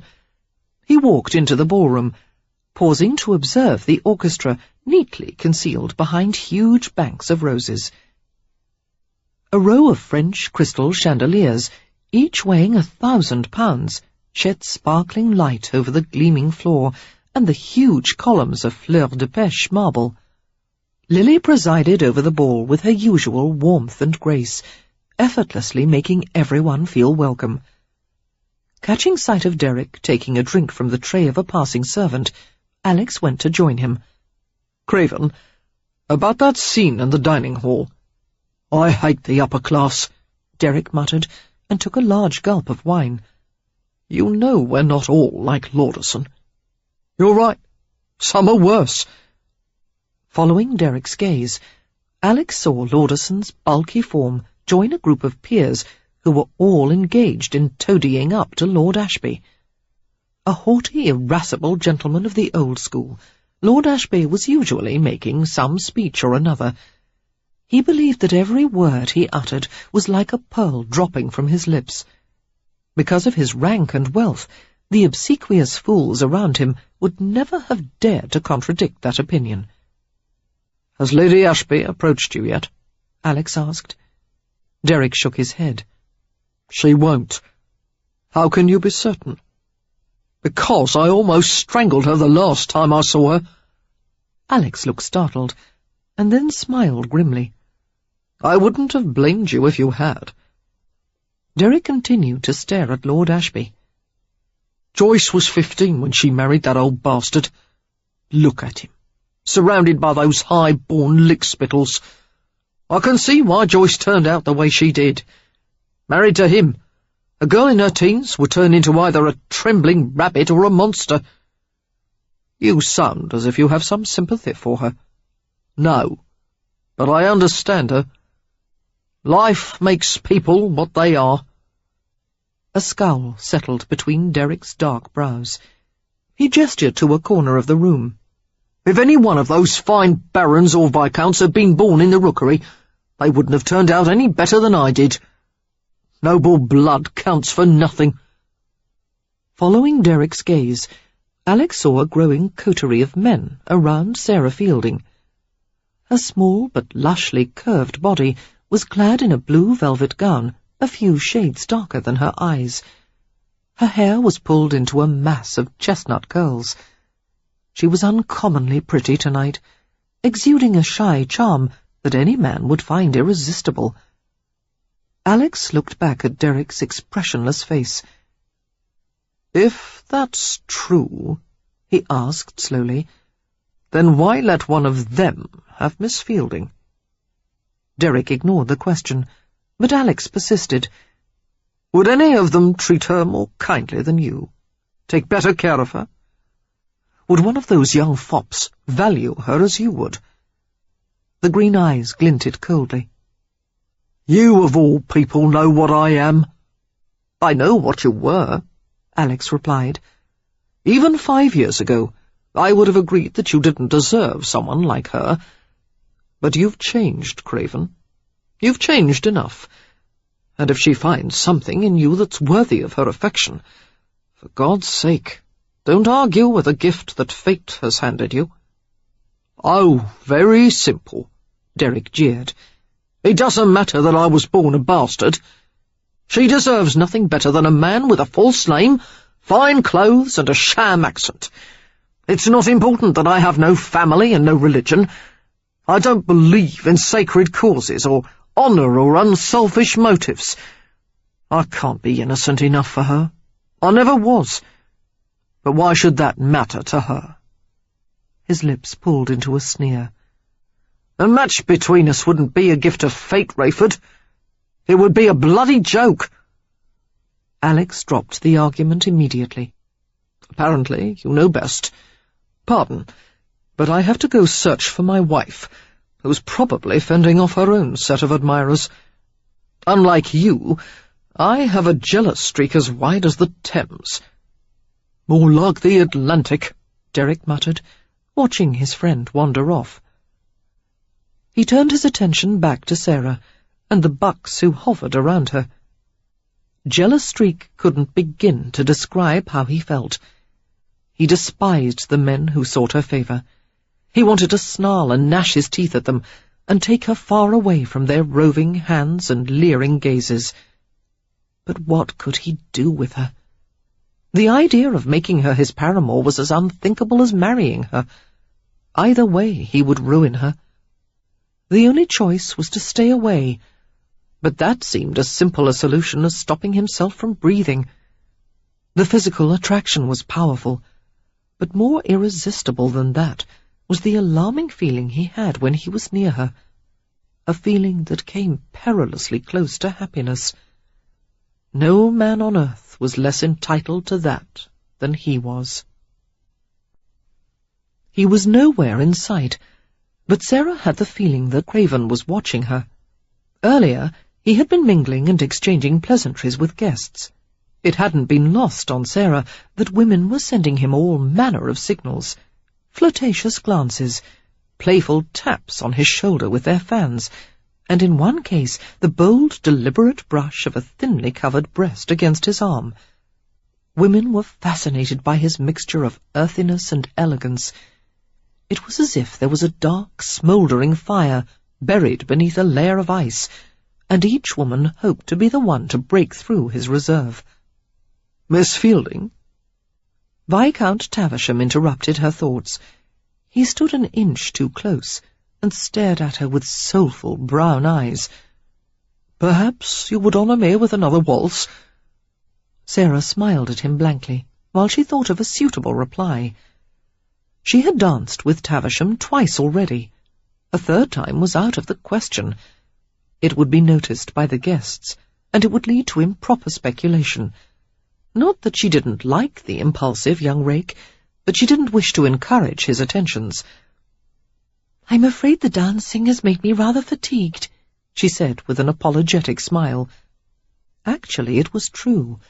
Several waltzes and vigorous quadrilles had made the soles of her feet sore.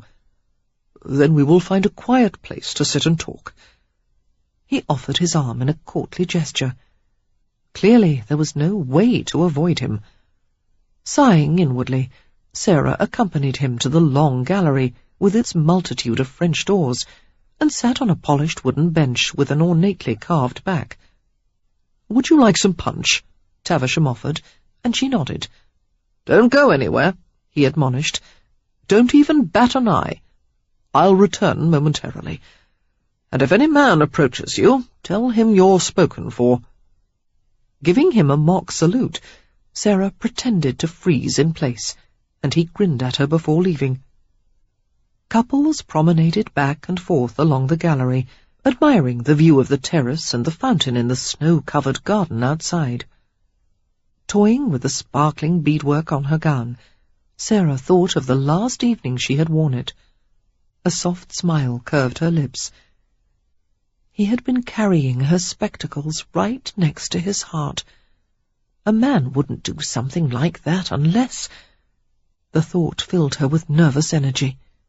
She stood up, ignoring the protesting twinge of her feet.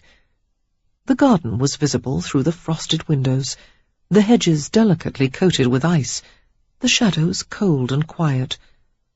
Pale blue moonlight gleamed over the frozen fountain and the bordered walkways. After the crowded, music-filled ballroom, the quiet garden was an inviting sanctuary. Obeying a sudden impulse, Sarah slipped to the French doors and turned one of the gilded knobs. She shivered as a winter breeze caressed her bare shoulders and closed the door behind her. The garden was like a snow palace. Carefully, she made her way along a gravelled path, filling her lungs with refreshing air. Lost in her thoughts, she wandered until she heard a sound behind her. It might have been the rustle of another breeze, or her name whispered in a low voice. Sarah turned around, the ice-dusted hem of her skirt whirling and settling at her feet.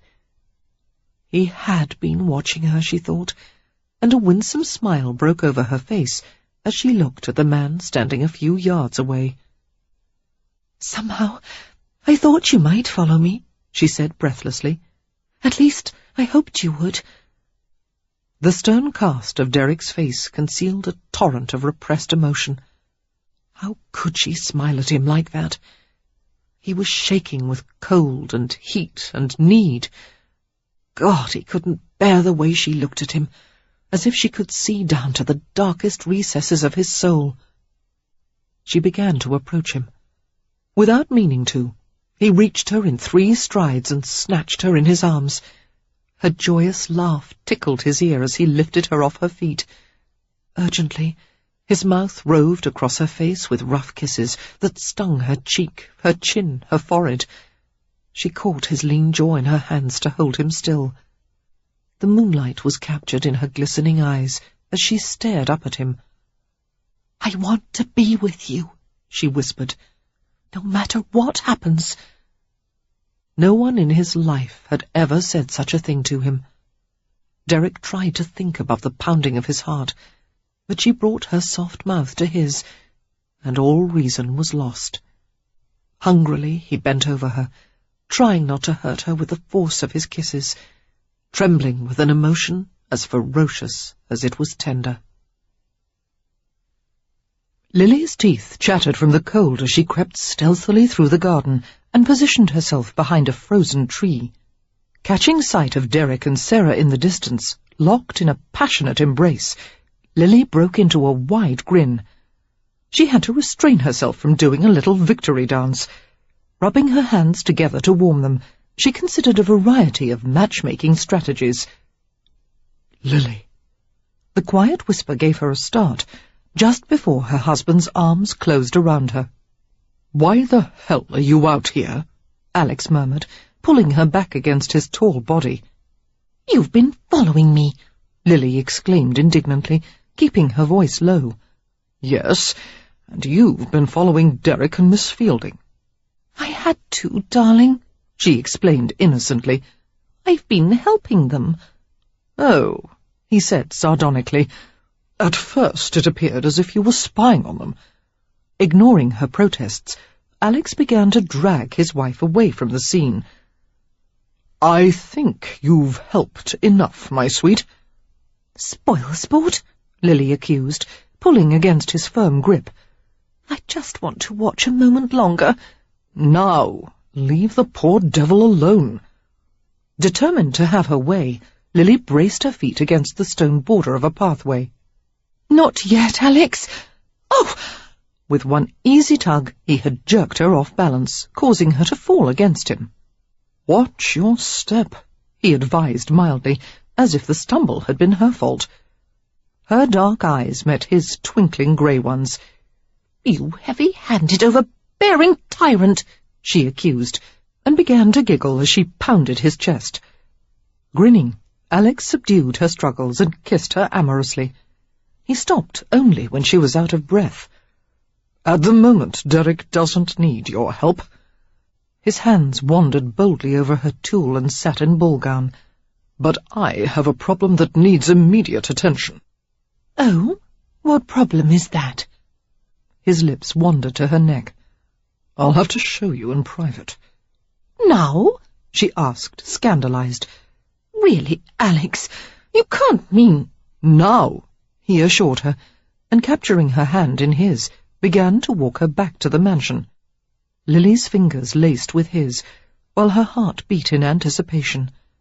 In spite of his obstinate, overbearing nature, she thought him the most wonderful husband in the world, and was about to tell him so, when suddenly they nearly bumped into the solitary woman who crossed the path before them. Lady Ashby whipped around and eyed them both like a baleful cat. From the seething anger on her face, Lily guessed that she had also followed Derek, and had seen him kissing Sarah Fielding. "Lady Ashby," Lily said sweetly. "Rather a cool night for a stroll, isn't it?"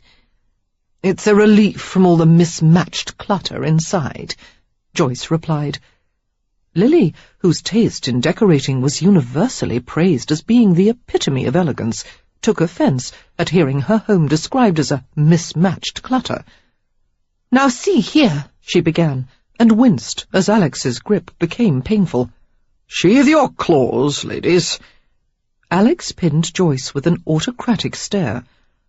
"My wife and I would be delighted to accompany you back to the ball, Lady Ashby." "I don't wish—" Joyce objected, but was presented with Alex's rock-solid arm. "I insist," he said, ignoring his wife's glare.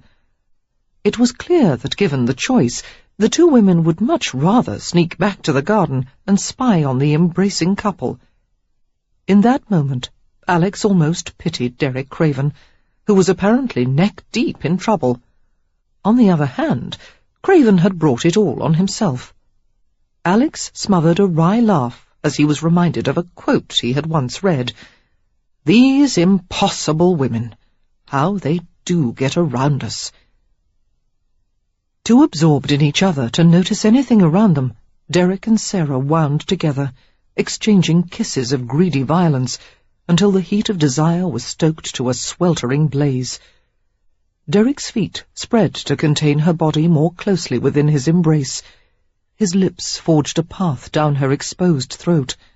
The catch of sound came from her throat as she felt the hot swipe of his tongue on her skin. Derek bent his knees and pulled her high against him, and breathed deeply in the perfumed veil where her breasts were pushed together. Suddenly, he lifted his head and buried his lips in the mass of her curls. "No," he said, his voice muffled. His large body was still, except for the rhythmic force of his breathing. Somehow it seemed as if he were waiting for her to convince him of something he wanted very badly to believe. Honesty was too much a part of Sarah's nature for her to keep her feelings hidden. Although it might result in disaster, she had no choice but to lay her heart before him. "I need you," she said, combing her fingers through his black hair. "You don't even know me." She turned her face and pressed her lips to the thin, healed-over scar, lingering in the space between his thick brows. "I know that you care for me." Derek did not pull away from her tender ministrations, but his tone was savage. "Not enough, or I wouldn't be here with you. I wish to hell I had the decency to leave you alone." "I've been alone for far too long," she said passionately. "There's no one for me. Not Perry, not any of the men in the village, or anyone inside that ballroom. No one but you." If you'd seen anything of the world, you'd know there's a hell of a lot more to choose from than Perry Kingswood and me. Thousands of ordinary, honourable men who would fall to their knees in gratitude for a woman like you. "I don't want anyone honourable. I want you." She felt him smile unwillingly against her ear. "Sweet angel," he whispered, "you can do far better than me." "I don't agree." Ignoring his attempt to ease her away, she snuggled under his chin. Reluctantly, Derek folded her against his warm body. "You're getting cold. I'll take you inside." "I'm not cold." Sarah had no intention of going anywhere. She had dreamed of this moment for too many nights. Derek glanced over her head at the light coming from the ballroom. "You should be in there dancing with Harry Marshall or Lord Banks." She frowned at the mention of the two callow youths. "Is that what you think I deserve? You would pair me with some shallow, conceited dandy and claim that I've made a splendid match? Well, I'm beginning to think it's a convenient excuse, this notion of yours that I'm too good for you. Perhaps the truth is that I'm lacking something. You must think I wouldn't satisfy your needs, or—" "No," Derek said swiftly. "I suppose you would rather be consorting with all those married women who keep whispering in your ear and making eyes at you and touching you with their fans." "Sarah." "Writers are very observant, perceptive people, and I can tell exactly which women you've consorted with, just by watching." Derek smothered her tirade with his mouth. When she was quiet, he lifted his head. "None of them mattered to me," he said roughly. "There were no promises, no obligations on either side. I felt nothing for them." He looked away from her and swore, aware of the futility of trying to explain it to her. But she had to understand, so that she would have no illusions about him. He forced himself to go on. "Some of them claimed to love me. As soon as they said it, I left without looking back." "Why?" "There's no place in my life for that. I don't want it. I have no use for it." Sarah stared at his averted face. In spite of his unemotional tone, she sensed the tumult inside him. He was lying to himself. He needed to be loved more than any person she had ever met. "Then what do you want?" she asked softly. He shook his head without answering. But Sarah knew. He wanted to be safe. If he were rich and powerful enough, he would never be hurt, lonely, or abandoned. He would never have to trust anyone. She continued to stroke his hair, playing lightly with the thick raven locks. "Take a chance on me," she urged. "Do you really have so much to lose?" He gave a harsh laugh and loosened his arms to release her. "More than you know." Clinging to him desperately, Sarah kept her mouth at his ear. "Listen to me." All she could do was play her last card. Her voice trembled with emotion.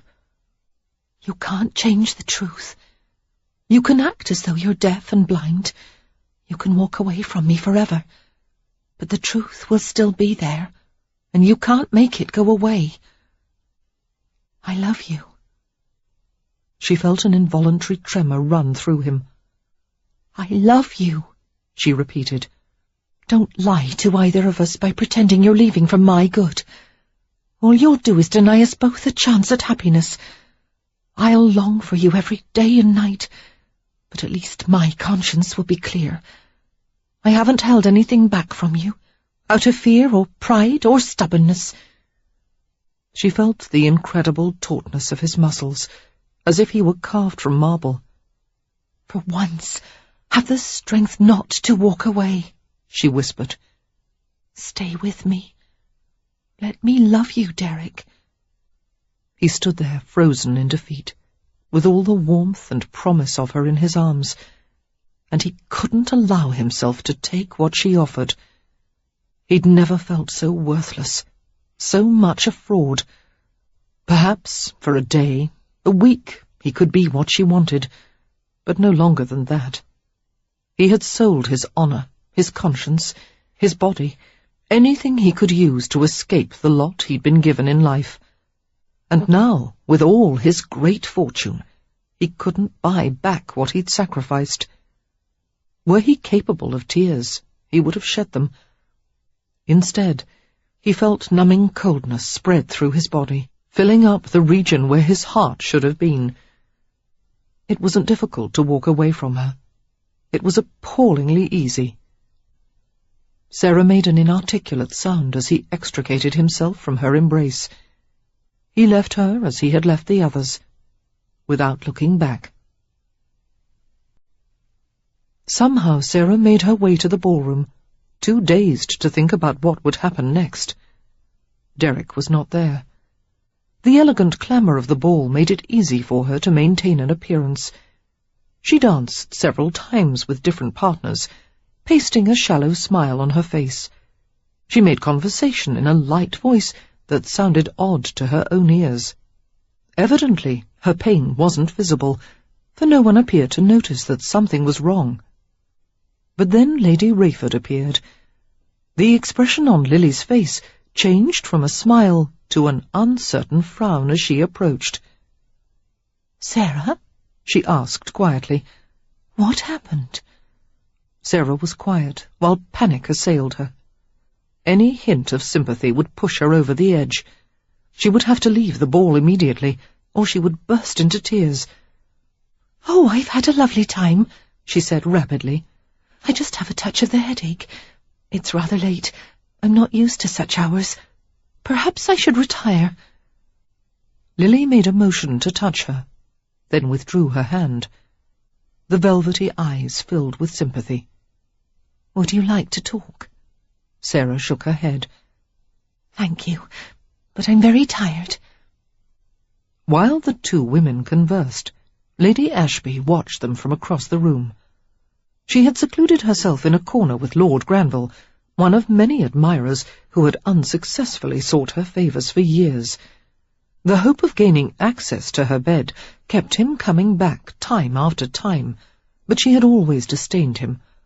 In spite of his reputed virility and his fleshy handsomeness, he'd never had anything she wanted. Until now. She smiled into his narrow blue eyes. "Granville, do you see that woman standing next to Lily Rayford?" Indifferently, Granville glanced away from her, his gaze alighting on the pair. "Ah, the delightful Miss Fielding," he commented. "Yes, indeed." Contemplating Sarah's bountiful charms, he moistened his lips with a thick tongue. "A pretty little bonbon." He looked back at Joyce, savouring her golden beauty, displayed in a diaphanous lavender gown. "However, I prefer a woman of worldliness and experience, who could satisfy a man of my varied tastes." "Indeed." Joyce's lovely face took on a hard cast. "We've known each other a long time, haven't we, Granville? Perhaps it's time we made our friendship more intimate." A flush of sexual greed worked up from his throat. "Perhaps it is," he breathed, stepping closer to her. Delicately she propped her fan against his chest, keeping him at bay. "But first, I would ask a favour of you." "A favour?" he repeated warily. "You'll find it quite pleasant, I assure you." Joyce's lips curved in a malicious smile. "When that pretty little bonbon, as you call her, retires for the evening, I want you to go up to her room and—" Standing on her toes, Joyce whispered her plan to him, while his flush grew deeper. "Consider her a morsel to whet your appetite," Joyce finished, "before you enjoy the main course later tonight. First Miss Fielding, then me." Granville shook his head with momentary dismay. "But there's a rumour," he protested. "They say that Derek Craven is enamoured of her." "She won't tell him. She won't tell anyone. She'll be too ashamed." Contemplating the proposition, Granville finally nodded with a chortle of lecherous delight. "All right, as long as you tell me why you want this favour. Has it something to do with your former liaison with Craven?" Joyce's chin dipped in a small nod. "I'm going to ruin everything he values," she murmured. "If he is attracted by innocence, I'll see that it's debauched. If any woman is fool enough to care for him, I'll ruin her. I won't let him have anything, unless he crawls on his knees to beg me for it." Granville stared at her in fascination. "What an extraordinary creature you are. A tigress. You swear by all that's sacred to you that you'll yield yourself to me tonight?" "I hold nothing sacred." Joyce smiled thinly. "But I'll yield to you tonight, Granville, after you've finished with Miss Fielding." Gently repelling Lily's attempts to talk to her, Sarah bade her good night and slipped from the ballroom. She went upstairs alone. The music and laughter from the ballroom faded with each step, until she reached the silence of her room. Declining to ring for a chambermaid, Sarah managed to struggle from her gown unaided. She left the rich heap of beaded velvet on the floor, along with her white lawn underclothes. It seemed too much of an effort to pick the garments up. After donning her nightgown, she sat down on the edge of the bed and allowed herself to think, for the first time since Derek had left her alone in the garden. "He was never mine to lose," she said aloud. She wondered if there was anything she could have done differently, any more she could have said. No, she didn't have reason for regret. It had not been wrong to love him, nor had it been wrong to tell him so. A sophisticated woman might have played her hand more cleverly, but Sarah knew little about games. It was best to be open and giving, and if her love wasn't returned, at least she couldn't be faulted for cowardice. Kneeling by the bed, she folded her hands and closed her eyes tightly. "Dear Lord," she said in a strangled whisper, "I can bear it for a while, but please don't let it hurt forever." She was motionless for a long time, while her mind swam with painful thoughts. In the welter of her emotions, there was a trace of pity for Derek Craven. For an instant tonight, quick as a lightning flash, he had been tempted to take the risk of loving someone. Somehow she doubted that he would ever come that close again. "And me?" she wondered wearily, extinguishing the lamp and crawling into bed. "I'll just muddle through all of this and carry on. And someday, with the grace of God, I might be strong enough to love someone else." For a while, Derek lingered in the billiards room with a glass of brandy, only half listening to the languid conversations of the men who had retreated there for a gentlemanly smoke. The cloying atmosphere made him feel like a caged tiger. He left silently, taking the brandy with him. As he wandered around the first floor of the mansion, Derek saw a flash of white on the grand staircase. Welcoming any distraction over the prospect of returning to the ballroom, he went to investigate. Halfway up the stairs, he saw Nicole in her white ruffled nightgown, her long hair a mass of tangles. She huddled by the banister in an effort to conceal herself. Upon seeing him, she held a finger to her lips in a gesture to keep quiet. Casually, Derek made his way up the stairs and sat next to her. He rested his arms on his bent knees. "What are you doing out of bed at this hour?" "I'm sneaking downstairs to look at all the pretty gowns," Nicole informed him in a whisper. "Don't tell Mamma." "I won't, as long as you go back upstairs to your room." "After I see what the ball looks like." He shook his head firmly. "Little girls shouldn't roam through the house in their nightgowns." "Why?" Nicole looked down at herself, tucking her bare feet beneath the hem of the garment. "It covers everything. See?" "It isn't proper." Derek resisted the urge to smile grimly as he heard himself delivering a statement on propriety. "Ma doesn't have to be proper." "Neither will you, when you're older." "But Uncle Derek," Nicole pleaded, and then sighed heavily as she saw his brows lower threateningly. "All right, I'll go back upstairs. But someday I'm going to have a ball gown of silver and gold, and I'll stay up and dance all night." Derek looked down at her small face. Nicole's features were slightly more exotic than her mother's. With her lustrous black eyes and striking dark brows, she had the promise of stunning beauty. "That day isn't long coming," he said. "Some day you'll have every man in London begging to marry you." "Oh, I don't want to marry anybody," she said earnestly. "All I want is my own stable full of horses." Derek smiled slightly. "I'm going to remind you of that when you're 18. "Maybe I'll marry you," she said with a childish giggle. "That's very kind of you, sweet." He rumpled her hair. "But you'll want to marry someone your own age, not some old cheeser." A new voice interrupted from the foot of the stairs. "He's right," Lady Ashby said silkily. "I was forced to marry an old man, and look what became of me." Nicole's smile vanished. With a child's natural perceptiveness, she sensed the corruption beneath Joyce's beautiful exterior. Warily, she inched closer to Derek as Joyce ascended the steps in fluid, graceful movements. Pausing before them, Joyce regarded the little girl with distaste. "Run along, child. I want to talk with Mr. Craven alone." Hesitantly, Nicole glanced at Derek. He leaned over and whispered to her. "Back to bed, miss." As soon as the child was gone, all warmth faded from Derek's face.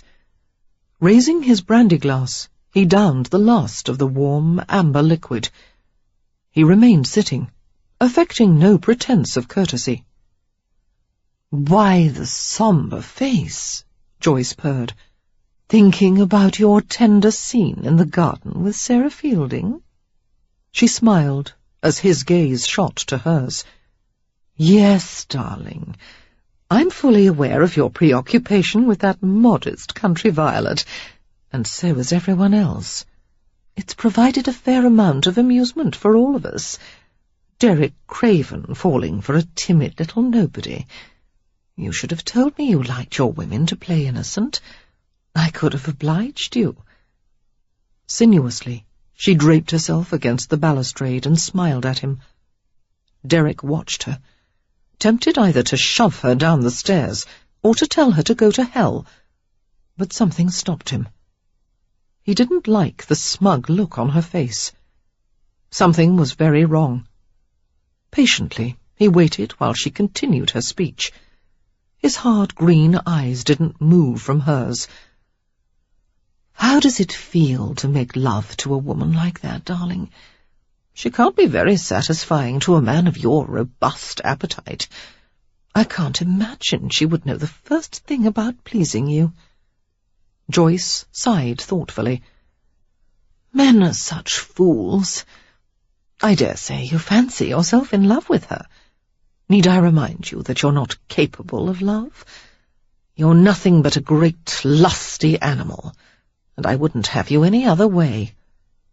She pursed her red lips provocatively. "Leave the sentiments and the romantic foolishness to other men. What you have is much better than a heart. A nice, big cock.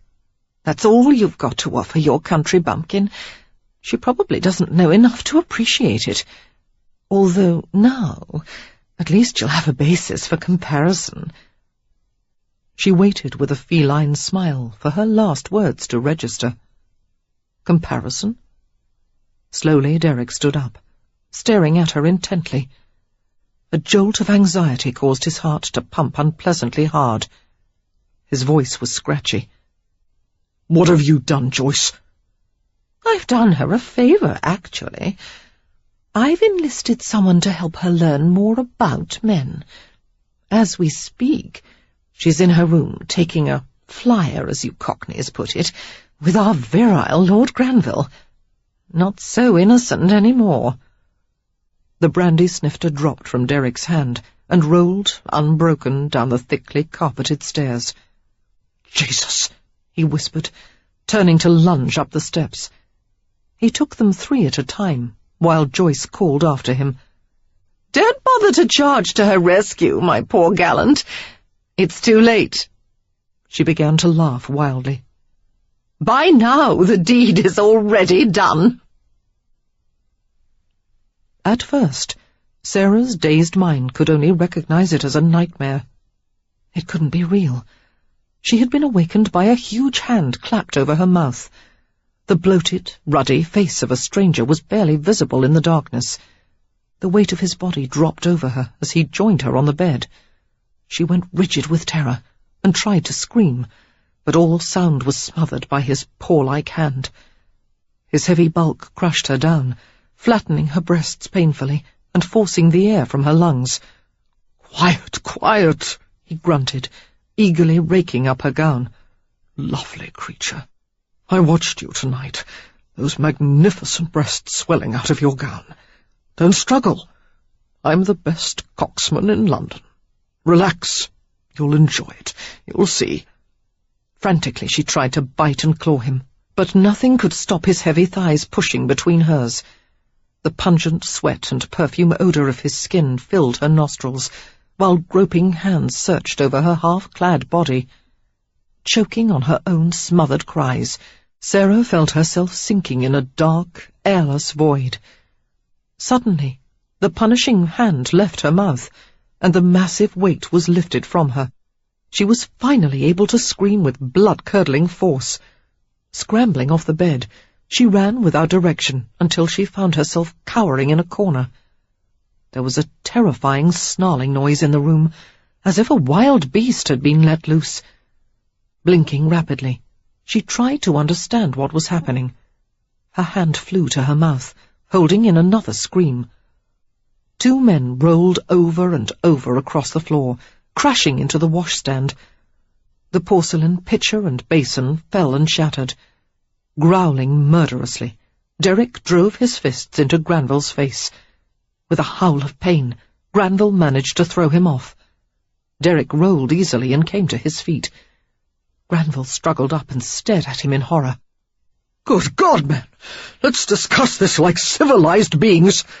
Derek's teeth gleamed in the dim room, his lips twisting in a demonic sneer. "After I take your head off and pull your guts out through your neck." Granville whimpered in fear, as Derek came after him again, slamming him to the floor. Brutal fists descended on him relentlessly, until Granville got in a blow of his own and gained another second's respite. He raised a hand to his own face, discovering it was streaming with blood. "My nose is broken!" he cried in panic, crawling backward to the door as Derek stalked him mercilessly. To Granville's relief, a house steward appeared, staring into the room with alarm and bewilderment. "Please," Granville sobbed, clutching at the servant's ankle. "Keep him away from me! He's trying to kill me!" "You won't be that lucky," Derek interrupted, snatching up a shard of broken pottery and advancing on him. Bravely, the house steward placed himself between Derek and his intended victim. "Mr. Craven," the servant quavered, staring at the enraged giant before him. "You must wait until— Get out of my way!" Conscious of the blubbering aristocrat seeking his protection, the servant didn't move. "No, sir," he said unsteadily. More servants and several guests began to appear, all crowding to see what the commotion was about. Derek pinned Granville with a bloodthirsty stare. "The next time I see you, and the cold-hearted bitch who sent you, I'll kill you both. Tell her that." Granville shrank back in fear. "There are witnesses who will testify as to your threats." Derek slammed the door, closeting himself alone in the room with Sarah. He dropped the piece of broken pottery and turned to her, swiping his heavy black hair out of his eyes. She clutched the thin gown around herself as if it would protect her. Her face was blank, as if she didn't recognize him. When he saw that her entire body was trembling, he went to her and scooped her up in his arms. Silently, he carried her to the bed and sat down with her in his lap. She was still against his broad chest, her arms gripped around his neck, her head wedged against his shoulder. They both breathed in hard spurts, one from fear, one from rage. As his anger diminished, Derek became aware of the multitude of voices gathering outside the door. No one dared come in. God only knew what they thought was going on in there. It would be better if he relinquished Sarah to someone else's care. He didn't realize she was crying until her wet cheek brushed his neck. No sobs, just quiet tears that slipped down her face and broke his heart. Slowly he unclenched his hands and caressed her loose hair and her back. Did he hurt you? He finally brought himself to ask. She knew what he meant. No, she said in a watery voice. You arrived in time. How did you know? How— Later. At the moment, he couldn't bring himself to explain that she had been assaulted because of him. Sarah relaxed against him with a ragged sigh, her tears drying. It was impossible to believe that the same man who had attacked Lord Granville so brutally could hold her with such tenderness. She had never felt so safe, cradled against his broad chest, feeling his breath filter through her hair. One of his hands was splayed over her side, his thumb resting against the curve of her breast. It was wrong for him to hold her so intimately, for her to allow it, but she couldn't bring herself to deny him. His head moved, and his mouth brushed hers in a gentle kiss. Closing her eyes, Sarah felt his lips touch her delicate eyelids, her wet lashes. A decisive rap on the door heralded Lady Rayford's entrance. She slipped inside and turned to admonish the cluster of people around the portal. Go on, all of you, she said pertly. Everything's all right now. I wish everyone would go downstairs and try to refrain from gossiping about things that are not their concern. Firmly she closed the door and stared at the pair on the bed. Damnation, she muttered, coming over to light the bedside lamp. Aware of the scandalous appearance of the situation, Sarah tried to crawl from Derrick's lap. He deposited her beneath the covers, tucked her in carefully, and sat on the bed beside her. Lily's gaze moved from Sarah's distraught face to Derrick's impassive one. That filthy goat Granville, she muttered. I've always known he was a lecherous bastard, but that he would dare attack a guest under my roof. Well, Alex is booting him off the estate right now, and after I'm through, Granville won't be received by anyone in the ton. Here, I thought this might help. She handed a glass of whiskey to Derrick. Between the two of you, I can't decide who needs it more. He gave it to Sarah, who sniffed cautiously and shook her head. No. Drink some for me, he insisted gently. She tried a small swallow and coughed as it burned her throat. Ugh! She made a face at the vile taste. Gingerly she took another sip, and then another. Derrick pushed the whiskey back as she tried to give it to him. Keep sipping. Lily pulled a chair to the bed and sat down. Removing the jewelled bandeau from her forehead, she rubbed her temples distractedly. Catching Sarah's worried glance, she produced a wry smile.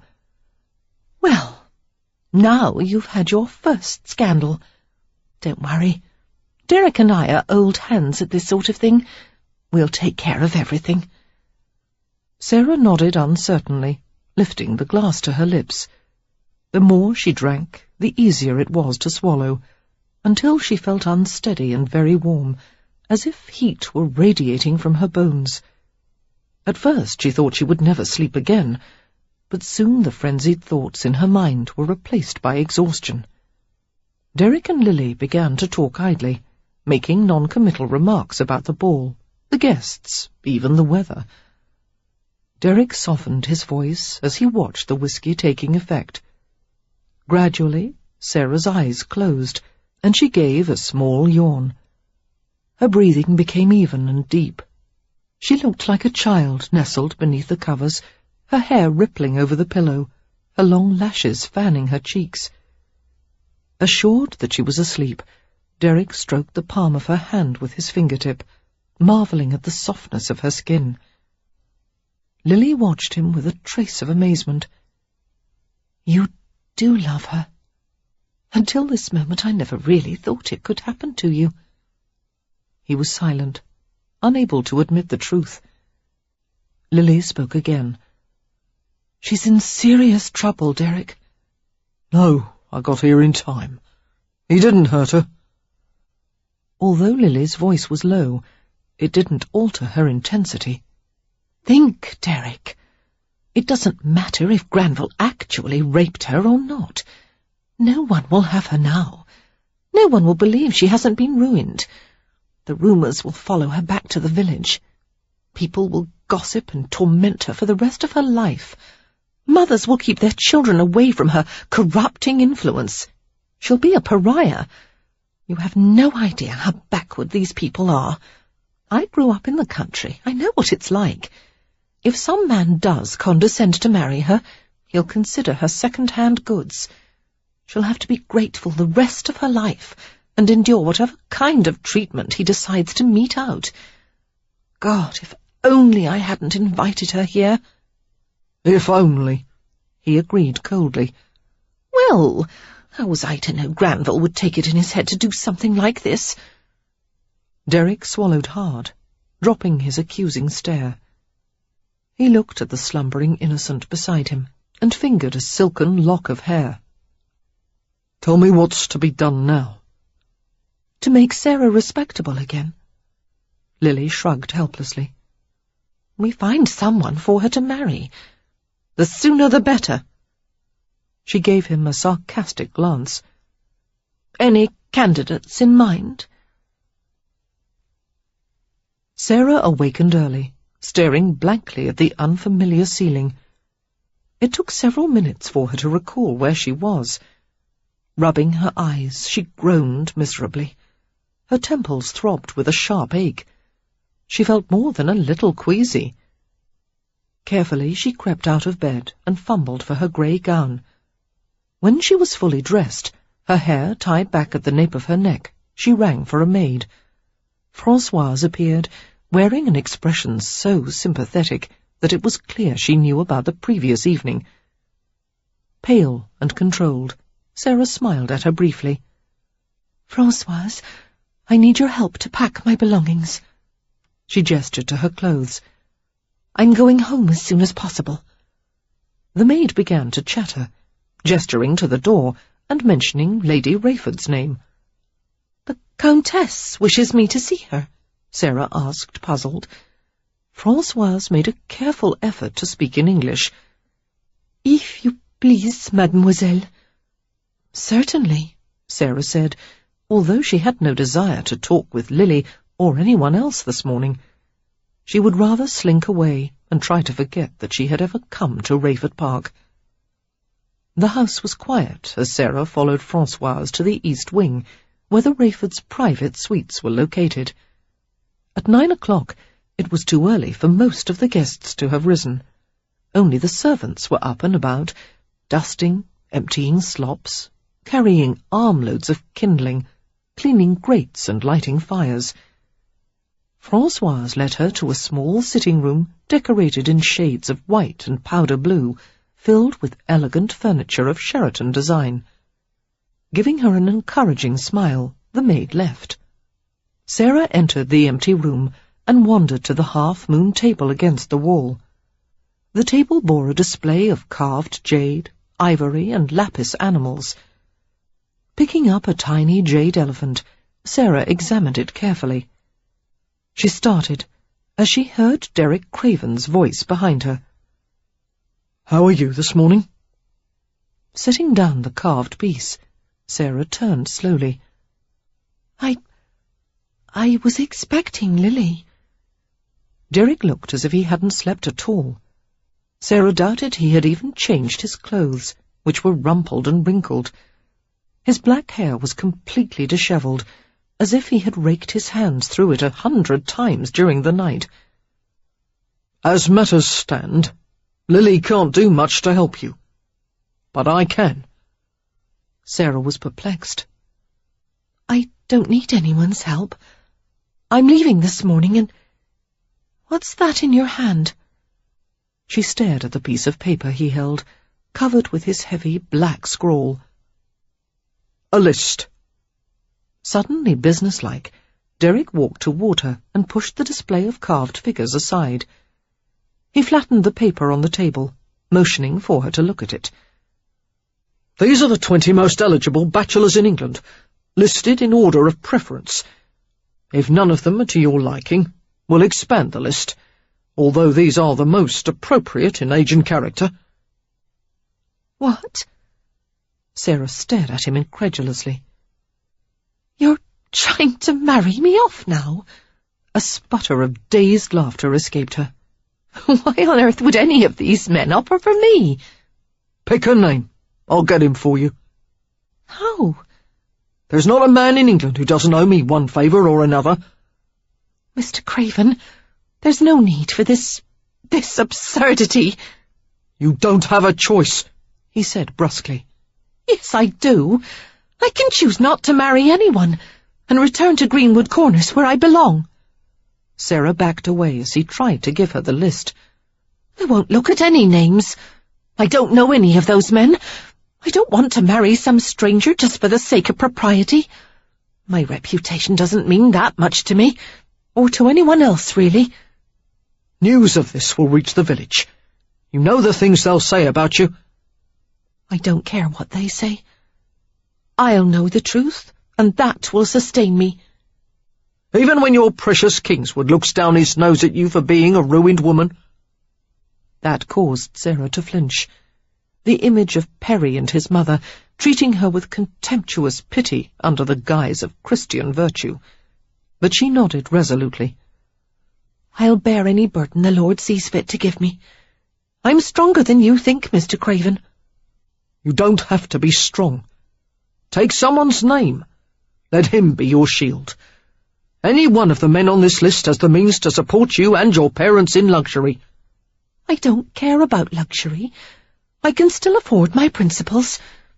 I won't be bartered off to some unwilling suitor merely to save my name. No one can afford principles all the time. She became even calmer in the face of his growing impatience. I can, and I could never marry someone I didn't love. Derek ground his teeth together. Everyone else does. I'm not like everyone else. Biting back an unflattering reply, Derek struggled for self-control. Would you at least look at this? He asked through his teeth. She went to him and glanced at the neatly written list, discovering that Lord Tavisham's name was at the top. Viscount is spelled with an S, she murmured. An impatient scowl crossed his face. What do you think of him? You danced together last night. I rather liked him, but are you certain he's the most eligible bachelor in England? I find that hard to believe. Tavisham's young, titled, intelligent, kind-hearted, and he has a yearly income that makes even my fingers itch. He's the best catch I've ever seen. Derek pasted a fake, unnatural smile on his face. I think he likes books, too. I heard him talking about Shakespeare once. You'd like to marry someone who reads, wouldn't you? And he's handsome, tall, blue eyes, no pockmarks. His hair is thin. Derek looked offended, his coaxing panther grin disappearing. He has a high forehead. It's a sign of nobility. If you're so enthralled with him, you marry him. Sarah walked away to the window, turning her back to him. Abandoning all attempts at diplomacy, Derek followed her with the paper clutched in his hand. Pick one, or I'll cram this down your throat! She was unfazed by his fury. Mr. Craven, she said with great care, you're very kind to take such an interest in my welfare, but it's better that I remain a spinster. I will never find a husband who wouldn't resent my writing. No matter how well-intentioned he was in the beginning, he would be frustrated by my habit of abandoning my wifely duties in order to work on my novels. He'll learn to live with it. What if he doesn't? What if he forbids me to write ever again? Unfortunately, Mr. Craven, a wife is at the mercy of her husband's whims in such matters. How can you suggest I should entrust my life and my happiness to a stranger who may not treat me with respect? He'll treat you like a queen, Derek said grimly. "Or he'll answer to me." Sarah gave him a chiding glance. "I'm not so naive as that, Mr. Craven. You would be powerless to do anything for me once I belonged to another man." Derek felt his colour rising. "Anything's better than letting you go back to that stinking hole of a village, to live alone and be scorned by everyone." "How do you plan to stop me?" she asked gently. Derek halted, his mouth open. Physical harm, blackmail, and financial ruin, his stock-in-trade threats, weren't options in this case. She had no gambling debts, no scandalous past, nothing he could use against her. And she wasn't susceptible to bribery in any form. Restlessly, he considered possibilities. "I'll close down your publisher," he finally said. She infuriated him by smiling. "I don't write for the sake of being published, Mr. Craven. I write because I love the act of putting words on paper. If I can't earn money by selling novels, I'll do odd jobs in the village, and merely write for my own pleasure." Faced with his glowering silence, Sarah felt her temporary amusement fade away. She looked into his bright green eyes, understanding the reason for his discomfort. He was determined to find another man to take care of her, but that didn't stop him from wanting her for himself. "I appreciate your concern, but there's no reason for you to worry. You mustn't feel responsible for me. None of this was your fault." Derek turned pale, as if she'd slapped him instead of thanking him. A mist of sweat appeared on his forehead. "Last night was my fault," he said hoarsely. "I once had an affair with Lady Ashby. Granville attacked you because she asked him to, out of a desire to spite me." Sarah's face turned blank. It took a good half-minute for her to form a reply. "I see," she murmured. "Well, that confirms everything I've heard about Lady Ashby. And although you should have had more sense than to conduct an affair with a woman like that, the blame belongs with her, not you." She shrugged and smiled faintly. "Besides, you stopped Lord Granville in time. I'll always be grateful for that." Derek hated her for being so sweetly forgiving. He closed his eyes and rubbed his forehead. "Damn you! What do you want from me?" "I told you last night." The mist on his forehead turned to fine droplets, while Derek's pulse drove hard and fast. He'd thought nothing would ever bring him to this. What if he did manage to walk away once more? It seemed he would just come back again. Sarah's gaze was riveted on him, while she waited for what seemed to be endless minutes. She was afraid to speak, her entire body tense with anticipation. All at once he crossed the distance between them and took her in his arms, holding her against his pounding heart. His voice was low and steady, as he spoke just above her ear. "Marry me, Sarah." "Are you sure?" she whispered. "You won't take it back?" It was strange, but with the words said, he felt powerfully relieved, as if some eternally divergent part of himself had just settled into place. "You said you wanted this," he muttered, "even knowing the worst about me. Let it be on your head, then." Sarah nuzzled into the warm side of his neck. "Yes, Mr. Craven," she whispered. "I'll marry you." Chapter 10. Upon being informed of the engagement, Lily was overjoyed and brimming with a multitude of plans. "You must allow Alex and me to give you a wedding, Sarah. Something small and elegant in the chapel at Rayford Park, or at our home in London." "Thank you," Sarah said hesitantly, "but I think we might be married in the village." She looked at Derek questioningly for his reaction to the idea. His expression was unfathomable, but he answered readily. "Whatever you want. Now that the leap had been taken, he didn't care about the particulars. Where, how, or even when. All that mattered was that she was his now, and he would pay any price to keep her. Lily continued excitedly. "We'll give a reception for you, then. I have many wonderful friends to introduce you to, respectable and otherwise. In the meanwhile, we'll send you home in one of our carriages, Sarah, and Derek can stay here to talk to Lord Rayford." "I'm afraid not," Derek interrupted. "Sarah and I are both leaving within the hour. In my carriage." "Together?"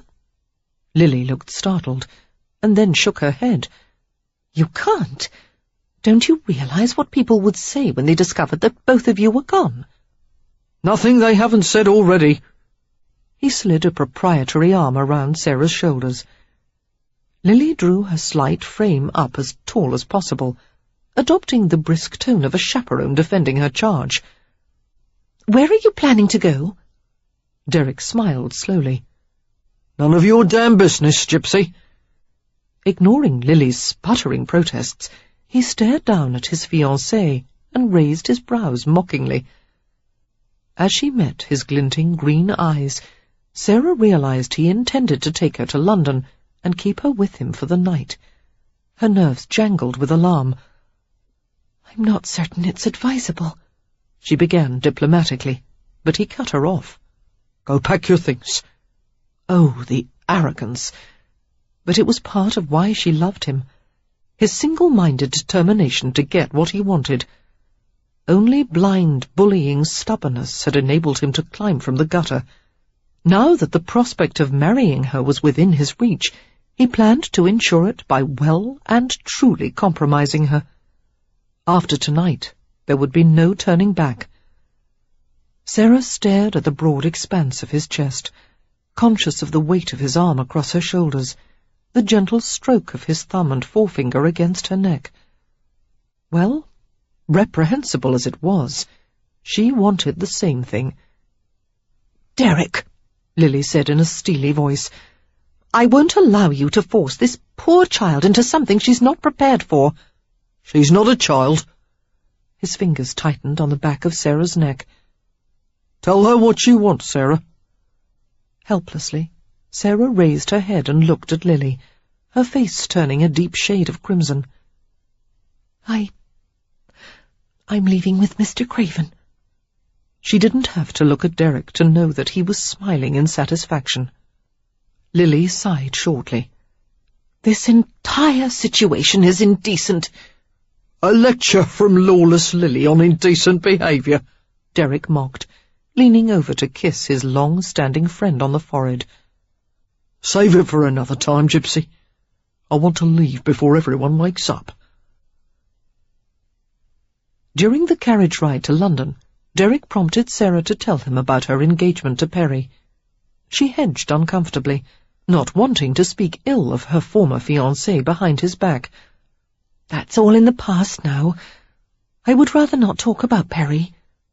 "I want to know how it ended between you. For all I know, I'm caught in the middle of a lover's spat, and you'll go running back to him when the smoke clears." We'll be right back after this short message. Looking to burn fat without the hassle of fasting? Check out BioVanish. It's made with premium 9C fats from high-quality coconut extract, and it's here to help you lose weight the easy way. Studies show that 9C molecules can raise your BHB levels more than a strict keto diet, meaning your body finally starts burning fat as fuel. In fact, research from Temple University found that taking 9C fats daily boosts fat burning as much as fasting for 12 hours.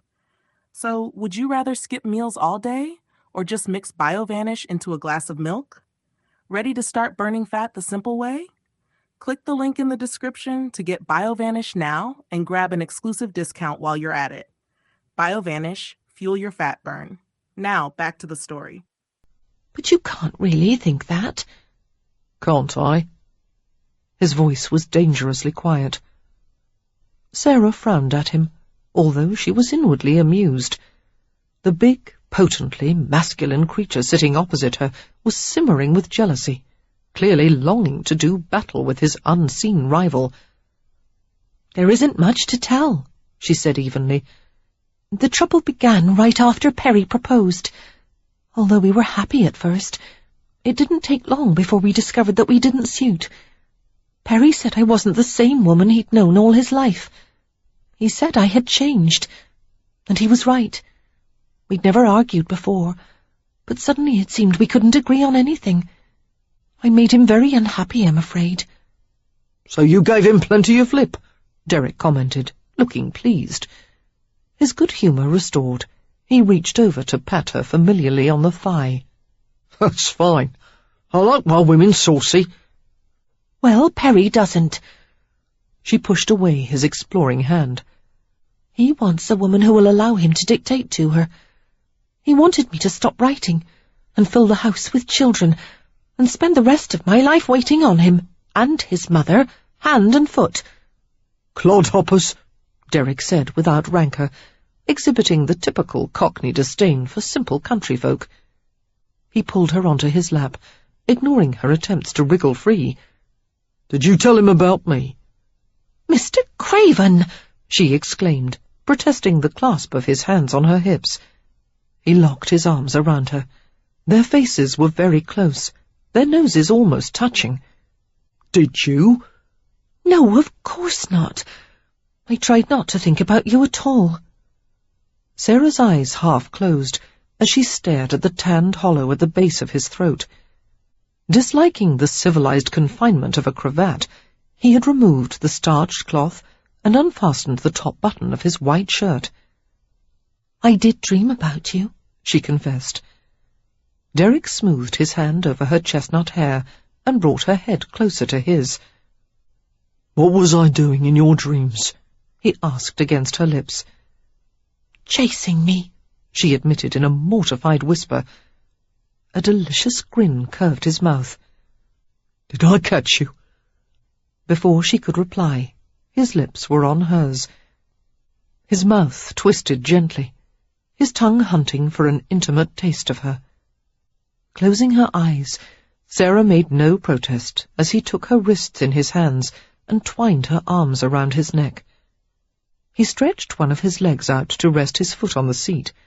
Caught in the lee of his powerful thighs, she had no choice but to let her body rest on the hard length of his. Leisurely he fondled and kissed her, wringing succulent delight from every nerve. As he began to slide his hand into her bodice, the thick wool fabric of her gown resisted his efforts. Foiled in his attempt to reach her breasts, he pushed a lock of her hair aside and dragged his mouth over her throat. She stiffened, unable to hold back a whimper of pleasure. The carriage swayed and jolted suddenly, forcing their bodies closer with the impact. Derek felt himself approaching a flashpoint beyond which there was no return. With a tortured groan, he pried Sarah's voluptuous body away from his and held her away, while he struggled to emerge from a scarlet fog of desire. Angel, he said hoarsely, nudging her toward the opposite seat. You'd better go over there. Bemused, Sarah nearly toppled to the floor from his gentle push. But why? Derek lowered his head and tunneled his fingers into his black hair. He started as he felt her hand brush the nape of his neck. Don't touch me, he said, more roughly than he intended. Raising his head, he stared into Sarah's perplexed face with a crooked smile. Sorry, he muttered. But if you don't move away, sweet, you're going to be lifting your heels for me right here. They entered Craven's discreetly through the side door, being zealously guarded by Gill. Mr. Craven, he said respectfully, and glanced away from the female guest with a show of tact. But the grey cloak she wore was vaguely familiar. Suddenly recognizing the visitor, Gill exclaimed with pleasure, Miss Fielding, I thought we would never see you here again.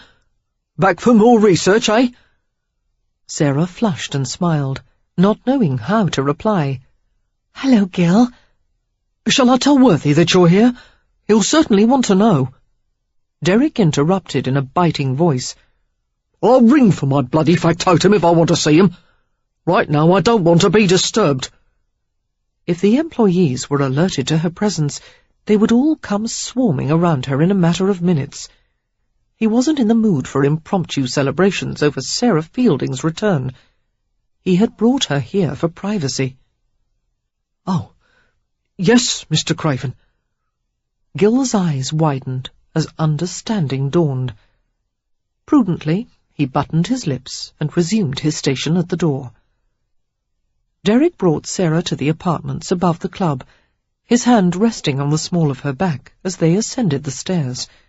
She paused as soon as they entered the cluster of private rooms and inspected the surroundings curiously. "It looks different," she commented. Far more tasteful, actually. The rich plum draperies had been changed to a cool, powdery shade of blue. The gold-embossed leather on the walls had been replaced with a coat of gleaming ivory paint. Instead of the intricate oriental rug on the floor, there was an elegant carpet of English floral design. "I changed some things after you left," Derek said dryly, thinking of all the ruined furniture and textiles that had been replaced. He had wanted her so desperately that he'd been able to ease the ache only by drinking endless bottles of gin and destroying everything in sight. Now she was there. She claimed to love him. All at once the situation seemed so fantastic that he feared he was having an alcohol dream, and he would wake in a dull stupor to discover that she wasn't there. Sarah wandered from room to room, noting all the changes, and he followed her slowly. As they reached the bedroom, Derek was disconcerted by the heavy silence between them. He was accustomed to provocative banter, seductive smiles, experienced partners. None of the women he had known was hampered by inhibition or modesty. But Sarah was quiet, her movements wooden, as she went to a vase of cut flowers poised on a bronze side table. Suddenly, Derek felt an unfamiliar pang of remorse. The impulse to bring her here had been selfish. He should have let her go back to her family. Like the rutting scoundrel he was, he hadn't given her any choice. "Is it always this awkward?" Sarah asked. Her voice was hushed. Derek turned to look at her, his gaze falling to the white rose in her hands. She had taken it from the arrangement of hothouse flowers. Nervously, her fingers ruffled the fragile petals. Self-consciously, Sarah sniffed the pale blossom and began to insert it back into the huge vase. "It's nice to have roses in January," she murmured. "Nothing in the world has such a lovely scent." She was so innocently beautiful, with the disordered waves of her hair falling around her face. His muscles tightened in response. He would like to have her painted this way, standing by the table with her head turned toward him, the white flower caught in her fingers. "Bring it here," he said. She obeyed, coming to him and handing him the rose. He closed his fingers around the plump head of the flower and pulled gently, freeing the petals from their tenuous moorings. Tossing aside the desecrated stem, he opened his hand over the bed. The petals scattered in a fragrant shower. Sarah drew in a quick breath, staring at him as if mesmerized. Derek reached for her, taking her face in his large hands. His rose-scented palm was hot against her cheek as his lips found hers. He tasted her lightly, toying until she opened to allow the sleek plunge of his tongue. His cradling hands left her face and swept down her back and sides, savouring the shape of her body encased within the heavy gown. Sarah leaned against him, lifting her arms around his shoulders. There was a tug at the ribbon that confined her hair, and a rippling curtain of russet locks fell down her back. With a growl of enjoyment, Derek sank his fingers into her hair, stroking, twining, bringing handfuls to his face. A fluttering pulse beat in Sarah's throat as Derek reached to unfasten her wool gown. She was unmoving beneath his expert hands, even when the dress dropped to the floor to reveal her crumpled linen undergarments and neatly mended cotton stockings. Slowly, Derek sank to his knees before her pulling her body against his face and breathing through her shift. Sarah twitched as if she had been scalded, her small hands coming to rest on his shoulders. Reaching beneath the hem of the shift, Derek found the waist of her drawers and eased them down to her ankles, followed by her stockings. His hands travelled over her bare legs, his fingers dipping in the hollows behind her knees, venturing up her thighs to her buttocks. She fidgeted in unease, but allowed the caress, until she felt his mouth encroaching high inside her leg, his tongue crossing her skin in a burning sweep. Jerking away from him with an incoherent stammer, she backed away until she found the edge of the bed against her hips. She stared at him in round-eyed surprise. For a moment, Derek knew a dismay equal to hers. He had frightened her. Holy hell, he thought, and wondered for the first time in his life how to make love like a gentleman. He strove for a measure of restraint, while Sarah gave him an apologetic glance. Surreptitiously, she pulled long sheaves of hair in front of her, concealing her meagerly clad body. Half suspecting she might bolt, Derek began to unbutton his shirt. Sarah propped herself against the massive bed, grateful for its support. A whirlwind of panic swept through her as Derek stripped off his white shirt. She switched her gaze to the floor, but not before she had seen how large and formidable his body was, his torso heavily muscled, his chest covered with thick black hair. Silvery scars marked his skin, legacies of his life in the rookery. He was a man of vast experience. All that was new and frightening to her was commonplace to him. He had known countless women who were as familiar with this act as he was. How could he help but be disappointed by her? "You've done this many times before, haven't you?" she murmured, squeezing her eyes shut. She heard his trousers drop to the floor. Never with someone He paused and cleared his throat. Never with someone like you. His bare feet padded across the floor toward her. Sarah flinched as his hand slid around her waist, pulling her to his naked body.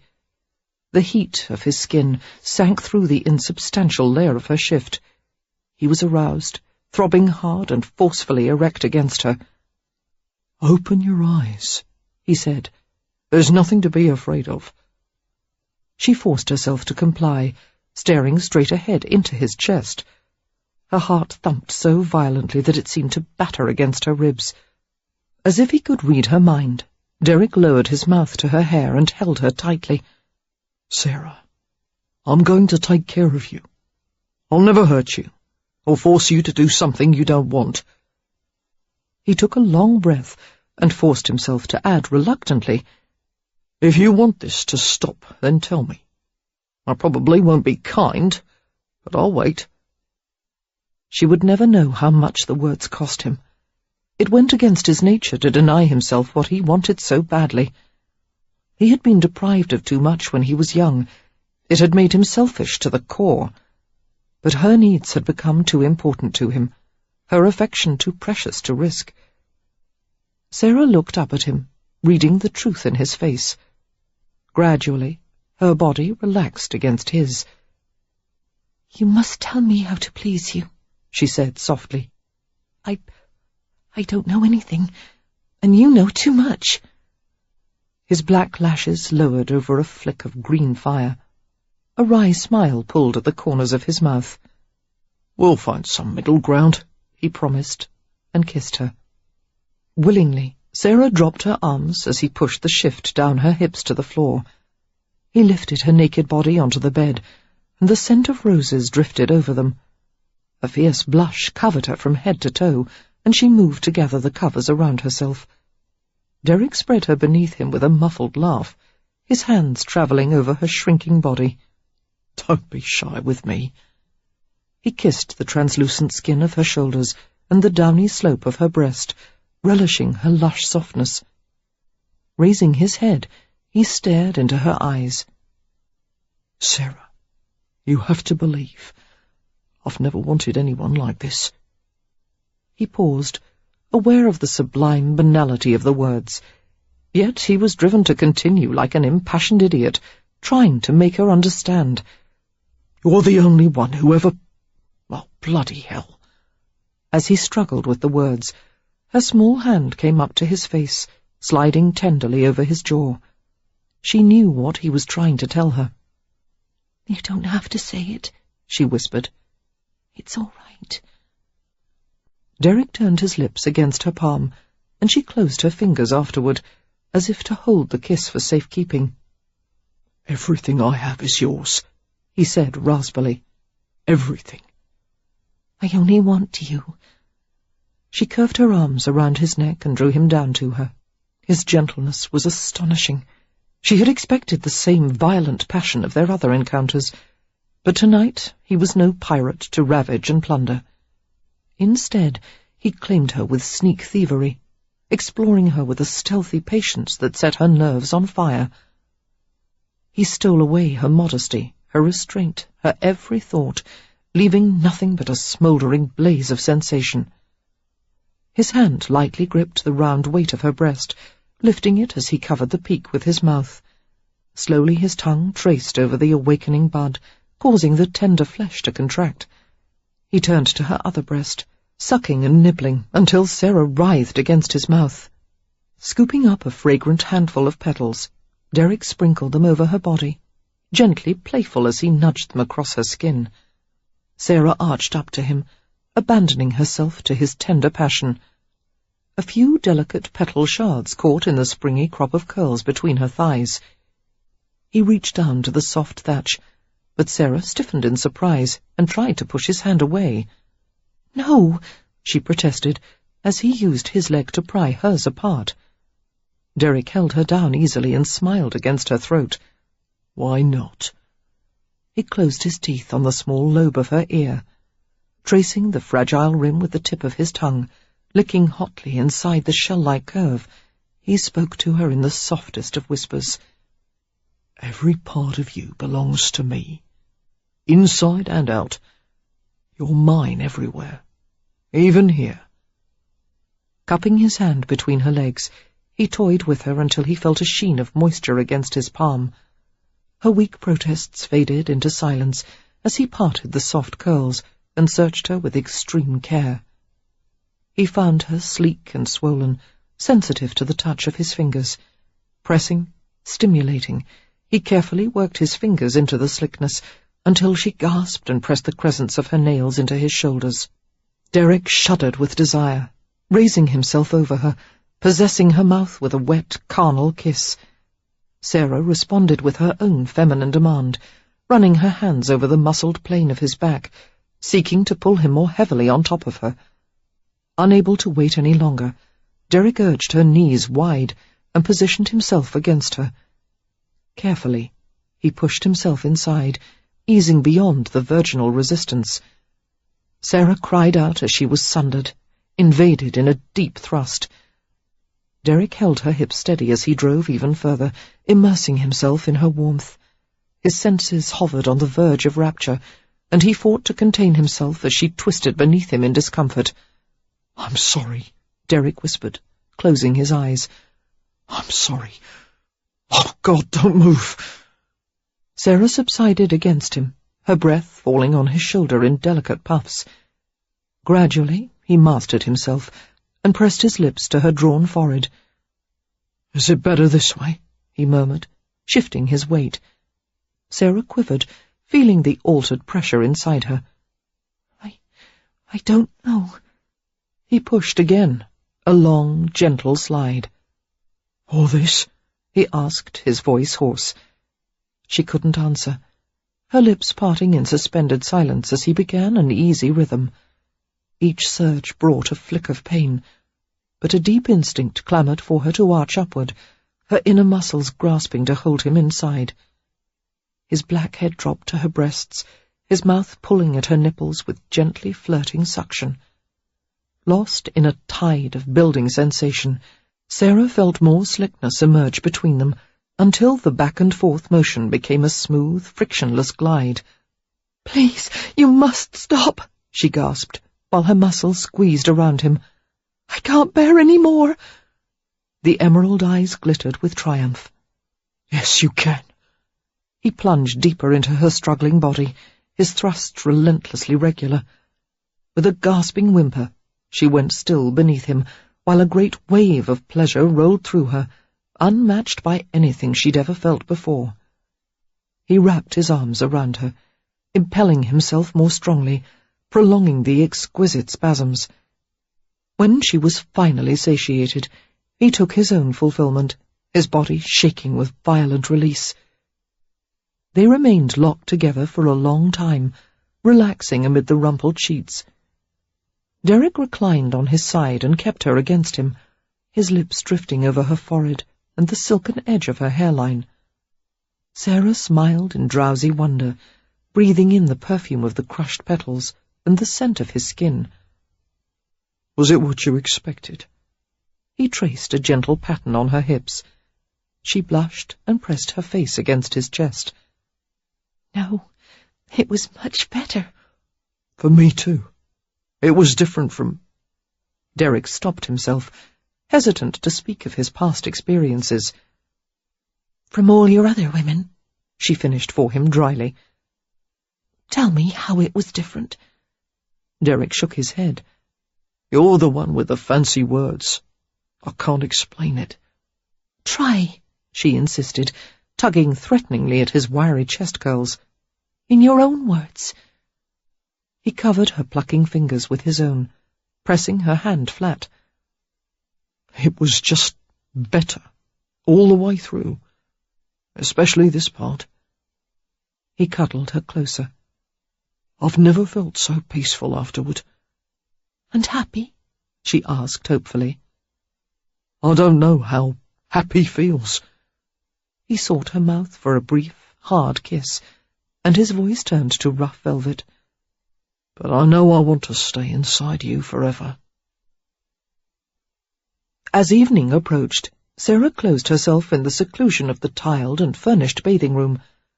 She was nonplussed at the arrival of a housemaid who insisted on making the preparations for the bath, warming towels, drawing and testing the water, setting out a tray of soaps and perfume. Although Sarah had heard it was common for aristocratic ladies to require help with their baths, she felt it was unnecessary in her case. Thank you, that will be enough, she said, with a disconcerted smile as she stepped into the warm water. But the maid waited while she bathed, and held up a heated towel when she emerged. Another towel was employed to pat her back and arms dry. It seemed terribly decadent, allowing someone to do what she was perfectly able to do for herself, but there seemed to be no choice. Sarah sniffed curiously at the proffered flacons of perfume, detecting rose, jasmine, hyacinth and violet, but she declined to use any of them. The maid helped her into a large robe of heavy, textured silk. Murmuring thanks for the assistance, Sarah was finally able to dismiss the maid. She rolled up the long sleeves of the robe and wandered back to Derek's bedroom, the hem of the garment dragging on the floor behind her.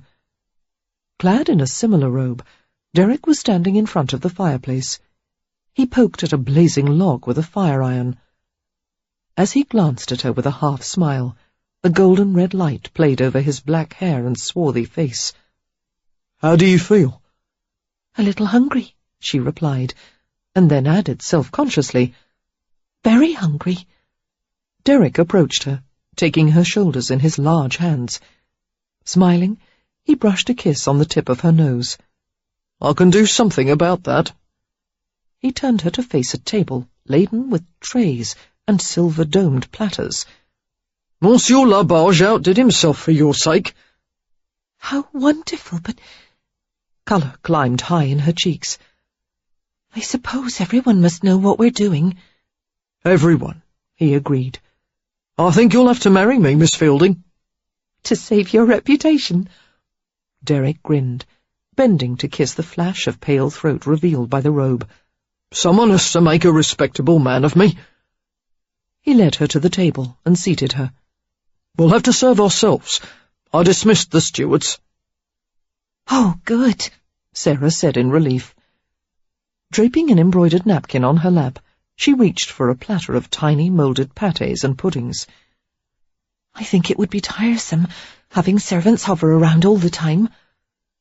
Derek ladled out a broth flavoured with vegetables, wine and truffles. You'll get used to it. What if I don't? Then we'll let some of them go.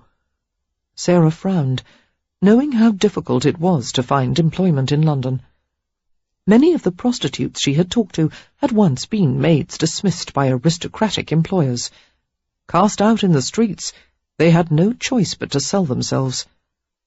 I couldn't dismiss anyone just because I'm not accustomed to being waited on, she protested. Derek was amused by her dilemma. Then it seems we'll have to keep the servants. He gave her an encouraging smile, handing her a glass of wine. You'll have more time for your writing this way. That's true, she said, brightening at the thought.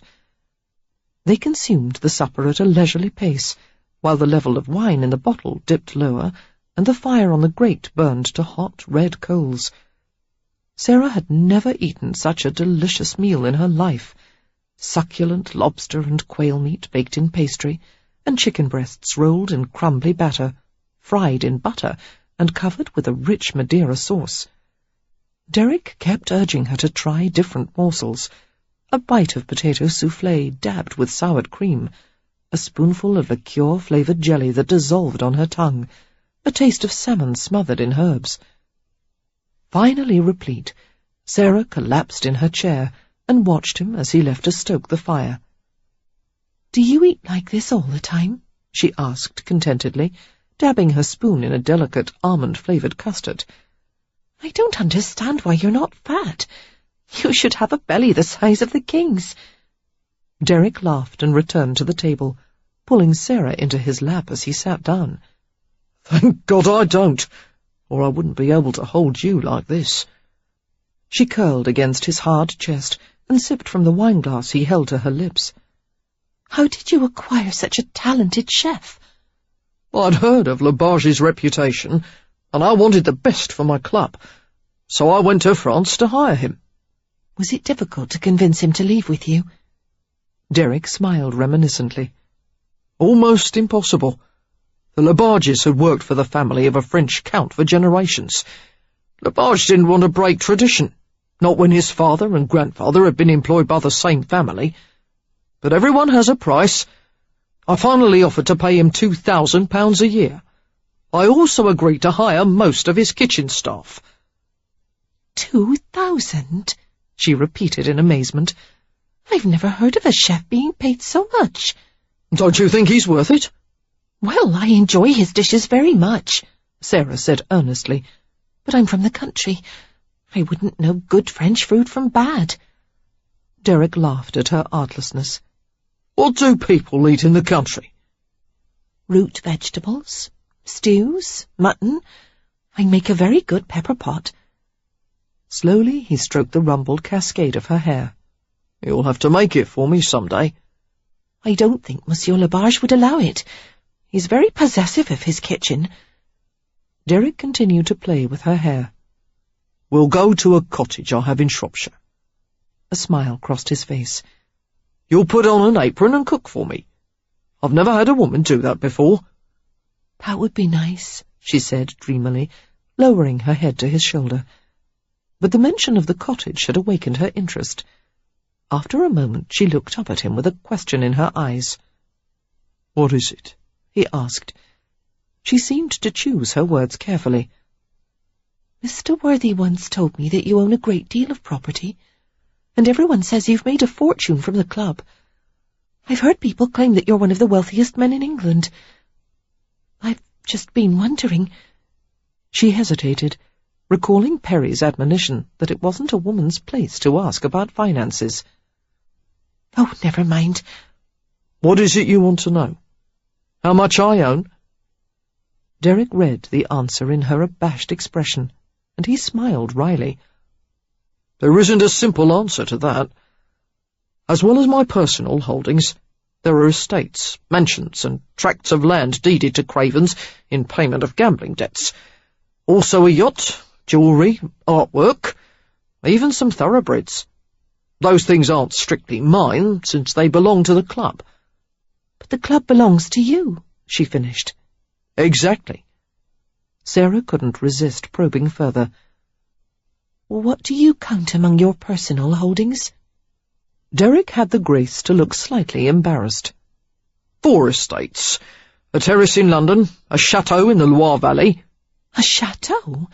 I thought you didn't like France. It came with excellent vineyards, he said defensively, and resumed his list. A castle at Bath. A castle? She repeated in bemusement. He made a gesture as if it were nothing. It's in ruins, but there are wooded hills with deer, and streams full of fish. I'm sure it's very picturesque, Sarah said in a strangled voice. You needn't go on. His eyes narrowed on her. Why do you look like that? Sarah nearly choked on a mixture of laughter and dismay.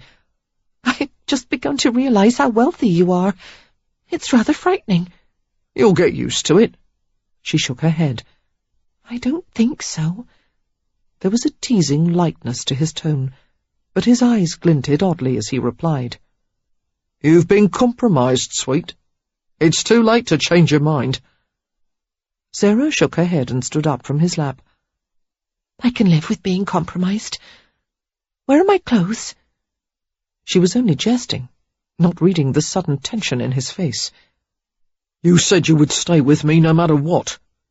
At the time, she said, wandering to the fireplace, I didn't know that a chateau and a castle would be part of the arrangement. She shook her head in bemusement. It's almost too much to take in. I think I'd better go back to Greenwood Corners. She didn't know that he had followed her until he spun her to face him. His hand grasped her upper arms with bruising force. Sarah was alarmed as she looked up at his harsh face.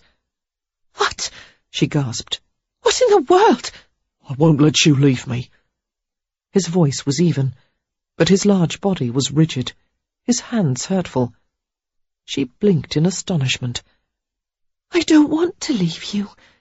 You must know that I was teasing you.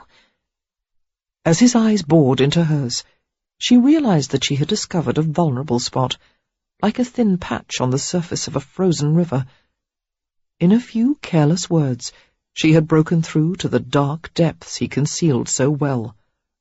He was deadly quiet, still staring at her, while she tried to soothe him. I won't make a joke of it again. I was just surprised. You mustn't hold my arm so tightly. His fingers loosened, and he began to breathe again, in rough surges. All the comfortable ease of the evening was gone. Abruptly they had become strangers. Nothing would make me leave you, Sarah murmured. You don't trust me yet, do you? I've known too many deceitful women. Derek was bitterly surprised by his own actions. He'd just demonstrated beyond a doubt why they didn't belong together. Trust was only one of many things he couldn't give her. All I ask is that you try.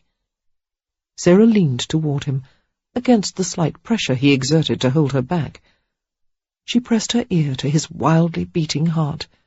Faith, constancy, trust. He'd known little of such things. He would need time to learn them. You're far too worldly, she whispered. You don't want to believe in anything you can't see or touch. It's not your fault. I know why you've had to be that way. But you must try to have faith in me. I don't know if I can change. You've already changed. She smiled as she thought of the way he'd been when they first met. Derek was silent for a long moment. You're right, he said with a touch of surprise. She kissed his silk-covered chest and sighed. Perhaps it's odd, but I'm not afraid of being poor. It's what I've always been used to. I am a little afraid of being rich, though. I can't imagine myself living in a mansion. He wrapped his arms around her. I used to walk through the rookery, and instead of seeing thieves' kitchens and beggars, I would imagine gold palaces and servants, rooms full of candles, tables piled with food. And you made it all come true. I had some luck. It wasn't luck. She held him more tightly. It was you. You're a remarkable man. He touched her as if he couldn't stop himself. "I want you," he muttered, although the fact was becoming obvious, with her body flattened against his. His palms skimmed the deep curves of her hips, waist, breasts. Roughly he tugged at the silk robe until it parted in the front. Firelight danced over her exposed skin, gilding the porcelain whiteness. Sarah made a hesitant move toward the bed, but he pulled her back to stand before him. He removed her robe, dropping it to the floor. His long fingers wrapped around her breasts, thumbs passing over her nipples in light circles. There was a new, wicked certainty in his touch, for he had already learned what aroused her. Pushing her down to the floor, he nudged her back into the silken pool of their robes. Sarah stretched out at his bidding, and he lowered himself over her, blocking the fire glow from the grate. She shivered at the erotic slide of his tongue as he licked the shadowed undercurve of her breast. His mouth wandered over her in open, wet kisses that sent ripples of sensation across her skin. In some places she felt his teeth close on her, eliciting a twitch of startled reaction. Derek made a prison of his own body, his muscled legs tangling with hers, his weight caging her against the carpeted floor. She couldn't hold back a quiet moan as he pressed himself intimately against her, stiffness and burning silken skin. He made a tantalizing motion, a rhythm that promised relief from the sweet torment.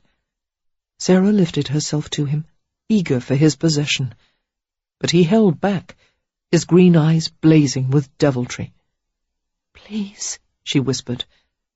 He moved downward to kiss her navel, his tongue intruding in the tiny hollow. A few delicate swirls, and he blew softly against the damp circle.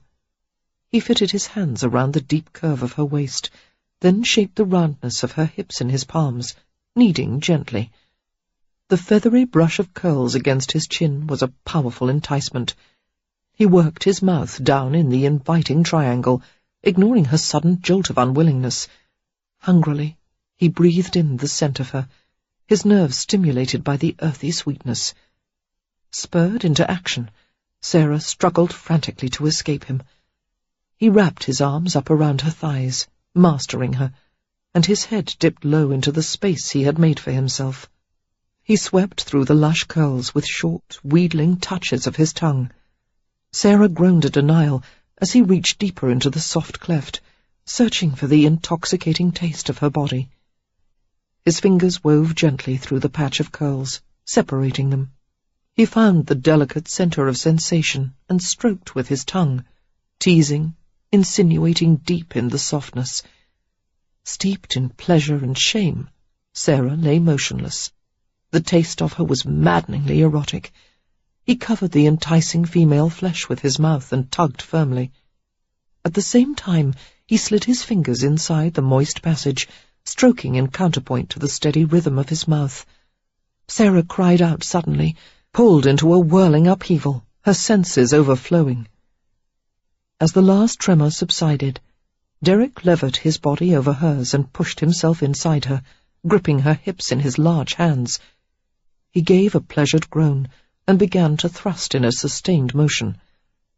Their bodies converged until there was no space left between them. Feeling the shudder of his climax resounding deep against her womb, Sarah enfolded him in her arms. She rubbed her face against his gleaming black hair. "I do love you," she whispered in his ear, "and I'll never leave you." They passed through the center of Greenwood Corners at mid-morning. Sarah kept away from the windows, knowing the gossip it would cause for her to be seen in the magnificent private carriage. Strolling merchants and village women carrying large baskets on their arms stopped to watch the vehicle's progress.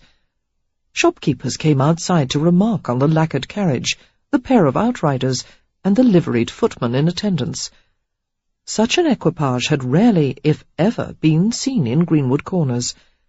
A few people followed the vehicle far enough to determine its direction, and ran back to report that it was travelling toward the Fieldings' cottage.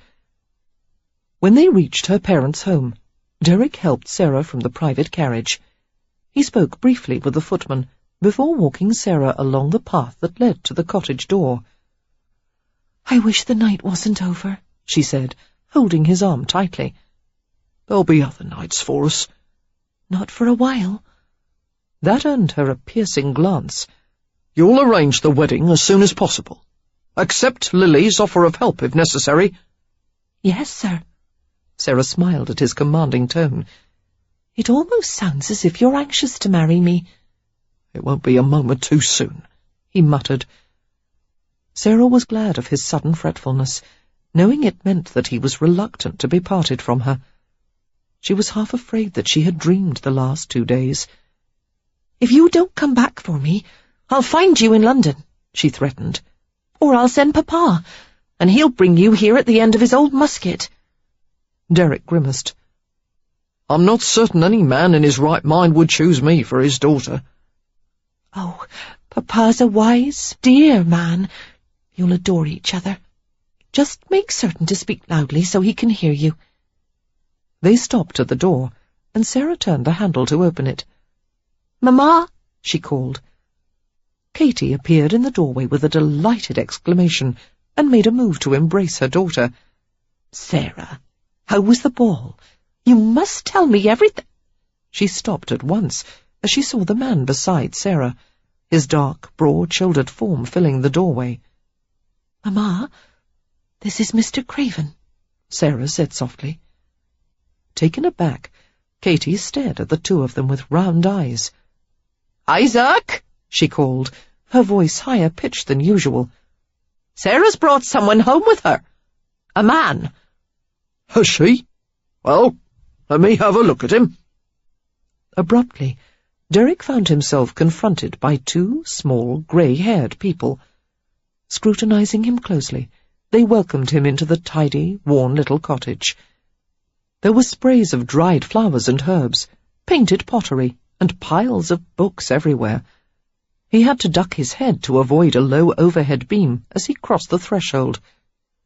As Sarah introduced him to her father, they shook hands cordially. The old man's face was engraved with lines of good humour and character, his blue eyes lit with a friendly twinkle. "Papa," Sarah chattered, "you'll remember I mentioned Mr. Craven before. We met during my research in London. He owns a social club." She proceeded to bustle her mother toward the kitchen. "Mamma, let's make some tea while the men become acquainted." They went into the kitchen and closed the door.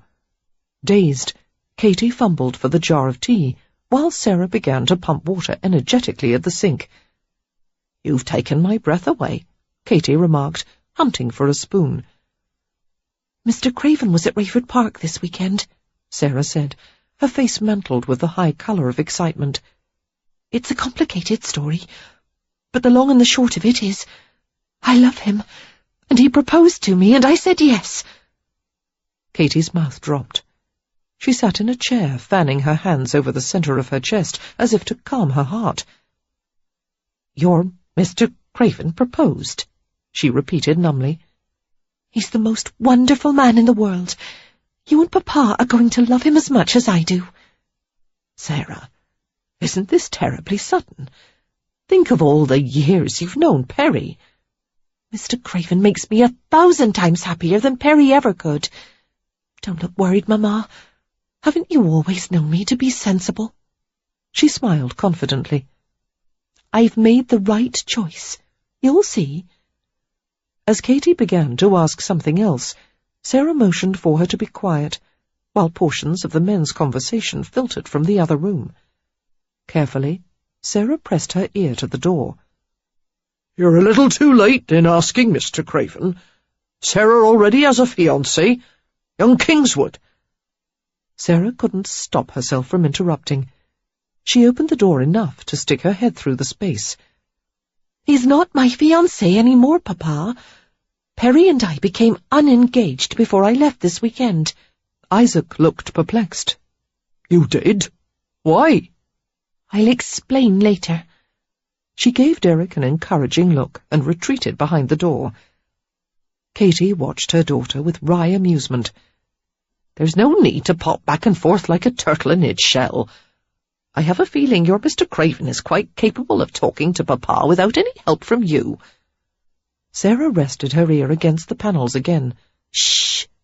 I can't say I approve of my daughter marrying a gambler," came Isaac's voice. "I don't gamble, sir. I own a club where others gamble. Splitting hairs, my boy. I don't approve of the whole business. On the other hand, I don't approve of men drinking too much, and I suppose I don't hold it against our local tavern owner. Tell me more about this social club. You have fancy women working there, do you? Has Sarah met any of these poor fallen creatures?" "I can't keep her away from them," Derek said dryly. "My Sarah has a kind heart, drawn to unfortunates. The city is a dangerous place for a girl like her." Sarah opened the door again. "I've never come to any harm there, Papa." Derek spoke before Isaac could reply. "Is there any bread to go with the tea, Sarah?" "Yes," she answered, slightly perplexed. "Would you like some toast?" "Lots of it. Very thin slices." Derek held up his thumb and forefinger to demonstrate. She frowned at him, realizing he intended to keep her too busy to interrupt again. "Very well," she said grudgingly, and went back into the kitchen. Isaac regarded the man sitting across from him in a new way, a smile creasing his leathery face. "You're patient with her," he said approvingly. "I'm glad of that. She was always a willful child. She has her own ideas about things." Derek was tempted to make a sardonic remark, but he kept silent and watched the old man sitting there in his comfortable chair, gnarled hands resting on the knitted blanket over his knees. A fond look came over Isaac's face, and he continued, as if to himself. "She was a miracle for Katie and me, born to us long after the time for childbearing had passed. We thank God every day for giving her to us. I could never entrust her to someone who might cause her harm. Young Kingswood is a self-indulgent man, but at least he's a gentle sort." The blue eyes met Derek's in a direct, guileless stare. "Mr. Craven, I have brought up my daughter to think for herself. If I were 20 years younger, I wouldn't have allowed her such freedom. But her mother and I are elderly, and as nature takes its course, there will come a time when we won't be here to protect her. I thought it was best to teach Sarah to trust her own judgment. If Sarah wants to marry you, she will, whether I approve or not." Derek met his eyes without blinking. "Your approval may not be necessary, sir, but I still would like to have it." A faint smile came to Isaac's face. "All I want is your assurance that you'll treat my daughter with kindness." Derek had never talked to another man so earnestly. No manoeuvring or shrewdness, nothing but humble honesty. "I want to be more than kind to Sarah. I want to keep her safe and happy, and provide whatever will please her. I don't pretend to deserve her. I'm not educated or well-born, and even the devil wouldn't have my reputation. My one saving grace is that I'm not a fool. I would never interfere with her writing or any of the projects she chooses for herself. I would never try to separate Sarah from her family. I respect her too much for that. I don't want to change her." Isaac seemed to find the words reassuring, but there was lingering doubt in his expression. "I believe you were sincere, but marriage, a wife, children, that's a load of responsibility you've never had before. I wouldn't be here if I weren't prepared for it." Their conversation was interrupted by an enthusiastic knocking on the front door of the cottage. Isaac's grey brows quirked in curiosity as he rose to answer. Derek stood up also, and watched intently as a slender young man with pale, longish hair entered the room. His fair forehead was puckered with worried impatience. "I heard that a fine carriage had passed through town," he said rather breathlessly. "Was it Sarah? If she's returned, I would like to talk to her immediately." Hearing the arrival of another visitor, Sarah emerged from the kitchen, followed by her mother. She stopped short in amazement. "Perry," she said weakly. Somehow Sarah had never thought that the two men would have occasion to be in the same room together. The silence was ponderous, She sought the right words to break it, while one part of her mind marvelled at the striking differences between the two men. Perry's handsomeness was fit for poetry. He was as pale and golden as a fairy-tale prince. A crest of pink colour extended from his cheekbones across the bridge of his refined nose. His eyes gleamed bright and blue. Derek, by contrast, looked dark and surly, exhibiting all the charm of a sullen cat. He didn't return Sarah's glance. All his attention focused on the newcomer. Mastering her nerve, Sarah stepped forward. "Perry, I would like to introduce you to Mr. Craven, a visitor from London." Perry glanced at the swarthy stranger and then back to Sarah. "Why is he here?" he asked with a petulant frown. "He and I... well, we..." She cleared her throat and said baldly, "He's my fiancé." "What nonsense," Perry said curtly. "I'm your fiancé. You left the village before we could resolve our differences." "We did resolve them," Sarah said, inching closer to Derek. "And I realized that I'm much better suited to Mr. Craven." "Is this by chance Derek Craven?" Perry demanded in outrage. "Why, he's a complete blackguard. Everyone in decent society knows it. I can scarcely believe your father would let him in the house." Sarah bristled defensively. "I'm beginning to wish he hadn't let you in." "If this is the company you've been keeping, no wonder you changed so greatly." Perry sneered. "It certainly explains your attempts to satisfy your insatiable lust with me. I've racked my brains all weekend trying to make excuses for your wanton advances." Derek started for Perry with a snarl. "You pompous little runt!" Yelping with fright, Perry charged outside, his legs a blur, as he hurried back to the safety of his home and his mother. Swiftly discarding the idea of pursuit, Derek turned to Sarah. "What did he mean, insatiable lust?" She hastened to explain.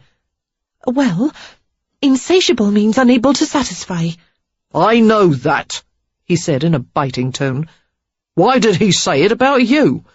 Sarah rolled her eyes and shrugged. "It was nothing. I merely tried to kiss him once the way you kissed me, and he—" Her voice faded, as she realized that her parents were watching the pair of them in dumbfounded silence. Isaac was the first to speak, a smile twitching the corners of his mouth. "I've seen and heard enough, Mr. Craven.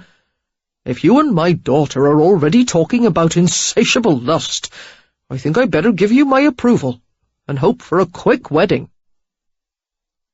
They were married in the village church, the ceremony small and simple. Sarah's only concession to Lily's grandiose plans was to allow the church to be filled with fresh flowers and greenery. Surrounded by family and friends, she exchanged vows with a man far different than the one she had always expected to marry. With Perry, the future had been predictable. Now the coming weeks, months, and years loomed before her in a tangle of possibilities. She sensed the bewilderment of her friends, who had never dreamed that she would spurn Perry Kingswood in favour of a man she barely knew. But Sarah saw Derek for exactly what he was, no more and no less, and she was aware that he might never change. It was enough that he loved her. In spite of his faults, he would take care of her and defend her to the last breath of life. Separately, they had different strengths. Together, they were complete. Chapter 11. Late at night, it gave Sarah a cosy feeling to rest against Derek's hard chest and listen to the sounds of the club below them. If she was very still, she could barely make out the clink of dishes, the drone of patrons and employees, the faint rattle of cribbage counters in bowls, even the sultry murmurs of housewenches as they welcomed guests into their rooms. The club was like a living creature, a splendid monster with a ceaseless pulse of activity. "I like being up here," she murmured, "quiet and hidden away, while everyone is busy downstairs." "Enjoy it while you can," Derek advised. Sarah lifted her head in surprise. What? Why do you say that? I promised your father we wouldn't live at the club. But I like living here. Why would my father object? Derek smiled sardonically. He has some strange notion about not wanting you to stay under the same roof with whores and gamblers. She propped herself up on her elbows, while a small pucker of worry insinuated itself between her brows. But how will we manage? You've always lived at the club in order to keep a close eye on everything. Her voice lowered in suspicion. Are you planning to install me in one of your mansions and forget about me? Derek laughed and flipped her to her back, his broad shoulders looming over her. Much good you'll be to me that way, he said dryly. I married you to keep you in arm's reach. He drew his hand down her body in a leisurely caress. Closer, if possible. Sarah pushed at his chest in a show of pretended annoyance. Why do you always try to make love to me when I want to talk about something? Derek eased her legs apart. You always try to talk while I'm making love to you, he countered, kissing her throat. We'll be right back after this short message. Looking to burn fat without the hassle of fasting? Check out BioVanish. It's made with premium 9C fats from high-quality coconut extract, and it's here to help you lose weight the easy way. Studies show that 9C molecules can raise your BHB levels more than a strict keto diet, meaning your body finally starts burning fat as fuel. In fact, research from Temple University found that taking 9C fats daily boosts fat burning as much as fasting for 12 hours. So, would you rather skip meals all day or just mix BioVanish into a glass of milk? Ready to start burning fat the simple way? Click the link in the description to get BioVanish now and grab an exclusive discount while you're at it. BioVanish, fuel your fat burn. Now, back to the story. Sarah wriggled out from beneath him and crawled to the opposite side of the bed. I want this settled, she insisted, pulling the sheet around herself protectively. I don't want you to move away from the club on my account. It's not just for you. I might like to try living in a place where I'm not surrounded by wenches, drunken swells and thieves all the time. Maybe I'd like to sleep at night without keeping one ear out for a police raid. What about your business? I'll still have my thumb on it. Worthy will watch over the place when I'm not here. He began to tug the sheet away from her. Give me this. Where are you planning for us to live? Sarah asked warily. Derek gave a casual shrug. I thought we'd start by touring the places we already own. If none of them please you, we'll buy something. Or we'll have it built. In a sudden move, he snagged her ankle in his hand and began to pull her toward him. Come here. You have wifely duties to attend to. She grabbed the edge of the mattress to stop the inexorable slide. I'm not finished talking. I am. Let go of that. He yanked gently at her leg. Sarah rolled to her stomach, gasping with laughter as she felt him crawl over her. His considerable weight lowered enough to keep her pinned flat. The startling male length of him, roughness, heat, and sinew, pressed from her shoulders to her feet. She giggled suddenly. You can't do anything this way, she gloated, and I'm not going to turn over. Derek smiled at her innocence. Pushing her long hair aside, he kissed the downy nape of her neck.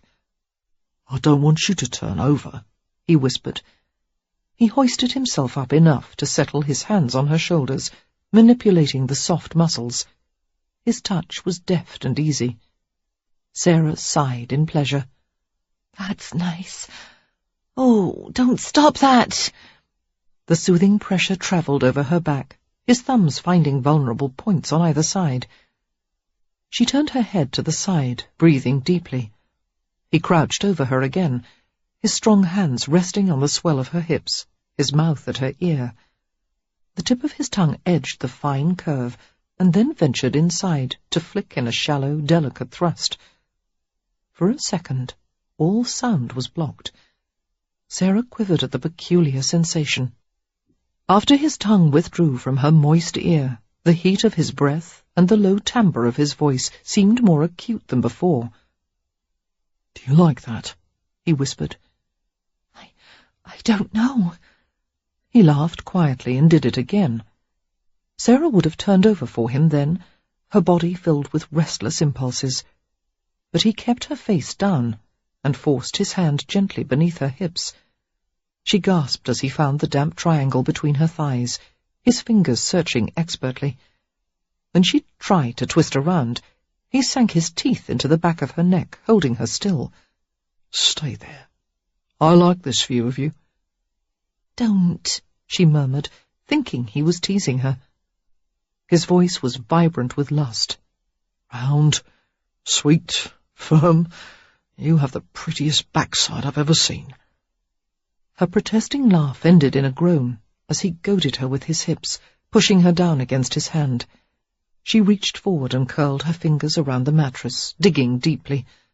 The provocative devil on top of her kept whispering, praising her with earthy accolades, nudging her in a slow rhythm. Caught between his body and his tormenting hand, she felt the tension build inside, until a frustrated whimper broke from her throat. Instead of turning her to face him, he straddled her from behind. She floundered in a moment of confusion as she felt his thighs brace against hers. This way, he said quickly, pulling her hips high. Let me, my sweet Sarah. I won't hurt you. He pushed inside her, a heavy, exciting surge. Shocked and aroused, she curved her spine to make it easier for him. He rode her gently, the muscled force of him surrounding her, while his hands coasted over her breasts and smooth belly. Sarah dropped her head, smothering her cries against the mattress. A few strokes more, and she climaxed in shivering ripples that emptied her of all strength. His hands tightened powerfully on her hips as he followed her into the depths of thoughtless rapture. It wasn't long before their marriage had taken on a willful character of its own. Having never experienced family life, Derek didn't know how to behave like a husband, at least not the ordinary kind.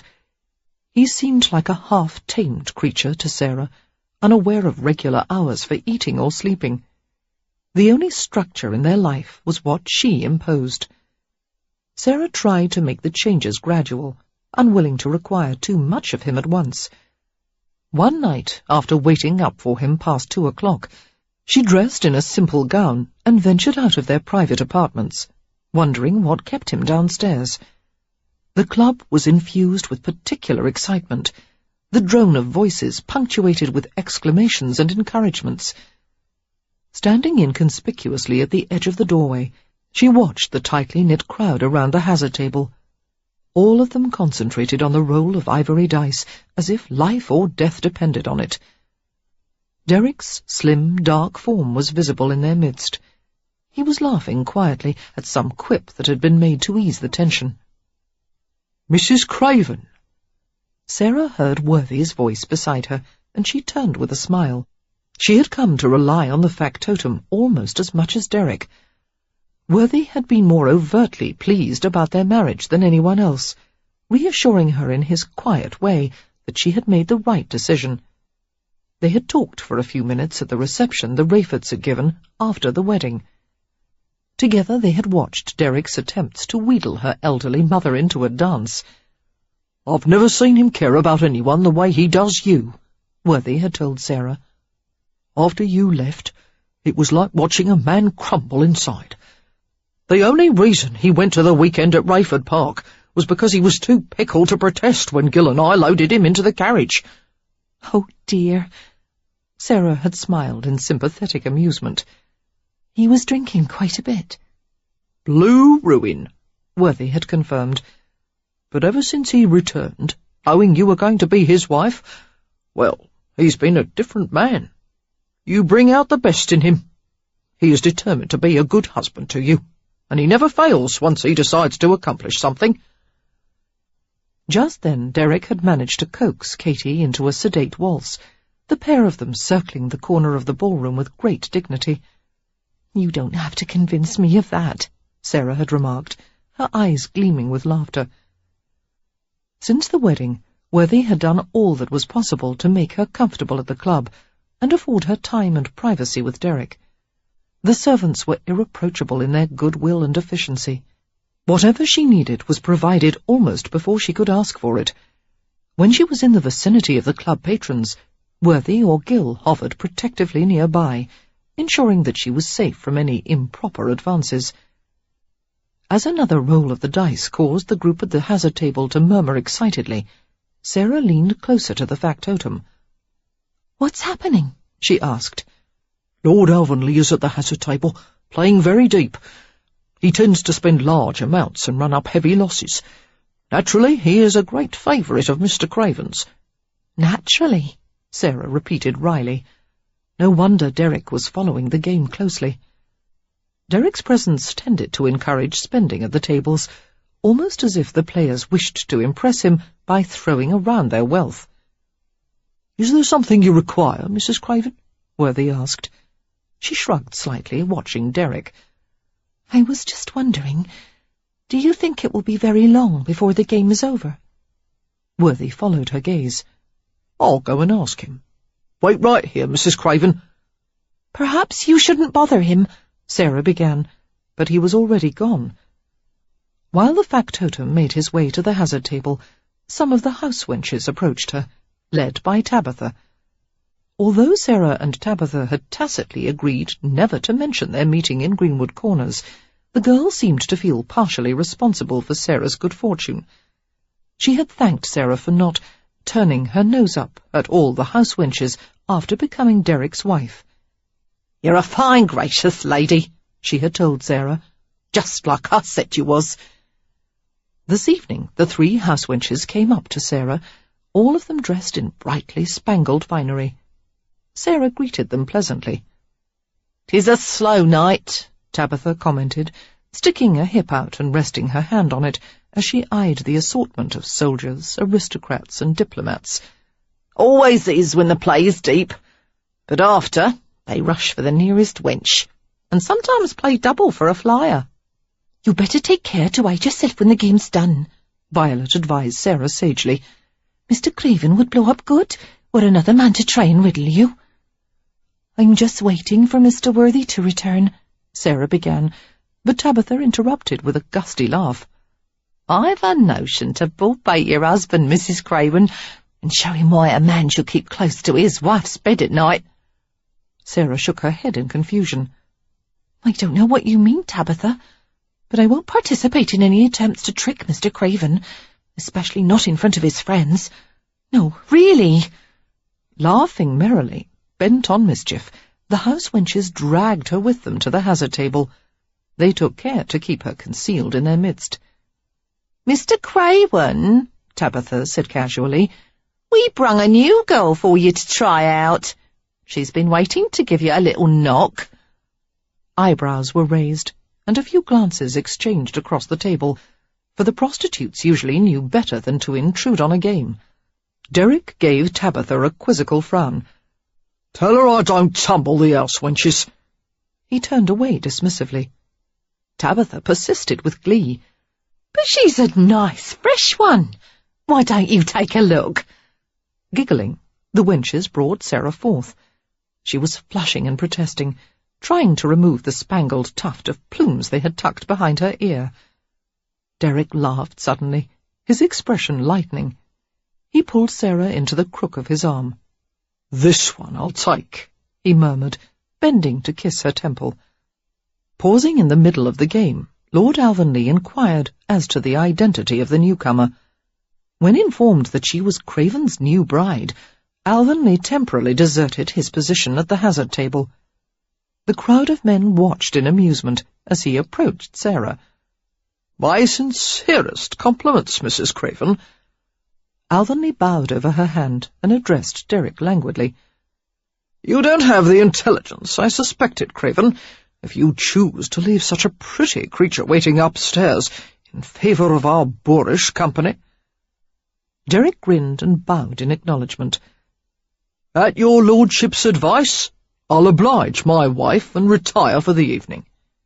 He eased Sarah through the crowd and walked away with her. A rumble of masculine laughter and off-colour comments accompanied their exit. "There's a mannerly fellow! Oblige her once for me, Craven." Red as a beet, Sarah apologized as they entered the hall. "I'm so sorry. I didn't intend to take you away. Worthy said the game was important. Please, you must go back and attend it." A smile played on Derek's lips. "It's too late. If you take it upon yourself to fetch me from a high-stakes game, you'll have to face the consequences." Pulling her to the side of the stairs that led to their apartments, Derek bent and covered her mouth with a lusty kiss. "Poor little wife," he murmured, cupping his hands over her bottom and urging her hard against his body. "I haven't done well by you, if you've been left so unsatisfied you had to come looking for me." He nibbled at the tender spot just beneath her ear. "I'll just have to work harder to keep up with your appetite." "Derek," she protested, her hands working aimlessly over his shoulders as he kissed her again. Her heart began to race, and she couldn't suppress a little moan of pleasure. I was just concerned that you wouldn't have enough sleep for the night." He strung a necklace of kisses around her throat. "You were right about that. I won't, and neither will you." "I'll never take you away from a game again," she said, feeling the need to apologize. "I didn't mean to disrupt your evening." "I'm glad you did," Derek murmured. He grinned as he stared into her soft blue eyes. "Any time you want me, Mrs. Craven, I'm at your service." Sliding his arm around her hips, he nudged her up the stairs. At first it was a shock for Sarah to live so intimately with a man. She had been brought up with modesty and discretion in matters of personal habits, whereas Derek had no inhibitions at all. Although Sarah admired the lithe power of Derek's body as he walked across the room naked, she knew she would never be able to expose herself so nonchalantly. He was a physical man, easily aroused and adventurous. One night he could be protective and sweetly tender, taking hours to explore her body with gentle caresses, holding her afterward as if she were a treasured child. The next he would be lusty and insolent, introducing her to sensual arts she had never imagined possible. His range of moods was infinite. She was never precisely certain what to expect from him. His humour could be ribald or exquisitely subtle. He could be quietly understanding or mocking. She had never known anyone so self-controlled, but at odd moments she had a sense of the deep-felt emotions locked inside him. And when she found her new life overwhelming, his arms were the safest haven she had ever known. They had long conversations in bed at night, talking until they could barely keep their eyes open. Their opinions were sometimes drastically opposed, but Derek claimed to enjoy looking at the world through her eyes, even as he teased her for being an idealist. Perhaps she had affected him more than he knew, for his bitterness seemed to be eroding slowly.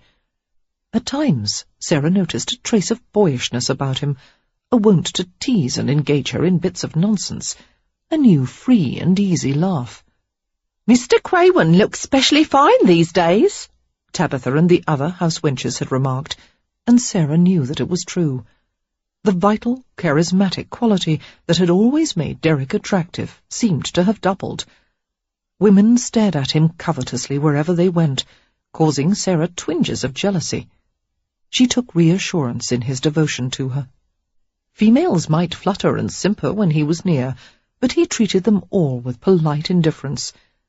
Sarah alone was entrusted with his secrets, his affection, his needs, and no other woman had ever come close to holding such a position in his life. They had a well-deserved reputation for reclusiveness, though it wasn't intentional. In the first whirlwind month of marriage, there simply wasn't time to attend many social events. Sarah was busy every waking moment. She set aside a few hours of solitude in the mornings for her writing, and spent the rest of each day making nerve-wracking decisions about the house they were to live in. They had agreed on a place Derek already owned, a handsome town mansion of 3 stories, surrounded by high-walled gardens. It was a house designed for entertaining.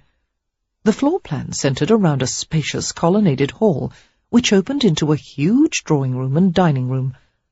The house was serene and airy, filled with delicate white plasterwork of garlands and ribbons, the walls painted icy shades of green, mauve and blue. Derek had dropped the entire project of decorating it into her lap, claiming cheerfully that he had no taste. The truth of that was indisputable.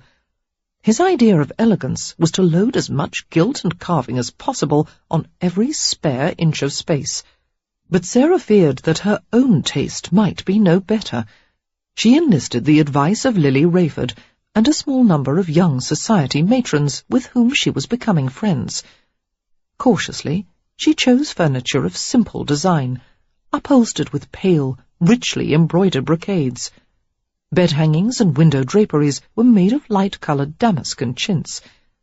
Sarah had ordered splendid framed pier glasses for several rooms, and at Lily's suggestion, small writing tables to hold books, prints and newspapers for guests to glance at.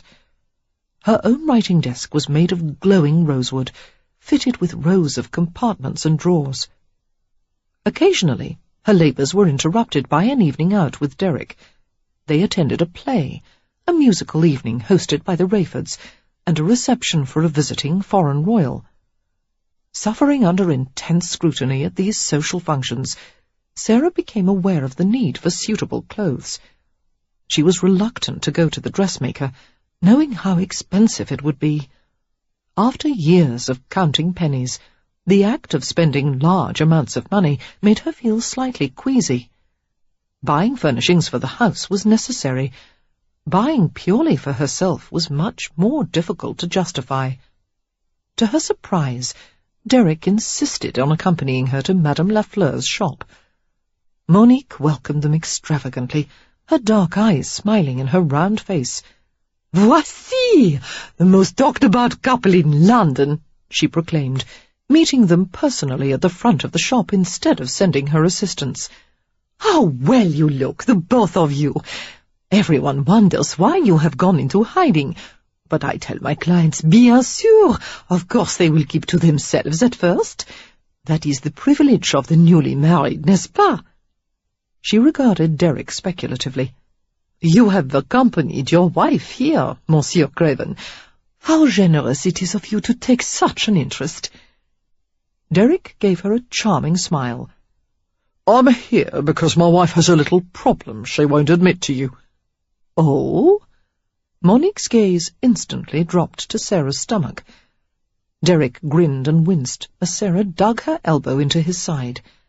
Leaning toward the dressmaker, he said in a confidential tone, "The problem is, she's afraid to spend my money." "I see."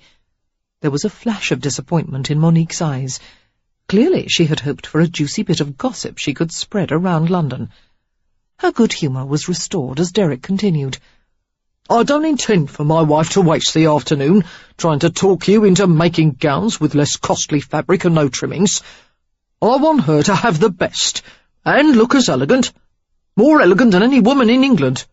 Price is no object." The last 4 words sent the dressmaker's pulse soaring. "Oh, monsieur!" Monique nearly kissed him in her excitement. "She is such a lovely woman, your wife." "Lovely," Derek agreed, his warm gaze falling on Sarah. Idly, he picked up a stray tendril that had fallen to her shoulder and curled it around his finger. "There's only one requirement I have. Show enough of her, but not too much. I want certain parts kept for my private admiration." "I understand," Monique said with an emphatic nod. "Men are tempted by a beautiful bosom. They lose their heads, et alors?" She shrugged prosaically. "Exactly." Monique touched his arm inquisitively. "How many gowns do you have in mind, monsieur?" Sarah was annoyed that the two were conducting the transaction as if she weren't there at all. 4 day gowns, she interrupted, and 2 for evening. 6 in all, and perhaps a cambric nightgown. 25, Derek told the dressmaker.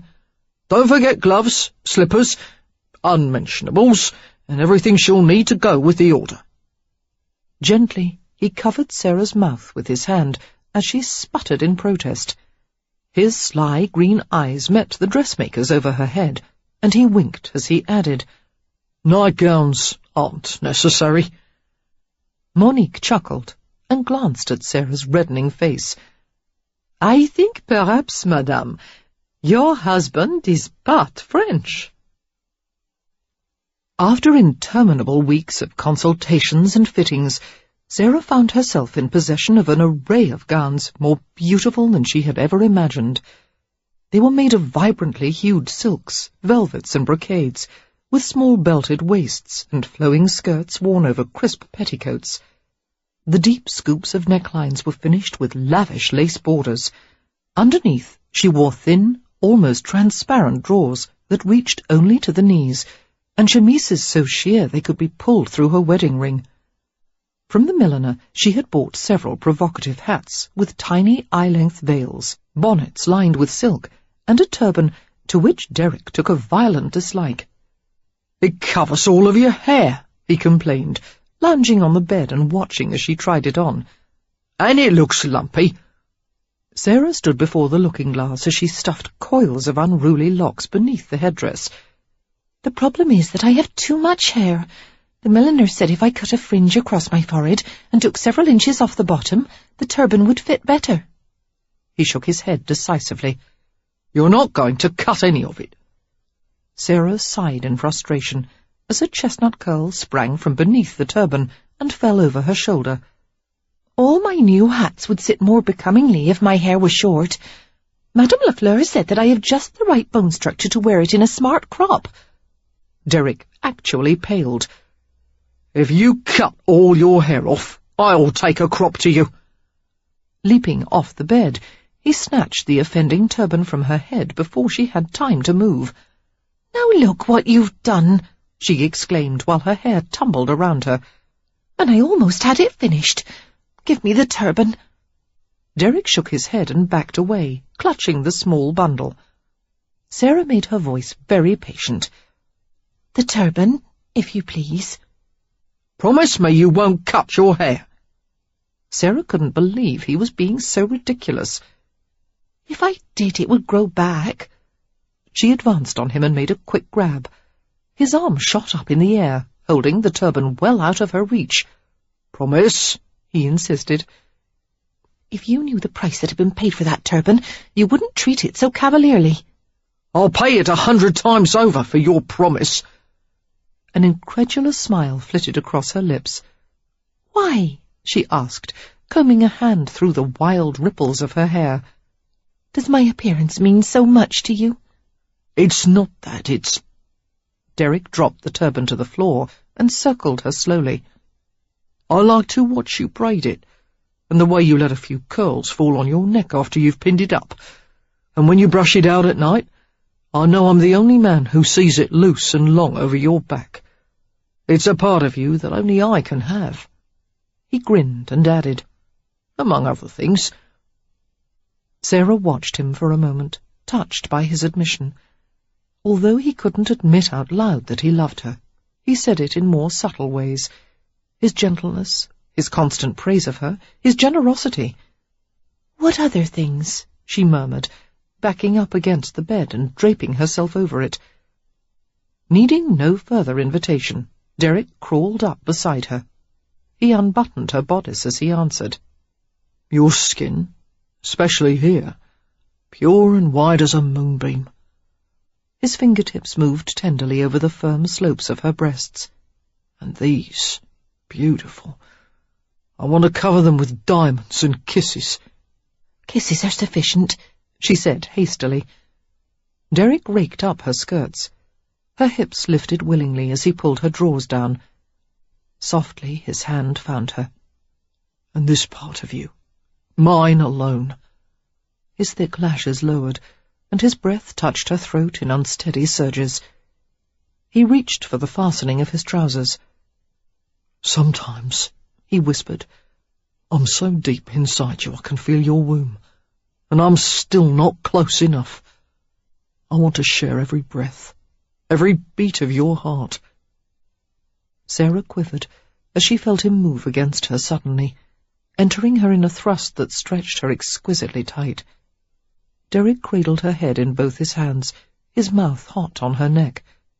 "Sometimes," he murmured, "I want to punish you a little." "Why?" She groaned at his purposeful strokes, her head falling back on the pillow. His hands pressed down on her shoulders, holding her steady as he pushed into her centre. "For making me want you until I ache with it. For the way I wake at night just to watch you sleeping." His face was intense and passionate above her, his green eyes harsh in their brightness.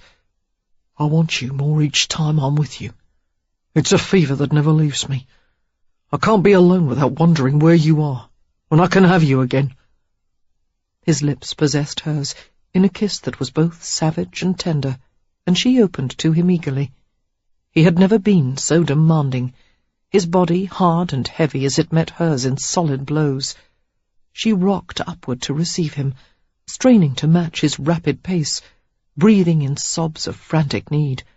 Her blood pumped furiously, and the sensations sharpened as she sought release. Compulsively, she answered his rhythm over and over, until her muscles ached and trembled. He reached down to grip her bottom tightly, pulling her against him, forcing himself even deeper inside her. Their skin was slick with the mingled sweat of their efforts. The friction between them was a slippery, powerful motion that teased their senses to an excruciating pitch. All at once, violent spasms of pleasure tore through Sarah, and she screamed against his shoulder. The inward ripples of her response wrapped around him tightly, and Derek let his passion burst forth in a glorious rush. In the aftermath, he held her tightly, his hands smoothing over her back in repeated strokes. Words dammed up in his chest, while he battled silently to drag them out. Sarah seemed to understand, for she laid her head against his chest and sighed. "It's all right," she whispered. "Just keep holding me." "I've never seen you look so fine," Katy exclaimed as Sarah entered the cottage. She helped Sarah off with her high-necked pelisse and reached out to finger one of the long banded sleeves of the new gown. "What beautiful fabric! It shimmers like a pearl." Smiling, Sarah turned in a circle and swished the skirts of the corded silk gown. "Do you like it? I'll have one just like it, made for you." Katy regarded the geranium-coloured silk doubtfully. "It might be a touch too elegant for Greenwood Corners." "No, it will be perfect for church on Sunday." Sarah grinned mischievously. "You can sit a row or two ahead of Mrs. Kingswood in all your finery, and she'll whisper to everyone that you've gone to blue blazes just like your daughter." Katy ruffled her white hair in distraction. "If a new gown doesn't convince everyone I've gone to blue blazes, the new house will for certain." Sarah smiled at that, recalling the entire afternoon of persuasion it had taken for Derek to convince them to accept his gift of a new house. He had finally won through a mixture of charm and sheer stubbornness. "It's your choice," he had told Isaac and Katy pleasantly. "Either you'll have it here or in London." The next afternoon, they had found themselves conferring with Graham Gronow, Derek's preferred architect. Gronow had designed a lovely, classical Georgian house of comfortable size for them. Under construction, on a choice plot of land close to the centre of the village, the house was a subject of conversation for everyone in Greenwood Corners. Wryly, Katy had told Sarah that she thought Derek had deliberately made certain the house would be larger than the Kingswoods manor. Sarah hadn't argued, knowing full well that he wasn't above such behaviour. "Derek plans to hire a cookmaid and gardener for you," Sarah said, following her mother into the kitchen. "I told him you might want to choose someone familiar from the village. If not, we'll send someone from London." "Heavens above!" Katy exclaimed. "Tell your Mr. Craven we don't need hired help." "But you do," Sarah argued. "What about the days when Papa's joints are too stiff for him to work outside? And now that I won't be able to do my share of the household tasks, you'll need someone to help, and perhaps bring you a cup of tea in the afternoon. Wouldn't you like that? Sarah, the whole village is already expecting us to put on airs. Mrs. Hodges says her head spins every time she thinks about us living in a new house. 40 years we've been here and never thought to leave. Sarah smiled. Everyone knows it's not in you or Papa to put on airs, and Mrs. Hodges will become accustomed to the idea of you living in another home, just as the rest of Greenwood Corners will. This cottage is too small and old, and when it rains there are more leaks in the roof than I can count. And you may as well brace yourself for another surprise, because I told Derek yesterday that I would like for you to visit us in London. He's going to furnish you with a carriage, horses and a driver, so you'll be able to travel whenever you want. Oh, my! Katy sagged against the kitchen table. Imagine poor Eppie stabled next to an elegant pair of chestnuts. It'll do her good to associate with higher-ups. They both laughed, and then Katy's face changed. Her voice was suddenly filled with motherly concern. How is it for you, Sarah? I can't help but worry at times, thinking of you living with him in that place. That place is a gambling club, Sarah said dryly, and I'm perfectly comfortable there. But to ease your worry, the mansion will be finished soon, and I'll be living in a proper home. They began to prepare a tea tray as they talked, the familiar ritual making the conversation easier. What about Mr. Craven? Katy asked. What kind of husband is he? A comical expression came over Sarah's face. A peculiar one is the best way to put it. Carefully she measured spoonfuls of tea leaves into a chipped yellow pot. Derek is a very complicated man. He's not afraid of anything, except his own feelings. He isn't able to admit that he loves me, but at times I see it on his face, and it's as if the words are trying to burst from him. Katy wore a perturbed look. Is there any likeness between the two of you, Sarah? Anything at all you have in common? Yes, but it's difficult to explain. Sarah smiled thoughtfully.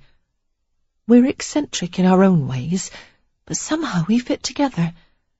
I'm certain that an ordinary marriage wouldn't have done for either of us. We're often in each other's company, but we have our separate interests. I have my books and my writing, and Derek busies himself with a club and all his intrigues. Intrigues? Oh, it's a constant amazement, the assortment of people who visit him at all hours.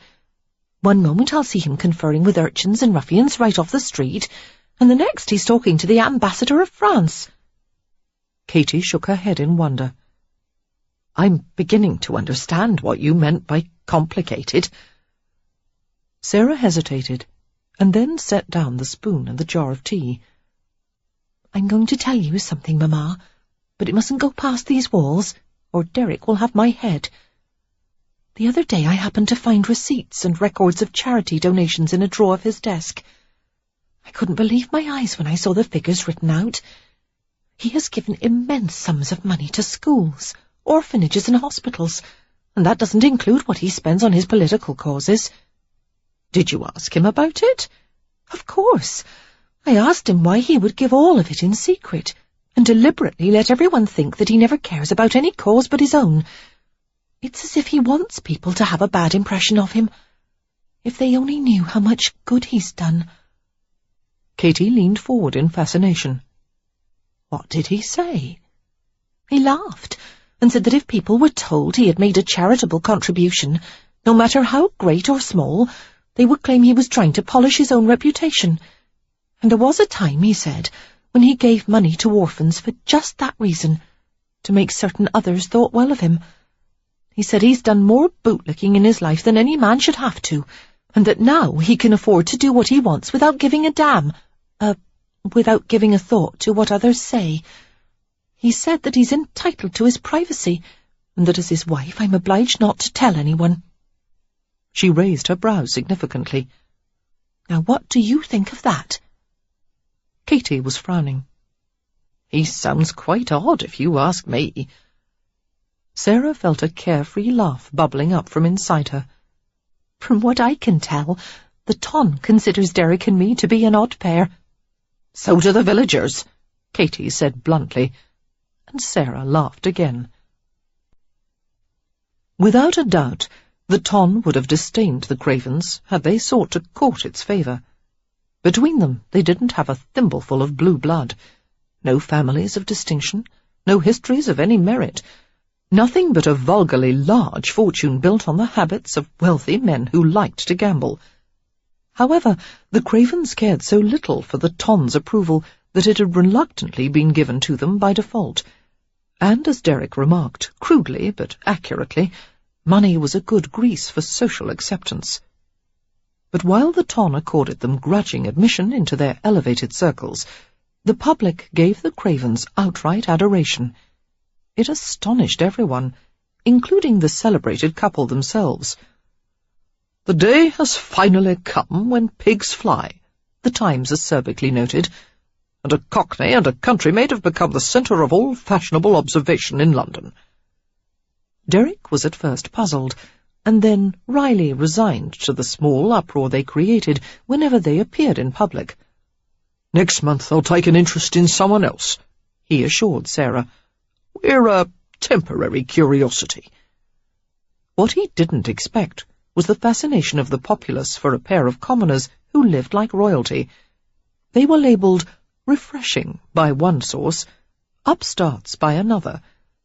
A caricature by George Cruikshank depicted them as flash gentry trying to ape the rarefied manners of the elite. The Cravens were a window through which ordinary people could view the lives of the upper crust and imagine themselves in such a position. The interest was stirred even more when it became known that Sarah was the reclusive author of Matilda. There was speculation in coffee-houses and pubs across the city about whether Mrs. Craven was Matilda in disguise. Sarah heard the name being called out from a crowd, observing the arrival of theatre-goers as they attended a production at Drury Lane. "Look here, Matilda!" a man called out as she emerged from the carriage. "Show us your face!" As Sarah glanced toward him in bewilderment, a cheer scattered across the gathering. "Matilda! You're a lovely sight, dearie!" "Show us your face," Derek muttered beneath his breath as he escorted Sarah up the front steps. "Soon you'll be declared public property." Sarah began to laugh. "I think they just want to believe there is a Matilda somewhere." Before going to their box seats, they drifted apart to exchange social pleasantries with the multitude of acquaintances who swarmed around them. Husbands who were assured that Derek was no longer crawling into their wives' beds had begun to treat him with cautious pleasantness. People Sarah barely knew or had never met took special care to fawn over her.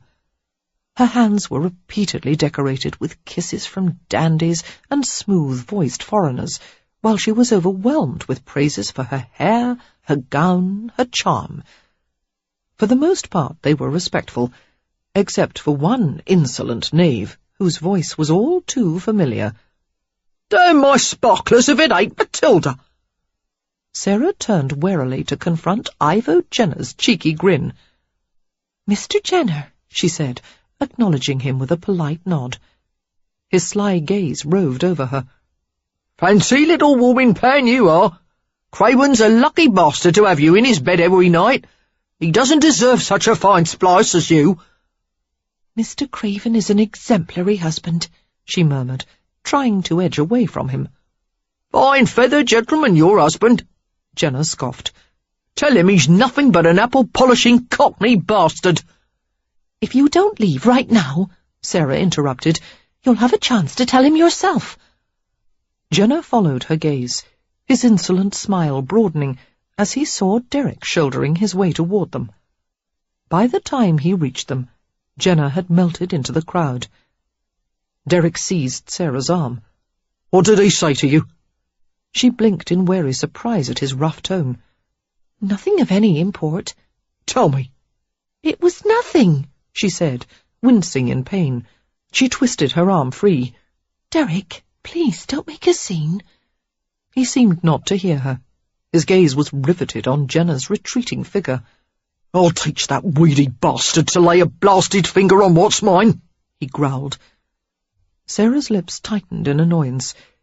He was behaving like a mongrel fighting over a bone. She knew why Jenna always angered him so easily. Jenna's swaggering cockiness reminded Derek of his own past. "I'm not your property," she said. Although Sarah's voice was as gentle as always, there was a cool note in it that raised Derek's hackles. He looked at her sharply. She had never spoken to him that way before. He didn't like it. "The hell you're not," he said gruffly, daring her to argue. She kept her gaze averted from his. "I would like to go to our seats now." For the rest of the evening, Derek was infuriated by the reserve in her manner. She virtually ignored him, all her attention focused on the play. It was clear he had displeased her. Sarah's withdrawn manner was worse punishment than any argument could have been. He steeled himself to be just as cool to her. If she was expecting to wring an apology from him, she could wait until the devil went blind. She was his. He had a perfect right to defend her against the advances of scum like Ivo Jenner.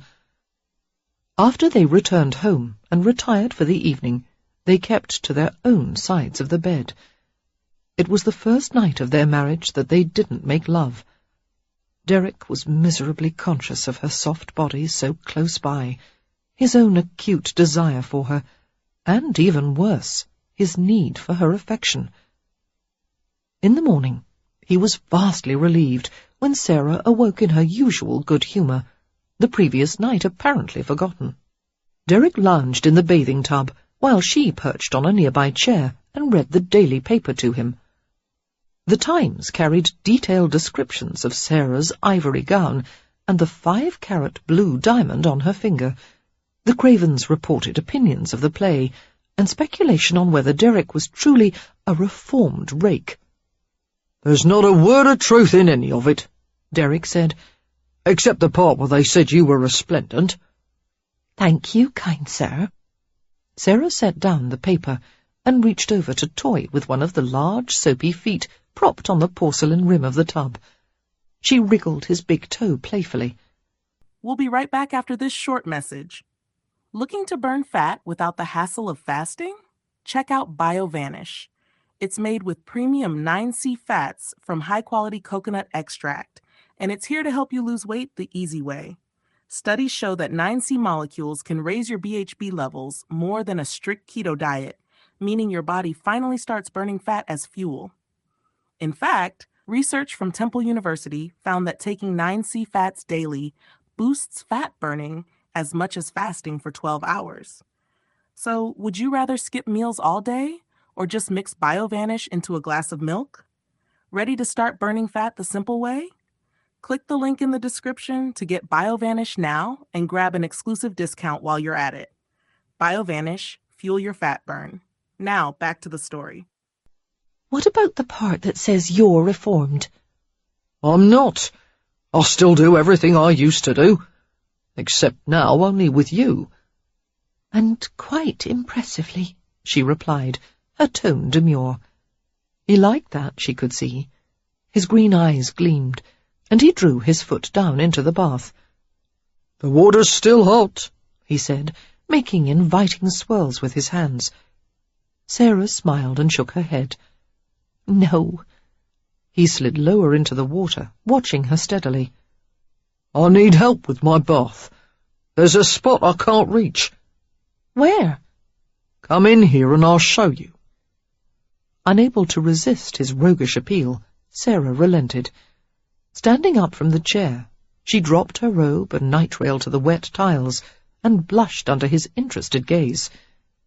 Carefully, she stepped into the tub. Derek reached up to help her and lowered her gently into the warm water. She shivered at the feel of him beneath her, slippery and strong, his muscled arms and legs wrapping around her. His black hair gleamed like the pelt of a wet seal. "Where is the soap?" she asked, brushing a clot of foam away from his jaw. "I dropped it," he said regretfully, and drew her hand down into the cloudy water. "You'll have to find it." She giggled and splashed him. Puddles of water collected on the floor of the bathing room as they played. Linking her dripping arms around his neck, she pressed a wet kiss to his lips. "I'm afraid I can't find the soap," she whispered, her body drifting buoyantly against his. "Keep looking," he encouraged throatily, and sought her mouth for another kiss. In his private moments, Derek acknowledged to himself that all Lily had ever claimed about marriage was true. The sheer convenience of it was stunning. His wife was always close at hand, her small presence gracing his home, her hand on his arm when they appeared in public, the lingering scent of her perfume haunting him sweetly when they were apart. He knew it would be impossible ever to tire of her, for she was as vital to him as the very air he breathed. And yet he felt himself to be an impostor with every husbandly kiss he placed on her forehead. It was as if he had been given a handsome suit of clothes that didn't quite fit. He found himself studying Sarah intently, waiting for the clues that he had made mistakes. He wasn't fool enough to think he was behaving the way most husbands did, whatever that was. But she gave him precious little guidance, and he was left to walk blindly along a steep and unfamiliar path. Frequently, Derek felt a deep sense of unease, as if some invisible, monumental debt were being accumulated in his name. There was also the occasional bite of resentment, when he realized she had become the source of all pleasure to him, all comfort and peace. She was the first human being he had ever needed. He had lost his freedom in a way he had never imagined possible, bound more securely by her love than by a mile's length of iron chains. Missing Derek's presence in bed, Sarah crept downstairs in the early hours of the morning and found him alone in the central gaming room. It was eerily quiet and cavernous, without the usual crowd of patrons and employees. Derek was at Worthy's corner desk, with several decks of cards aligned carefully across the polished surface. Sensing her presence, he glanced over his shoulder with a non-committal grunt. "What are you doing?" Sarah asked with a yawn, curling into a nearby chair. "Worthy suspects one of my dealers is cheating. I wanted to look at the cards he was using tonight, just to be certain." Derek's mouth twisted with displeasure as he indicated one of the shallow stacks. "That's a marked deck if ever I've seen one." Sarah was perplexed. She had seen all the elaborate rituals at the tables, the ceremonious openings of fresh boxes of cards. "How could any of the dealers mark the cards? There's no time or opportunity, is there?"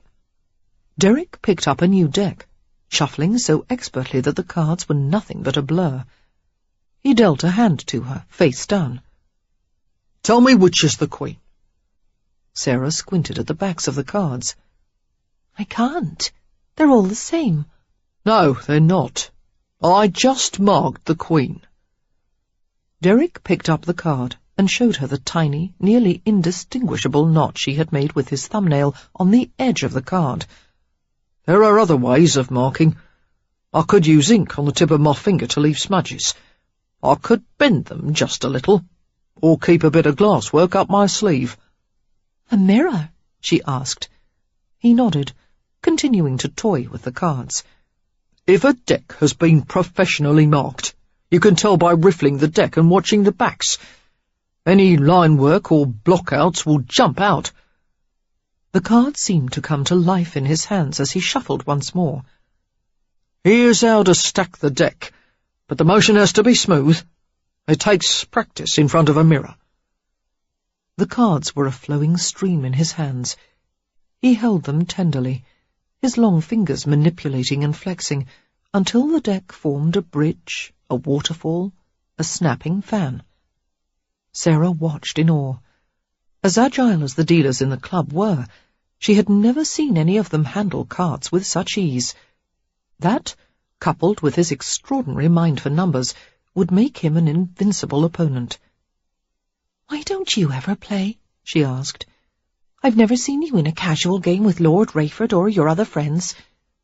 Is it because you know you would always win?" Derek shrugged. "That's one reason," he said without conceit. The other is that I don't enjoy it. You don't? I never did. But how can you be so good at something and not enjoy it? Now there's a question, he said, and laughed softly, setting aside the cards. Leading her to the hazard table, he took her by the hips and lifted her up. She sat on the edge of the table, her knees pushed apart as he stood between them. Derek leaned forward, his mouth a warm, gentle brand. It's not like your writing, sweet. When you sit at your desk, you put your heart and your mind into your work, and it gives you satisfaction. But cards are just patterns. Once you learn the patterns, it's automatic. You can't enjoy something if it doesn't demand a little of your heart. Sarah caressed his black hair. Do I have a little of your heart? A moment after she asked, she regretted the question. She had promised herself not to push him, not to demand things he wasn't ready for. Derek's eyes were shadowed green as he stared at her without blinking. He leaned forward, and his lips sought hers, kindling a warmth inside her that rapidly leapt to bright flame. Sarah shivered as she felt him raise her skirts to her waist. He wedged himself tighter between her spread knees. They kissed ardently, groping underneath confining clothes, clumsily plucking at buttons in impetuous haste. Sarah gasped as she felt his hot, intimate flesh rising against her body. Not here. Someone will see. They're all gone. Gently he bit into her neck. But we can't. Now, he insisted, pulling her head against his shoulder as he took her there on the hazard table, making her shudder in helpless pleasure. Sarah was alone in the private apartments over the club, viewing herself in the long mirror of the bedroom. She was dressed to attend the birthday dinner of Lord Rayford's 17-year-old brother, Henry. On private occasions such as this, the Rayfords surrounded themselves with warm, enjoyable company. Sarah knew the evening would be filled with wit and laughter. Derek had gone with Alex to help deliver Henry's present, a shining thoroughbred horse, to Swan's Court before the boy arrived home from Eton. Sarah smoothed the skirt of her green velvet gown. Low-cut and severe in its simplicity, the gown was adorned only by a row of 6 golden clasps that held the split front of the skirt together. She was wearing a necklace Derek had given her to mark their first month of marriage, a gorgeous creation of diamonds and tumbled emeralds that lay in intricate strands over her chest. Admiring the sparkling necklace in the mirror, Sarah smiled and turned to view it from another angle. Suddenly, her heart stopped. The reflection showed there was someone behind her.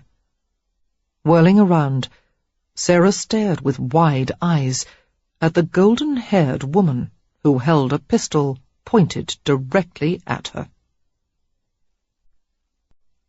Chapter 12. Lady Ashby's face was taut, her eyes brilliant with madness and hatred. Sarah was the first to speak, hearing her own calm voice with a sense of amazement. You must have come through the hidden passages. I knew about them long before you ever met him, Joyce sneered, her gaze darting to the huge gilded bed. I was with him in that bed too many times to count. We were magnificent together. We invented things that had never been done before. Don't move. Her grip on the gun was steady. Sarah took a quick, shallow breath. What do you want? I want to have a look at the woman he's taken as his wife. Joyce smiled contemptuously. Covered in velvet and jewels, as if that might fool others into thinking you're a lady of consequence. A lady such as yourself? Joyce ignored the jab, staring mesmerized at the necklace that glittered against Sarah's pale skin. Those emeralds are the exact colour of his eyes. No one else has eyes like that. She glared at Sarah in crackling fury. I said don't move! Sarah froze, having begun to inch toward the long tasselled rope that would ring the servant's bell. You must be pleased with yourself, Joyce said, admiring yourself in your fine gown, with his ring on your finger? You think you have what I covet most. You think he belongs to you, but your marriage means nothing. He belongs to me. I put my mark on him." "He doesn't want you," Sarah whispered, her eyes locked on Joyce's vindictive face. "You country simpleton! Do you actually think you've had any more of him than 100 women could claim? I know him every bit as well as you do. I know the pattern of hair on his chest, the smell of his skin. I felt his scars beneath my hands and the muscles moving on his back. I know what it is to have him inside me, the way he moves, slow and deep, just before he finds his release." Joyce's eyes half closed. "A gifted lover, your bastard husband. No other man on earth understands a woman's body as he does. A big, sensual beast, with no conscience and no scruples. He is my perfect counterpart, and he knows it." Swiftly Sarah darted to the bell-pull and gave it a frantic jerk, expecting to hear the explosion of the pistol. But Joyce didn't fire. Trembling and white, Sarah faced her. "The servants will be up here right away. I suggest that you leave, Lady Ashby." Joyce regarded her with contempt. "What a ridiculous creature you are." Deliberately, she reached over and knocked the lit oil lamp from the dresser. Sarah gave a cry of horror as the globe broke and the puddle of oil ignited. Immediately the pool of fire spread outward, flames licking hungrily at the carpet, woodwork and draperies. "Oh, God!" Joyce's face was painted gold and red by the rearing, malevolent light. "You can die by smoke and fire," she said in a guttural voice, "or a bullet. Or you can choose to do exactly as I tell you." Derek and Alex were several streets from St. James's when they realized something was terribly wrong. Bells were tolling. Carriages, horses, and pedestrians clogged the area. The sky was filled with a dull red glow that came from a blaze somewhere on the horizon. "Fire," Alex said tersely, staring out the window of the carriage. "Where?" A cold feeling settled over Derek, collecting in the pit of his stomach. The carriage progressed with excruciating slowness, while the outriders did their best to forge a way through the crowded streets. His sixth sense, always accurate, warned of disaster. "It's the club," he heard himself say. "I can't say for certain." Alex's voice was calm, betraying none of the anxiety he was feeling. But one of his hands was gripped around the curtain at the window, exerting so much tension that the stitches in the fabric began to pop. With a muffled curse, Derek opened the door of the carriage and leapt out. The vehicle moved so slowly that it was faster to walk. He shouldered his way through the mob that was gathering to watch the fire. "Craven!" He heard Alex behind him, following at a distance. He didn't pause. The insistent tolling of the bells filled his ears, reverberating in thunderous crashes. It couldn't be his club. Not after he'd spent years of his life working, stealing, suffering for it. He'd built it with his own sweat and blood, with pieces of his soul. God, to watch it all disappear into smoke and ashes. Derek turned the corner and made an incoherent sound. The gambling palace was roaring. The growl of fire was everywhere. The sky, the air, even the ground seemed to tremble. Derek staggered to the scene and watched as his dreams burned in an unholy blaze. He was mute, breathing and swallowing, trying to understand what was happening. Gradually, he became aware of familiar faces in the awestruck crowd.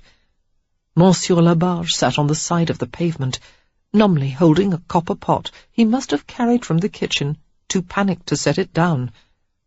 Gil was standing with the housewenches, some of them angry, some crying.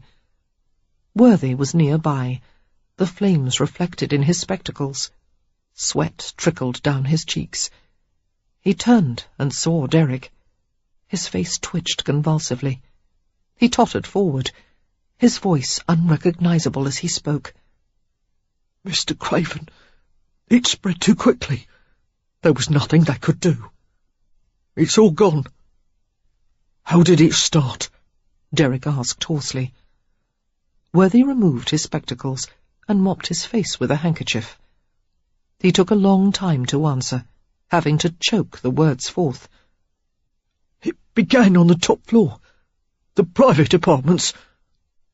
Derek stared at him blankly. 2 police officers rushed by them, a snatch of hasty conversation floating in the air behind them. Knock down the next building! Make a fire gap! Sarah, Derek heard himself say. Worthy bent his head and shivered. Derek drew close to Worthy, gripping the factotum's shirt front. Where is she? Where is my wife? I've questioned the employees, Worthy answered, gasping as if it were painful to talk. Several of them confirmed she was in the club. Where is she now? Sir? Worthy shook his head and began to make an odd gulping sound. Derek let go of him and reeled back a few steps, staring at him dazedly. I have to find her. It happened too quickly, Worthy said, trying to control his tears. She was in the apartments when it started. She couldn't have gotten out. There was jangling confusion in his head. Disoriented, Derek swerved in a half-circle. He felt very strange, all his skin prickling. No, she's somewhere. I have to find her. Mr. Craven! Worthy followed him as he made his way into the street. You mustn't go in there! Mr. Craven, wait! He took hold of Derek's arm. Derek shook him off impatiently, his purposeful strides gaining momentum. In a sudden panic, the factotum flung himself at Derek, using his slight weight and wiry strength to hold him back. Help me stop him! Worthy screamed. He'll run straight into the middle of it! Derek growled and shoved him away, but other hands descended on him, shoving him down to the ground. He cursed and tried to rise again, only to find himself surrounded by a crowd of men intent on restraining him. Enraged, he began to fight like a rabid animal, roaring and struggling to break free. Distantly, he heard Alex Rayford's voice. Derek! For God's sake, man! Sarah! Someone clubbed him, a violent blow to his skull. Derek arched against the pain with an animal whimper. My wife! He gasped, his brain on fire, his thoughts collapsing like a house of cards. He gave a quiet groan and plummeted into blackness. Lady Ashby had taken Sarah to the underground wine cellar at gunpoint. They left the club through one of the hidden doorways. It had been designed to allow patrons an easy escape route to avoid the embarrassment of being caught in the club during a police raid. As she emerged from the cellar to the fresh outside air, Sarah was surprised to see a hired carriage waiting for them. "Get in," Joyce muttered, jabbing her in the back with the muzzle of the pistol. "And don't try to appeal to the driver. He's being paid well to keep his mouth shut and do as I bid him." Once inside, they sat on opposite seats. Joyce kept the pistol pointed at Sarah, relishing the power of life and death over her prisoner. The carriage began to move. Sarah clasped her trembling hands in her lap. "Where are we going?" "To an Ashby holding in the country. An old medieval house." Now that her plan was progressing exactly as she'd intended, Joyce was casual, even conversational. "Most of it has crumbled over the centuries, except for the central core and the tower. No one ever goes there." "How far is it?" "We'll travel a good hour and a half, perhaps 2. She smiled mockingly. "Would you like to know why I'm taking you there?" "I'm not going to tell you. I'm saving it as a surprise." Sarah wondered if the fire had spread throughout the club, or if, by some miracle, the employees had been able to contain it. Soon Derek would return from his errand with Alex. She felt ill at the thought of what he might face. He would discover that she was missing. He might be injured in the attempt to find her. Suddenly, she was terrified for his sake, wondering if he would be in danger, if he would think she was dead. Agitatedly, she touched the heavy necklace at her throat, worrying the smooth emeralds between her fingers. "Give that to me," Joyce said sharply, watching her. "The necklace?" "Yes, take it off." Joyce watched as Sarah unhooked the glittering treasure from her neck. "A peasant woman with a necklace fit for a queen," she sneered. "You don't have the grace or bearing to wear it properly. Give it to me." Her eager fingers wrapped around the necklace, and she snatched it away. Setting it on the seat beside her, she toyed lovingly with the web of emeralds and diamonds. "He gave me presents. A bracelet, a necklace, jewelled combs for my hair, but nothing as fine as this." She smiled at Sarah tauntingly. "The day he gave me the combs, he said that he'd imagined making love to me wearing jewels in my golden hair and nothing else.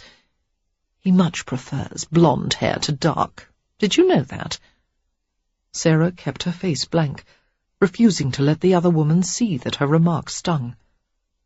Joyce began another sneering litany of insults and boasted about Derek's sexual prowess, until anger and jealousy roiled unpleasantly in Sarah's stomach. A woman's voice touched Derek gently, luring him from the welter of darkness. Something was wrong. Some strange coldness was all around him, inside him, a sinister shadow that had soaked through every inch of his body. He stirred groggily, wanting comfort. "Sarah." "I'm here, darling." It was Lily's voice, sounding thick and odd. Derek shook himself awake and groaned at the throbbing pain in his head. "Jesus." He blinked and sat up clumsily, squinting at his surroundings. He was in the Rayfords' carriage, pulled to a halt in front of Swan's Court. Alex was next to him, resting a steadying hand on his shoulder. Derek's chest hurt. He felt as if he'd been beaten. "What happened?" he mumbled, rubbing his eyes. Lily stood at the door of the carriage, her tear-streaked face illuminated by the side lamps. Her eyes were swollen. "Come into the house with us, Derek. Careful. Let Alex help you." Derek obeyed without thinking, discovering as he stumbled out of the carriage that he wasn't steady on his feet. Standing next to the vehicle, he braced a hand against the smooth, lacquered side and tried to clear his head.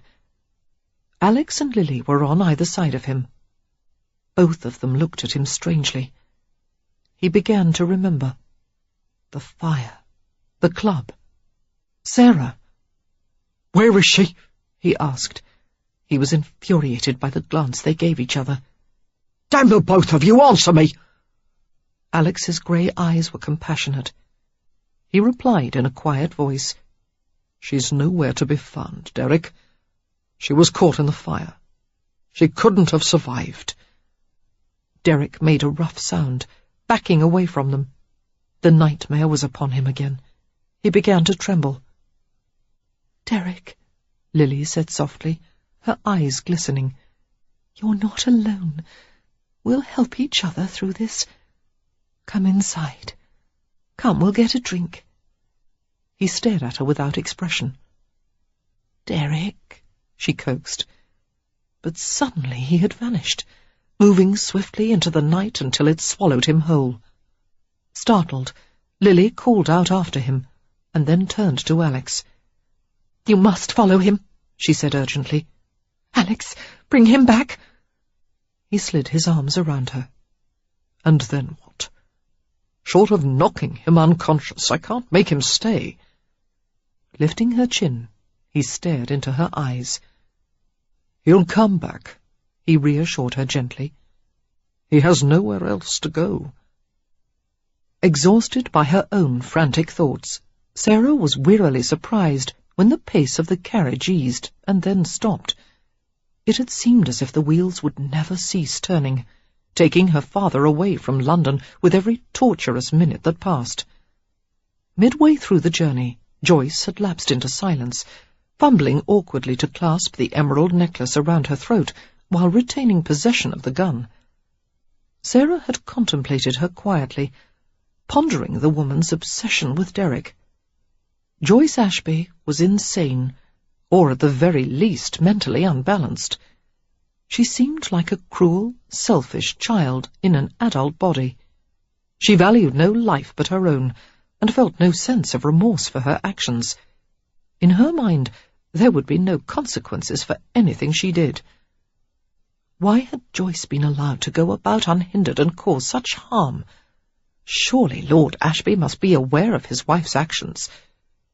Sarah wondered what kind of man he was, and why he hadn't taken Joyce in hand long before now. The driver opened the door of the carriage and looked inside. The strange, young, old look about him defied any accurate guess of his age. He had a thin, whiskery rat face.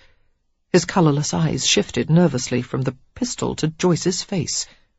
"Milady?" he questioned. "We're getting out," Joyce said. "Stay here until I return." "Aye, milady." Sarah spoke swiftly, staring hard at the driver. "You can't allow this. Don't be a fool. The law will hold you responsible for what happens to me here, and if not, then my husband will." The man flinched and ducked away, ignoring her. "Get out," Joyce sneered, gesturing with the pistol. Sarah climbed to the ground, her legs cramped from the long ride. She shot a glance at the driver, who had gone to the front of the carriage with the horses. Since he apparently had no conscience to appeal to, she tried threats. "My husband is Derek Craven, and when he finds out about this, he won't rest until he's made you pay." "He won't do anything to help you," Joyce said, prodding Sarah with the pistol. "Start walking." The path was illuminated by the carriage lantern Joyce carried. They approached the medieval structure, little more than a mutilated shell of stonework. The windows and doors had crumbled, giving the fortified house the appearance of a jaw with gaps of missing teeth. Slowly Sarah entered the central hall. Mice and vermin scuttled in all directions, alerted to the presence of intruders. Annoyed by Sarah's hesitant pace, Joyce brandished the gun and pushed her toward the broken stone steps that led up to the tower. "Up there," she said brusquely. Slowly, Sarah mounted the first step. Her mouth was dry with fear. She broke out into a heavy sweat, liquid fear seeping from her pores. "Why?" "There's a room at the top with a bar across the door. I'm going to keep you there. You'll be my own private pet. From time to time I'll come and visit you and tell you all about your husband. We'll find out how long he grieves for you and how long it takes before he comes back to my bed." Joyce paused and added smugly, "Perhaps I'll even show you ways to pleasure me, and you'll show me exactly what your husband finds so compelling about you." "You're disgusting," Sarah said in outrage. "You might say that now, but after a few days you'll do whatever I want in return for food and water." Sarah's nerves twitched rebelliously, demanding action. She would rather die at this moment than be at the mercy of a madwoman for some indefinite length of time. She had to do something now, before they reached the tower room. After another few steps, she pretended to stumble on the landing. Swiftly she turned and grabbed for Joyce's arm. Joyce reacted with a hiss of rage, fighting to keep hold of the pistol. She dropped the carriage lantern and tried to claw Sarah's face. Feeling the bite of long nails on her neck, Sarah screamed and tried to twist the gun away. They grappled desperately and rolled down the steps together. The painful impact of the stone stairs on her head and back dazed Sarah, but she didn't let go of Joyce's arm, even as she felt it come down between their writhing bodies. All at once, her ears rang with an explosion. Sarah's first thought was that she had been shot. She had felt a hard, bruising blow against her breast that she gradually identified as the backward kick of the pistol. Slowly, she stirred and sat up, holding a hand to the throbbing side of her head. Joyce lay a foot or two away, moaning. A patch of crimson blood welled over her shoulder. "Help me," she wheezed. "Help you?" Sarah repeated, staggering to her feet. Somehow she managed to collect her wits. The discarded carriage lantern was still intact, the tiny flames sputtering as the lamp rolled lazily across a step. After picking up the lamp, she went to Joyce, who was clutching her injured shoulder. "I should leave you here," she thought.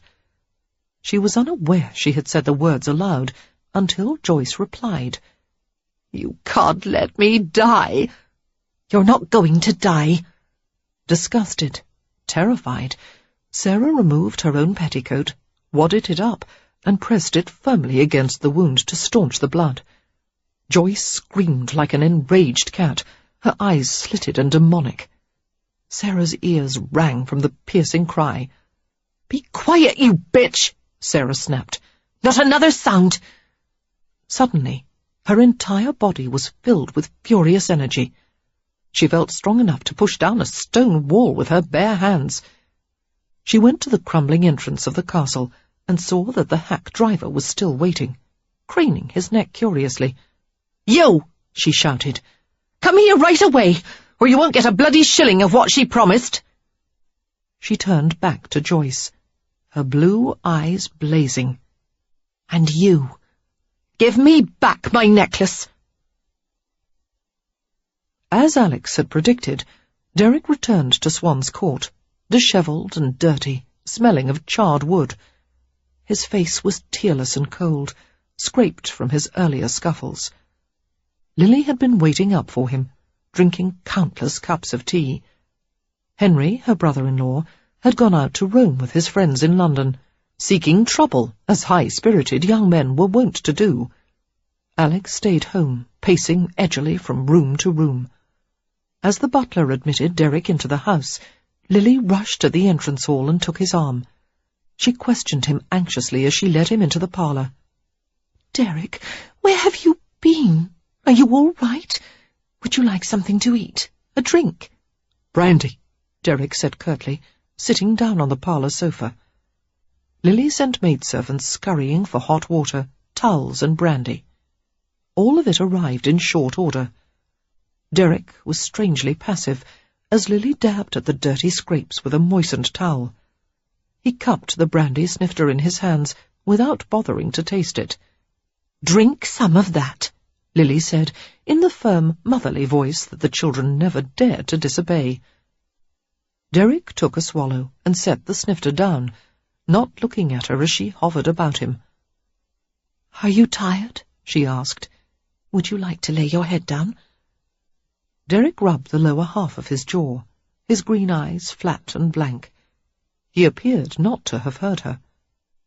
Carefully, Lily smoothed a lock of his hair. "I'll be close by. Tell me if there's anything you want." She went to Alex, who had been watching from the doorway. Their eyes met. "I hope he'll be all right," she whispered. "I've never seen him like this. He lost everything. The club and Sarah." Reading the worry in her gaze, Alex pulled her close and rocked her gently. In the years since their marriage, they had shared a life of companionship, passion, and incomparable joy. Times like this served as a brutal reminder that they should never take their happiness for granted. He held his wife protectively. "He'll survive," he answered her, "just as he survived everything else in his life. But he'll never be the same." Lily shifted in his arms to glance miserably at Derek's motionless form. Someone used the brass knocker at the front door. The sharp sound echoed in the entrance hall. Alex and Lily looked at each other in silent question, then watched as the butler went to answer. They heard a thick Cockney voice arguing with Burton's well-modulated tones. "If Craven's here, I bloody well has to see him!" The man's voice wasn't familiar to Alex, but Lily recognised it immediately. "I've heard Jenna," she exclaimed. "Why the hell would he come here? Unless—" Her dark eyes widened. "Alex, he's the one who started the kitchen fire at Craven's last year. It was just a prank, but perhaps he pulled another prank tonight that got out of hand. Do you think—" She stopped as she felt a sudden breeze rush by her, caused by Derrick's form as he shot past them to the entrance hall, lithe as a striking panther. Alex followed him in a flash, but not before Derrick had fastened his hands around Jenna's throat, knocking him to the marble floor. Swearing obscenely, Jenna used his heavy pugilist's fists to batter Derrick's sides. It took the combined strength of Alex, the butler, and Lily to pry Derrick away. The entrance hall was filled with their combined bellowing. Only Derrick was quiet, busily engaged in murder. "Stop it!" Lily was screeching. Alex had one powerful arm locked around Derrick's neck. "Damn you, Craven! I didn't do it!" Jenna protested loudly. "That's why I came here, so as to tell you I didn't do it." Gagging from the hard pressure on his throat, Derrick was finally forced to subside. "I'll kill you," he gasped, staring at Jenna with bloodlust. "You hammer-headed madman!" Jenna exclaimed, standing up and shaking himself off. He yanked the hem of his coat back into place. "Don't you dare call Derrick names," Lily said hotly. "And don't insult me by protesting your innocence under my own roof, when we all know there's reason to believe you're responsible for the fire." "I didn't do it," Jenna said vehemently. "You were behind the kitchen fire at Craven's last year," Lily accused. I admit to that, but I had nothing to do with this. I came here to do Craven a friggin' favour, damn his eyes." "What favour?" Derrick asked in a low, ugly voice. Alex had to tighten his restraining hold once more. Composing himself, Jenna smoothed his red hair and cleared his throat. "My affidavit man came to me tonight at my club, and he happened to be walking by Craven's just as the blaze started, and saw two women leaving the place. Looked odd, he said, since it wasn't house wenches, but ladies dressed in fine gowns. One was blonde, the other dark, with green jewels all around her neck. They took a public coach away from the club, and it was then the place started to burn like the bowels of hell." Jenna shrugged and added a touch sheepishly, "I thought maybe the dark one was Mrs. Craven." "And maybe I'll find a giant beanstalk in my garden tomorrow morning," Lily said sarcastically. "You're a fiend, Jenna, for coming here and tormenting Derrick with this tale." "It's the truth," Jenna said indignantly. "Damn it, I want you to find her. It's all over London, my own blasted club, that I'm the man what set the fire that killed bloody Matilda. Bad for my reputation and my business, and besides, I've a liking for the little wench." He gave Derrick a disdainful look. "Deserves better than this black-hearted bastard, she does." "You've said your piece," Alex murmured. "Now leave. I'm getting tired of holding him back." He didn't let go of Derrick until Jenna was safely gone, the front door closed behind him. Derrick shook him off and retreated several steps, giving him a baleful glare. Lily released an explosive sigh. "That blustering idiot, Jenna! I discount every word he said as nonsense." Derrick had turned his attention to the closed door. His large, raw-boned body was very still. The Rayfords waited for him to voice his thoughts.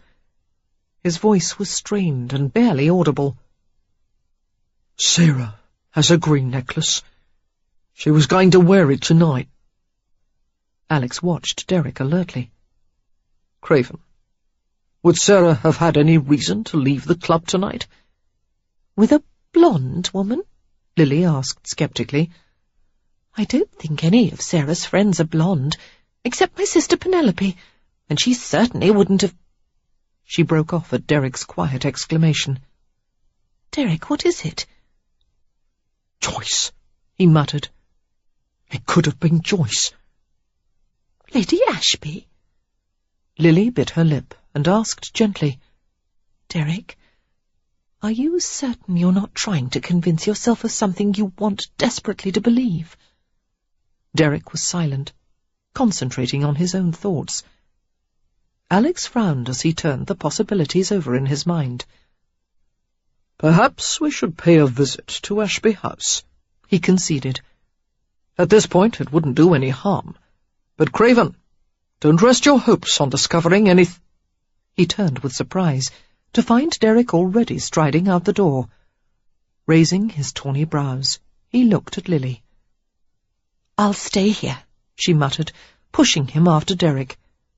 "Go and keep him safe." After Sarah and the driver helped Joyce into the coach, they began the long journey back to London. Joyce curled in a miserable huddle, groaning and cursing whenever the wheels of the vehicle jostled over a deep rut. Her endless complaining was finally too much for Sarah to take. "Oh, good Lord, that's enough!" she exclaimed impatiently. "I'm going to die," Joyce moaned. "Unfortunately, that's not the case. The bullet passed cleanly through your shoulder, the bleeding stopped, and whatever discomfort you feel isn't nearly enough to make up for all you've done," Sarah continued with growing exasperation. "The first time I met Derrick was on the night you had his face slashed, and ever since then you've harassed and tormented us both. You've brought this on yourself." "You're enjoying my suffering," Joyce whined.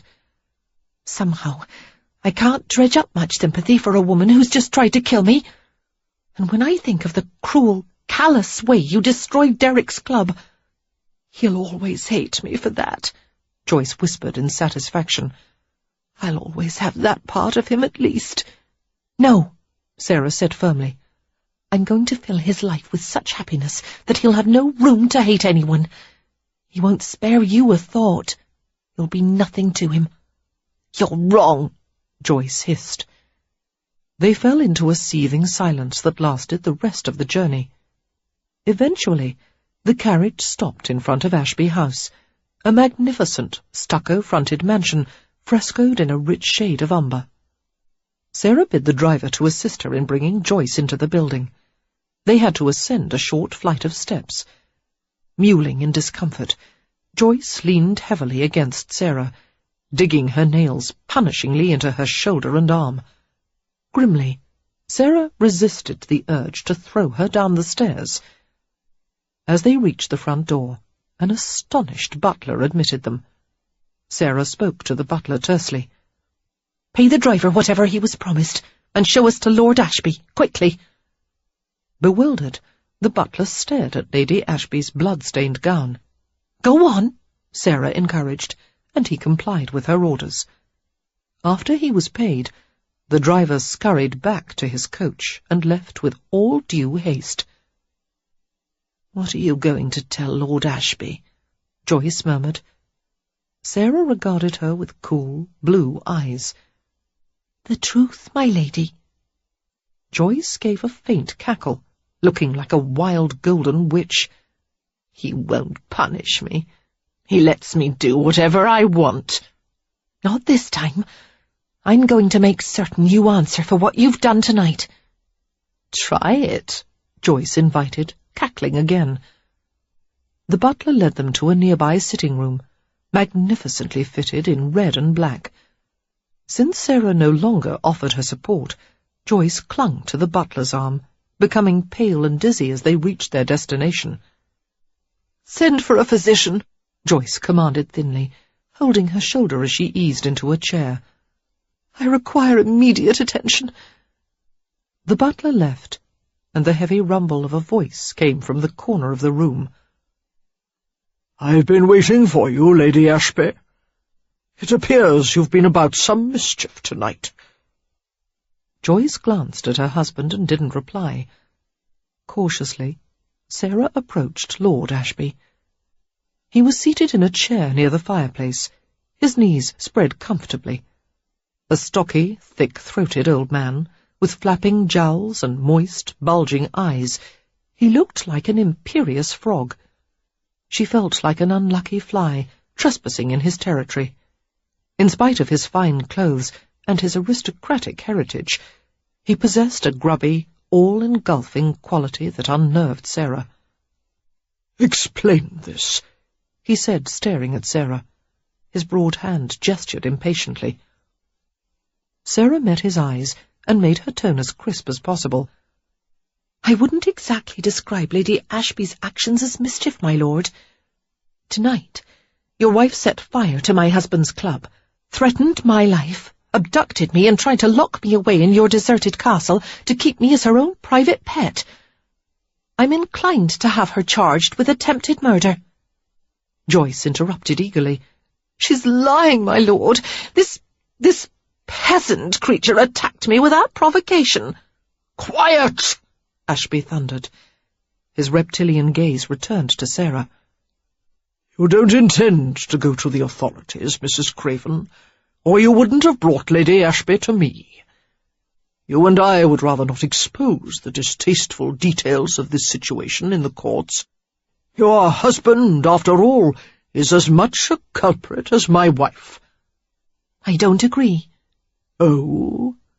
Then what are you doing now, if not trying to protect him from the consequences of his past mistakes?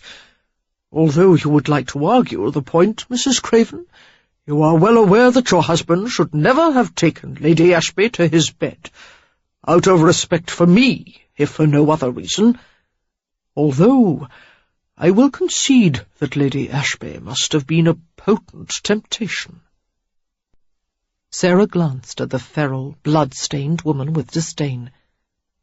"Whatever his taste was in the past, my husband has no interest in anyone but me now." A slight smile came to Lord Ashby's face. His pendulous jowls twitched. "I do not doubt that in the slightest, Mrs. Craven, and I will consider myself indebted to you, solely you, not your husband, if you will allow me to handle my wife in the way I see fit." The two women spoke at the same time. "My lord?" Joyce asked sharply. "What will you do with her?" Sarah said. "I will keep her at a remote location in Scotland," Lord Ashby answered Sarah. "Away from all society.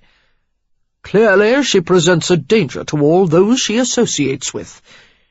I would isolate her in relative comfort, rather than confine her to a lunatic hospital, where she might be subjected to cruel treatment, and also prove an embarrassment to the family." "No!" Joyce erupted in an inhuman howl. "I won't be sent away! I won't be caged like an animal!" Sarah kept her attention on Lord Ashby. "I only wonder why you haven't done it before, my lord." "My wife has always been a source of amusement for me, Mrs. Craven. Until now, she has never caused real harm to anyone." "My husband's face," Sarah began hotly, thinking of the slashing. "A punishment he deserved," Lord Ashby declared. "In the past, Craven cuckolded many powerful men. He's fortunate that none of them ever decided to make a gelding of him." He had a point, much as she disliked to admit it. "Your source of amusement nearly cost me my life," Sarah said under her breath. Ashby frowned impatiently. "Mrs. Craven, I see no reason to go over the same ground yet again. I give you my word of honour that the problem will be addressed in the way I have described. Lady Ashby will never set foot in England again. That should be enough to satisfy you." "Yes, my lord. Of course I trust your word." Sarah lowered her gaze deferentially. "If you'll excuse me, I must find my husband now." "Craven was here with Lord Rayford," Lord Ashby informed her. Sarah was disconcerted by the news. "Here? But how?" "They suspect that Joyce might have had something to do with your disappearance. I told them I had no knowledge of her whereabouts. They left not 10 minutes before your arrival." "Where did they go?" I did not ask. It was of no consequence to me. Sarah was relieved that Derek hadn't been injured, but he must be distraught, even frantic, not knowing what had happened to her. She bit her lip in consternation. Well, at least they know there's a chance I'm all right. They don't have much hope, Ashby said dryly. I must say, your husband seemed quite indifferent to the entire situation. Sarah's heart thumped anxiously. She knew it wasn't indifference at all, but a surfeit of emotions Derek couldn't handle.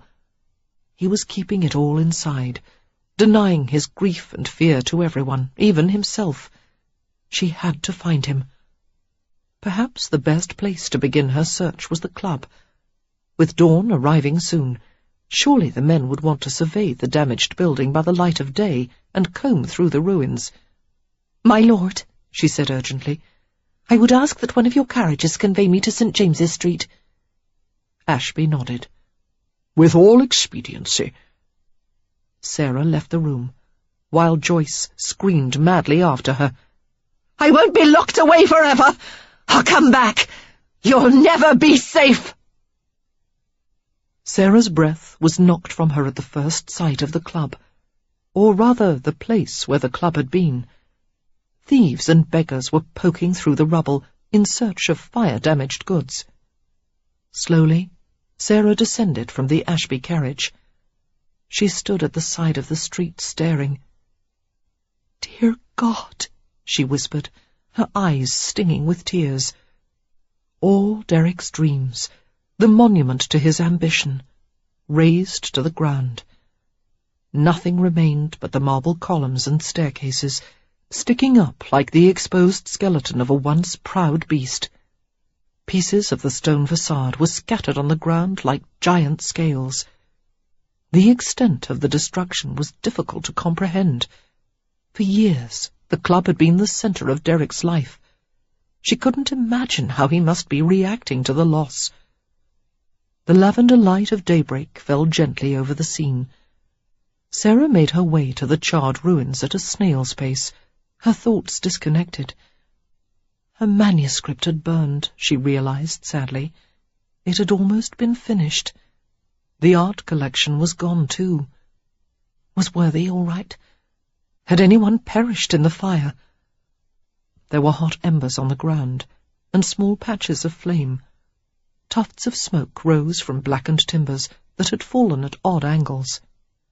What had once been the huge chandelier in the domed hall was a mass of melted crystal lumps. Reaching what had once been the grand central staircase, now exposed to the open sky, Sarah stopped and dragged her sleeve over her face. She gave an aching sigh. Oh, Derek, she murmured, what am I going to say to you? A breeze rustled past her, stirring ashes around her skirts, making her cough. Suddenly, an odd feeling came over her, a slight shock, as if she'd been touched by invisible hands. She rubbed her arms and turned around, somehow knowing Derek would be there. And he was. He stared at her from a face that was stark white, paler than the scorched marble columns rising from the ground. His lips formed her name, but he didn't make a sound. The breeze swept over them both, clearing away the wisps of smoke from the ground. Sarah was startled by his gauntness, the torment that pulled at his features until he looked like a stranger. His eyes were searing, as if he were flooded with uncontainable rage. But suddenly the depths of green overflowed, and she realized with astonishment that it was not rage, it was soul-deep terror. He didn't move, or even blink, afraid she would disappear. Derek, she said uncertainly. His throat worked violently. Don't leave me, he whispered. Sarah went to him, picking up her skirts, stumbling in her haste. I'm all right. Oh, please don't look like that. Reaching him, she threw her arms around him and held on with all her strength. Everything's all right.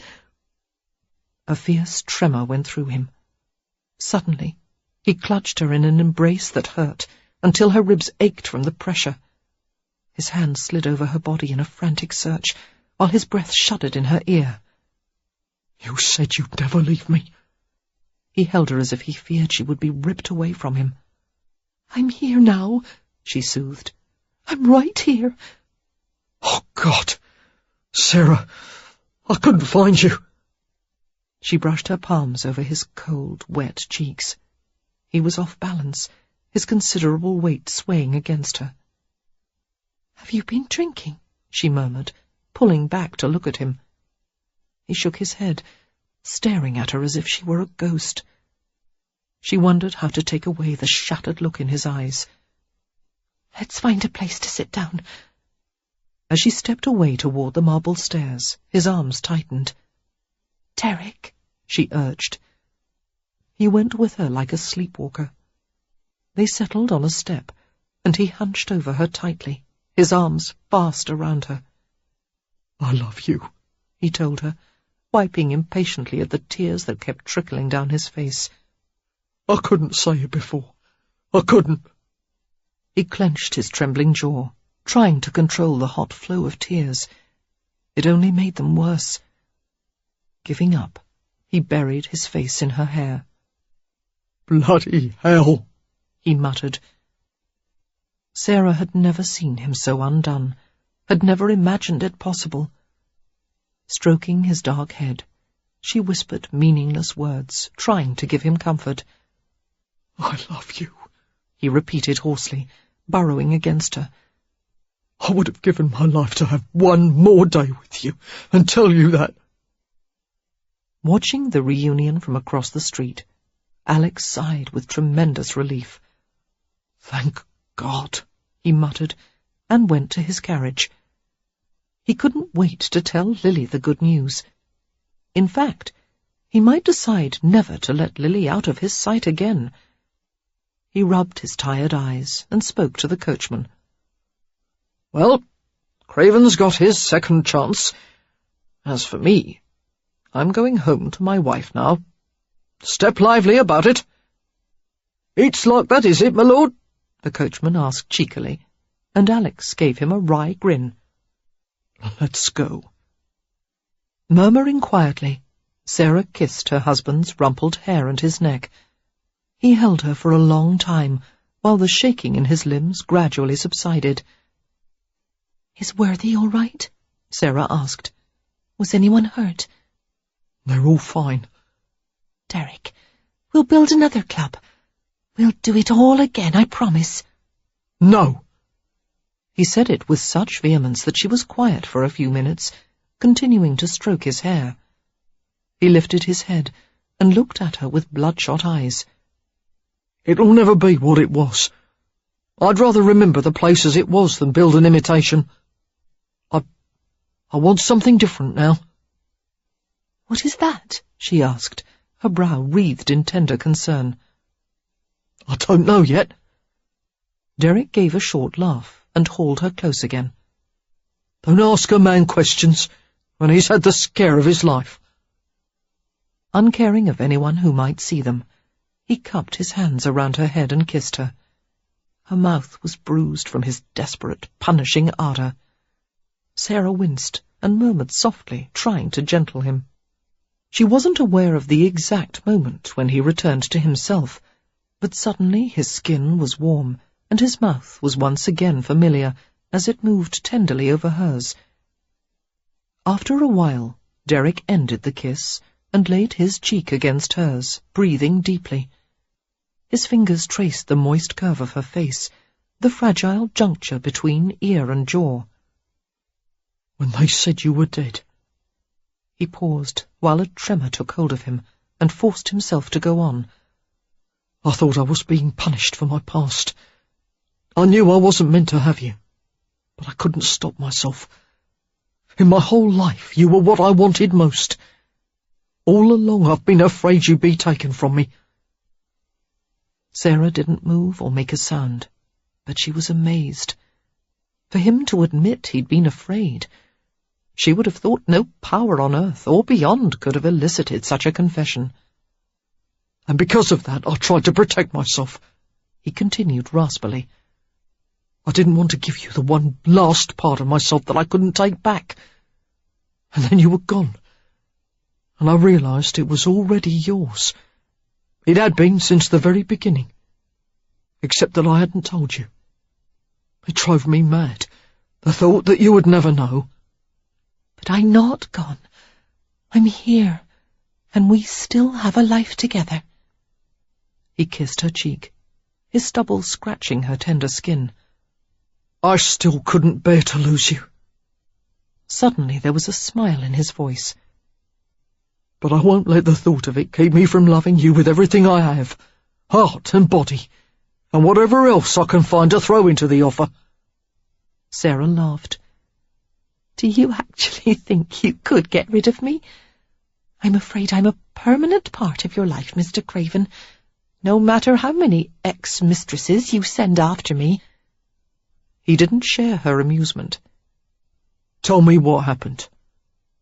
She gave him her account of all that had transpired, while Derek grew increasingly tense.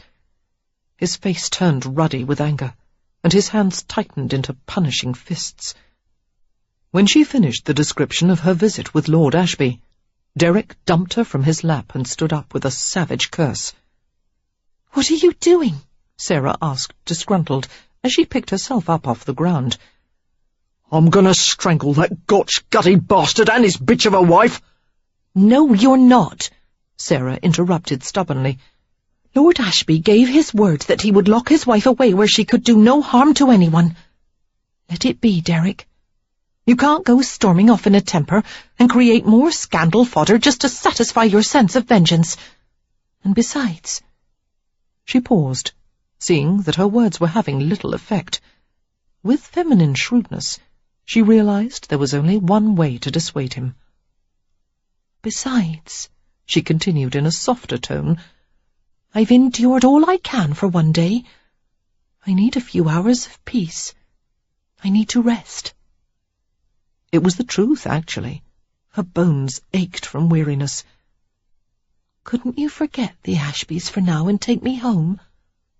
Disarmed, his anger overrun by concern, Derek put his arms around her. "Home," he repeated, knowing she meant the mansion they hadn't yet spent a night in. "But it isn't finished yet." Sarah leaned against him, nuzzling against his chest. "I'm certain we can find a bed somewhere. If not, I'll be glad to sleep on the floor." Derek relented and held her tightly.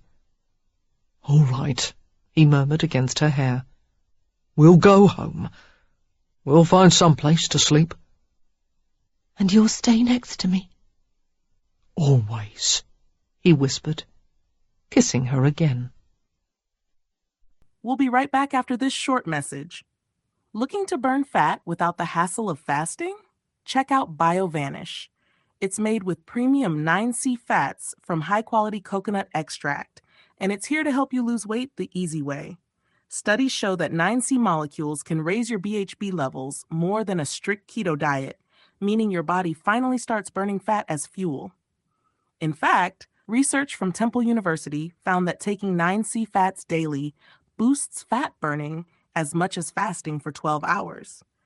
So, would you rather skip meals all day or just mix BioVanish into a glass of milk? Ready to start burning fat the simple way? Click the link in the description to get BioVanish now and grab an exclusive discount while you're at it.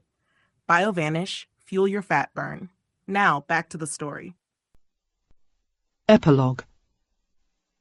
The insistent cry of a hungry baby rang through the mansion, while the nursery maid held the child and tried to soothe her wailing. Aware of the rising clamour, Derek bounded up several flights of stairs to the nursery. The nursery maid started at his sudden appearance, perhaps fearing he would blame her for the baby's fretfulness. His dark face was unreadable. "It's all right," he assured her, reaching for his daughter. Cautiously, the servant retreated to the side of the room, busying herself with a small pile of unfolded baby clothes. "Lydia is hungry, sir. Mrs. Craven must be late from her lecture." Derek cuddled his daughter against his shoulder and spoke in a mixture of baby words and Cockney, a language only she seemed to understand. Gradually, the infant quieted, attentive to her father's low voice. A tiny dimpled hand reached up to Derek's jaw, exploring the scratchy surface. He kissed the miniature fingers and smiled into Lydia's solemn eyes. "What a noisy little girl you are," he murmured. The nursery maid watched him with awe and curiosity. It was unheard of for a father of means to set foot in the nursery, much less to occupy himself with crying children. "She doesn't do that for anyone else," she remarked. "You do have a way with her, Mr. Craven." Suddenly Sarah's laughing voice came from the door. "He has a way with all women." She entered the room and raised her face for Derek's kiss before taking Lydia from him. Dismissing the nursery maid, she settled into a comfortable chair and unbuttoned the bodice of her gown. Her long hair partially shielded the baby at her breast. Derek lounged nearby, watching them closely. Motherhood had brought a new radiance to Sarah's features, while her achievements in her work had given her maturity and confidence. In the past year, she had finished another novel, The Scoundrel, which was promised to attain the success of Matilda. The story, about an ambitious young man who wished to prosper through honest means, but was forced by a callous society to resort to crime, had struck a nerve in the public sensibility. Frequently, Sarah was invited to speak at salon meetings concerning political reform and social issues. She felt that she wasn't learned or charismatic enough to lecture to such groups of intellectuals, but they virtually insisted on her presence at their gatherings. "How was your speech?" Derek asked, drawing a gentle finger over the dark fuzz on his daughter's head. "I just made a few common-sense remarks.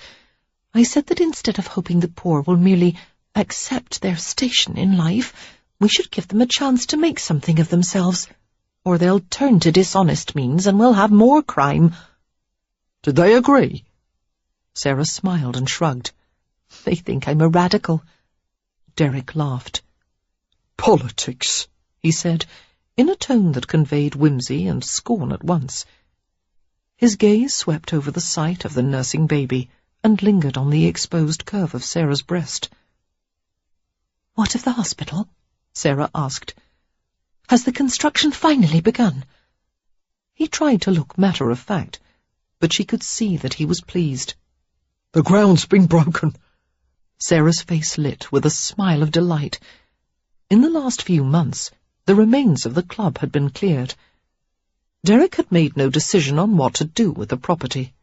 There was, of course, a demand for him to rebuild Craven's, for the place was mourned by such influential figures as the Duke of Wellington, Lord Alvanley, and even the King.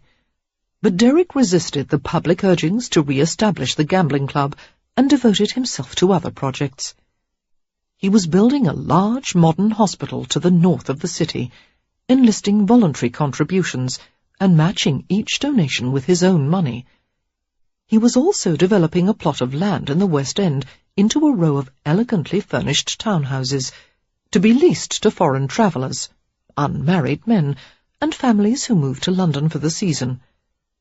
Sarah had teased him lovingly as they looked over the architect's drawings for the hospital building, a plain but handsome quadrangle. For years, Derek had been known as the greatest scoundrel in England, and now he was universally praised for his reformation. "You're becoming known as a public benefactor," she told him in satisfaction, "whether you like it or not." "I don't like it," he replied darkly. "I'm only doing this because I'd be bored otherwise."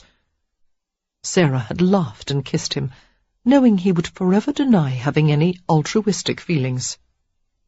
When Lydia was finished at Sarah's breast, the nursery maid returned to take her. Sarah used a soft cloth to blot her front. She fastened her dress and blushed slightly at Derek's close regard. His green eyes met hers. "She's lovely," he said. "She looks more like you every day." Of all the surprises about Derek, and it seemed there was an endless supply, the greatest was his absorption with his daughter. Sarah had expected that he would be a kind but uninvolved father. He had never known the relationship between parent and child before. She had thought he might preserve a careful distance between himself and the baby. Instead, he loved his daughter with open adoration. Often he would tuck her in the crook of his arm and parade her before guests, as if a baby were a lovely miracle none of them had ever seen before. He thought her prodigiously clever for holding his finger, for kicking her legs, for making adorable sounds, for doing all the things that babies usually did, except that in his opinion his daughter did them far better. "Have several more children," Lily had advised Sarah dryly, "so that his attention will be divided among them. Otherwise he'll ruin this one." Sarah didn't completely understand the reason for his behaviour until a recent afternoon, when she had stood with him over the cradle to watch their sleeping daughter. Derek had taken Sarah's hand in his and brought it to his lips. "You're my heart," he had murmured. "You've given me more happiness than I have a right to. But she—" He glanced down at Lydia wonderingly. "She's my own flesh and blood." Moved by the words, Sarah had realized how alone he had always been. No parents, sisters or brothers, no blood ties of any kind. Her fingers tightened, and she nestled against him. "Now you have a family," she had said softly. Bringing her mind back to the present, Sarah answered Derek's earlier comment. "Lydia has black hair, green eyes, and your mouth and chin, and you say she looks like me." "She has your nose," Derek pointed out, "and your temperament." Sarah laughed, standing up and folding a light blanket into a neat square. "I suppose it's my temperament when she wakes the household in the middle of the night with her screaming." Derek advanced on her unexpectedly and cornered her against the wall. "Well now," he murmured, "in the past you've been known to raise the roof a time or two, haven't you?" Their gazes locked in an electric moment. Thoroughly disconcerted, Sarah blushed deeply. She didn't dare look at the nurserymaid in case she had heard. Giving Derek a reproving frown, she ducked beneath his arm and fled, hurrying to the safety of her bedroom. He followed close behind her. They hadn't made love since well before the baby's birth, and to Derek's credit he had been patient, extraordinarily so, considering his strong physical appetites. Although the doctor had indicated that she was fully healed from the birth and ready to resume marital relations, Sarah had managed to put Derek off with gentle refusals. Lately, however, she had been the recipient of intense glances that warned she wouldn't be sleeping alone much longer. She paused at the doorway of her bedroom. "Derek," she said with a pleading smile, "perhaps later." "When?" "I'm not certain," she countered, beginning to close the door against him. Stubbornly, Derek shouldered his way past her and shut the door. He began to reach for her, then hesitated as he saw her stiffen. His face went taut. "What is it?" he asked. "A physical problem? Is it something I've done or—" "No," she said swiftly. "None of those things." "Then what?" Fiercely, Sarah concentrated on the fabric of her sleeve. She could find no way to explain her reluctance to him. She had gone through so many changes. She was a mother now. She wasn't certain that making love with him would be the same at all, and she didn't want to find out.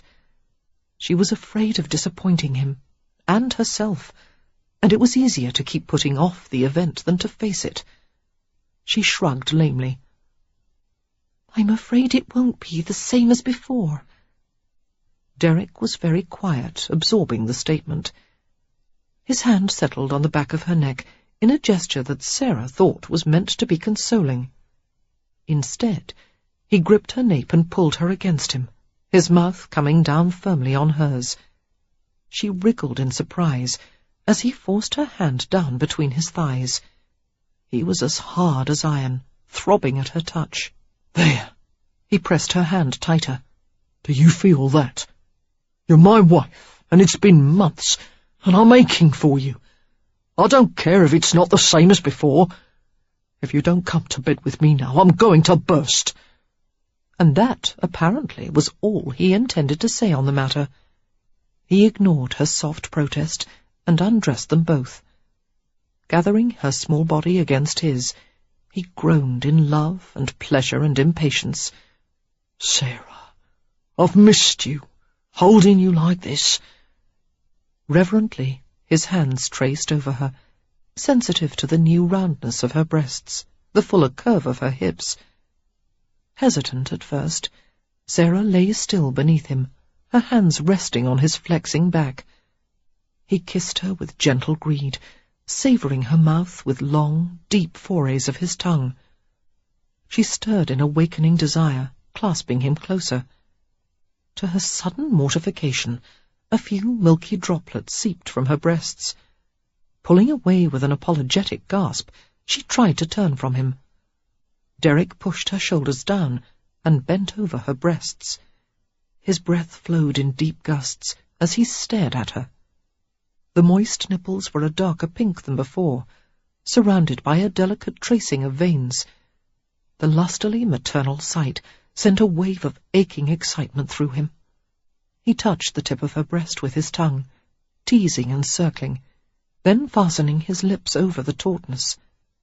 Gently, he pulled with his mouth. "Oh, you mustn't," Sarah gasped as she felt a tingling ache in her breast. "It's not decent." I never said I was decent. She gave a breathless moan, caught beneath him, as he drew a surge of milk from her body.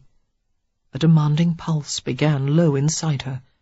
He stayed at her breast, his hand cupping underneath the plump roundness, and then he moved to the other. Finally, she tangled her fingers in his dark hair and pulled him up, her mouth seeking his. They tangled together, rolling once, twice, across the bed, hands searching with increasing urgency, legs wrapping and twining around each other. At last, when he slid deep inside her, they both gasped and went still, trying to preserve the moment of oneness.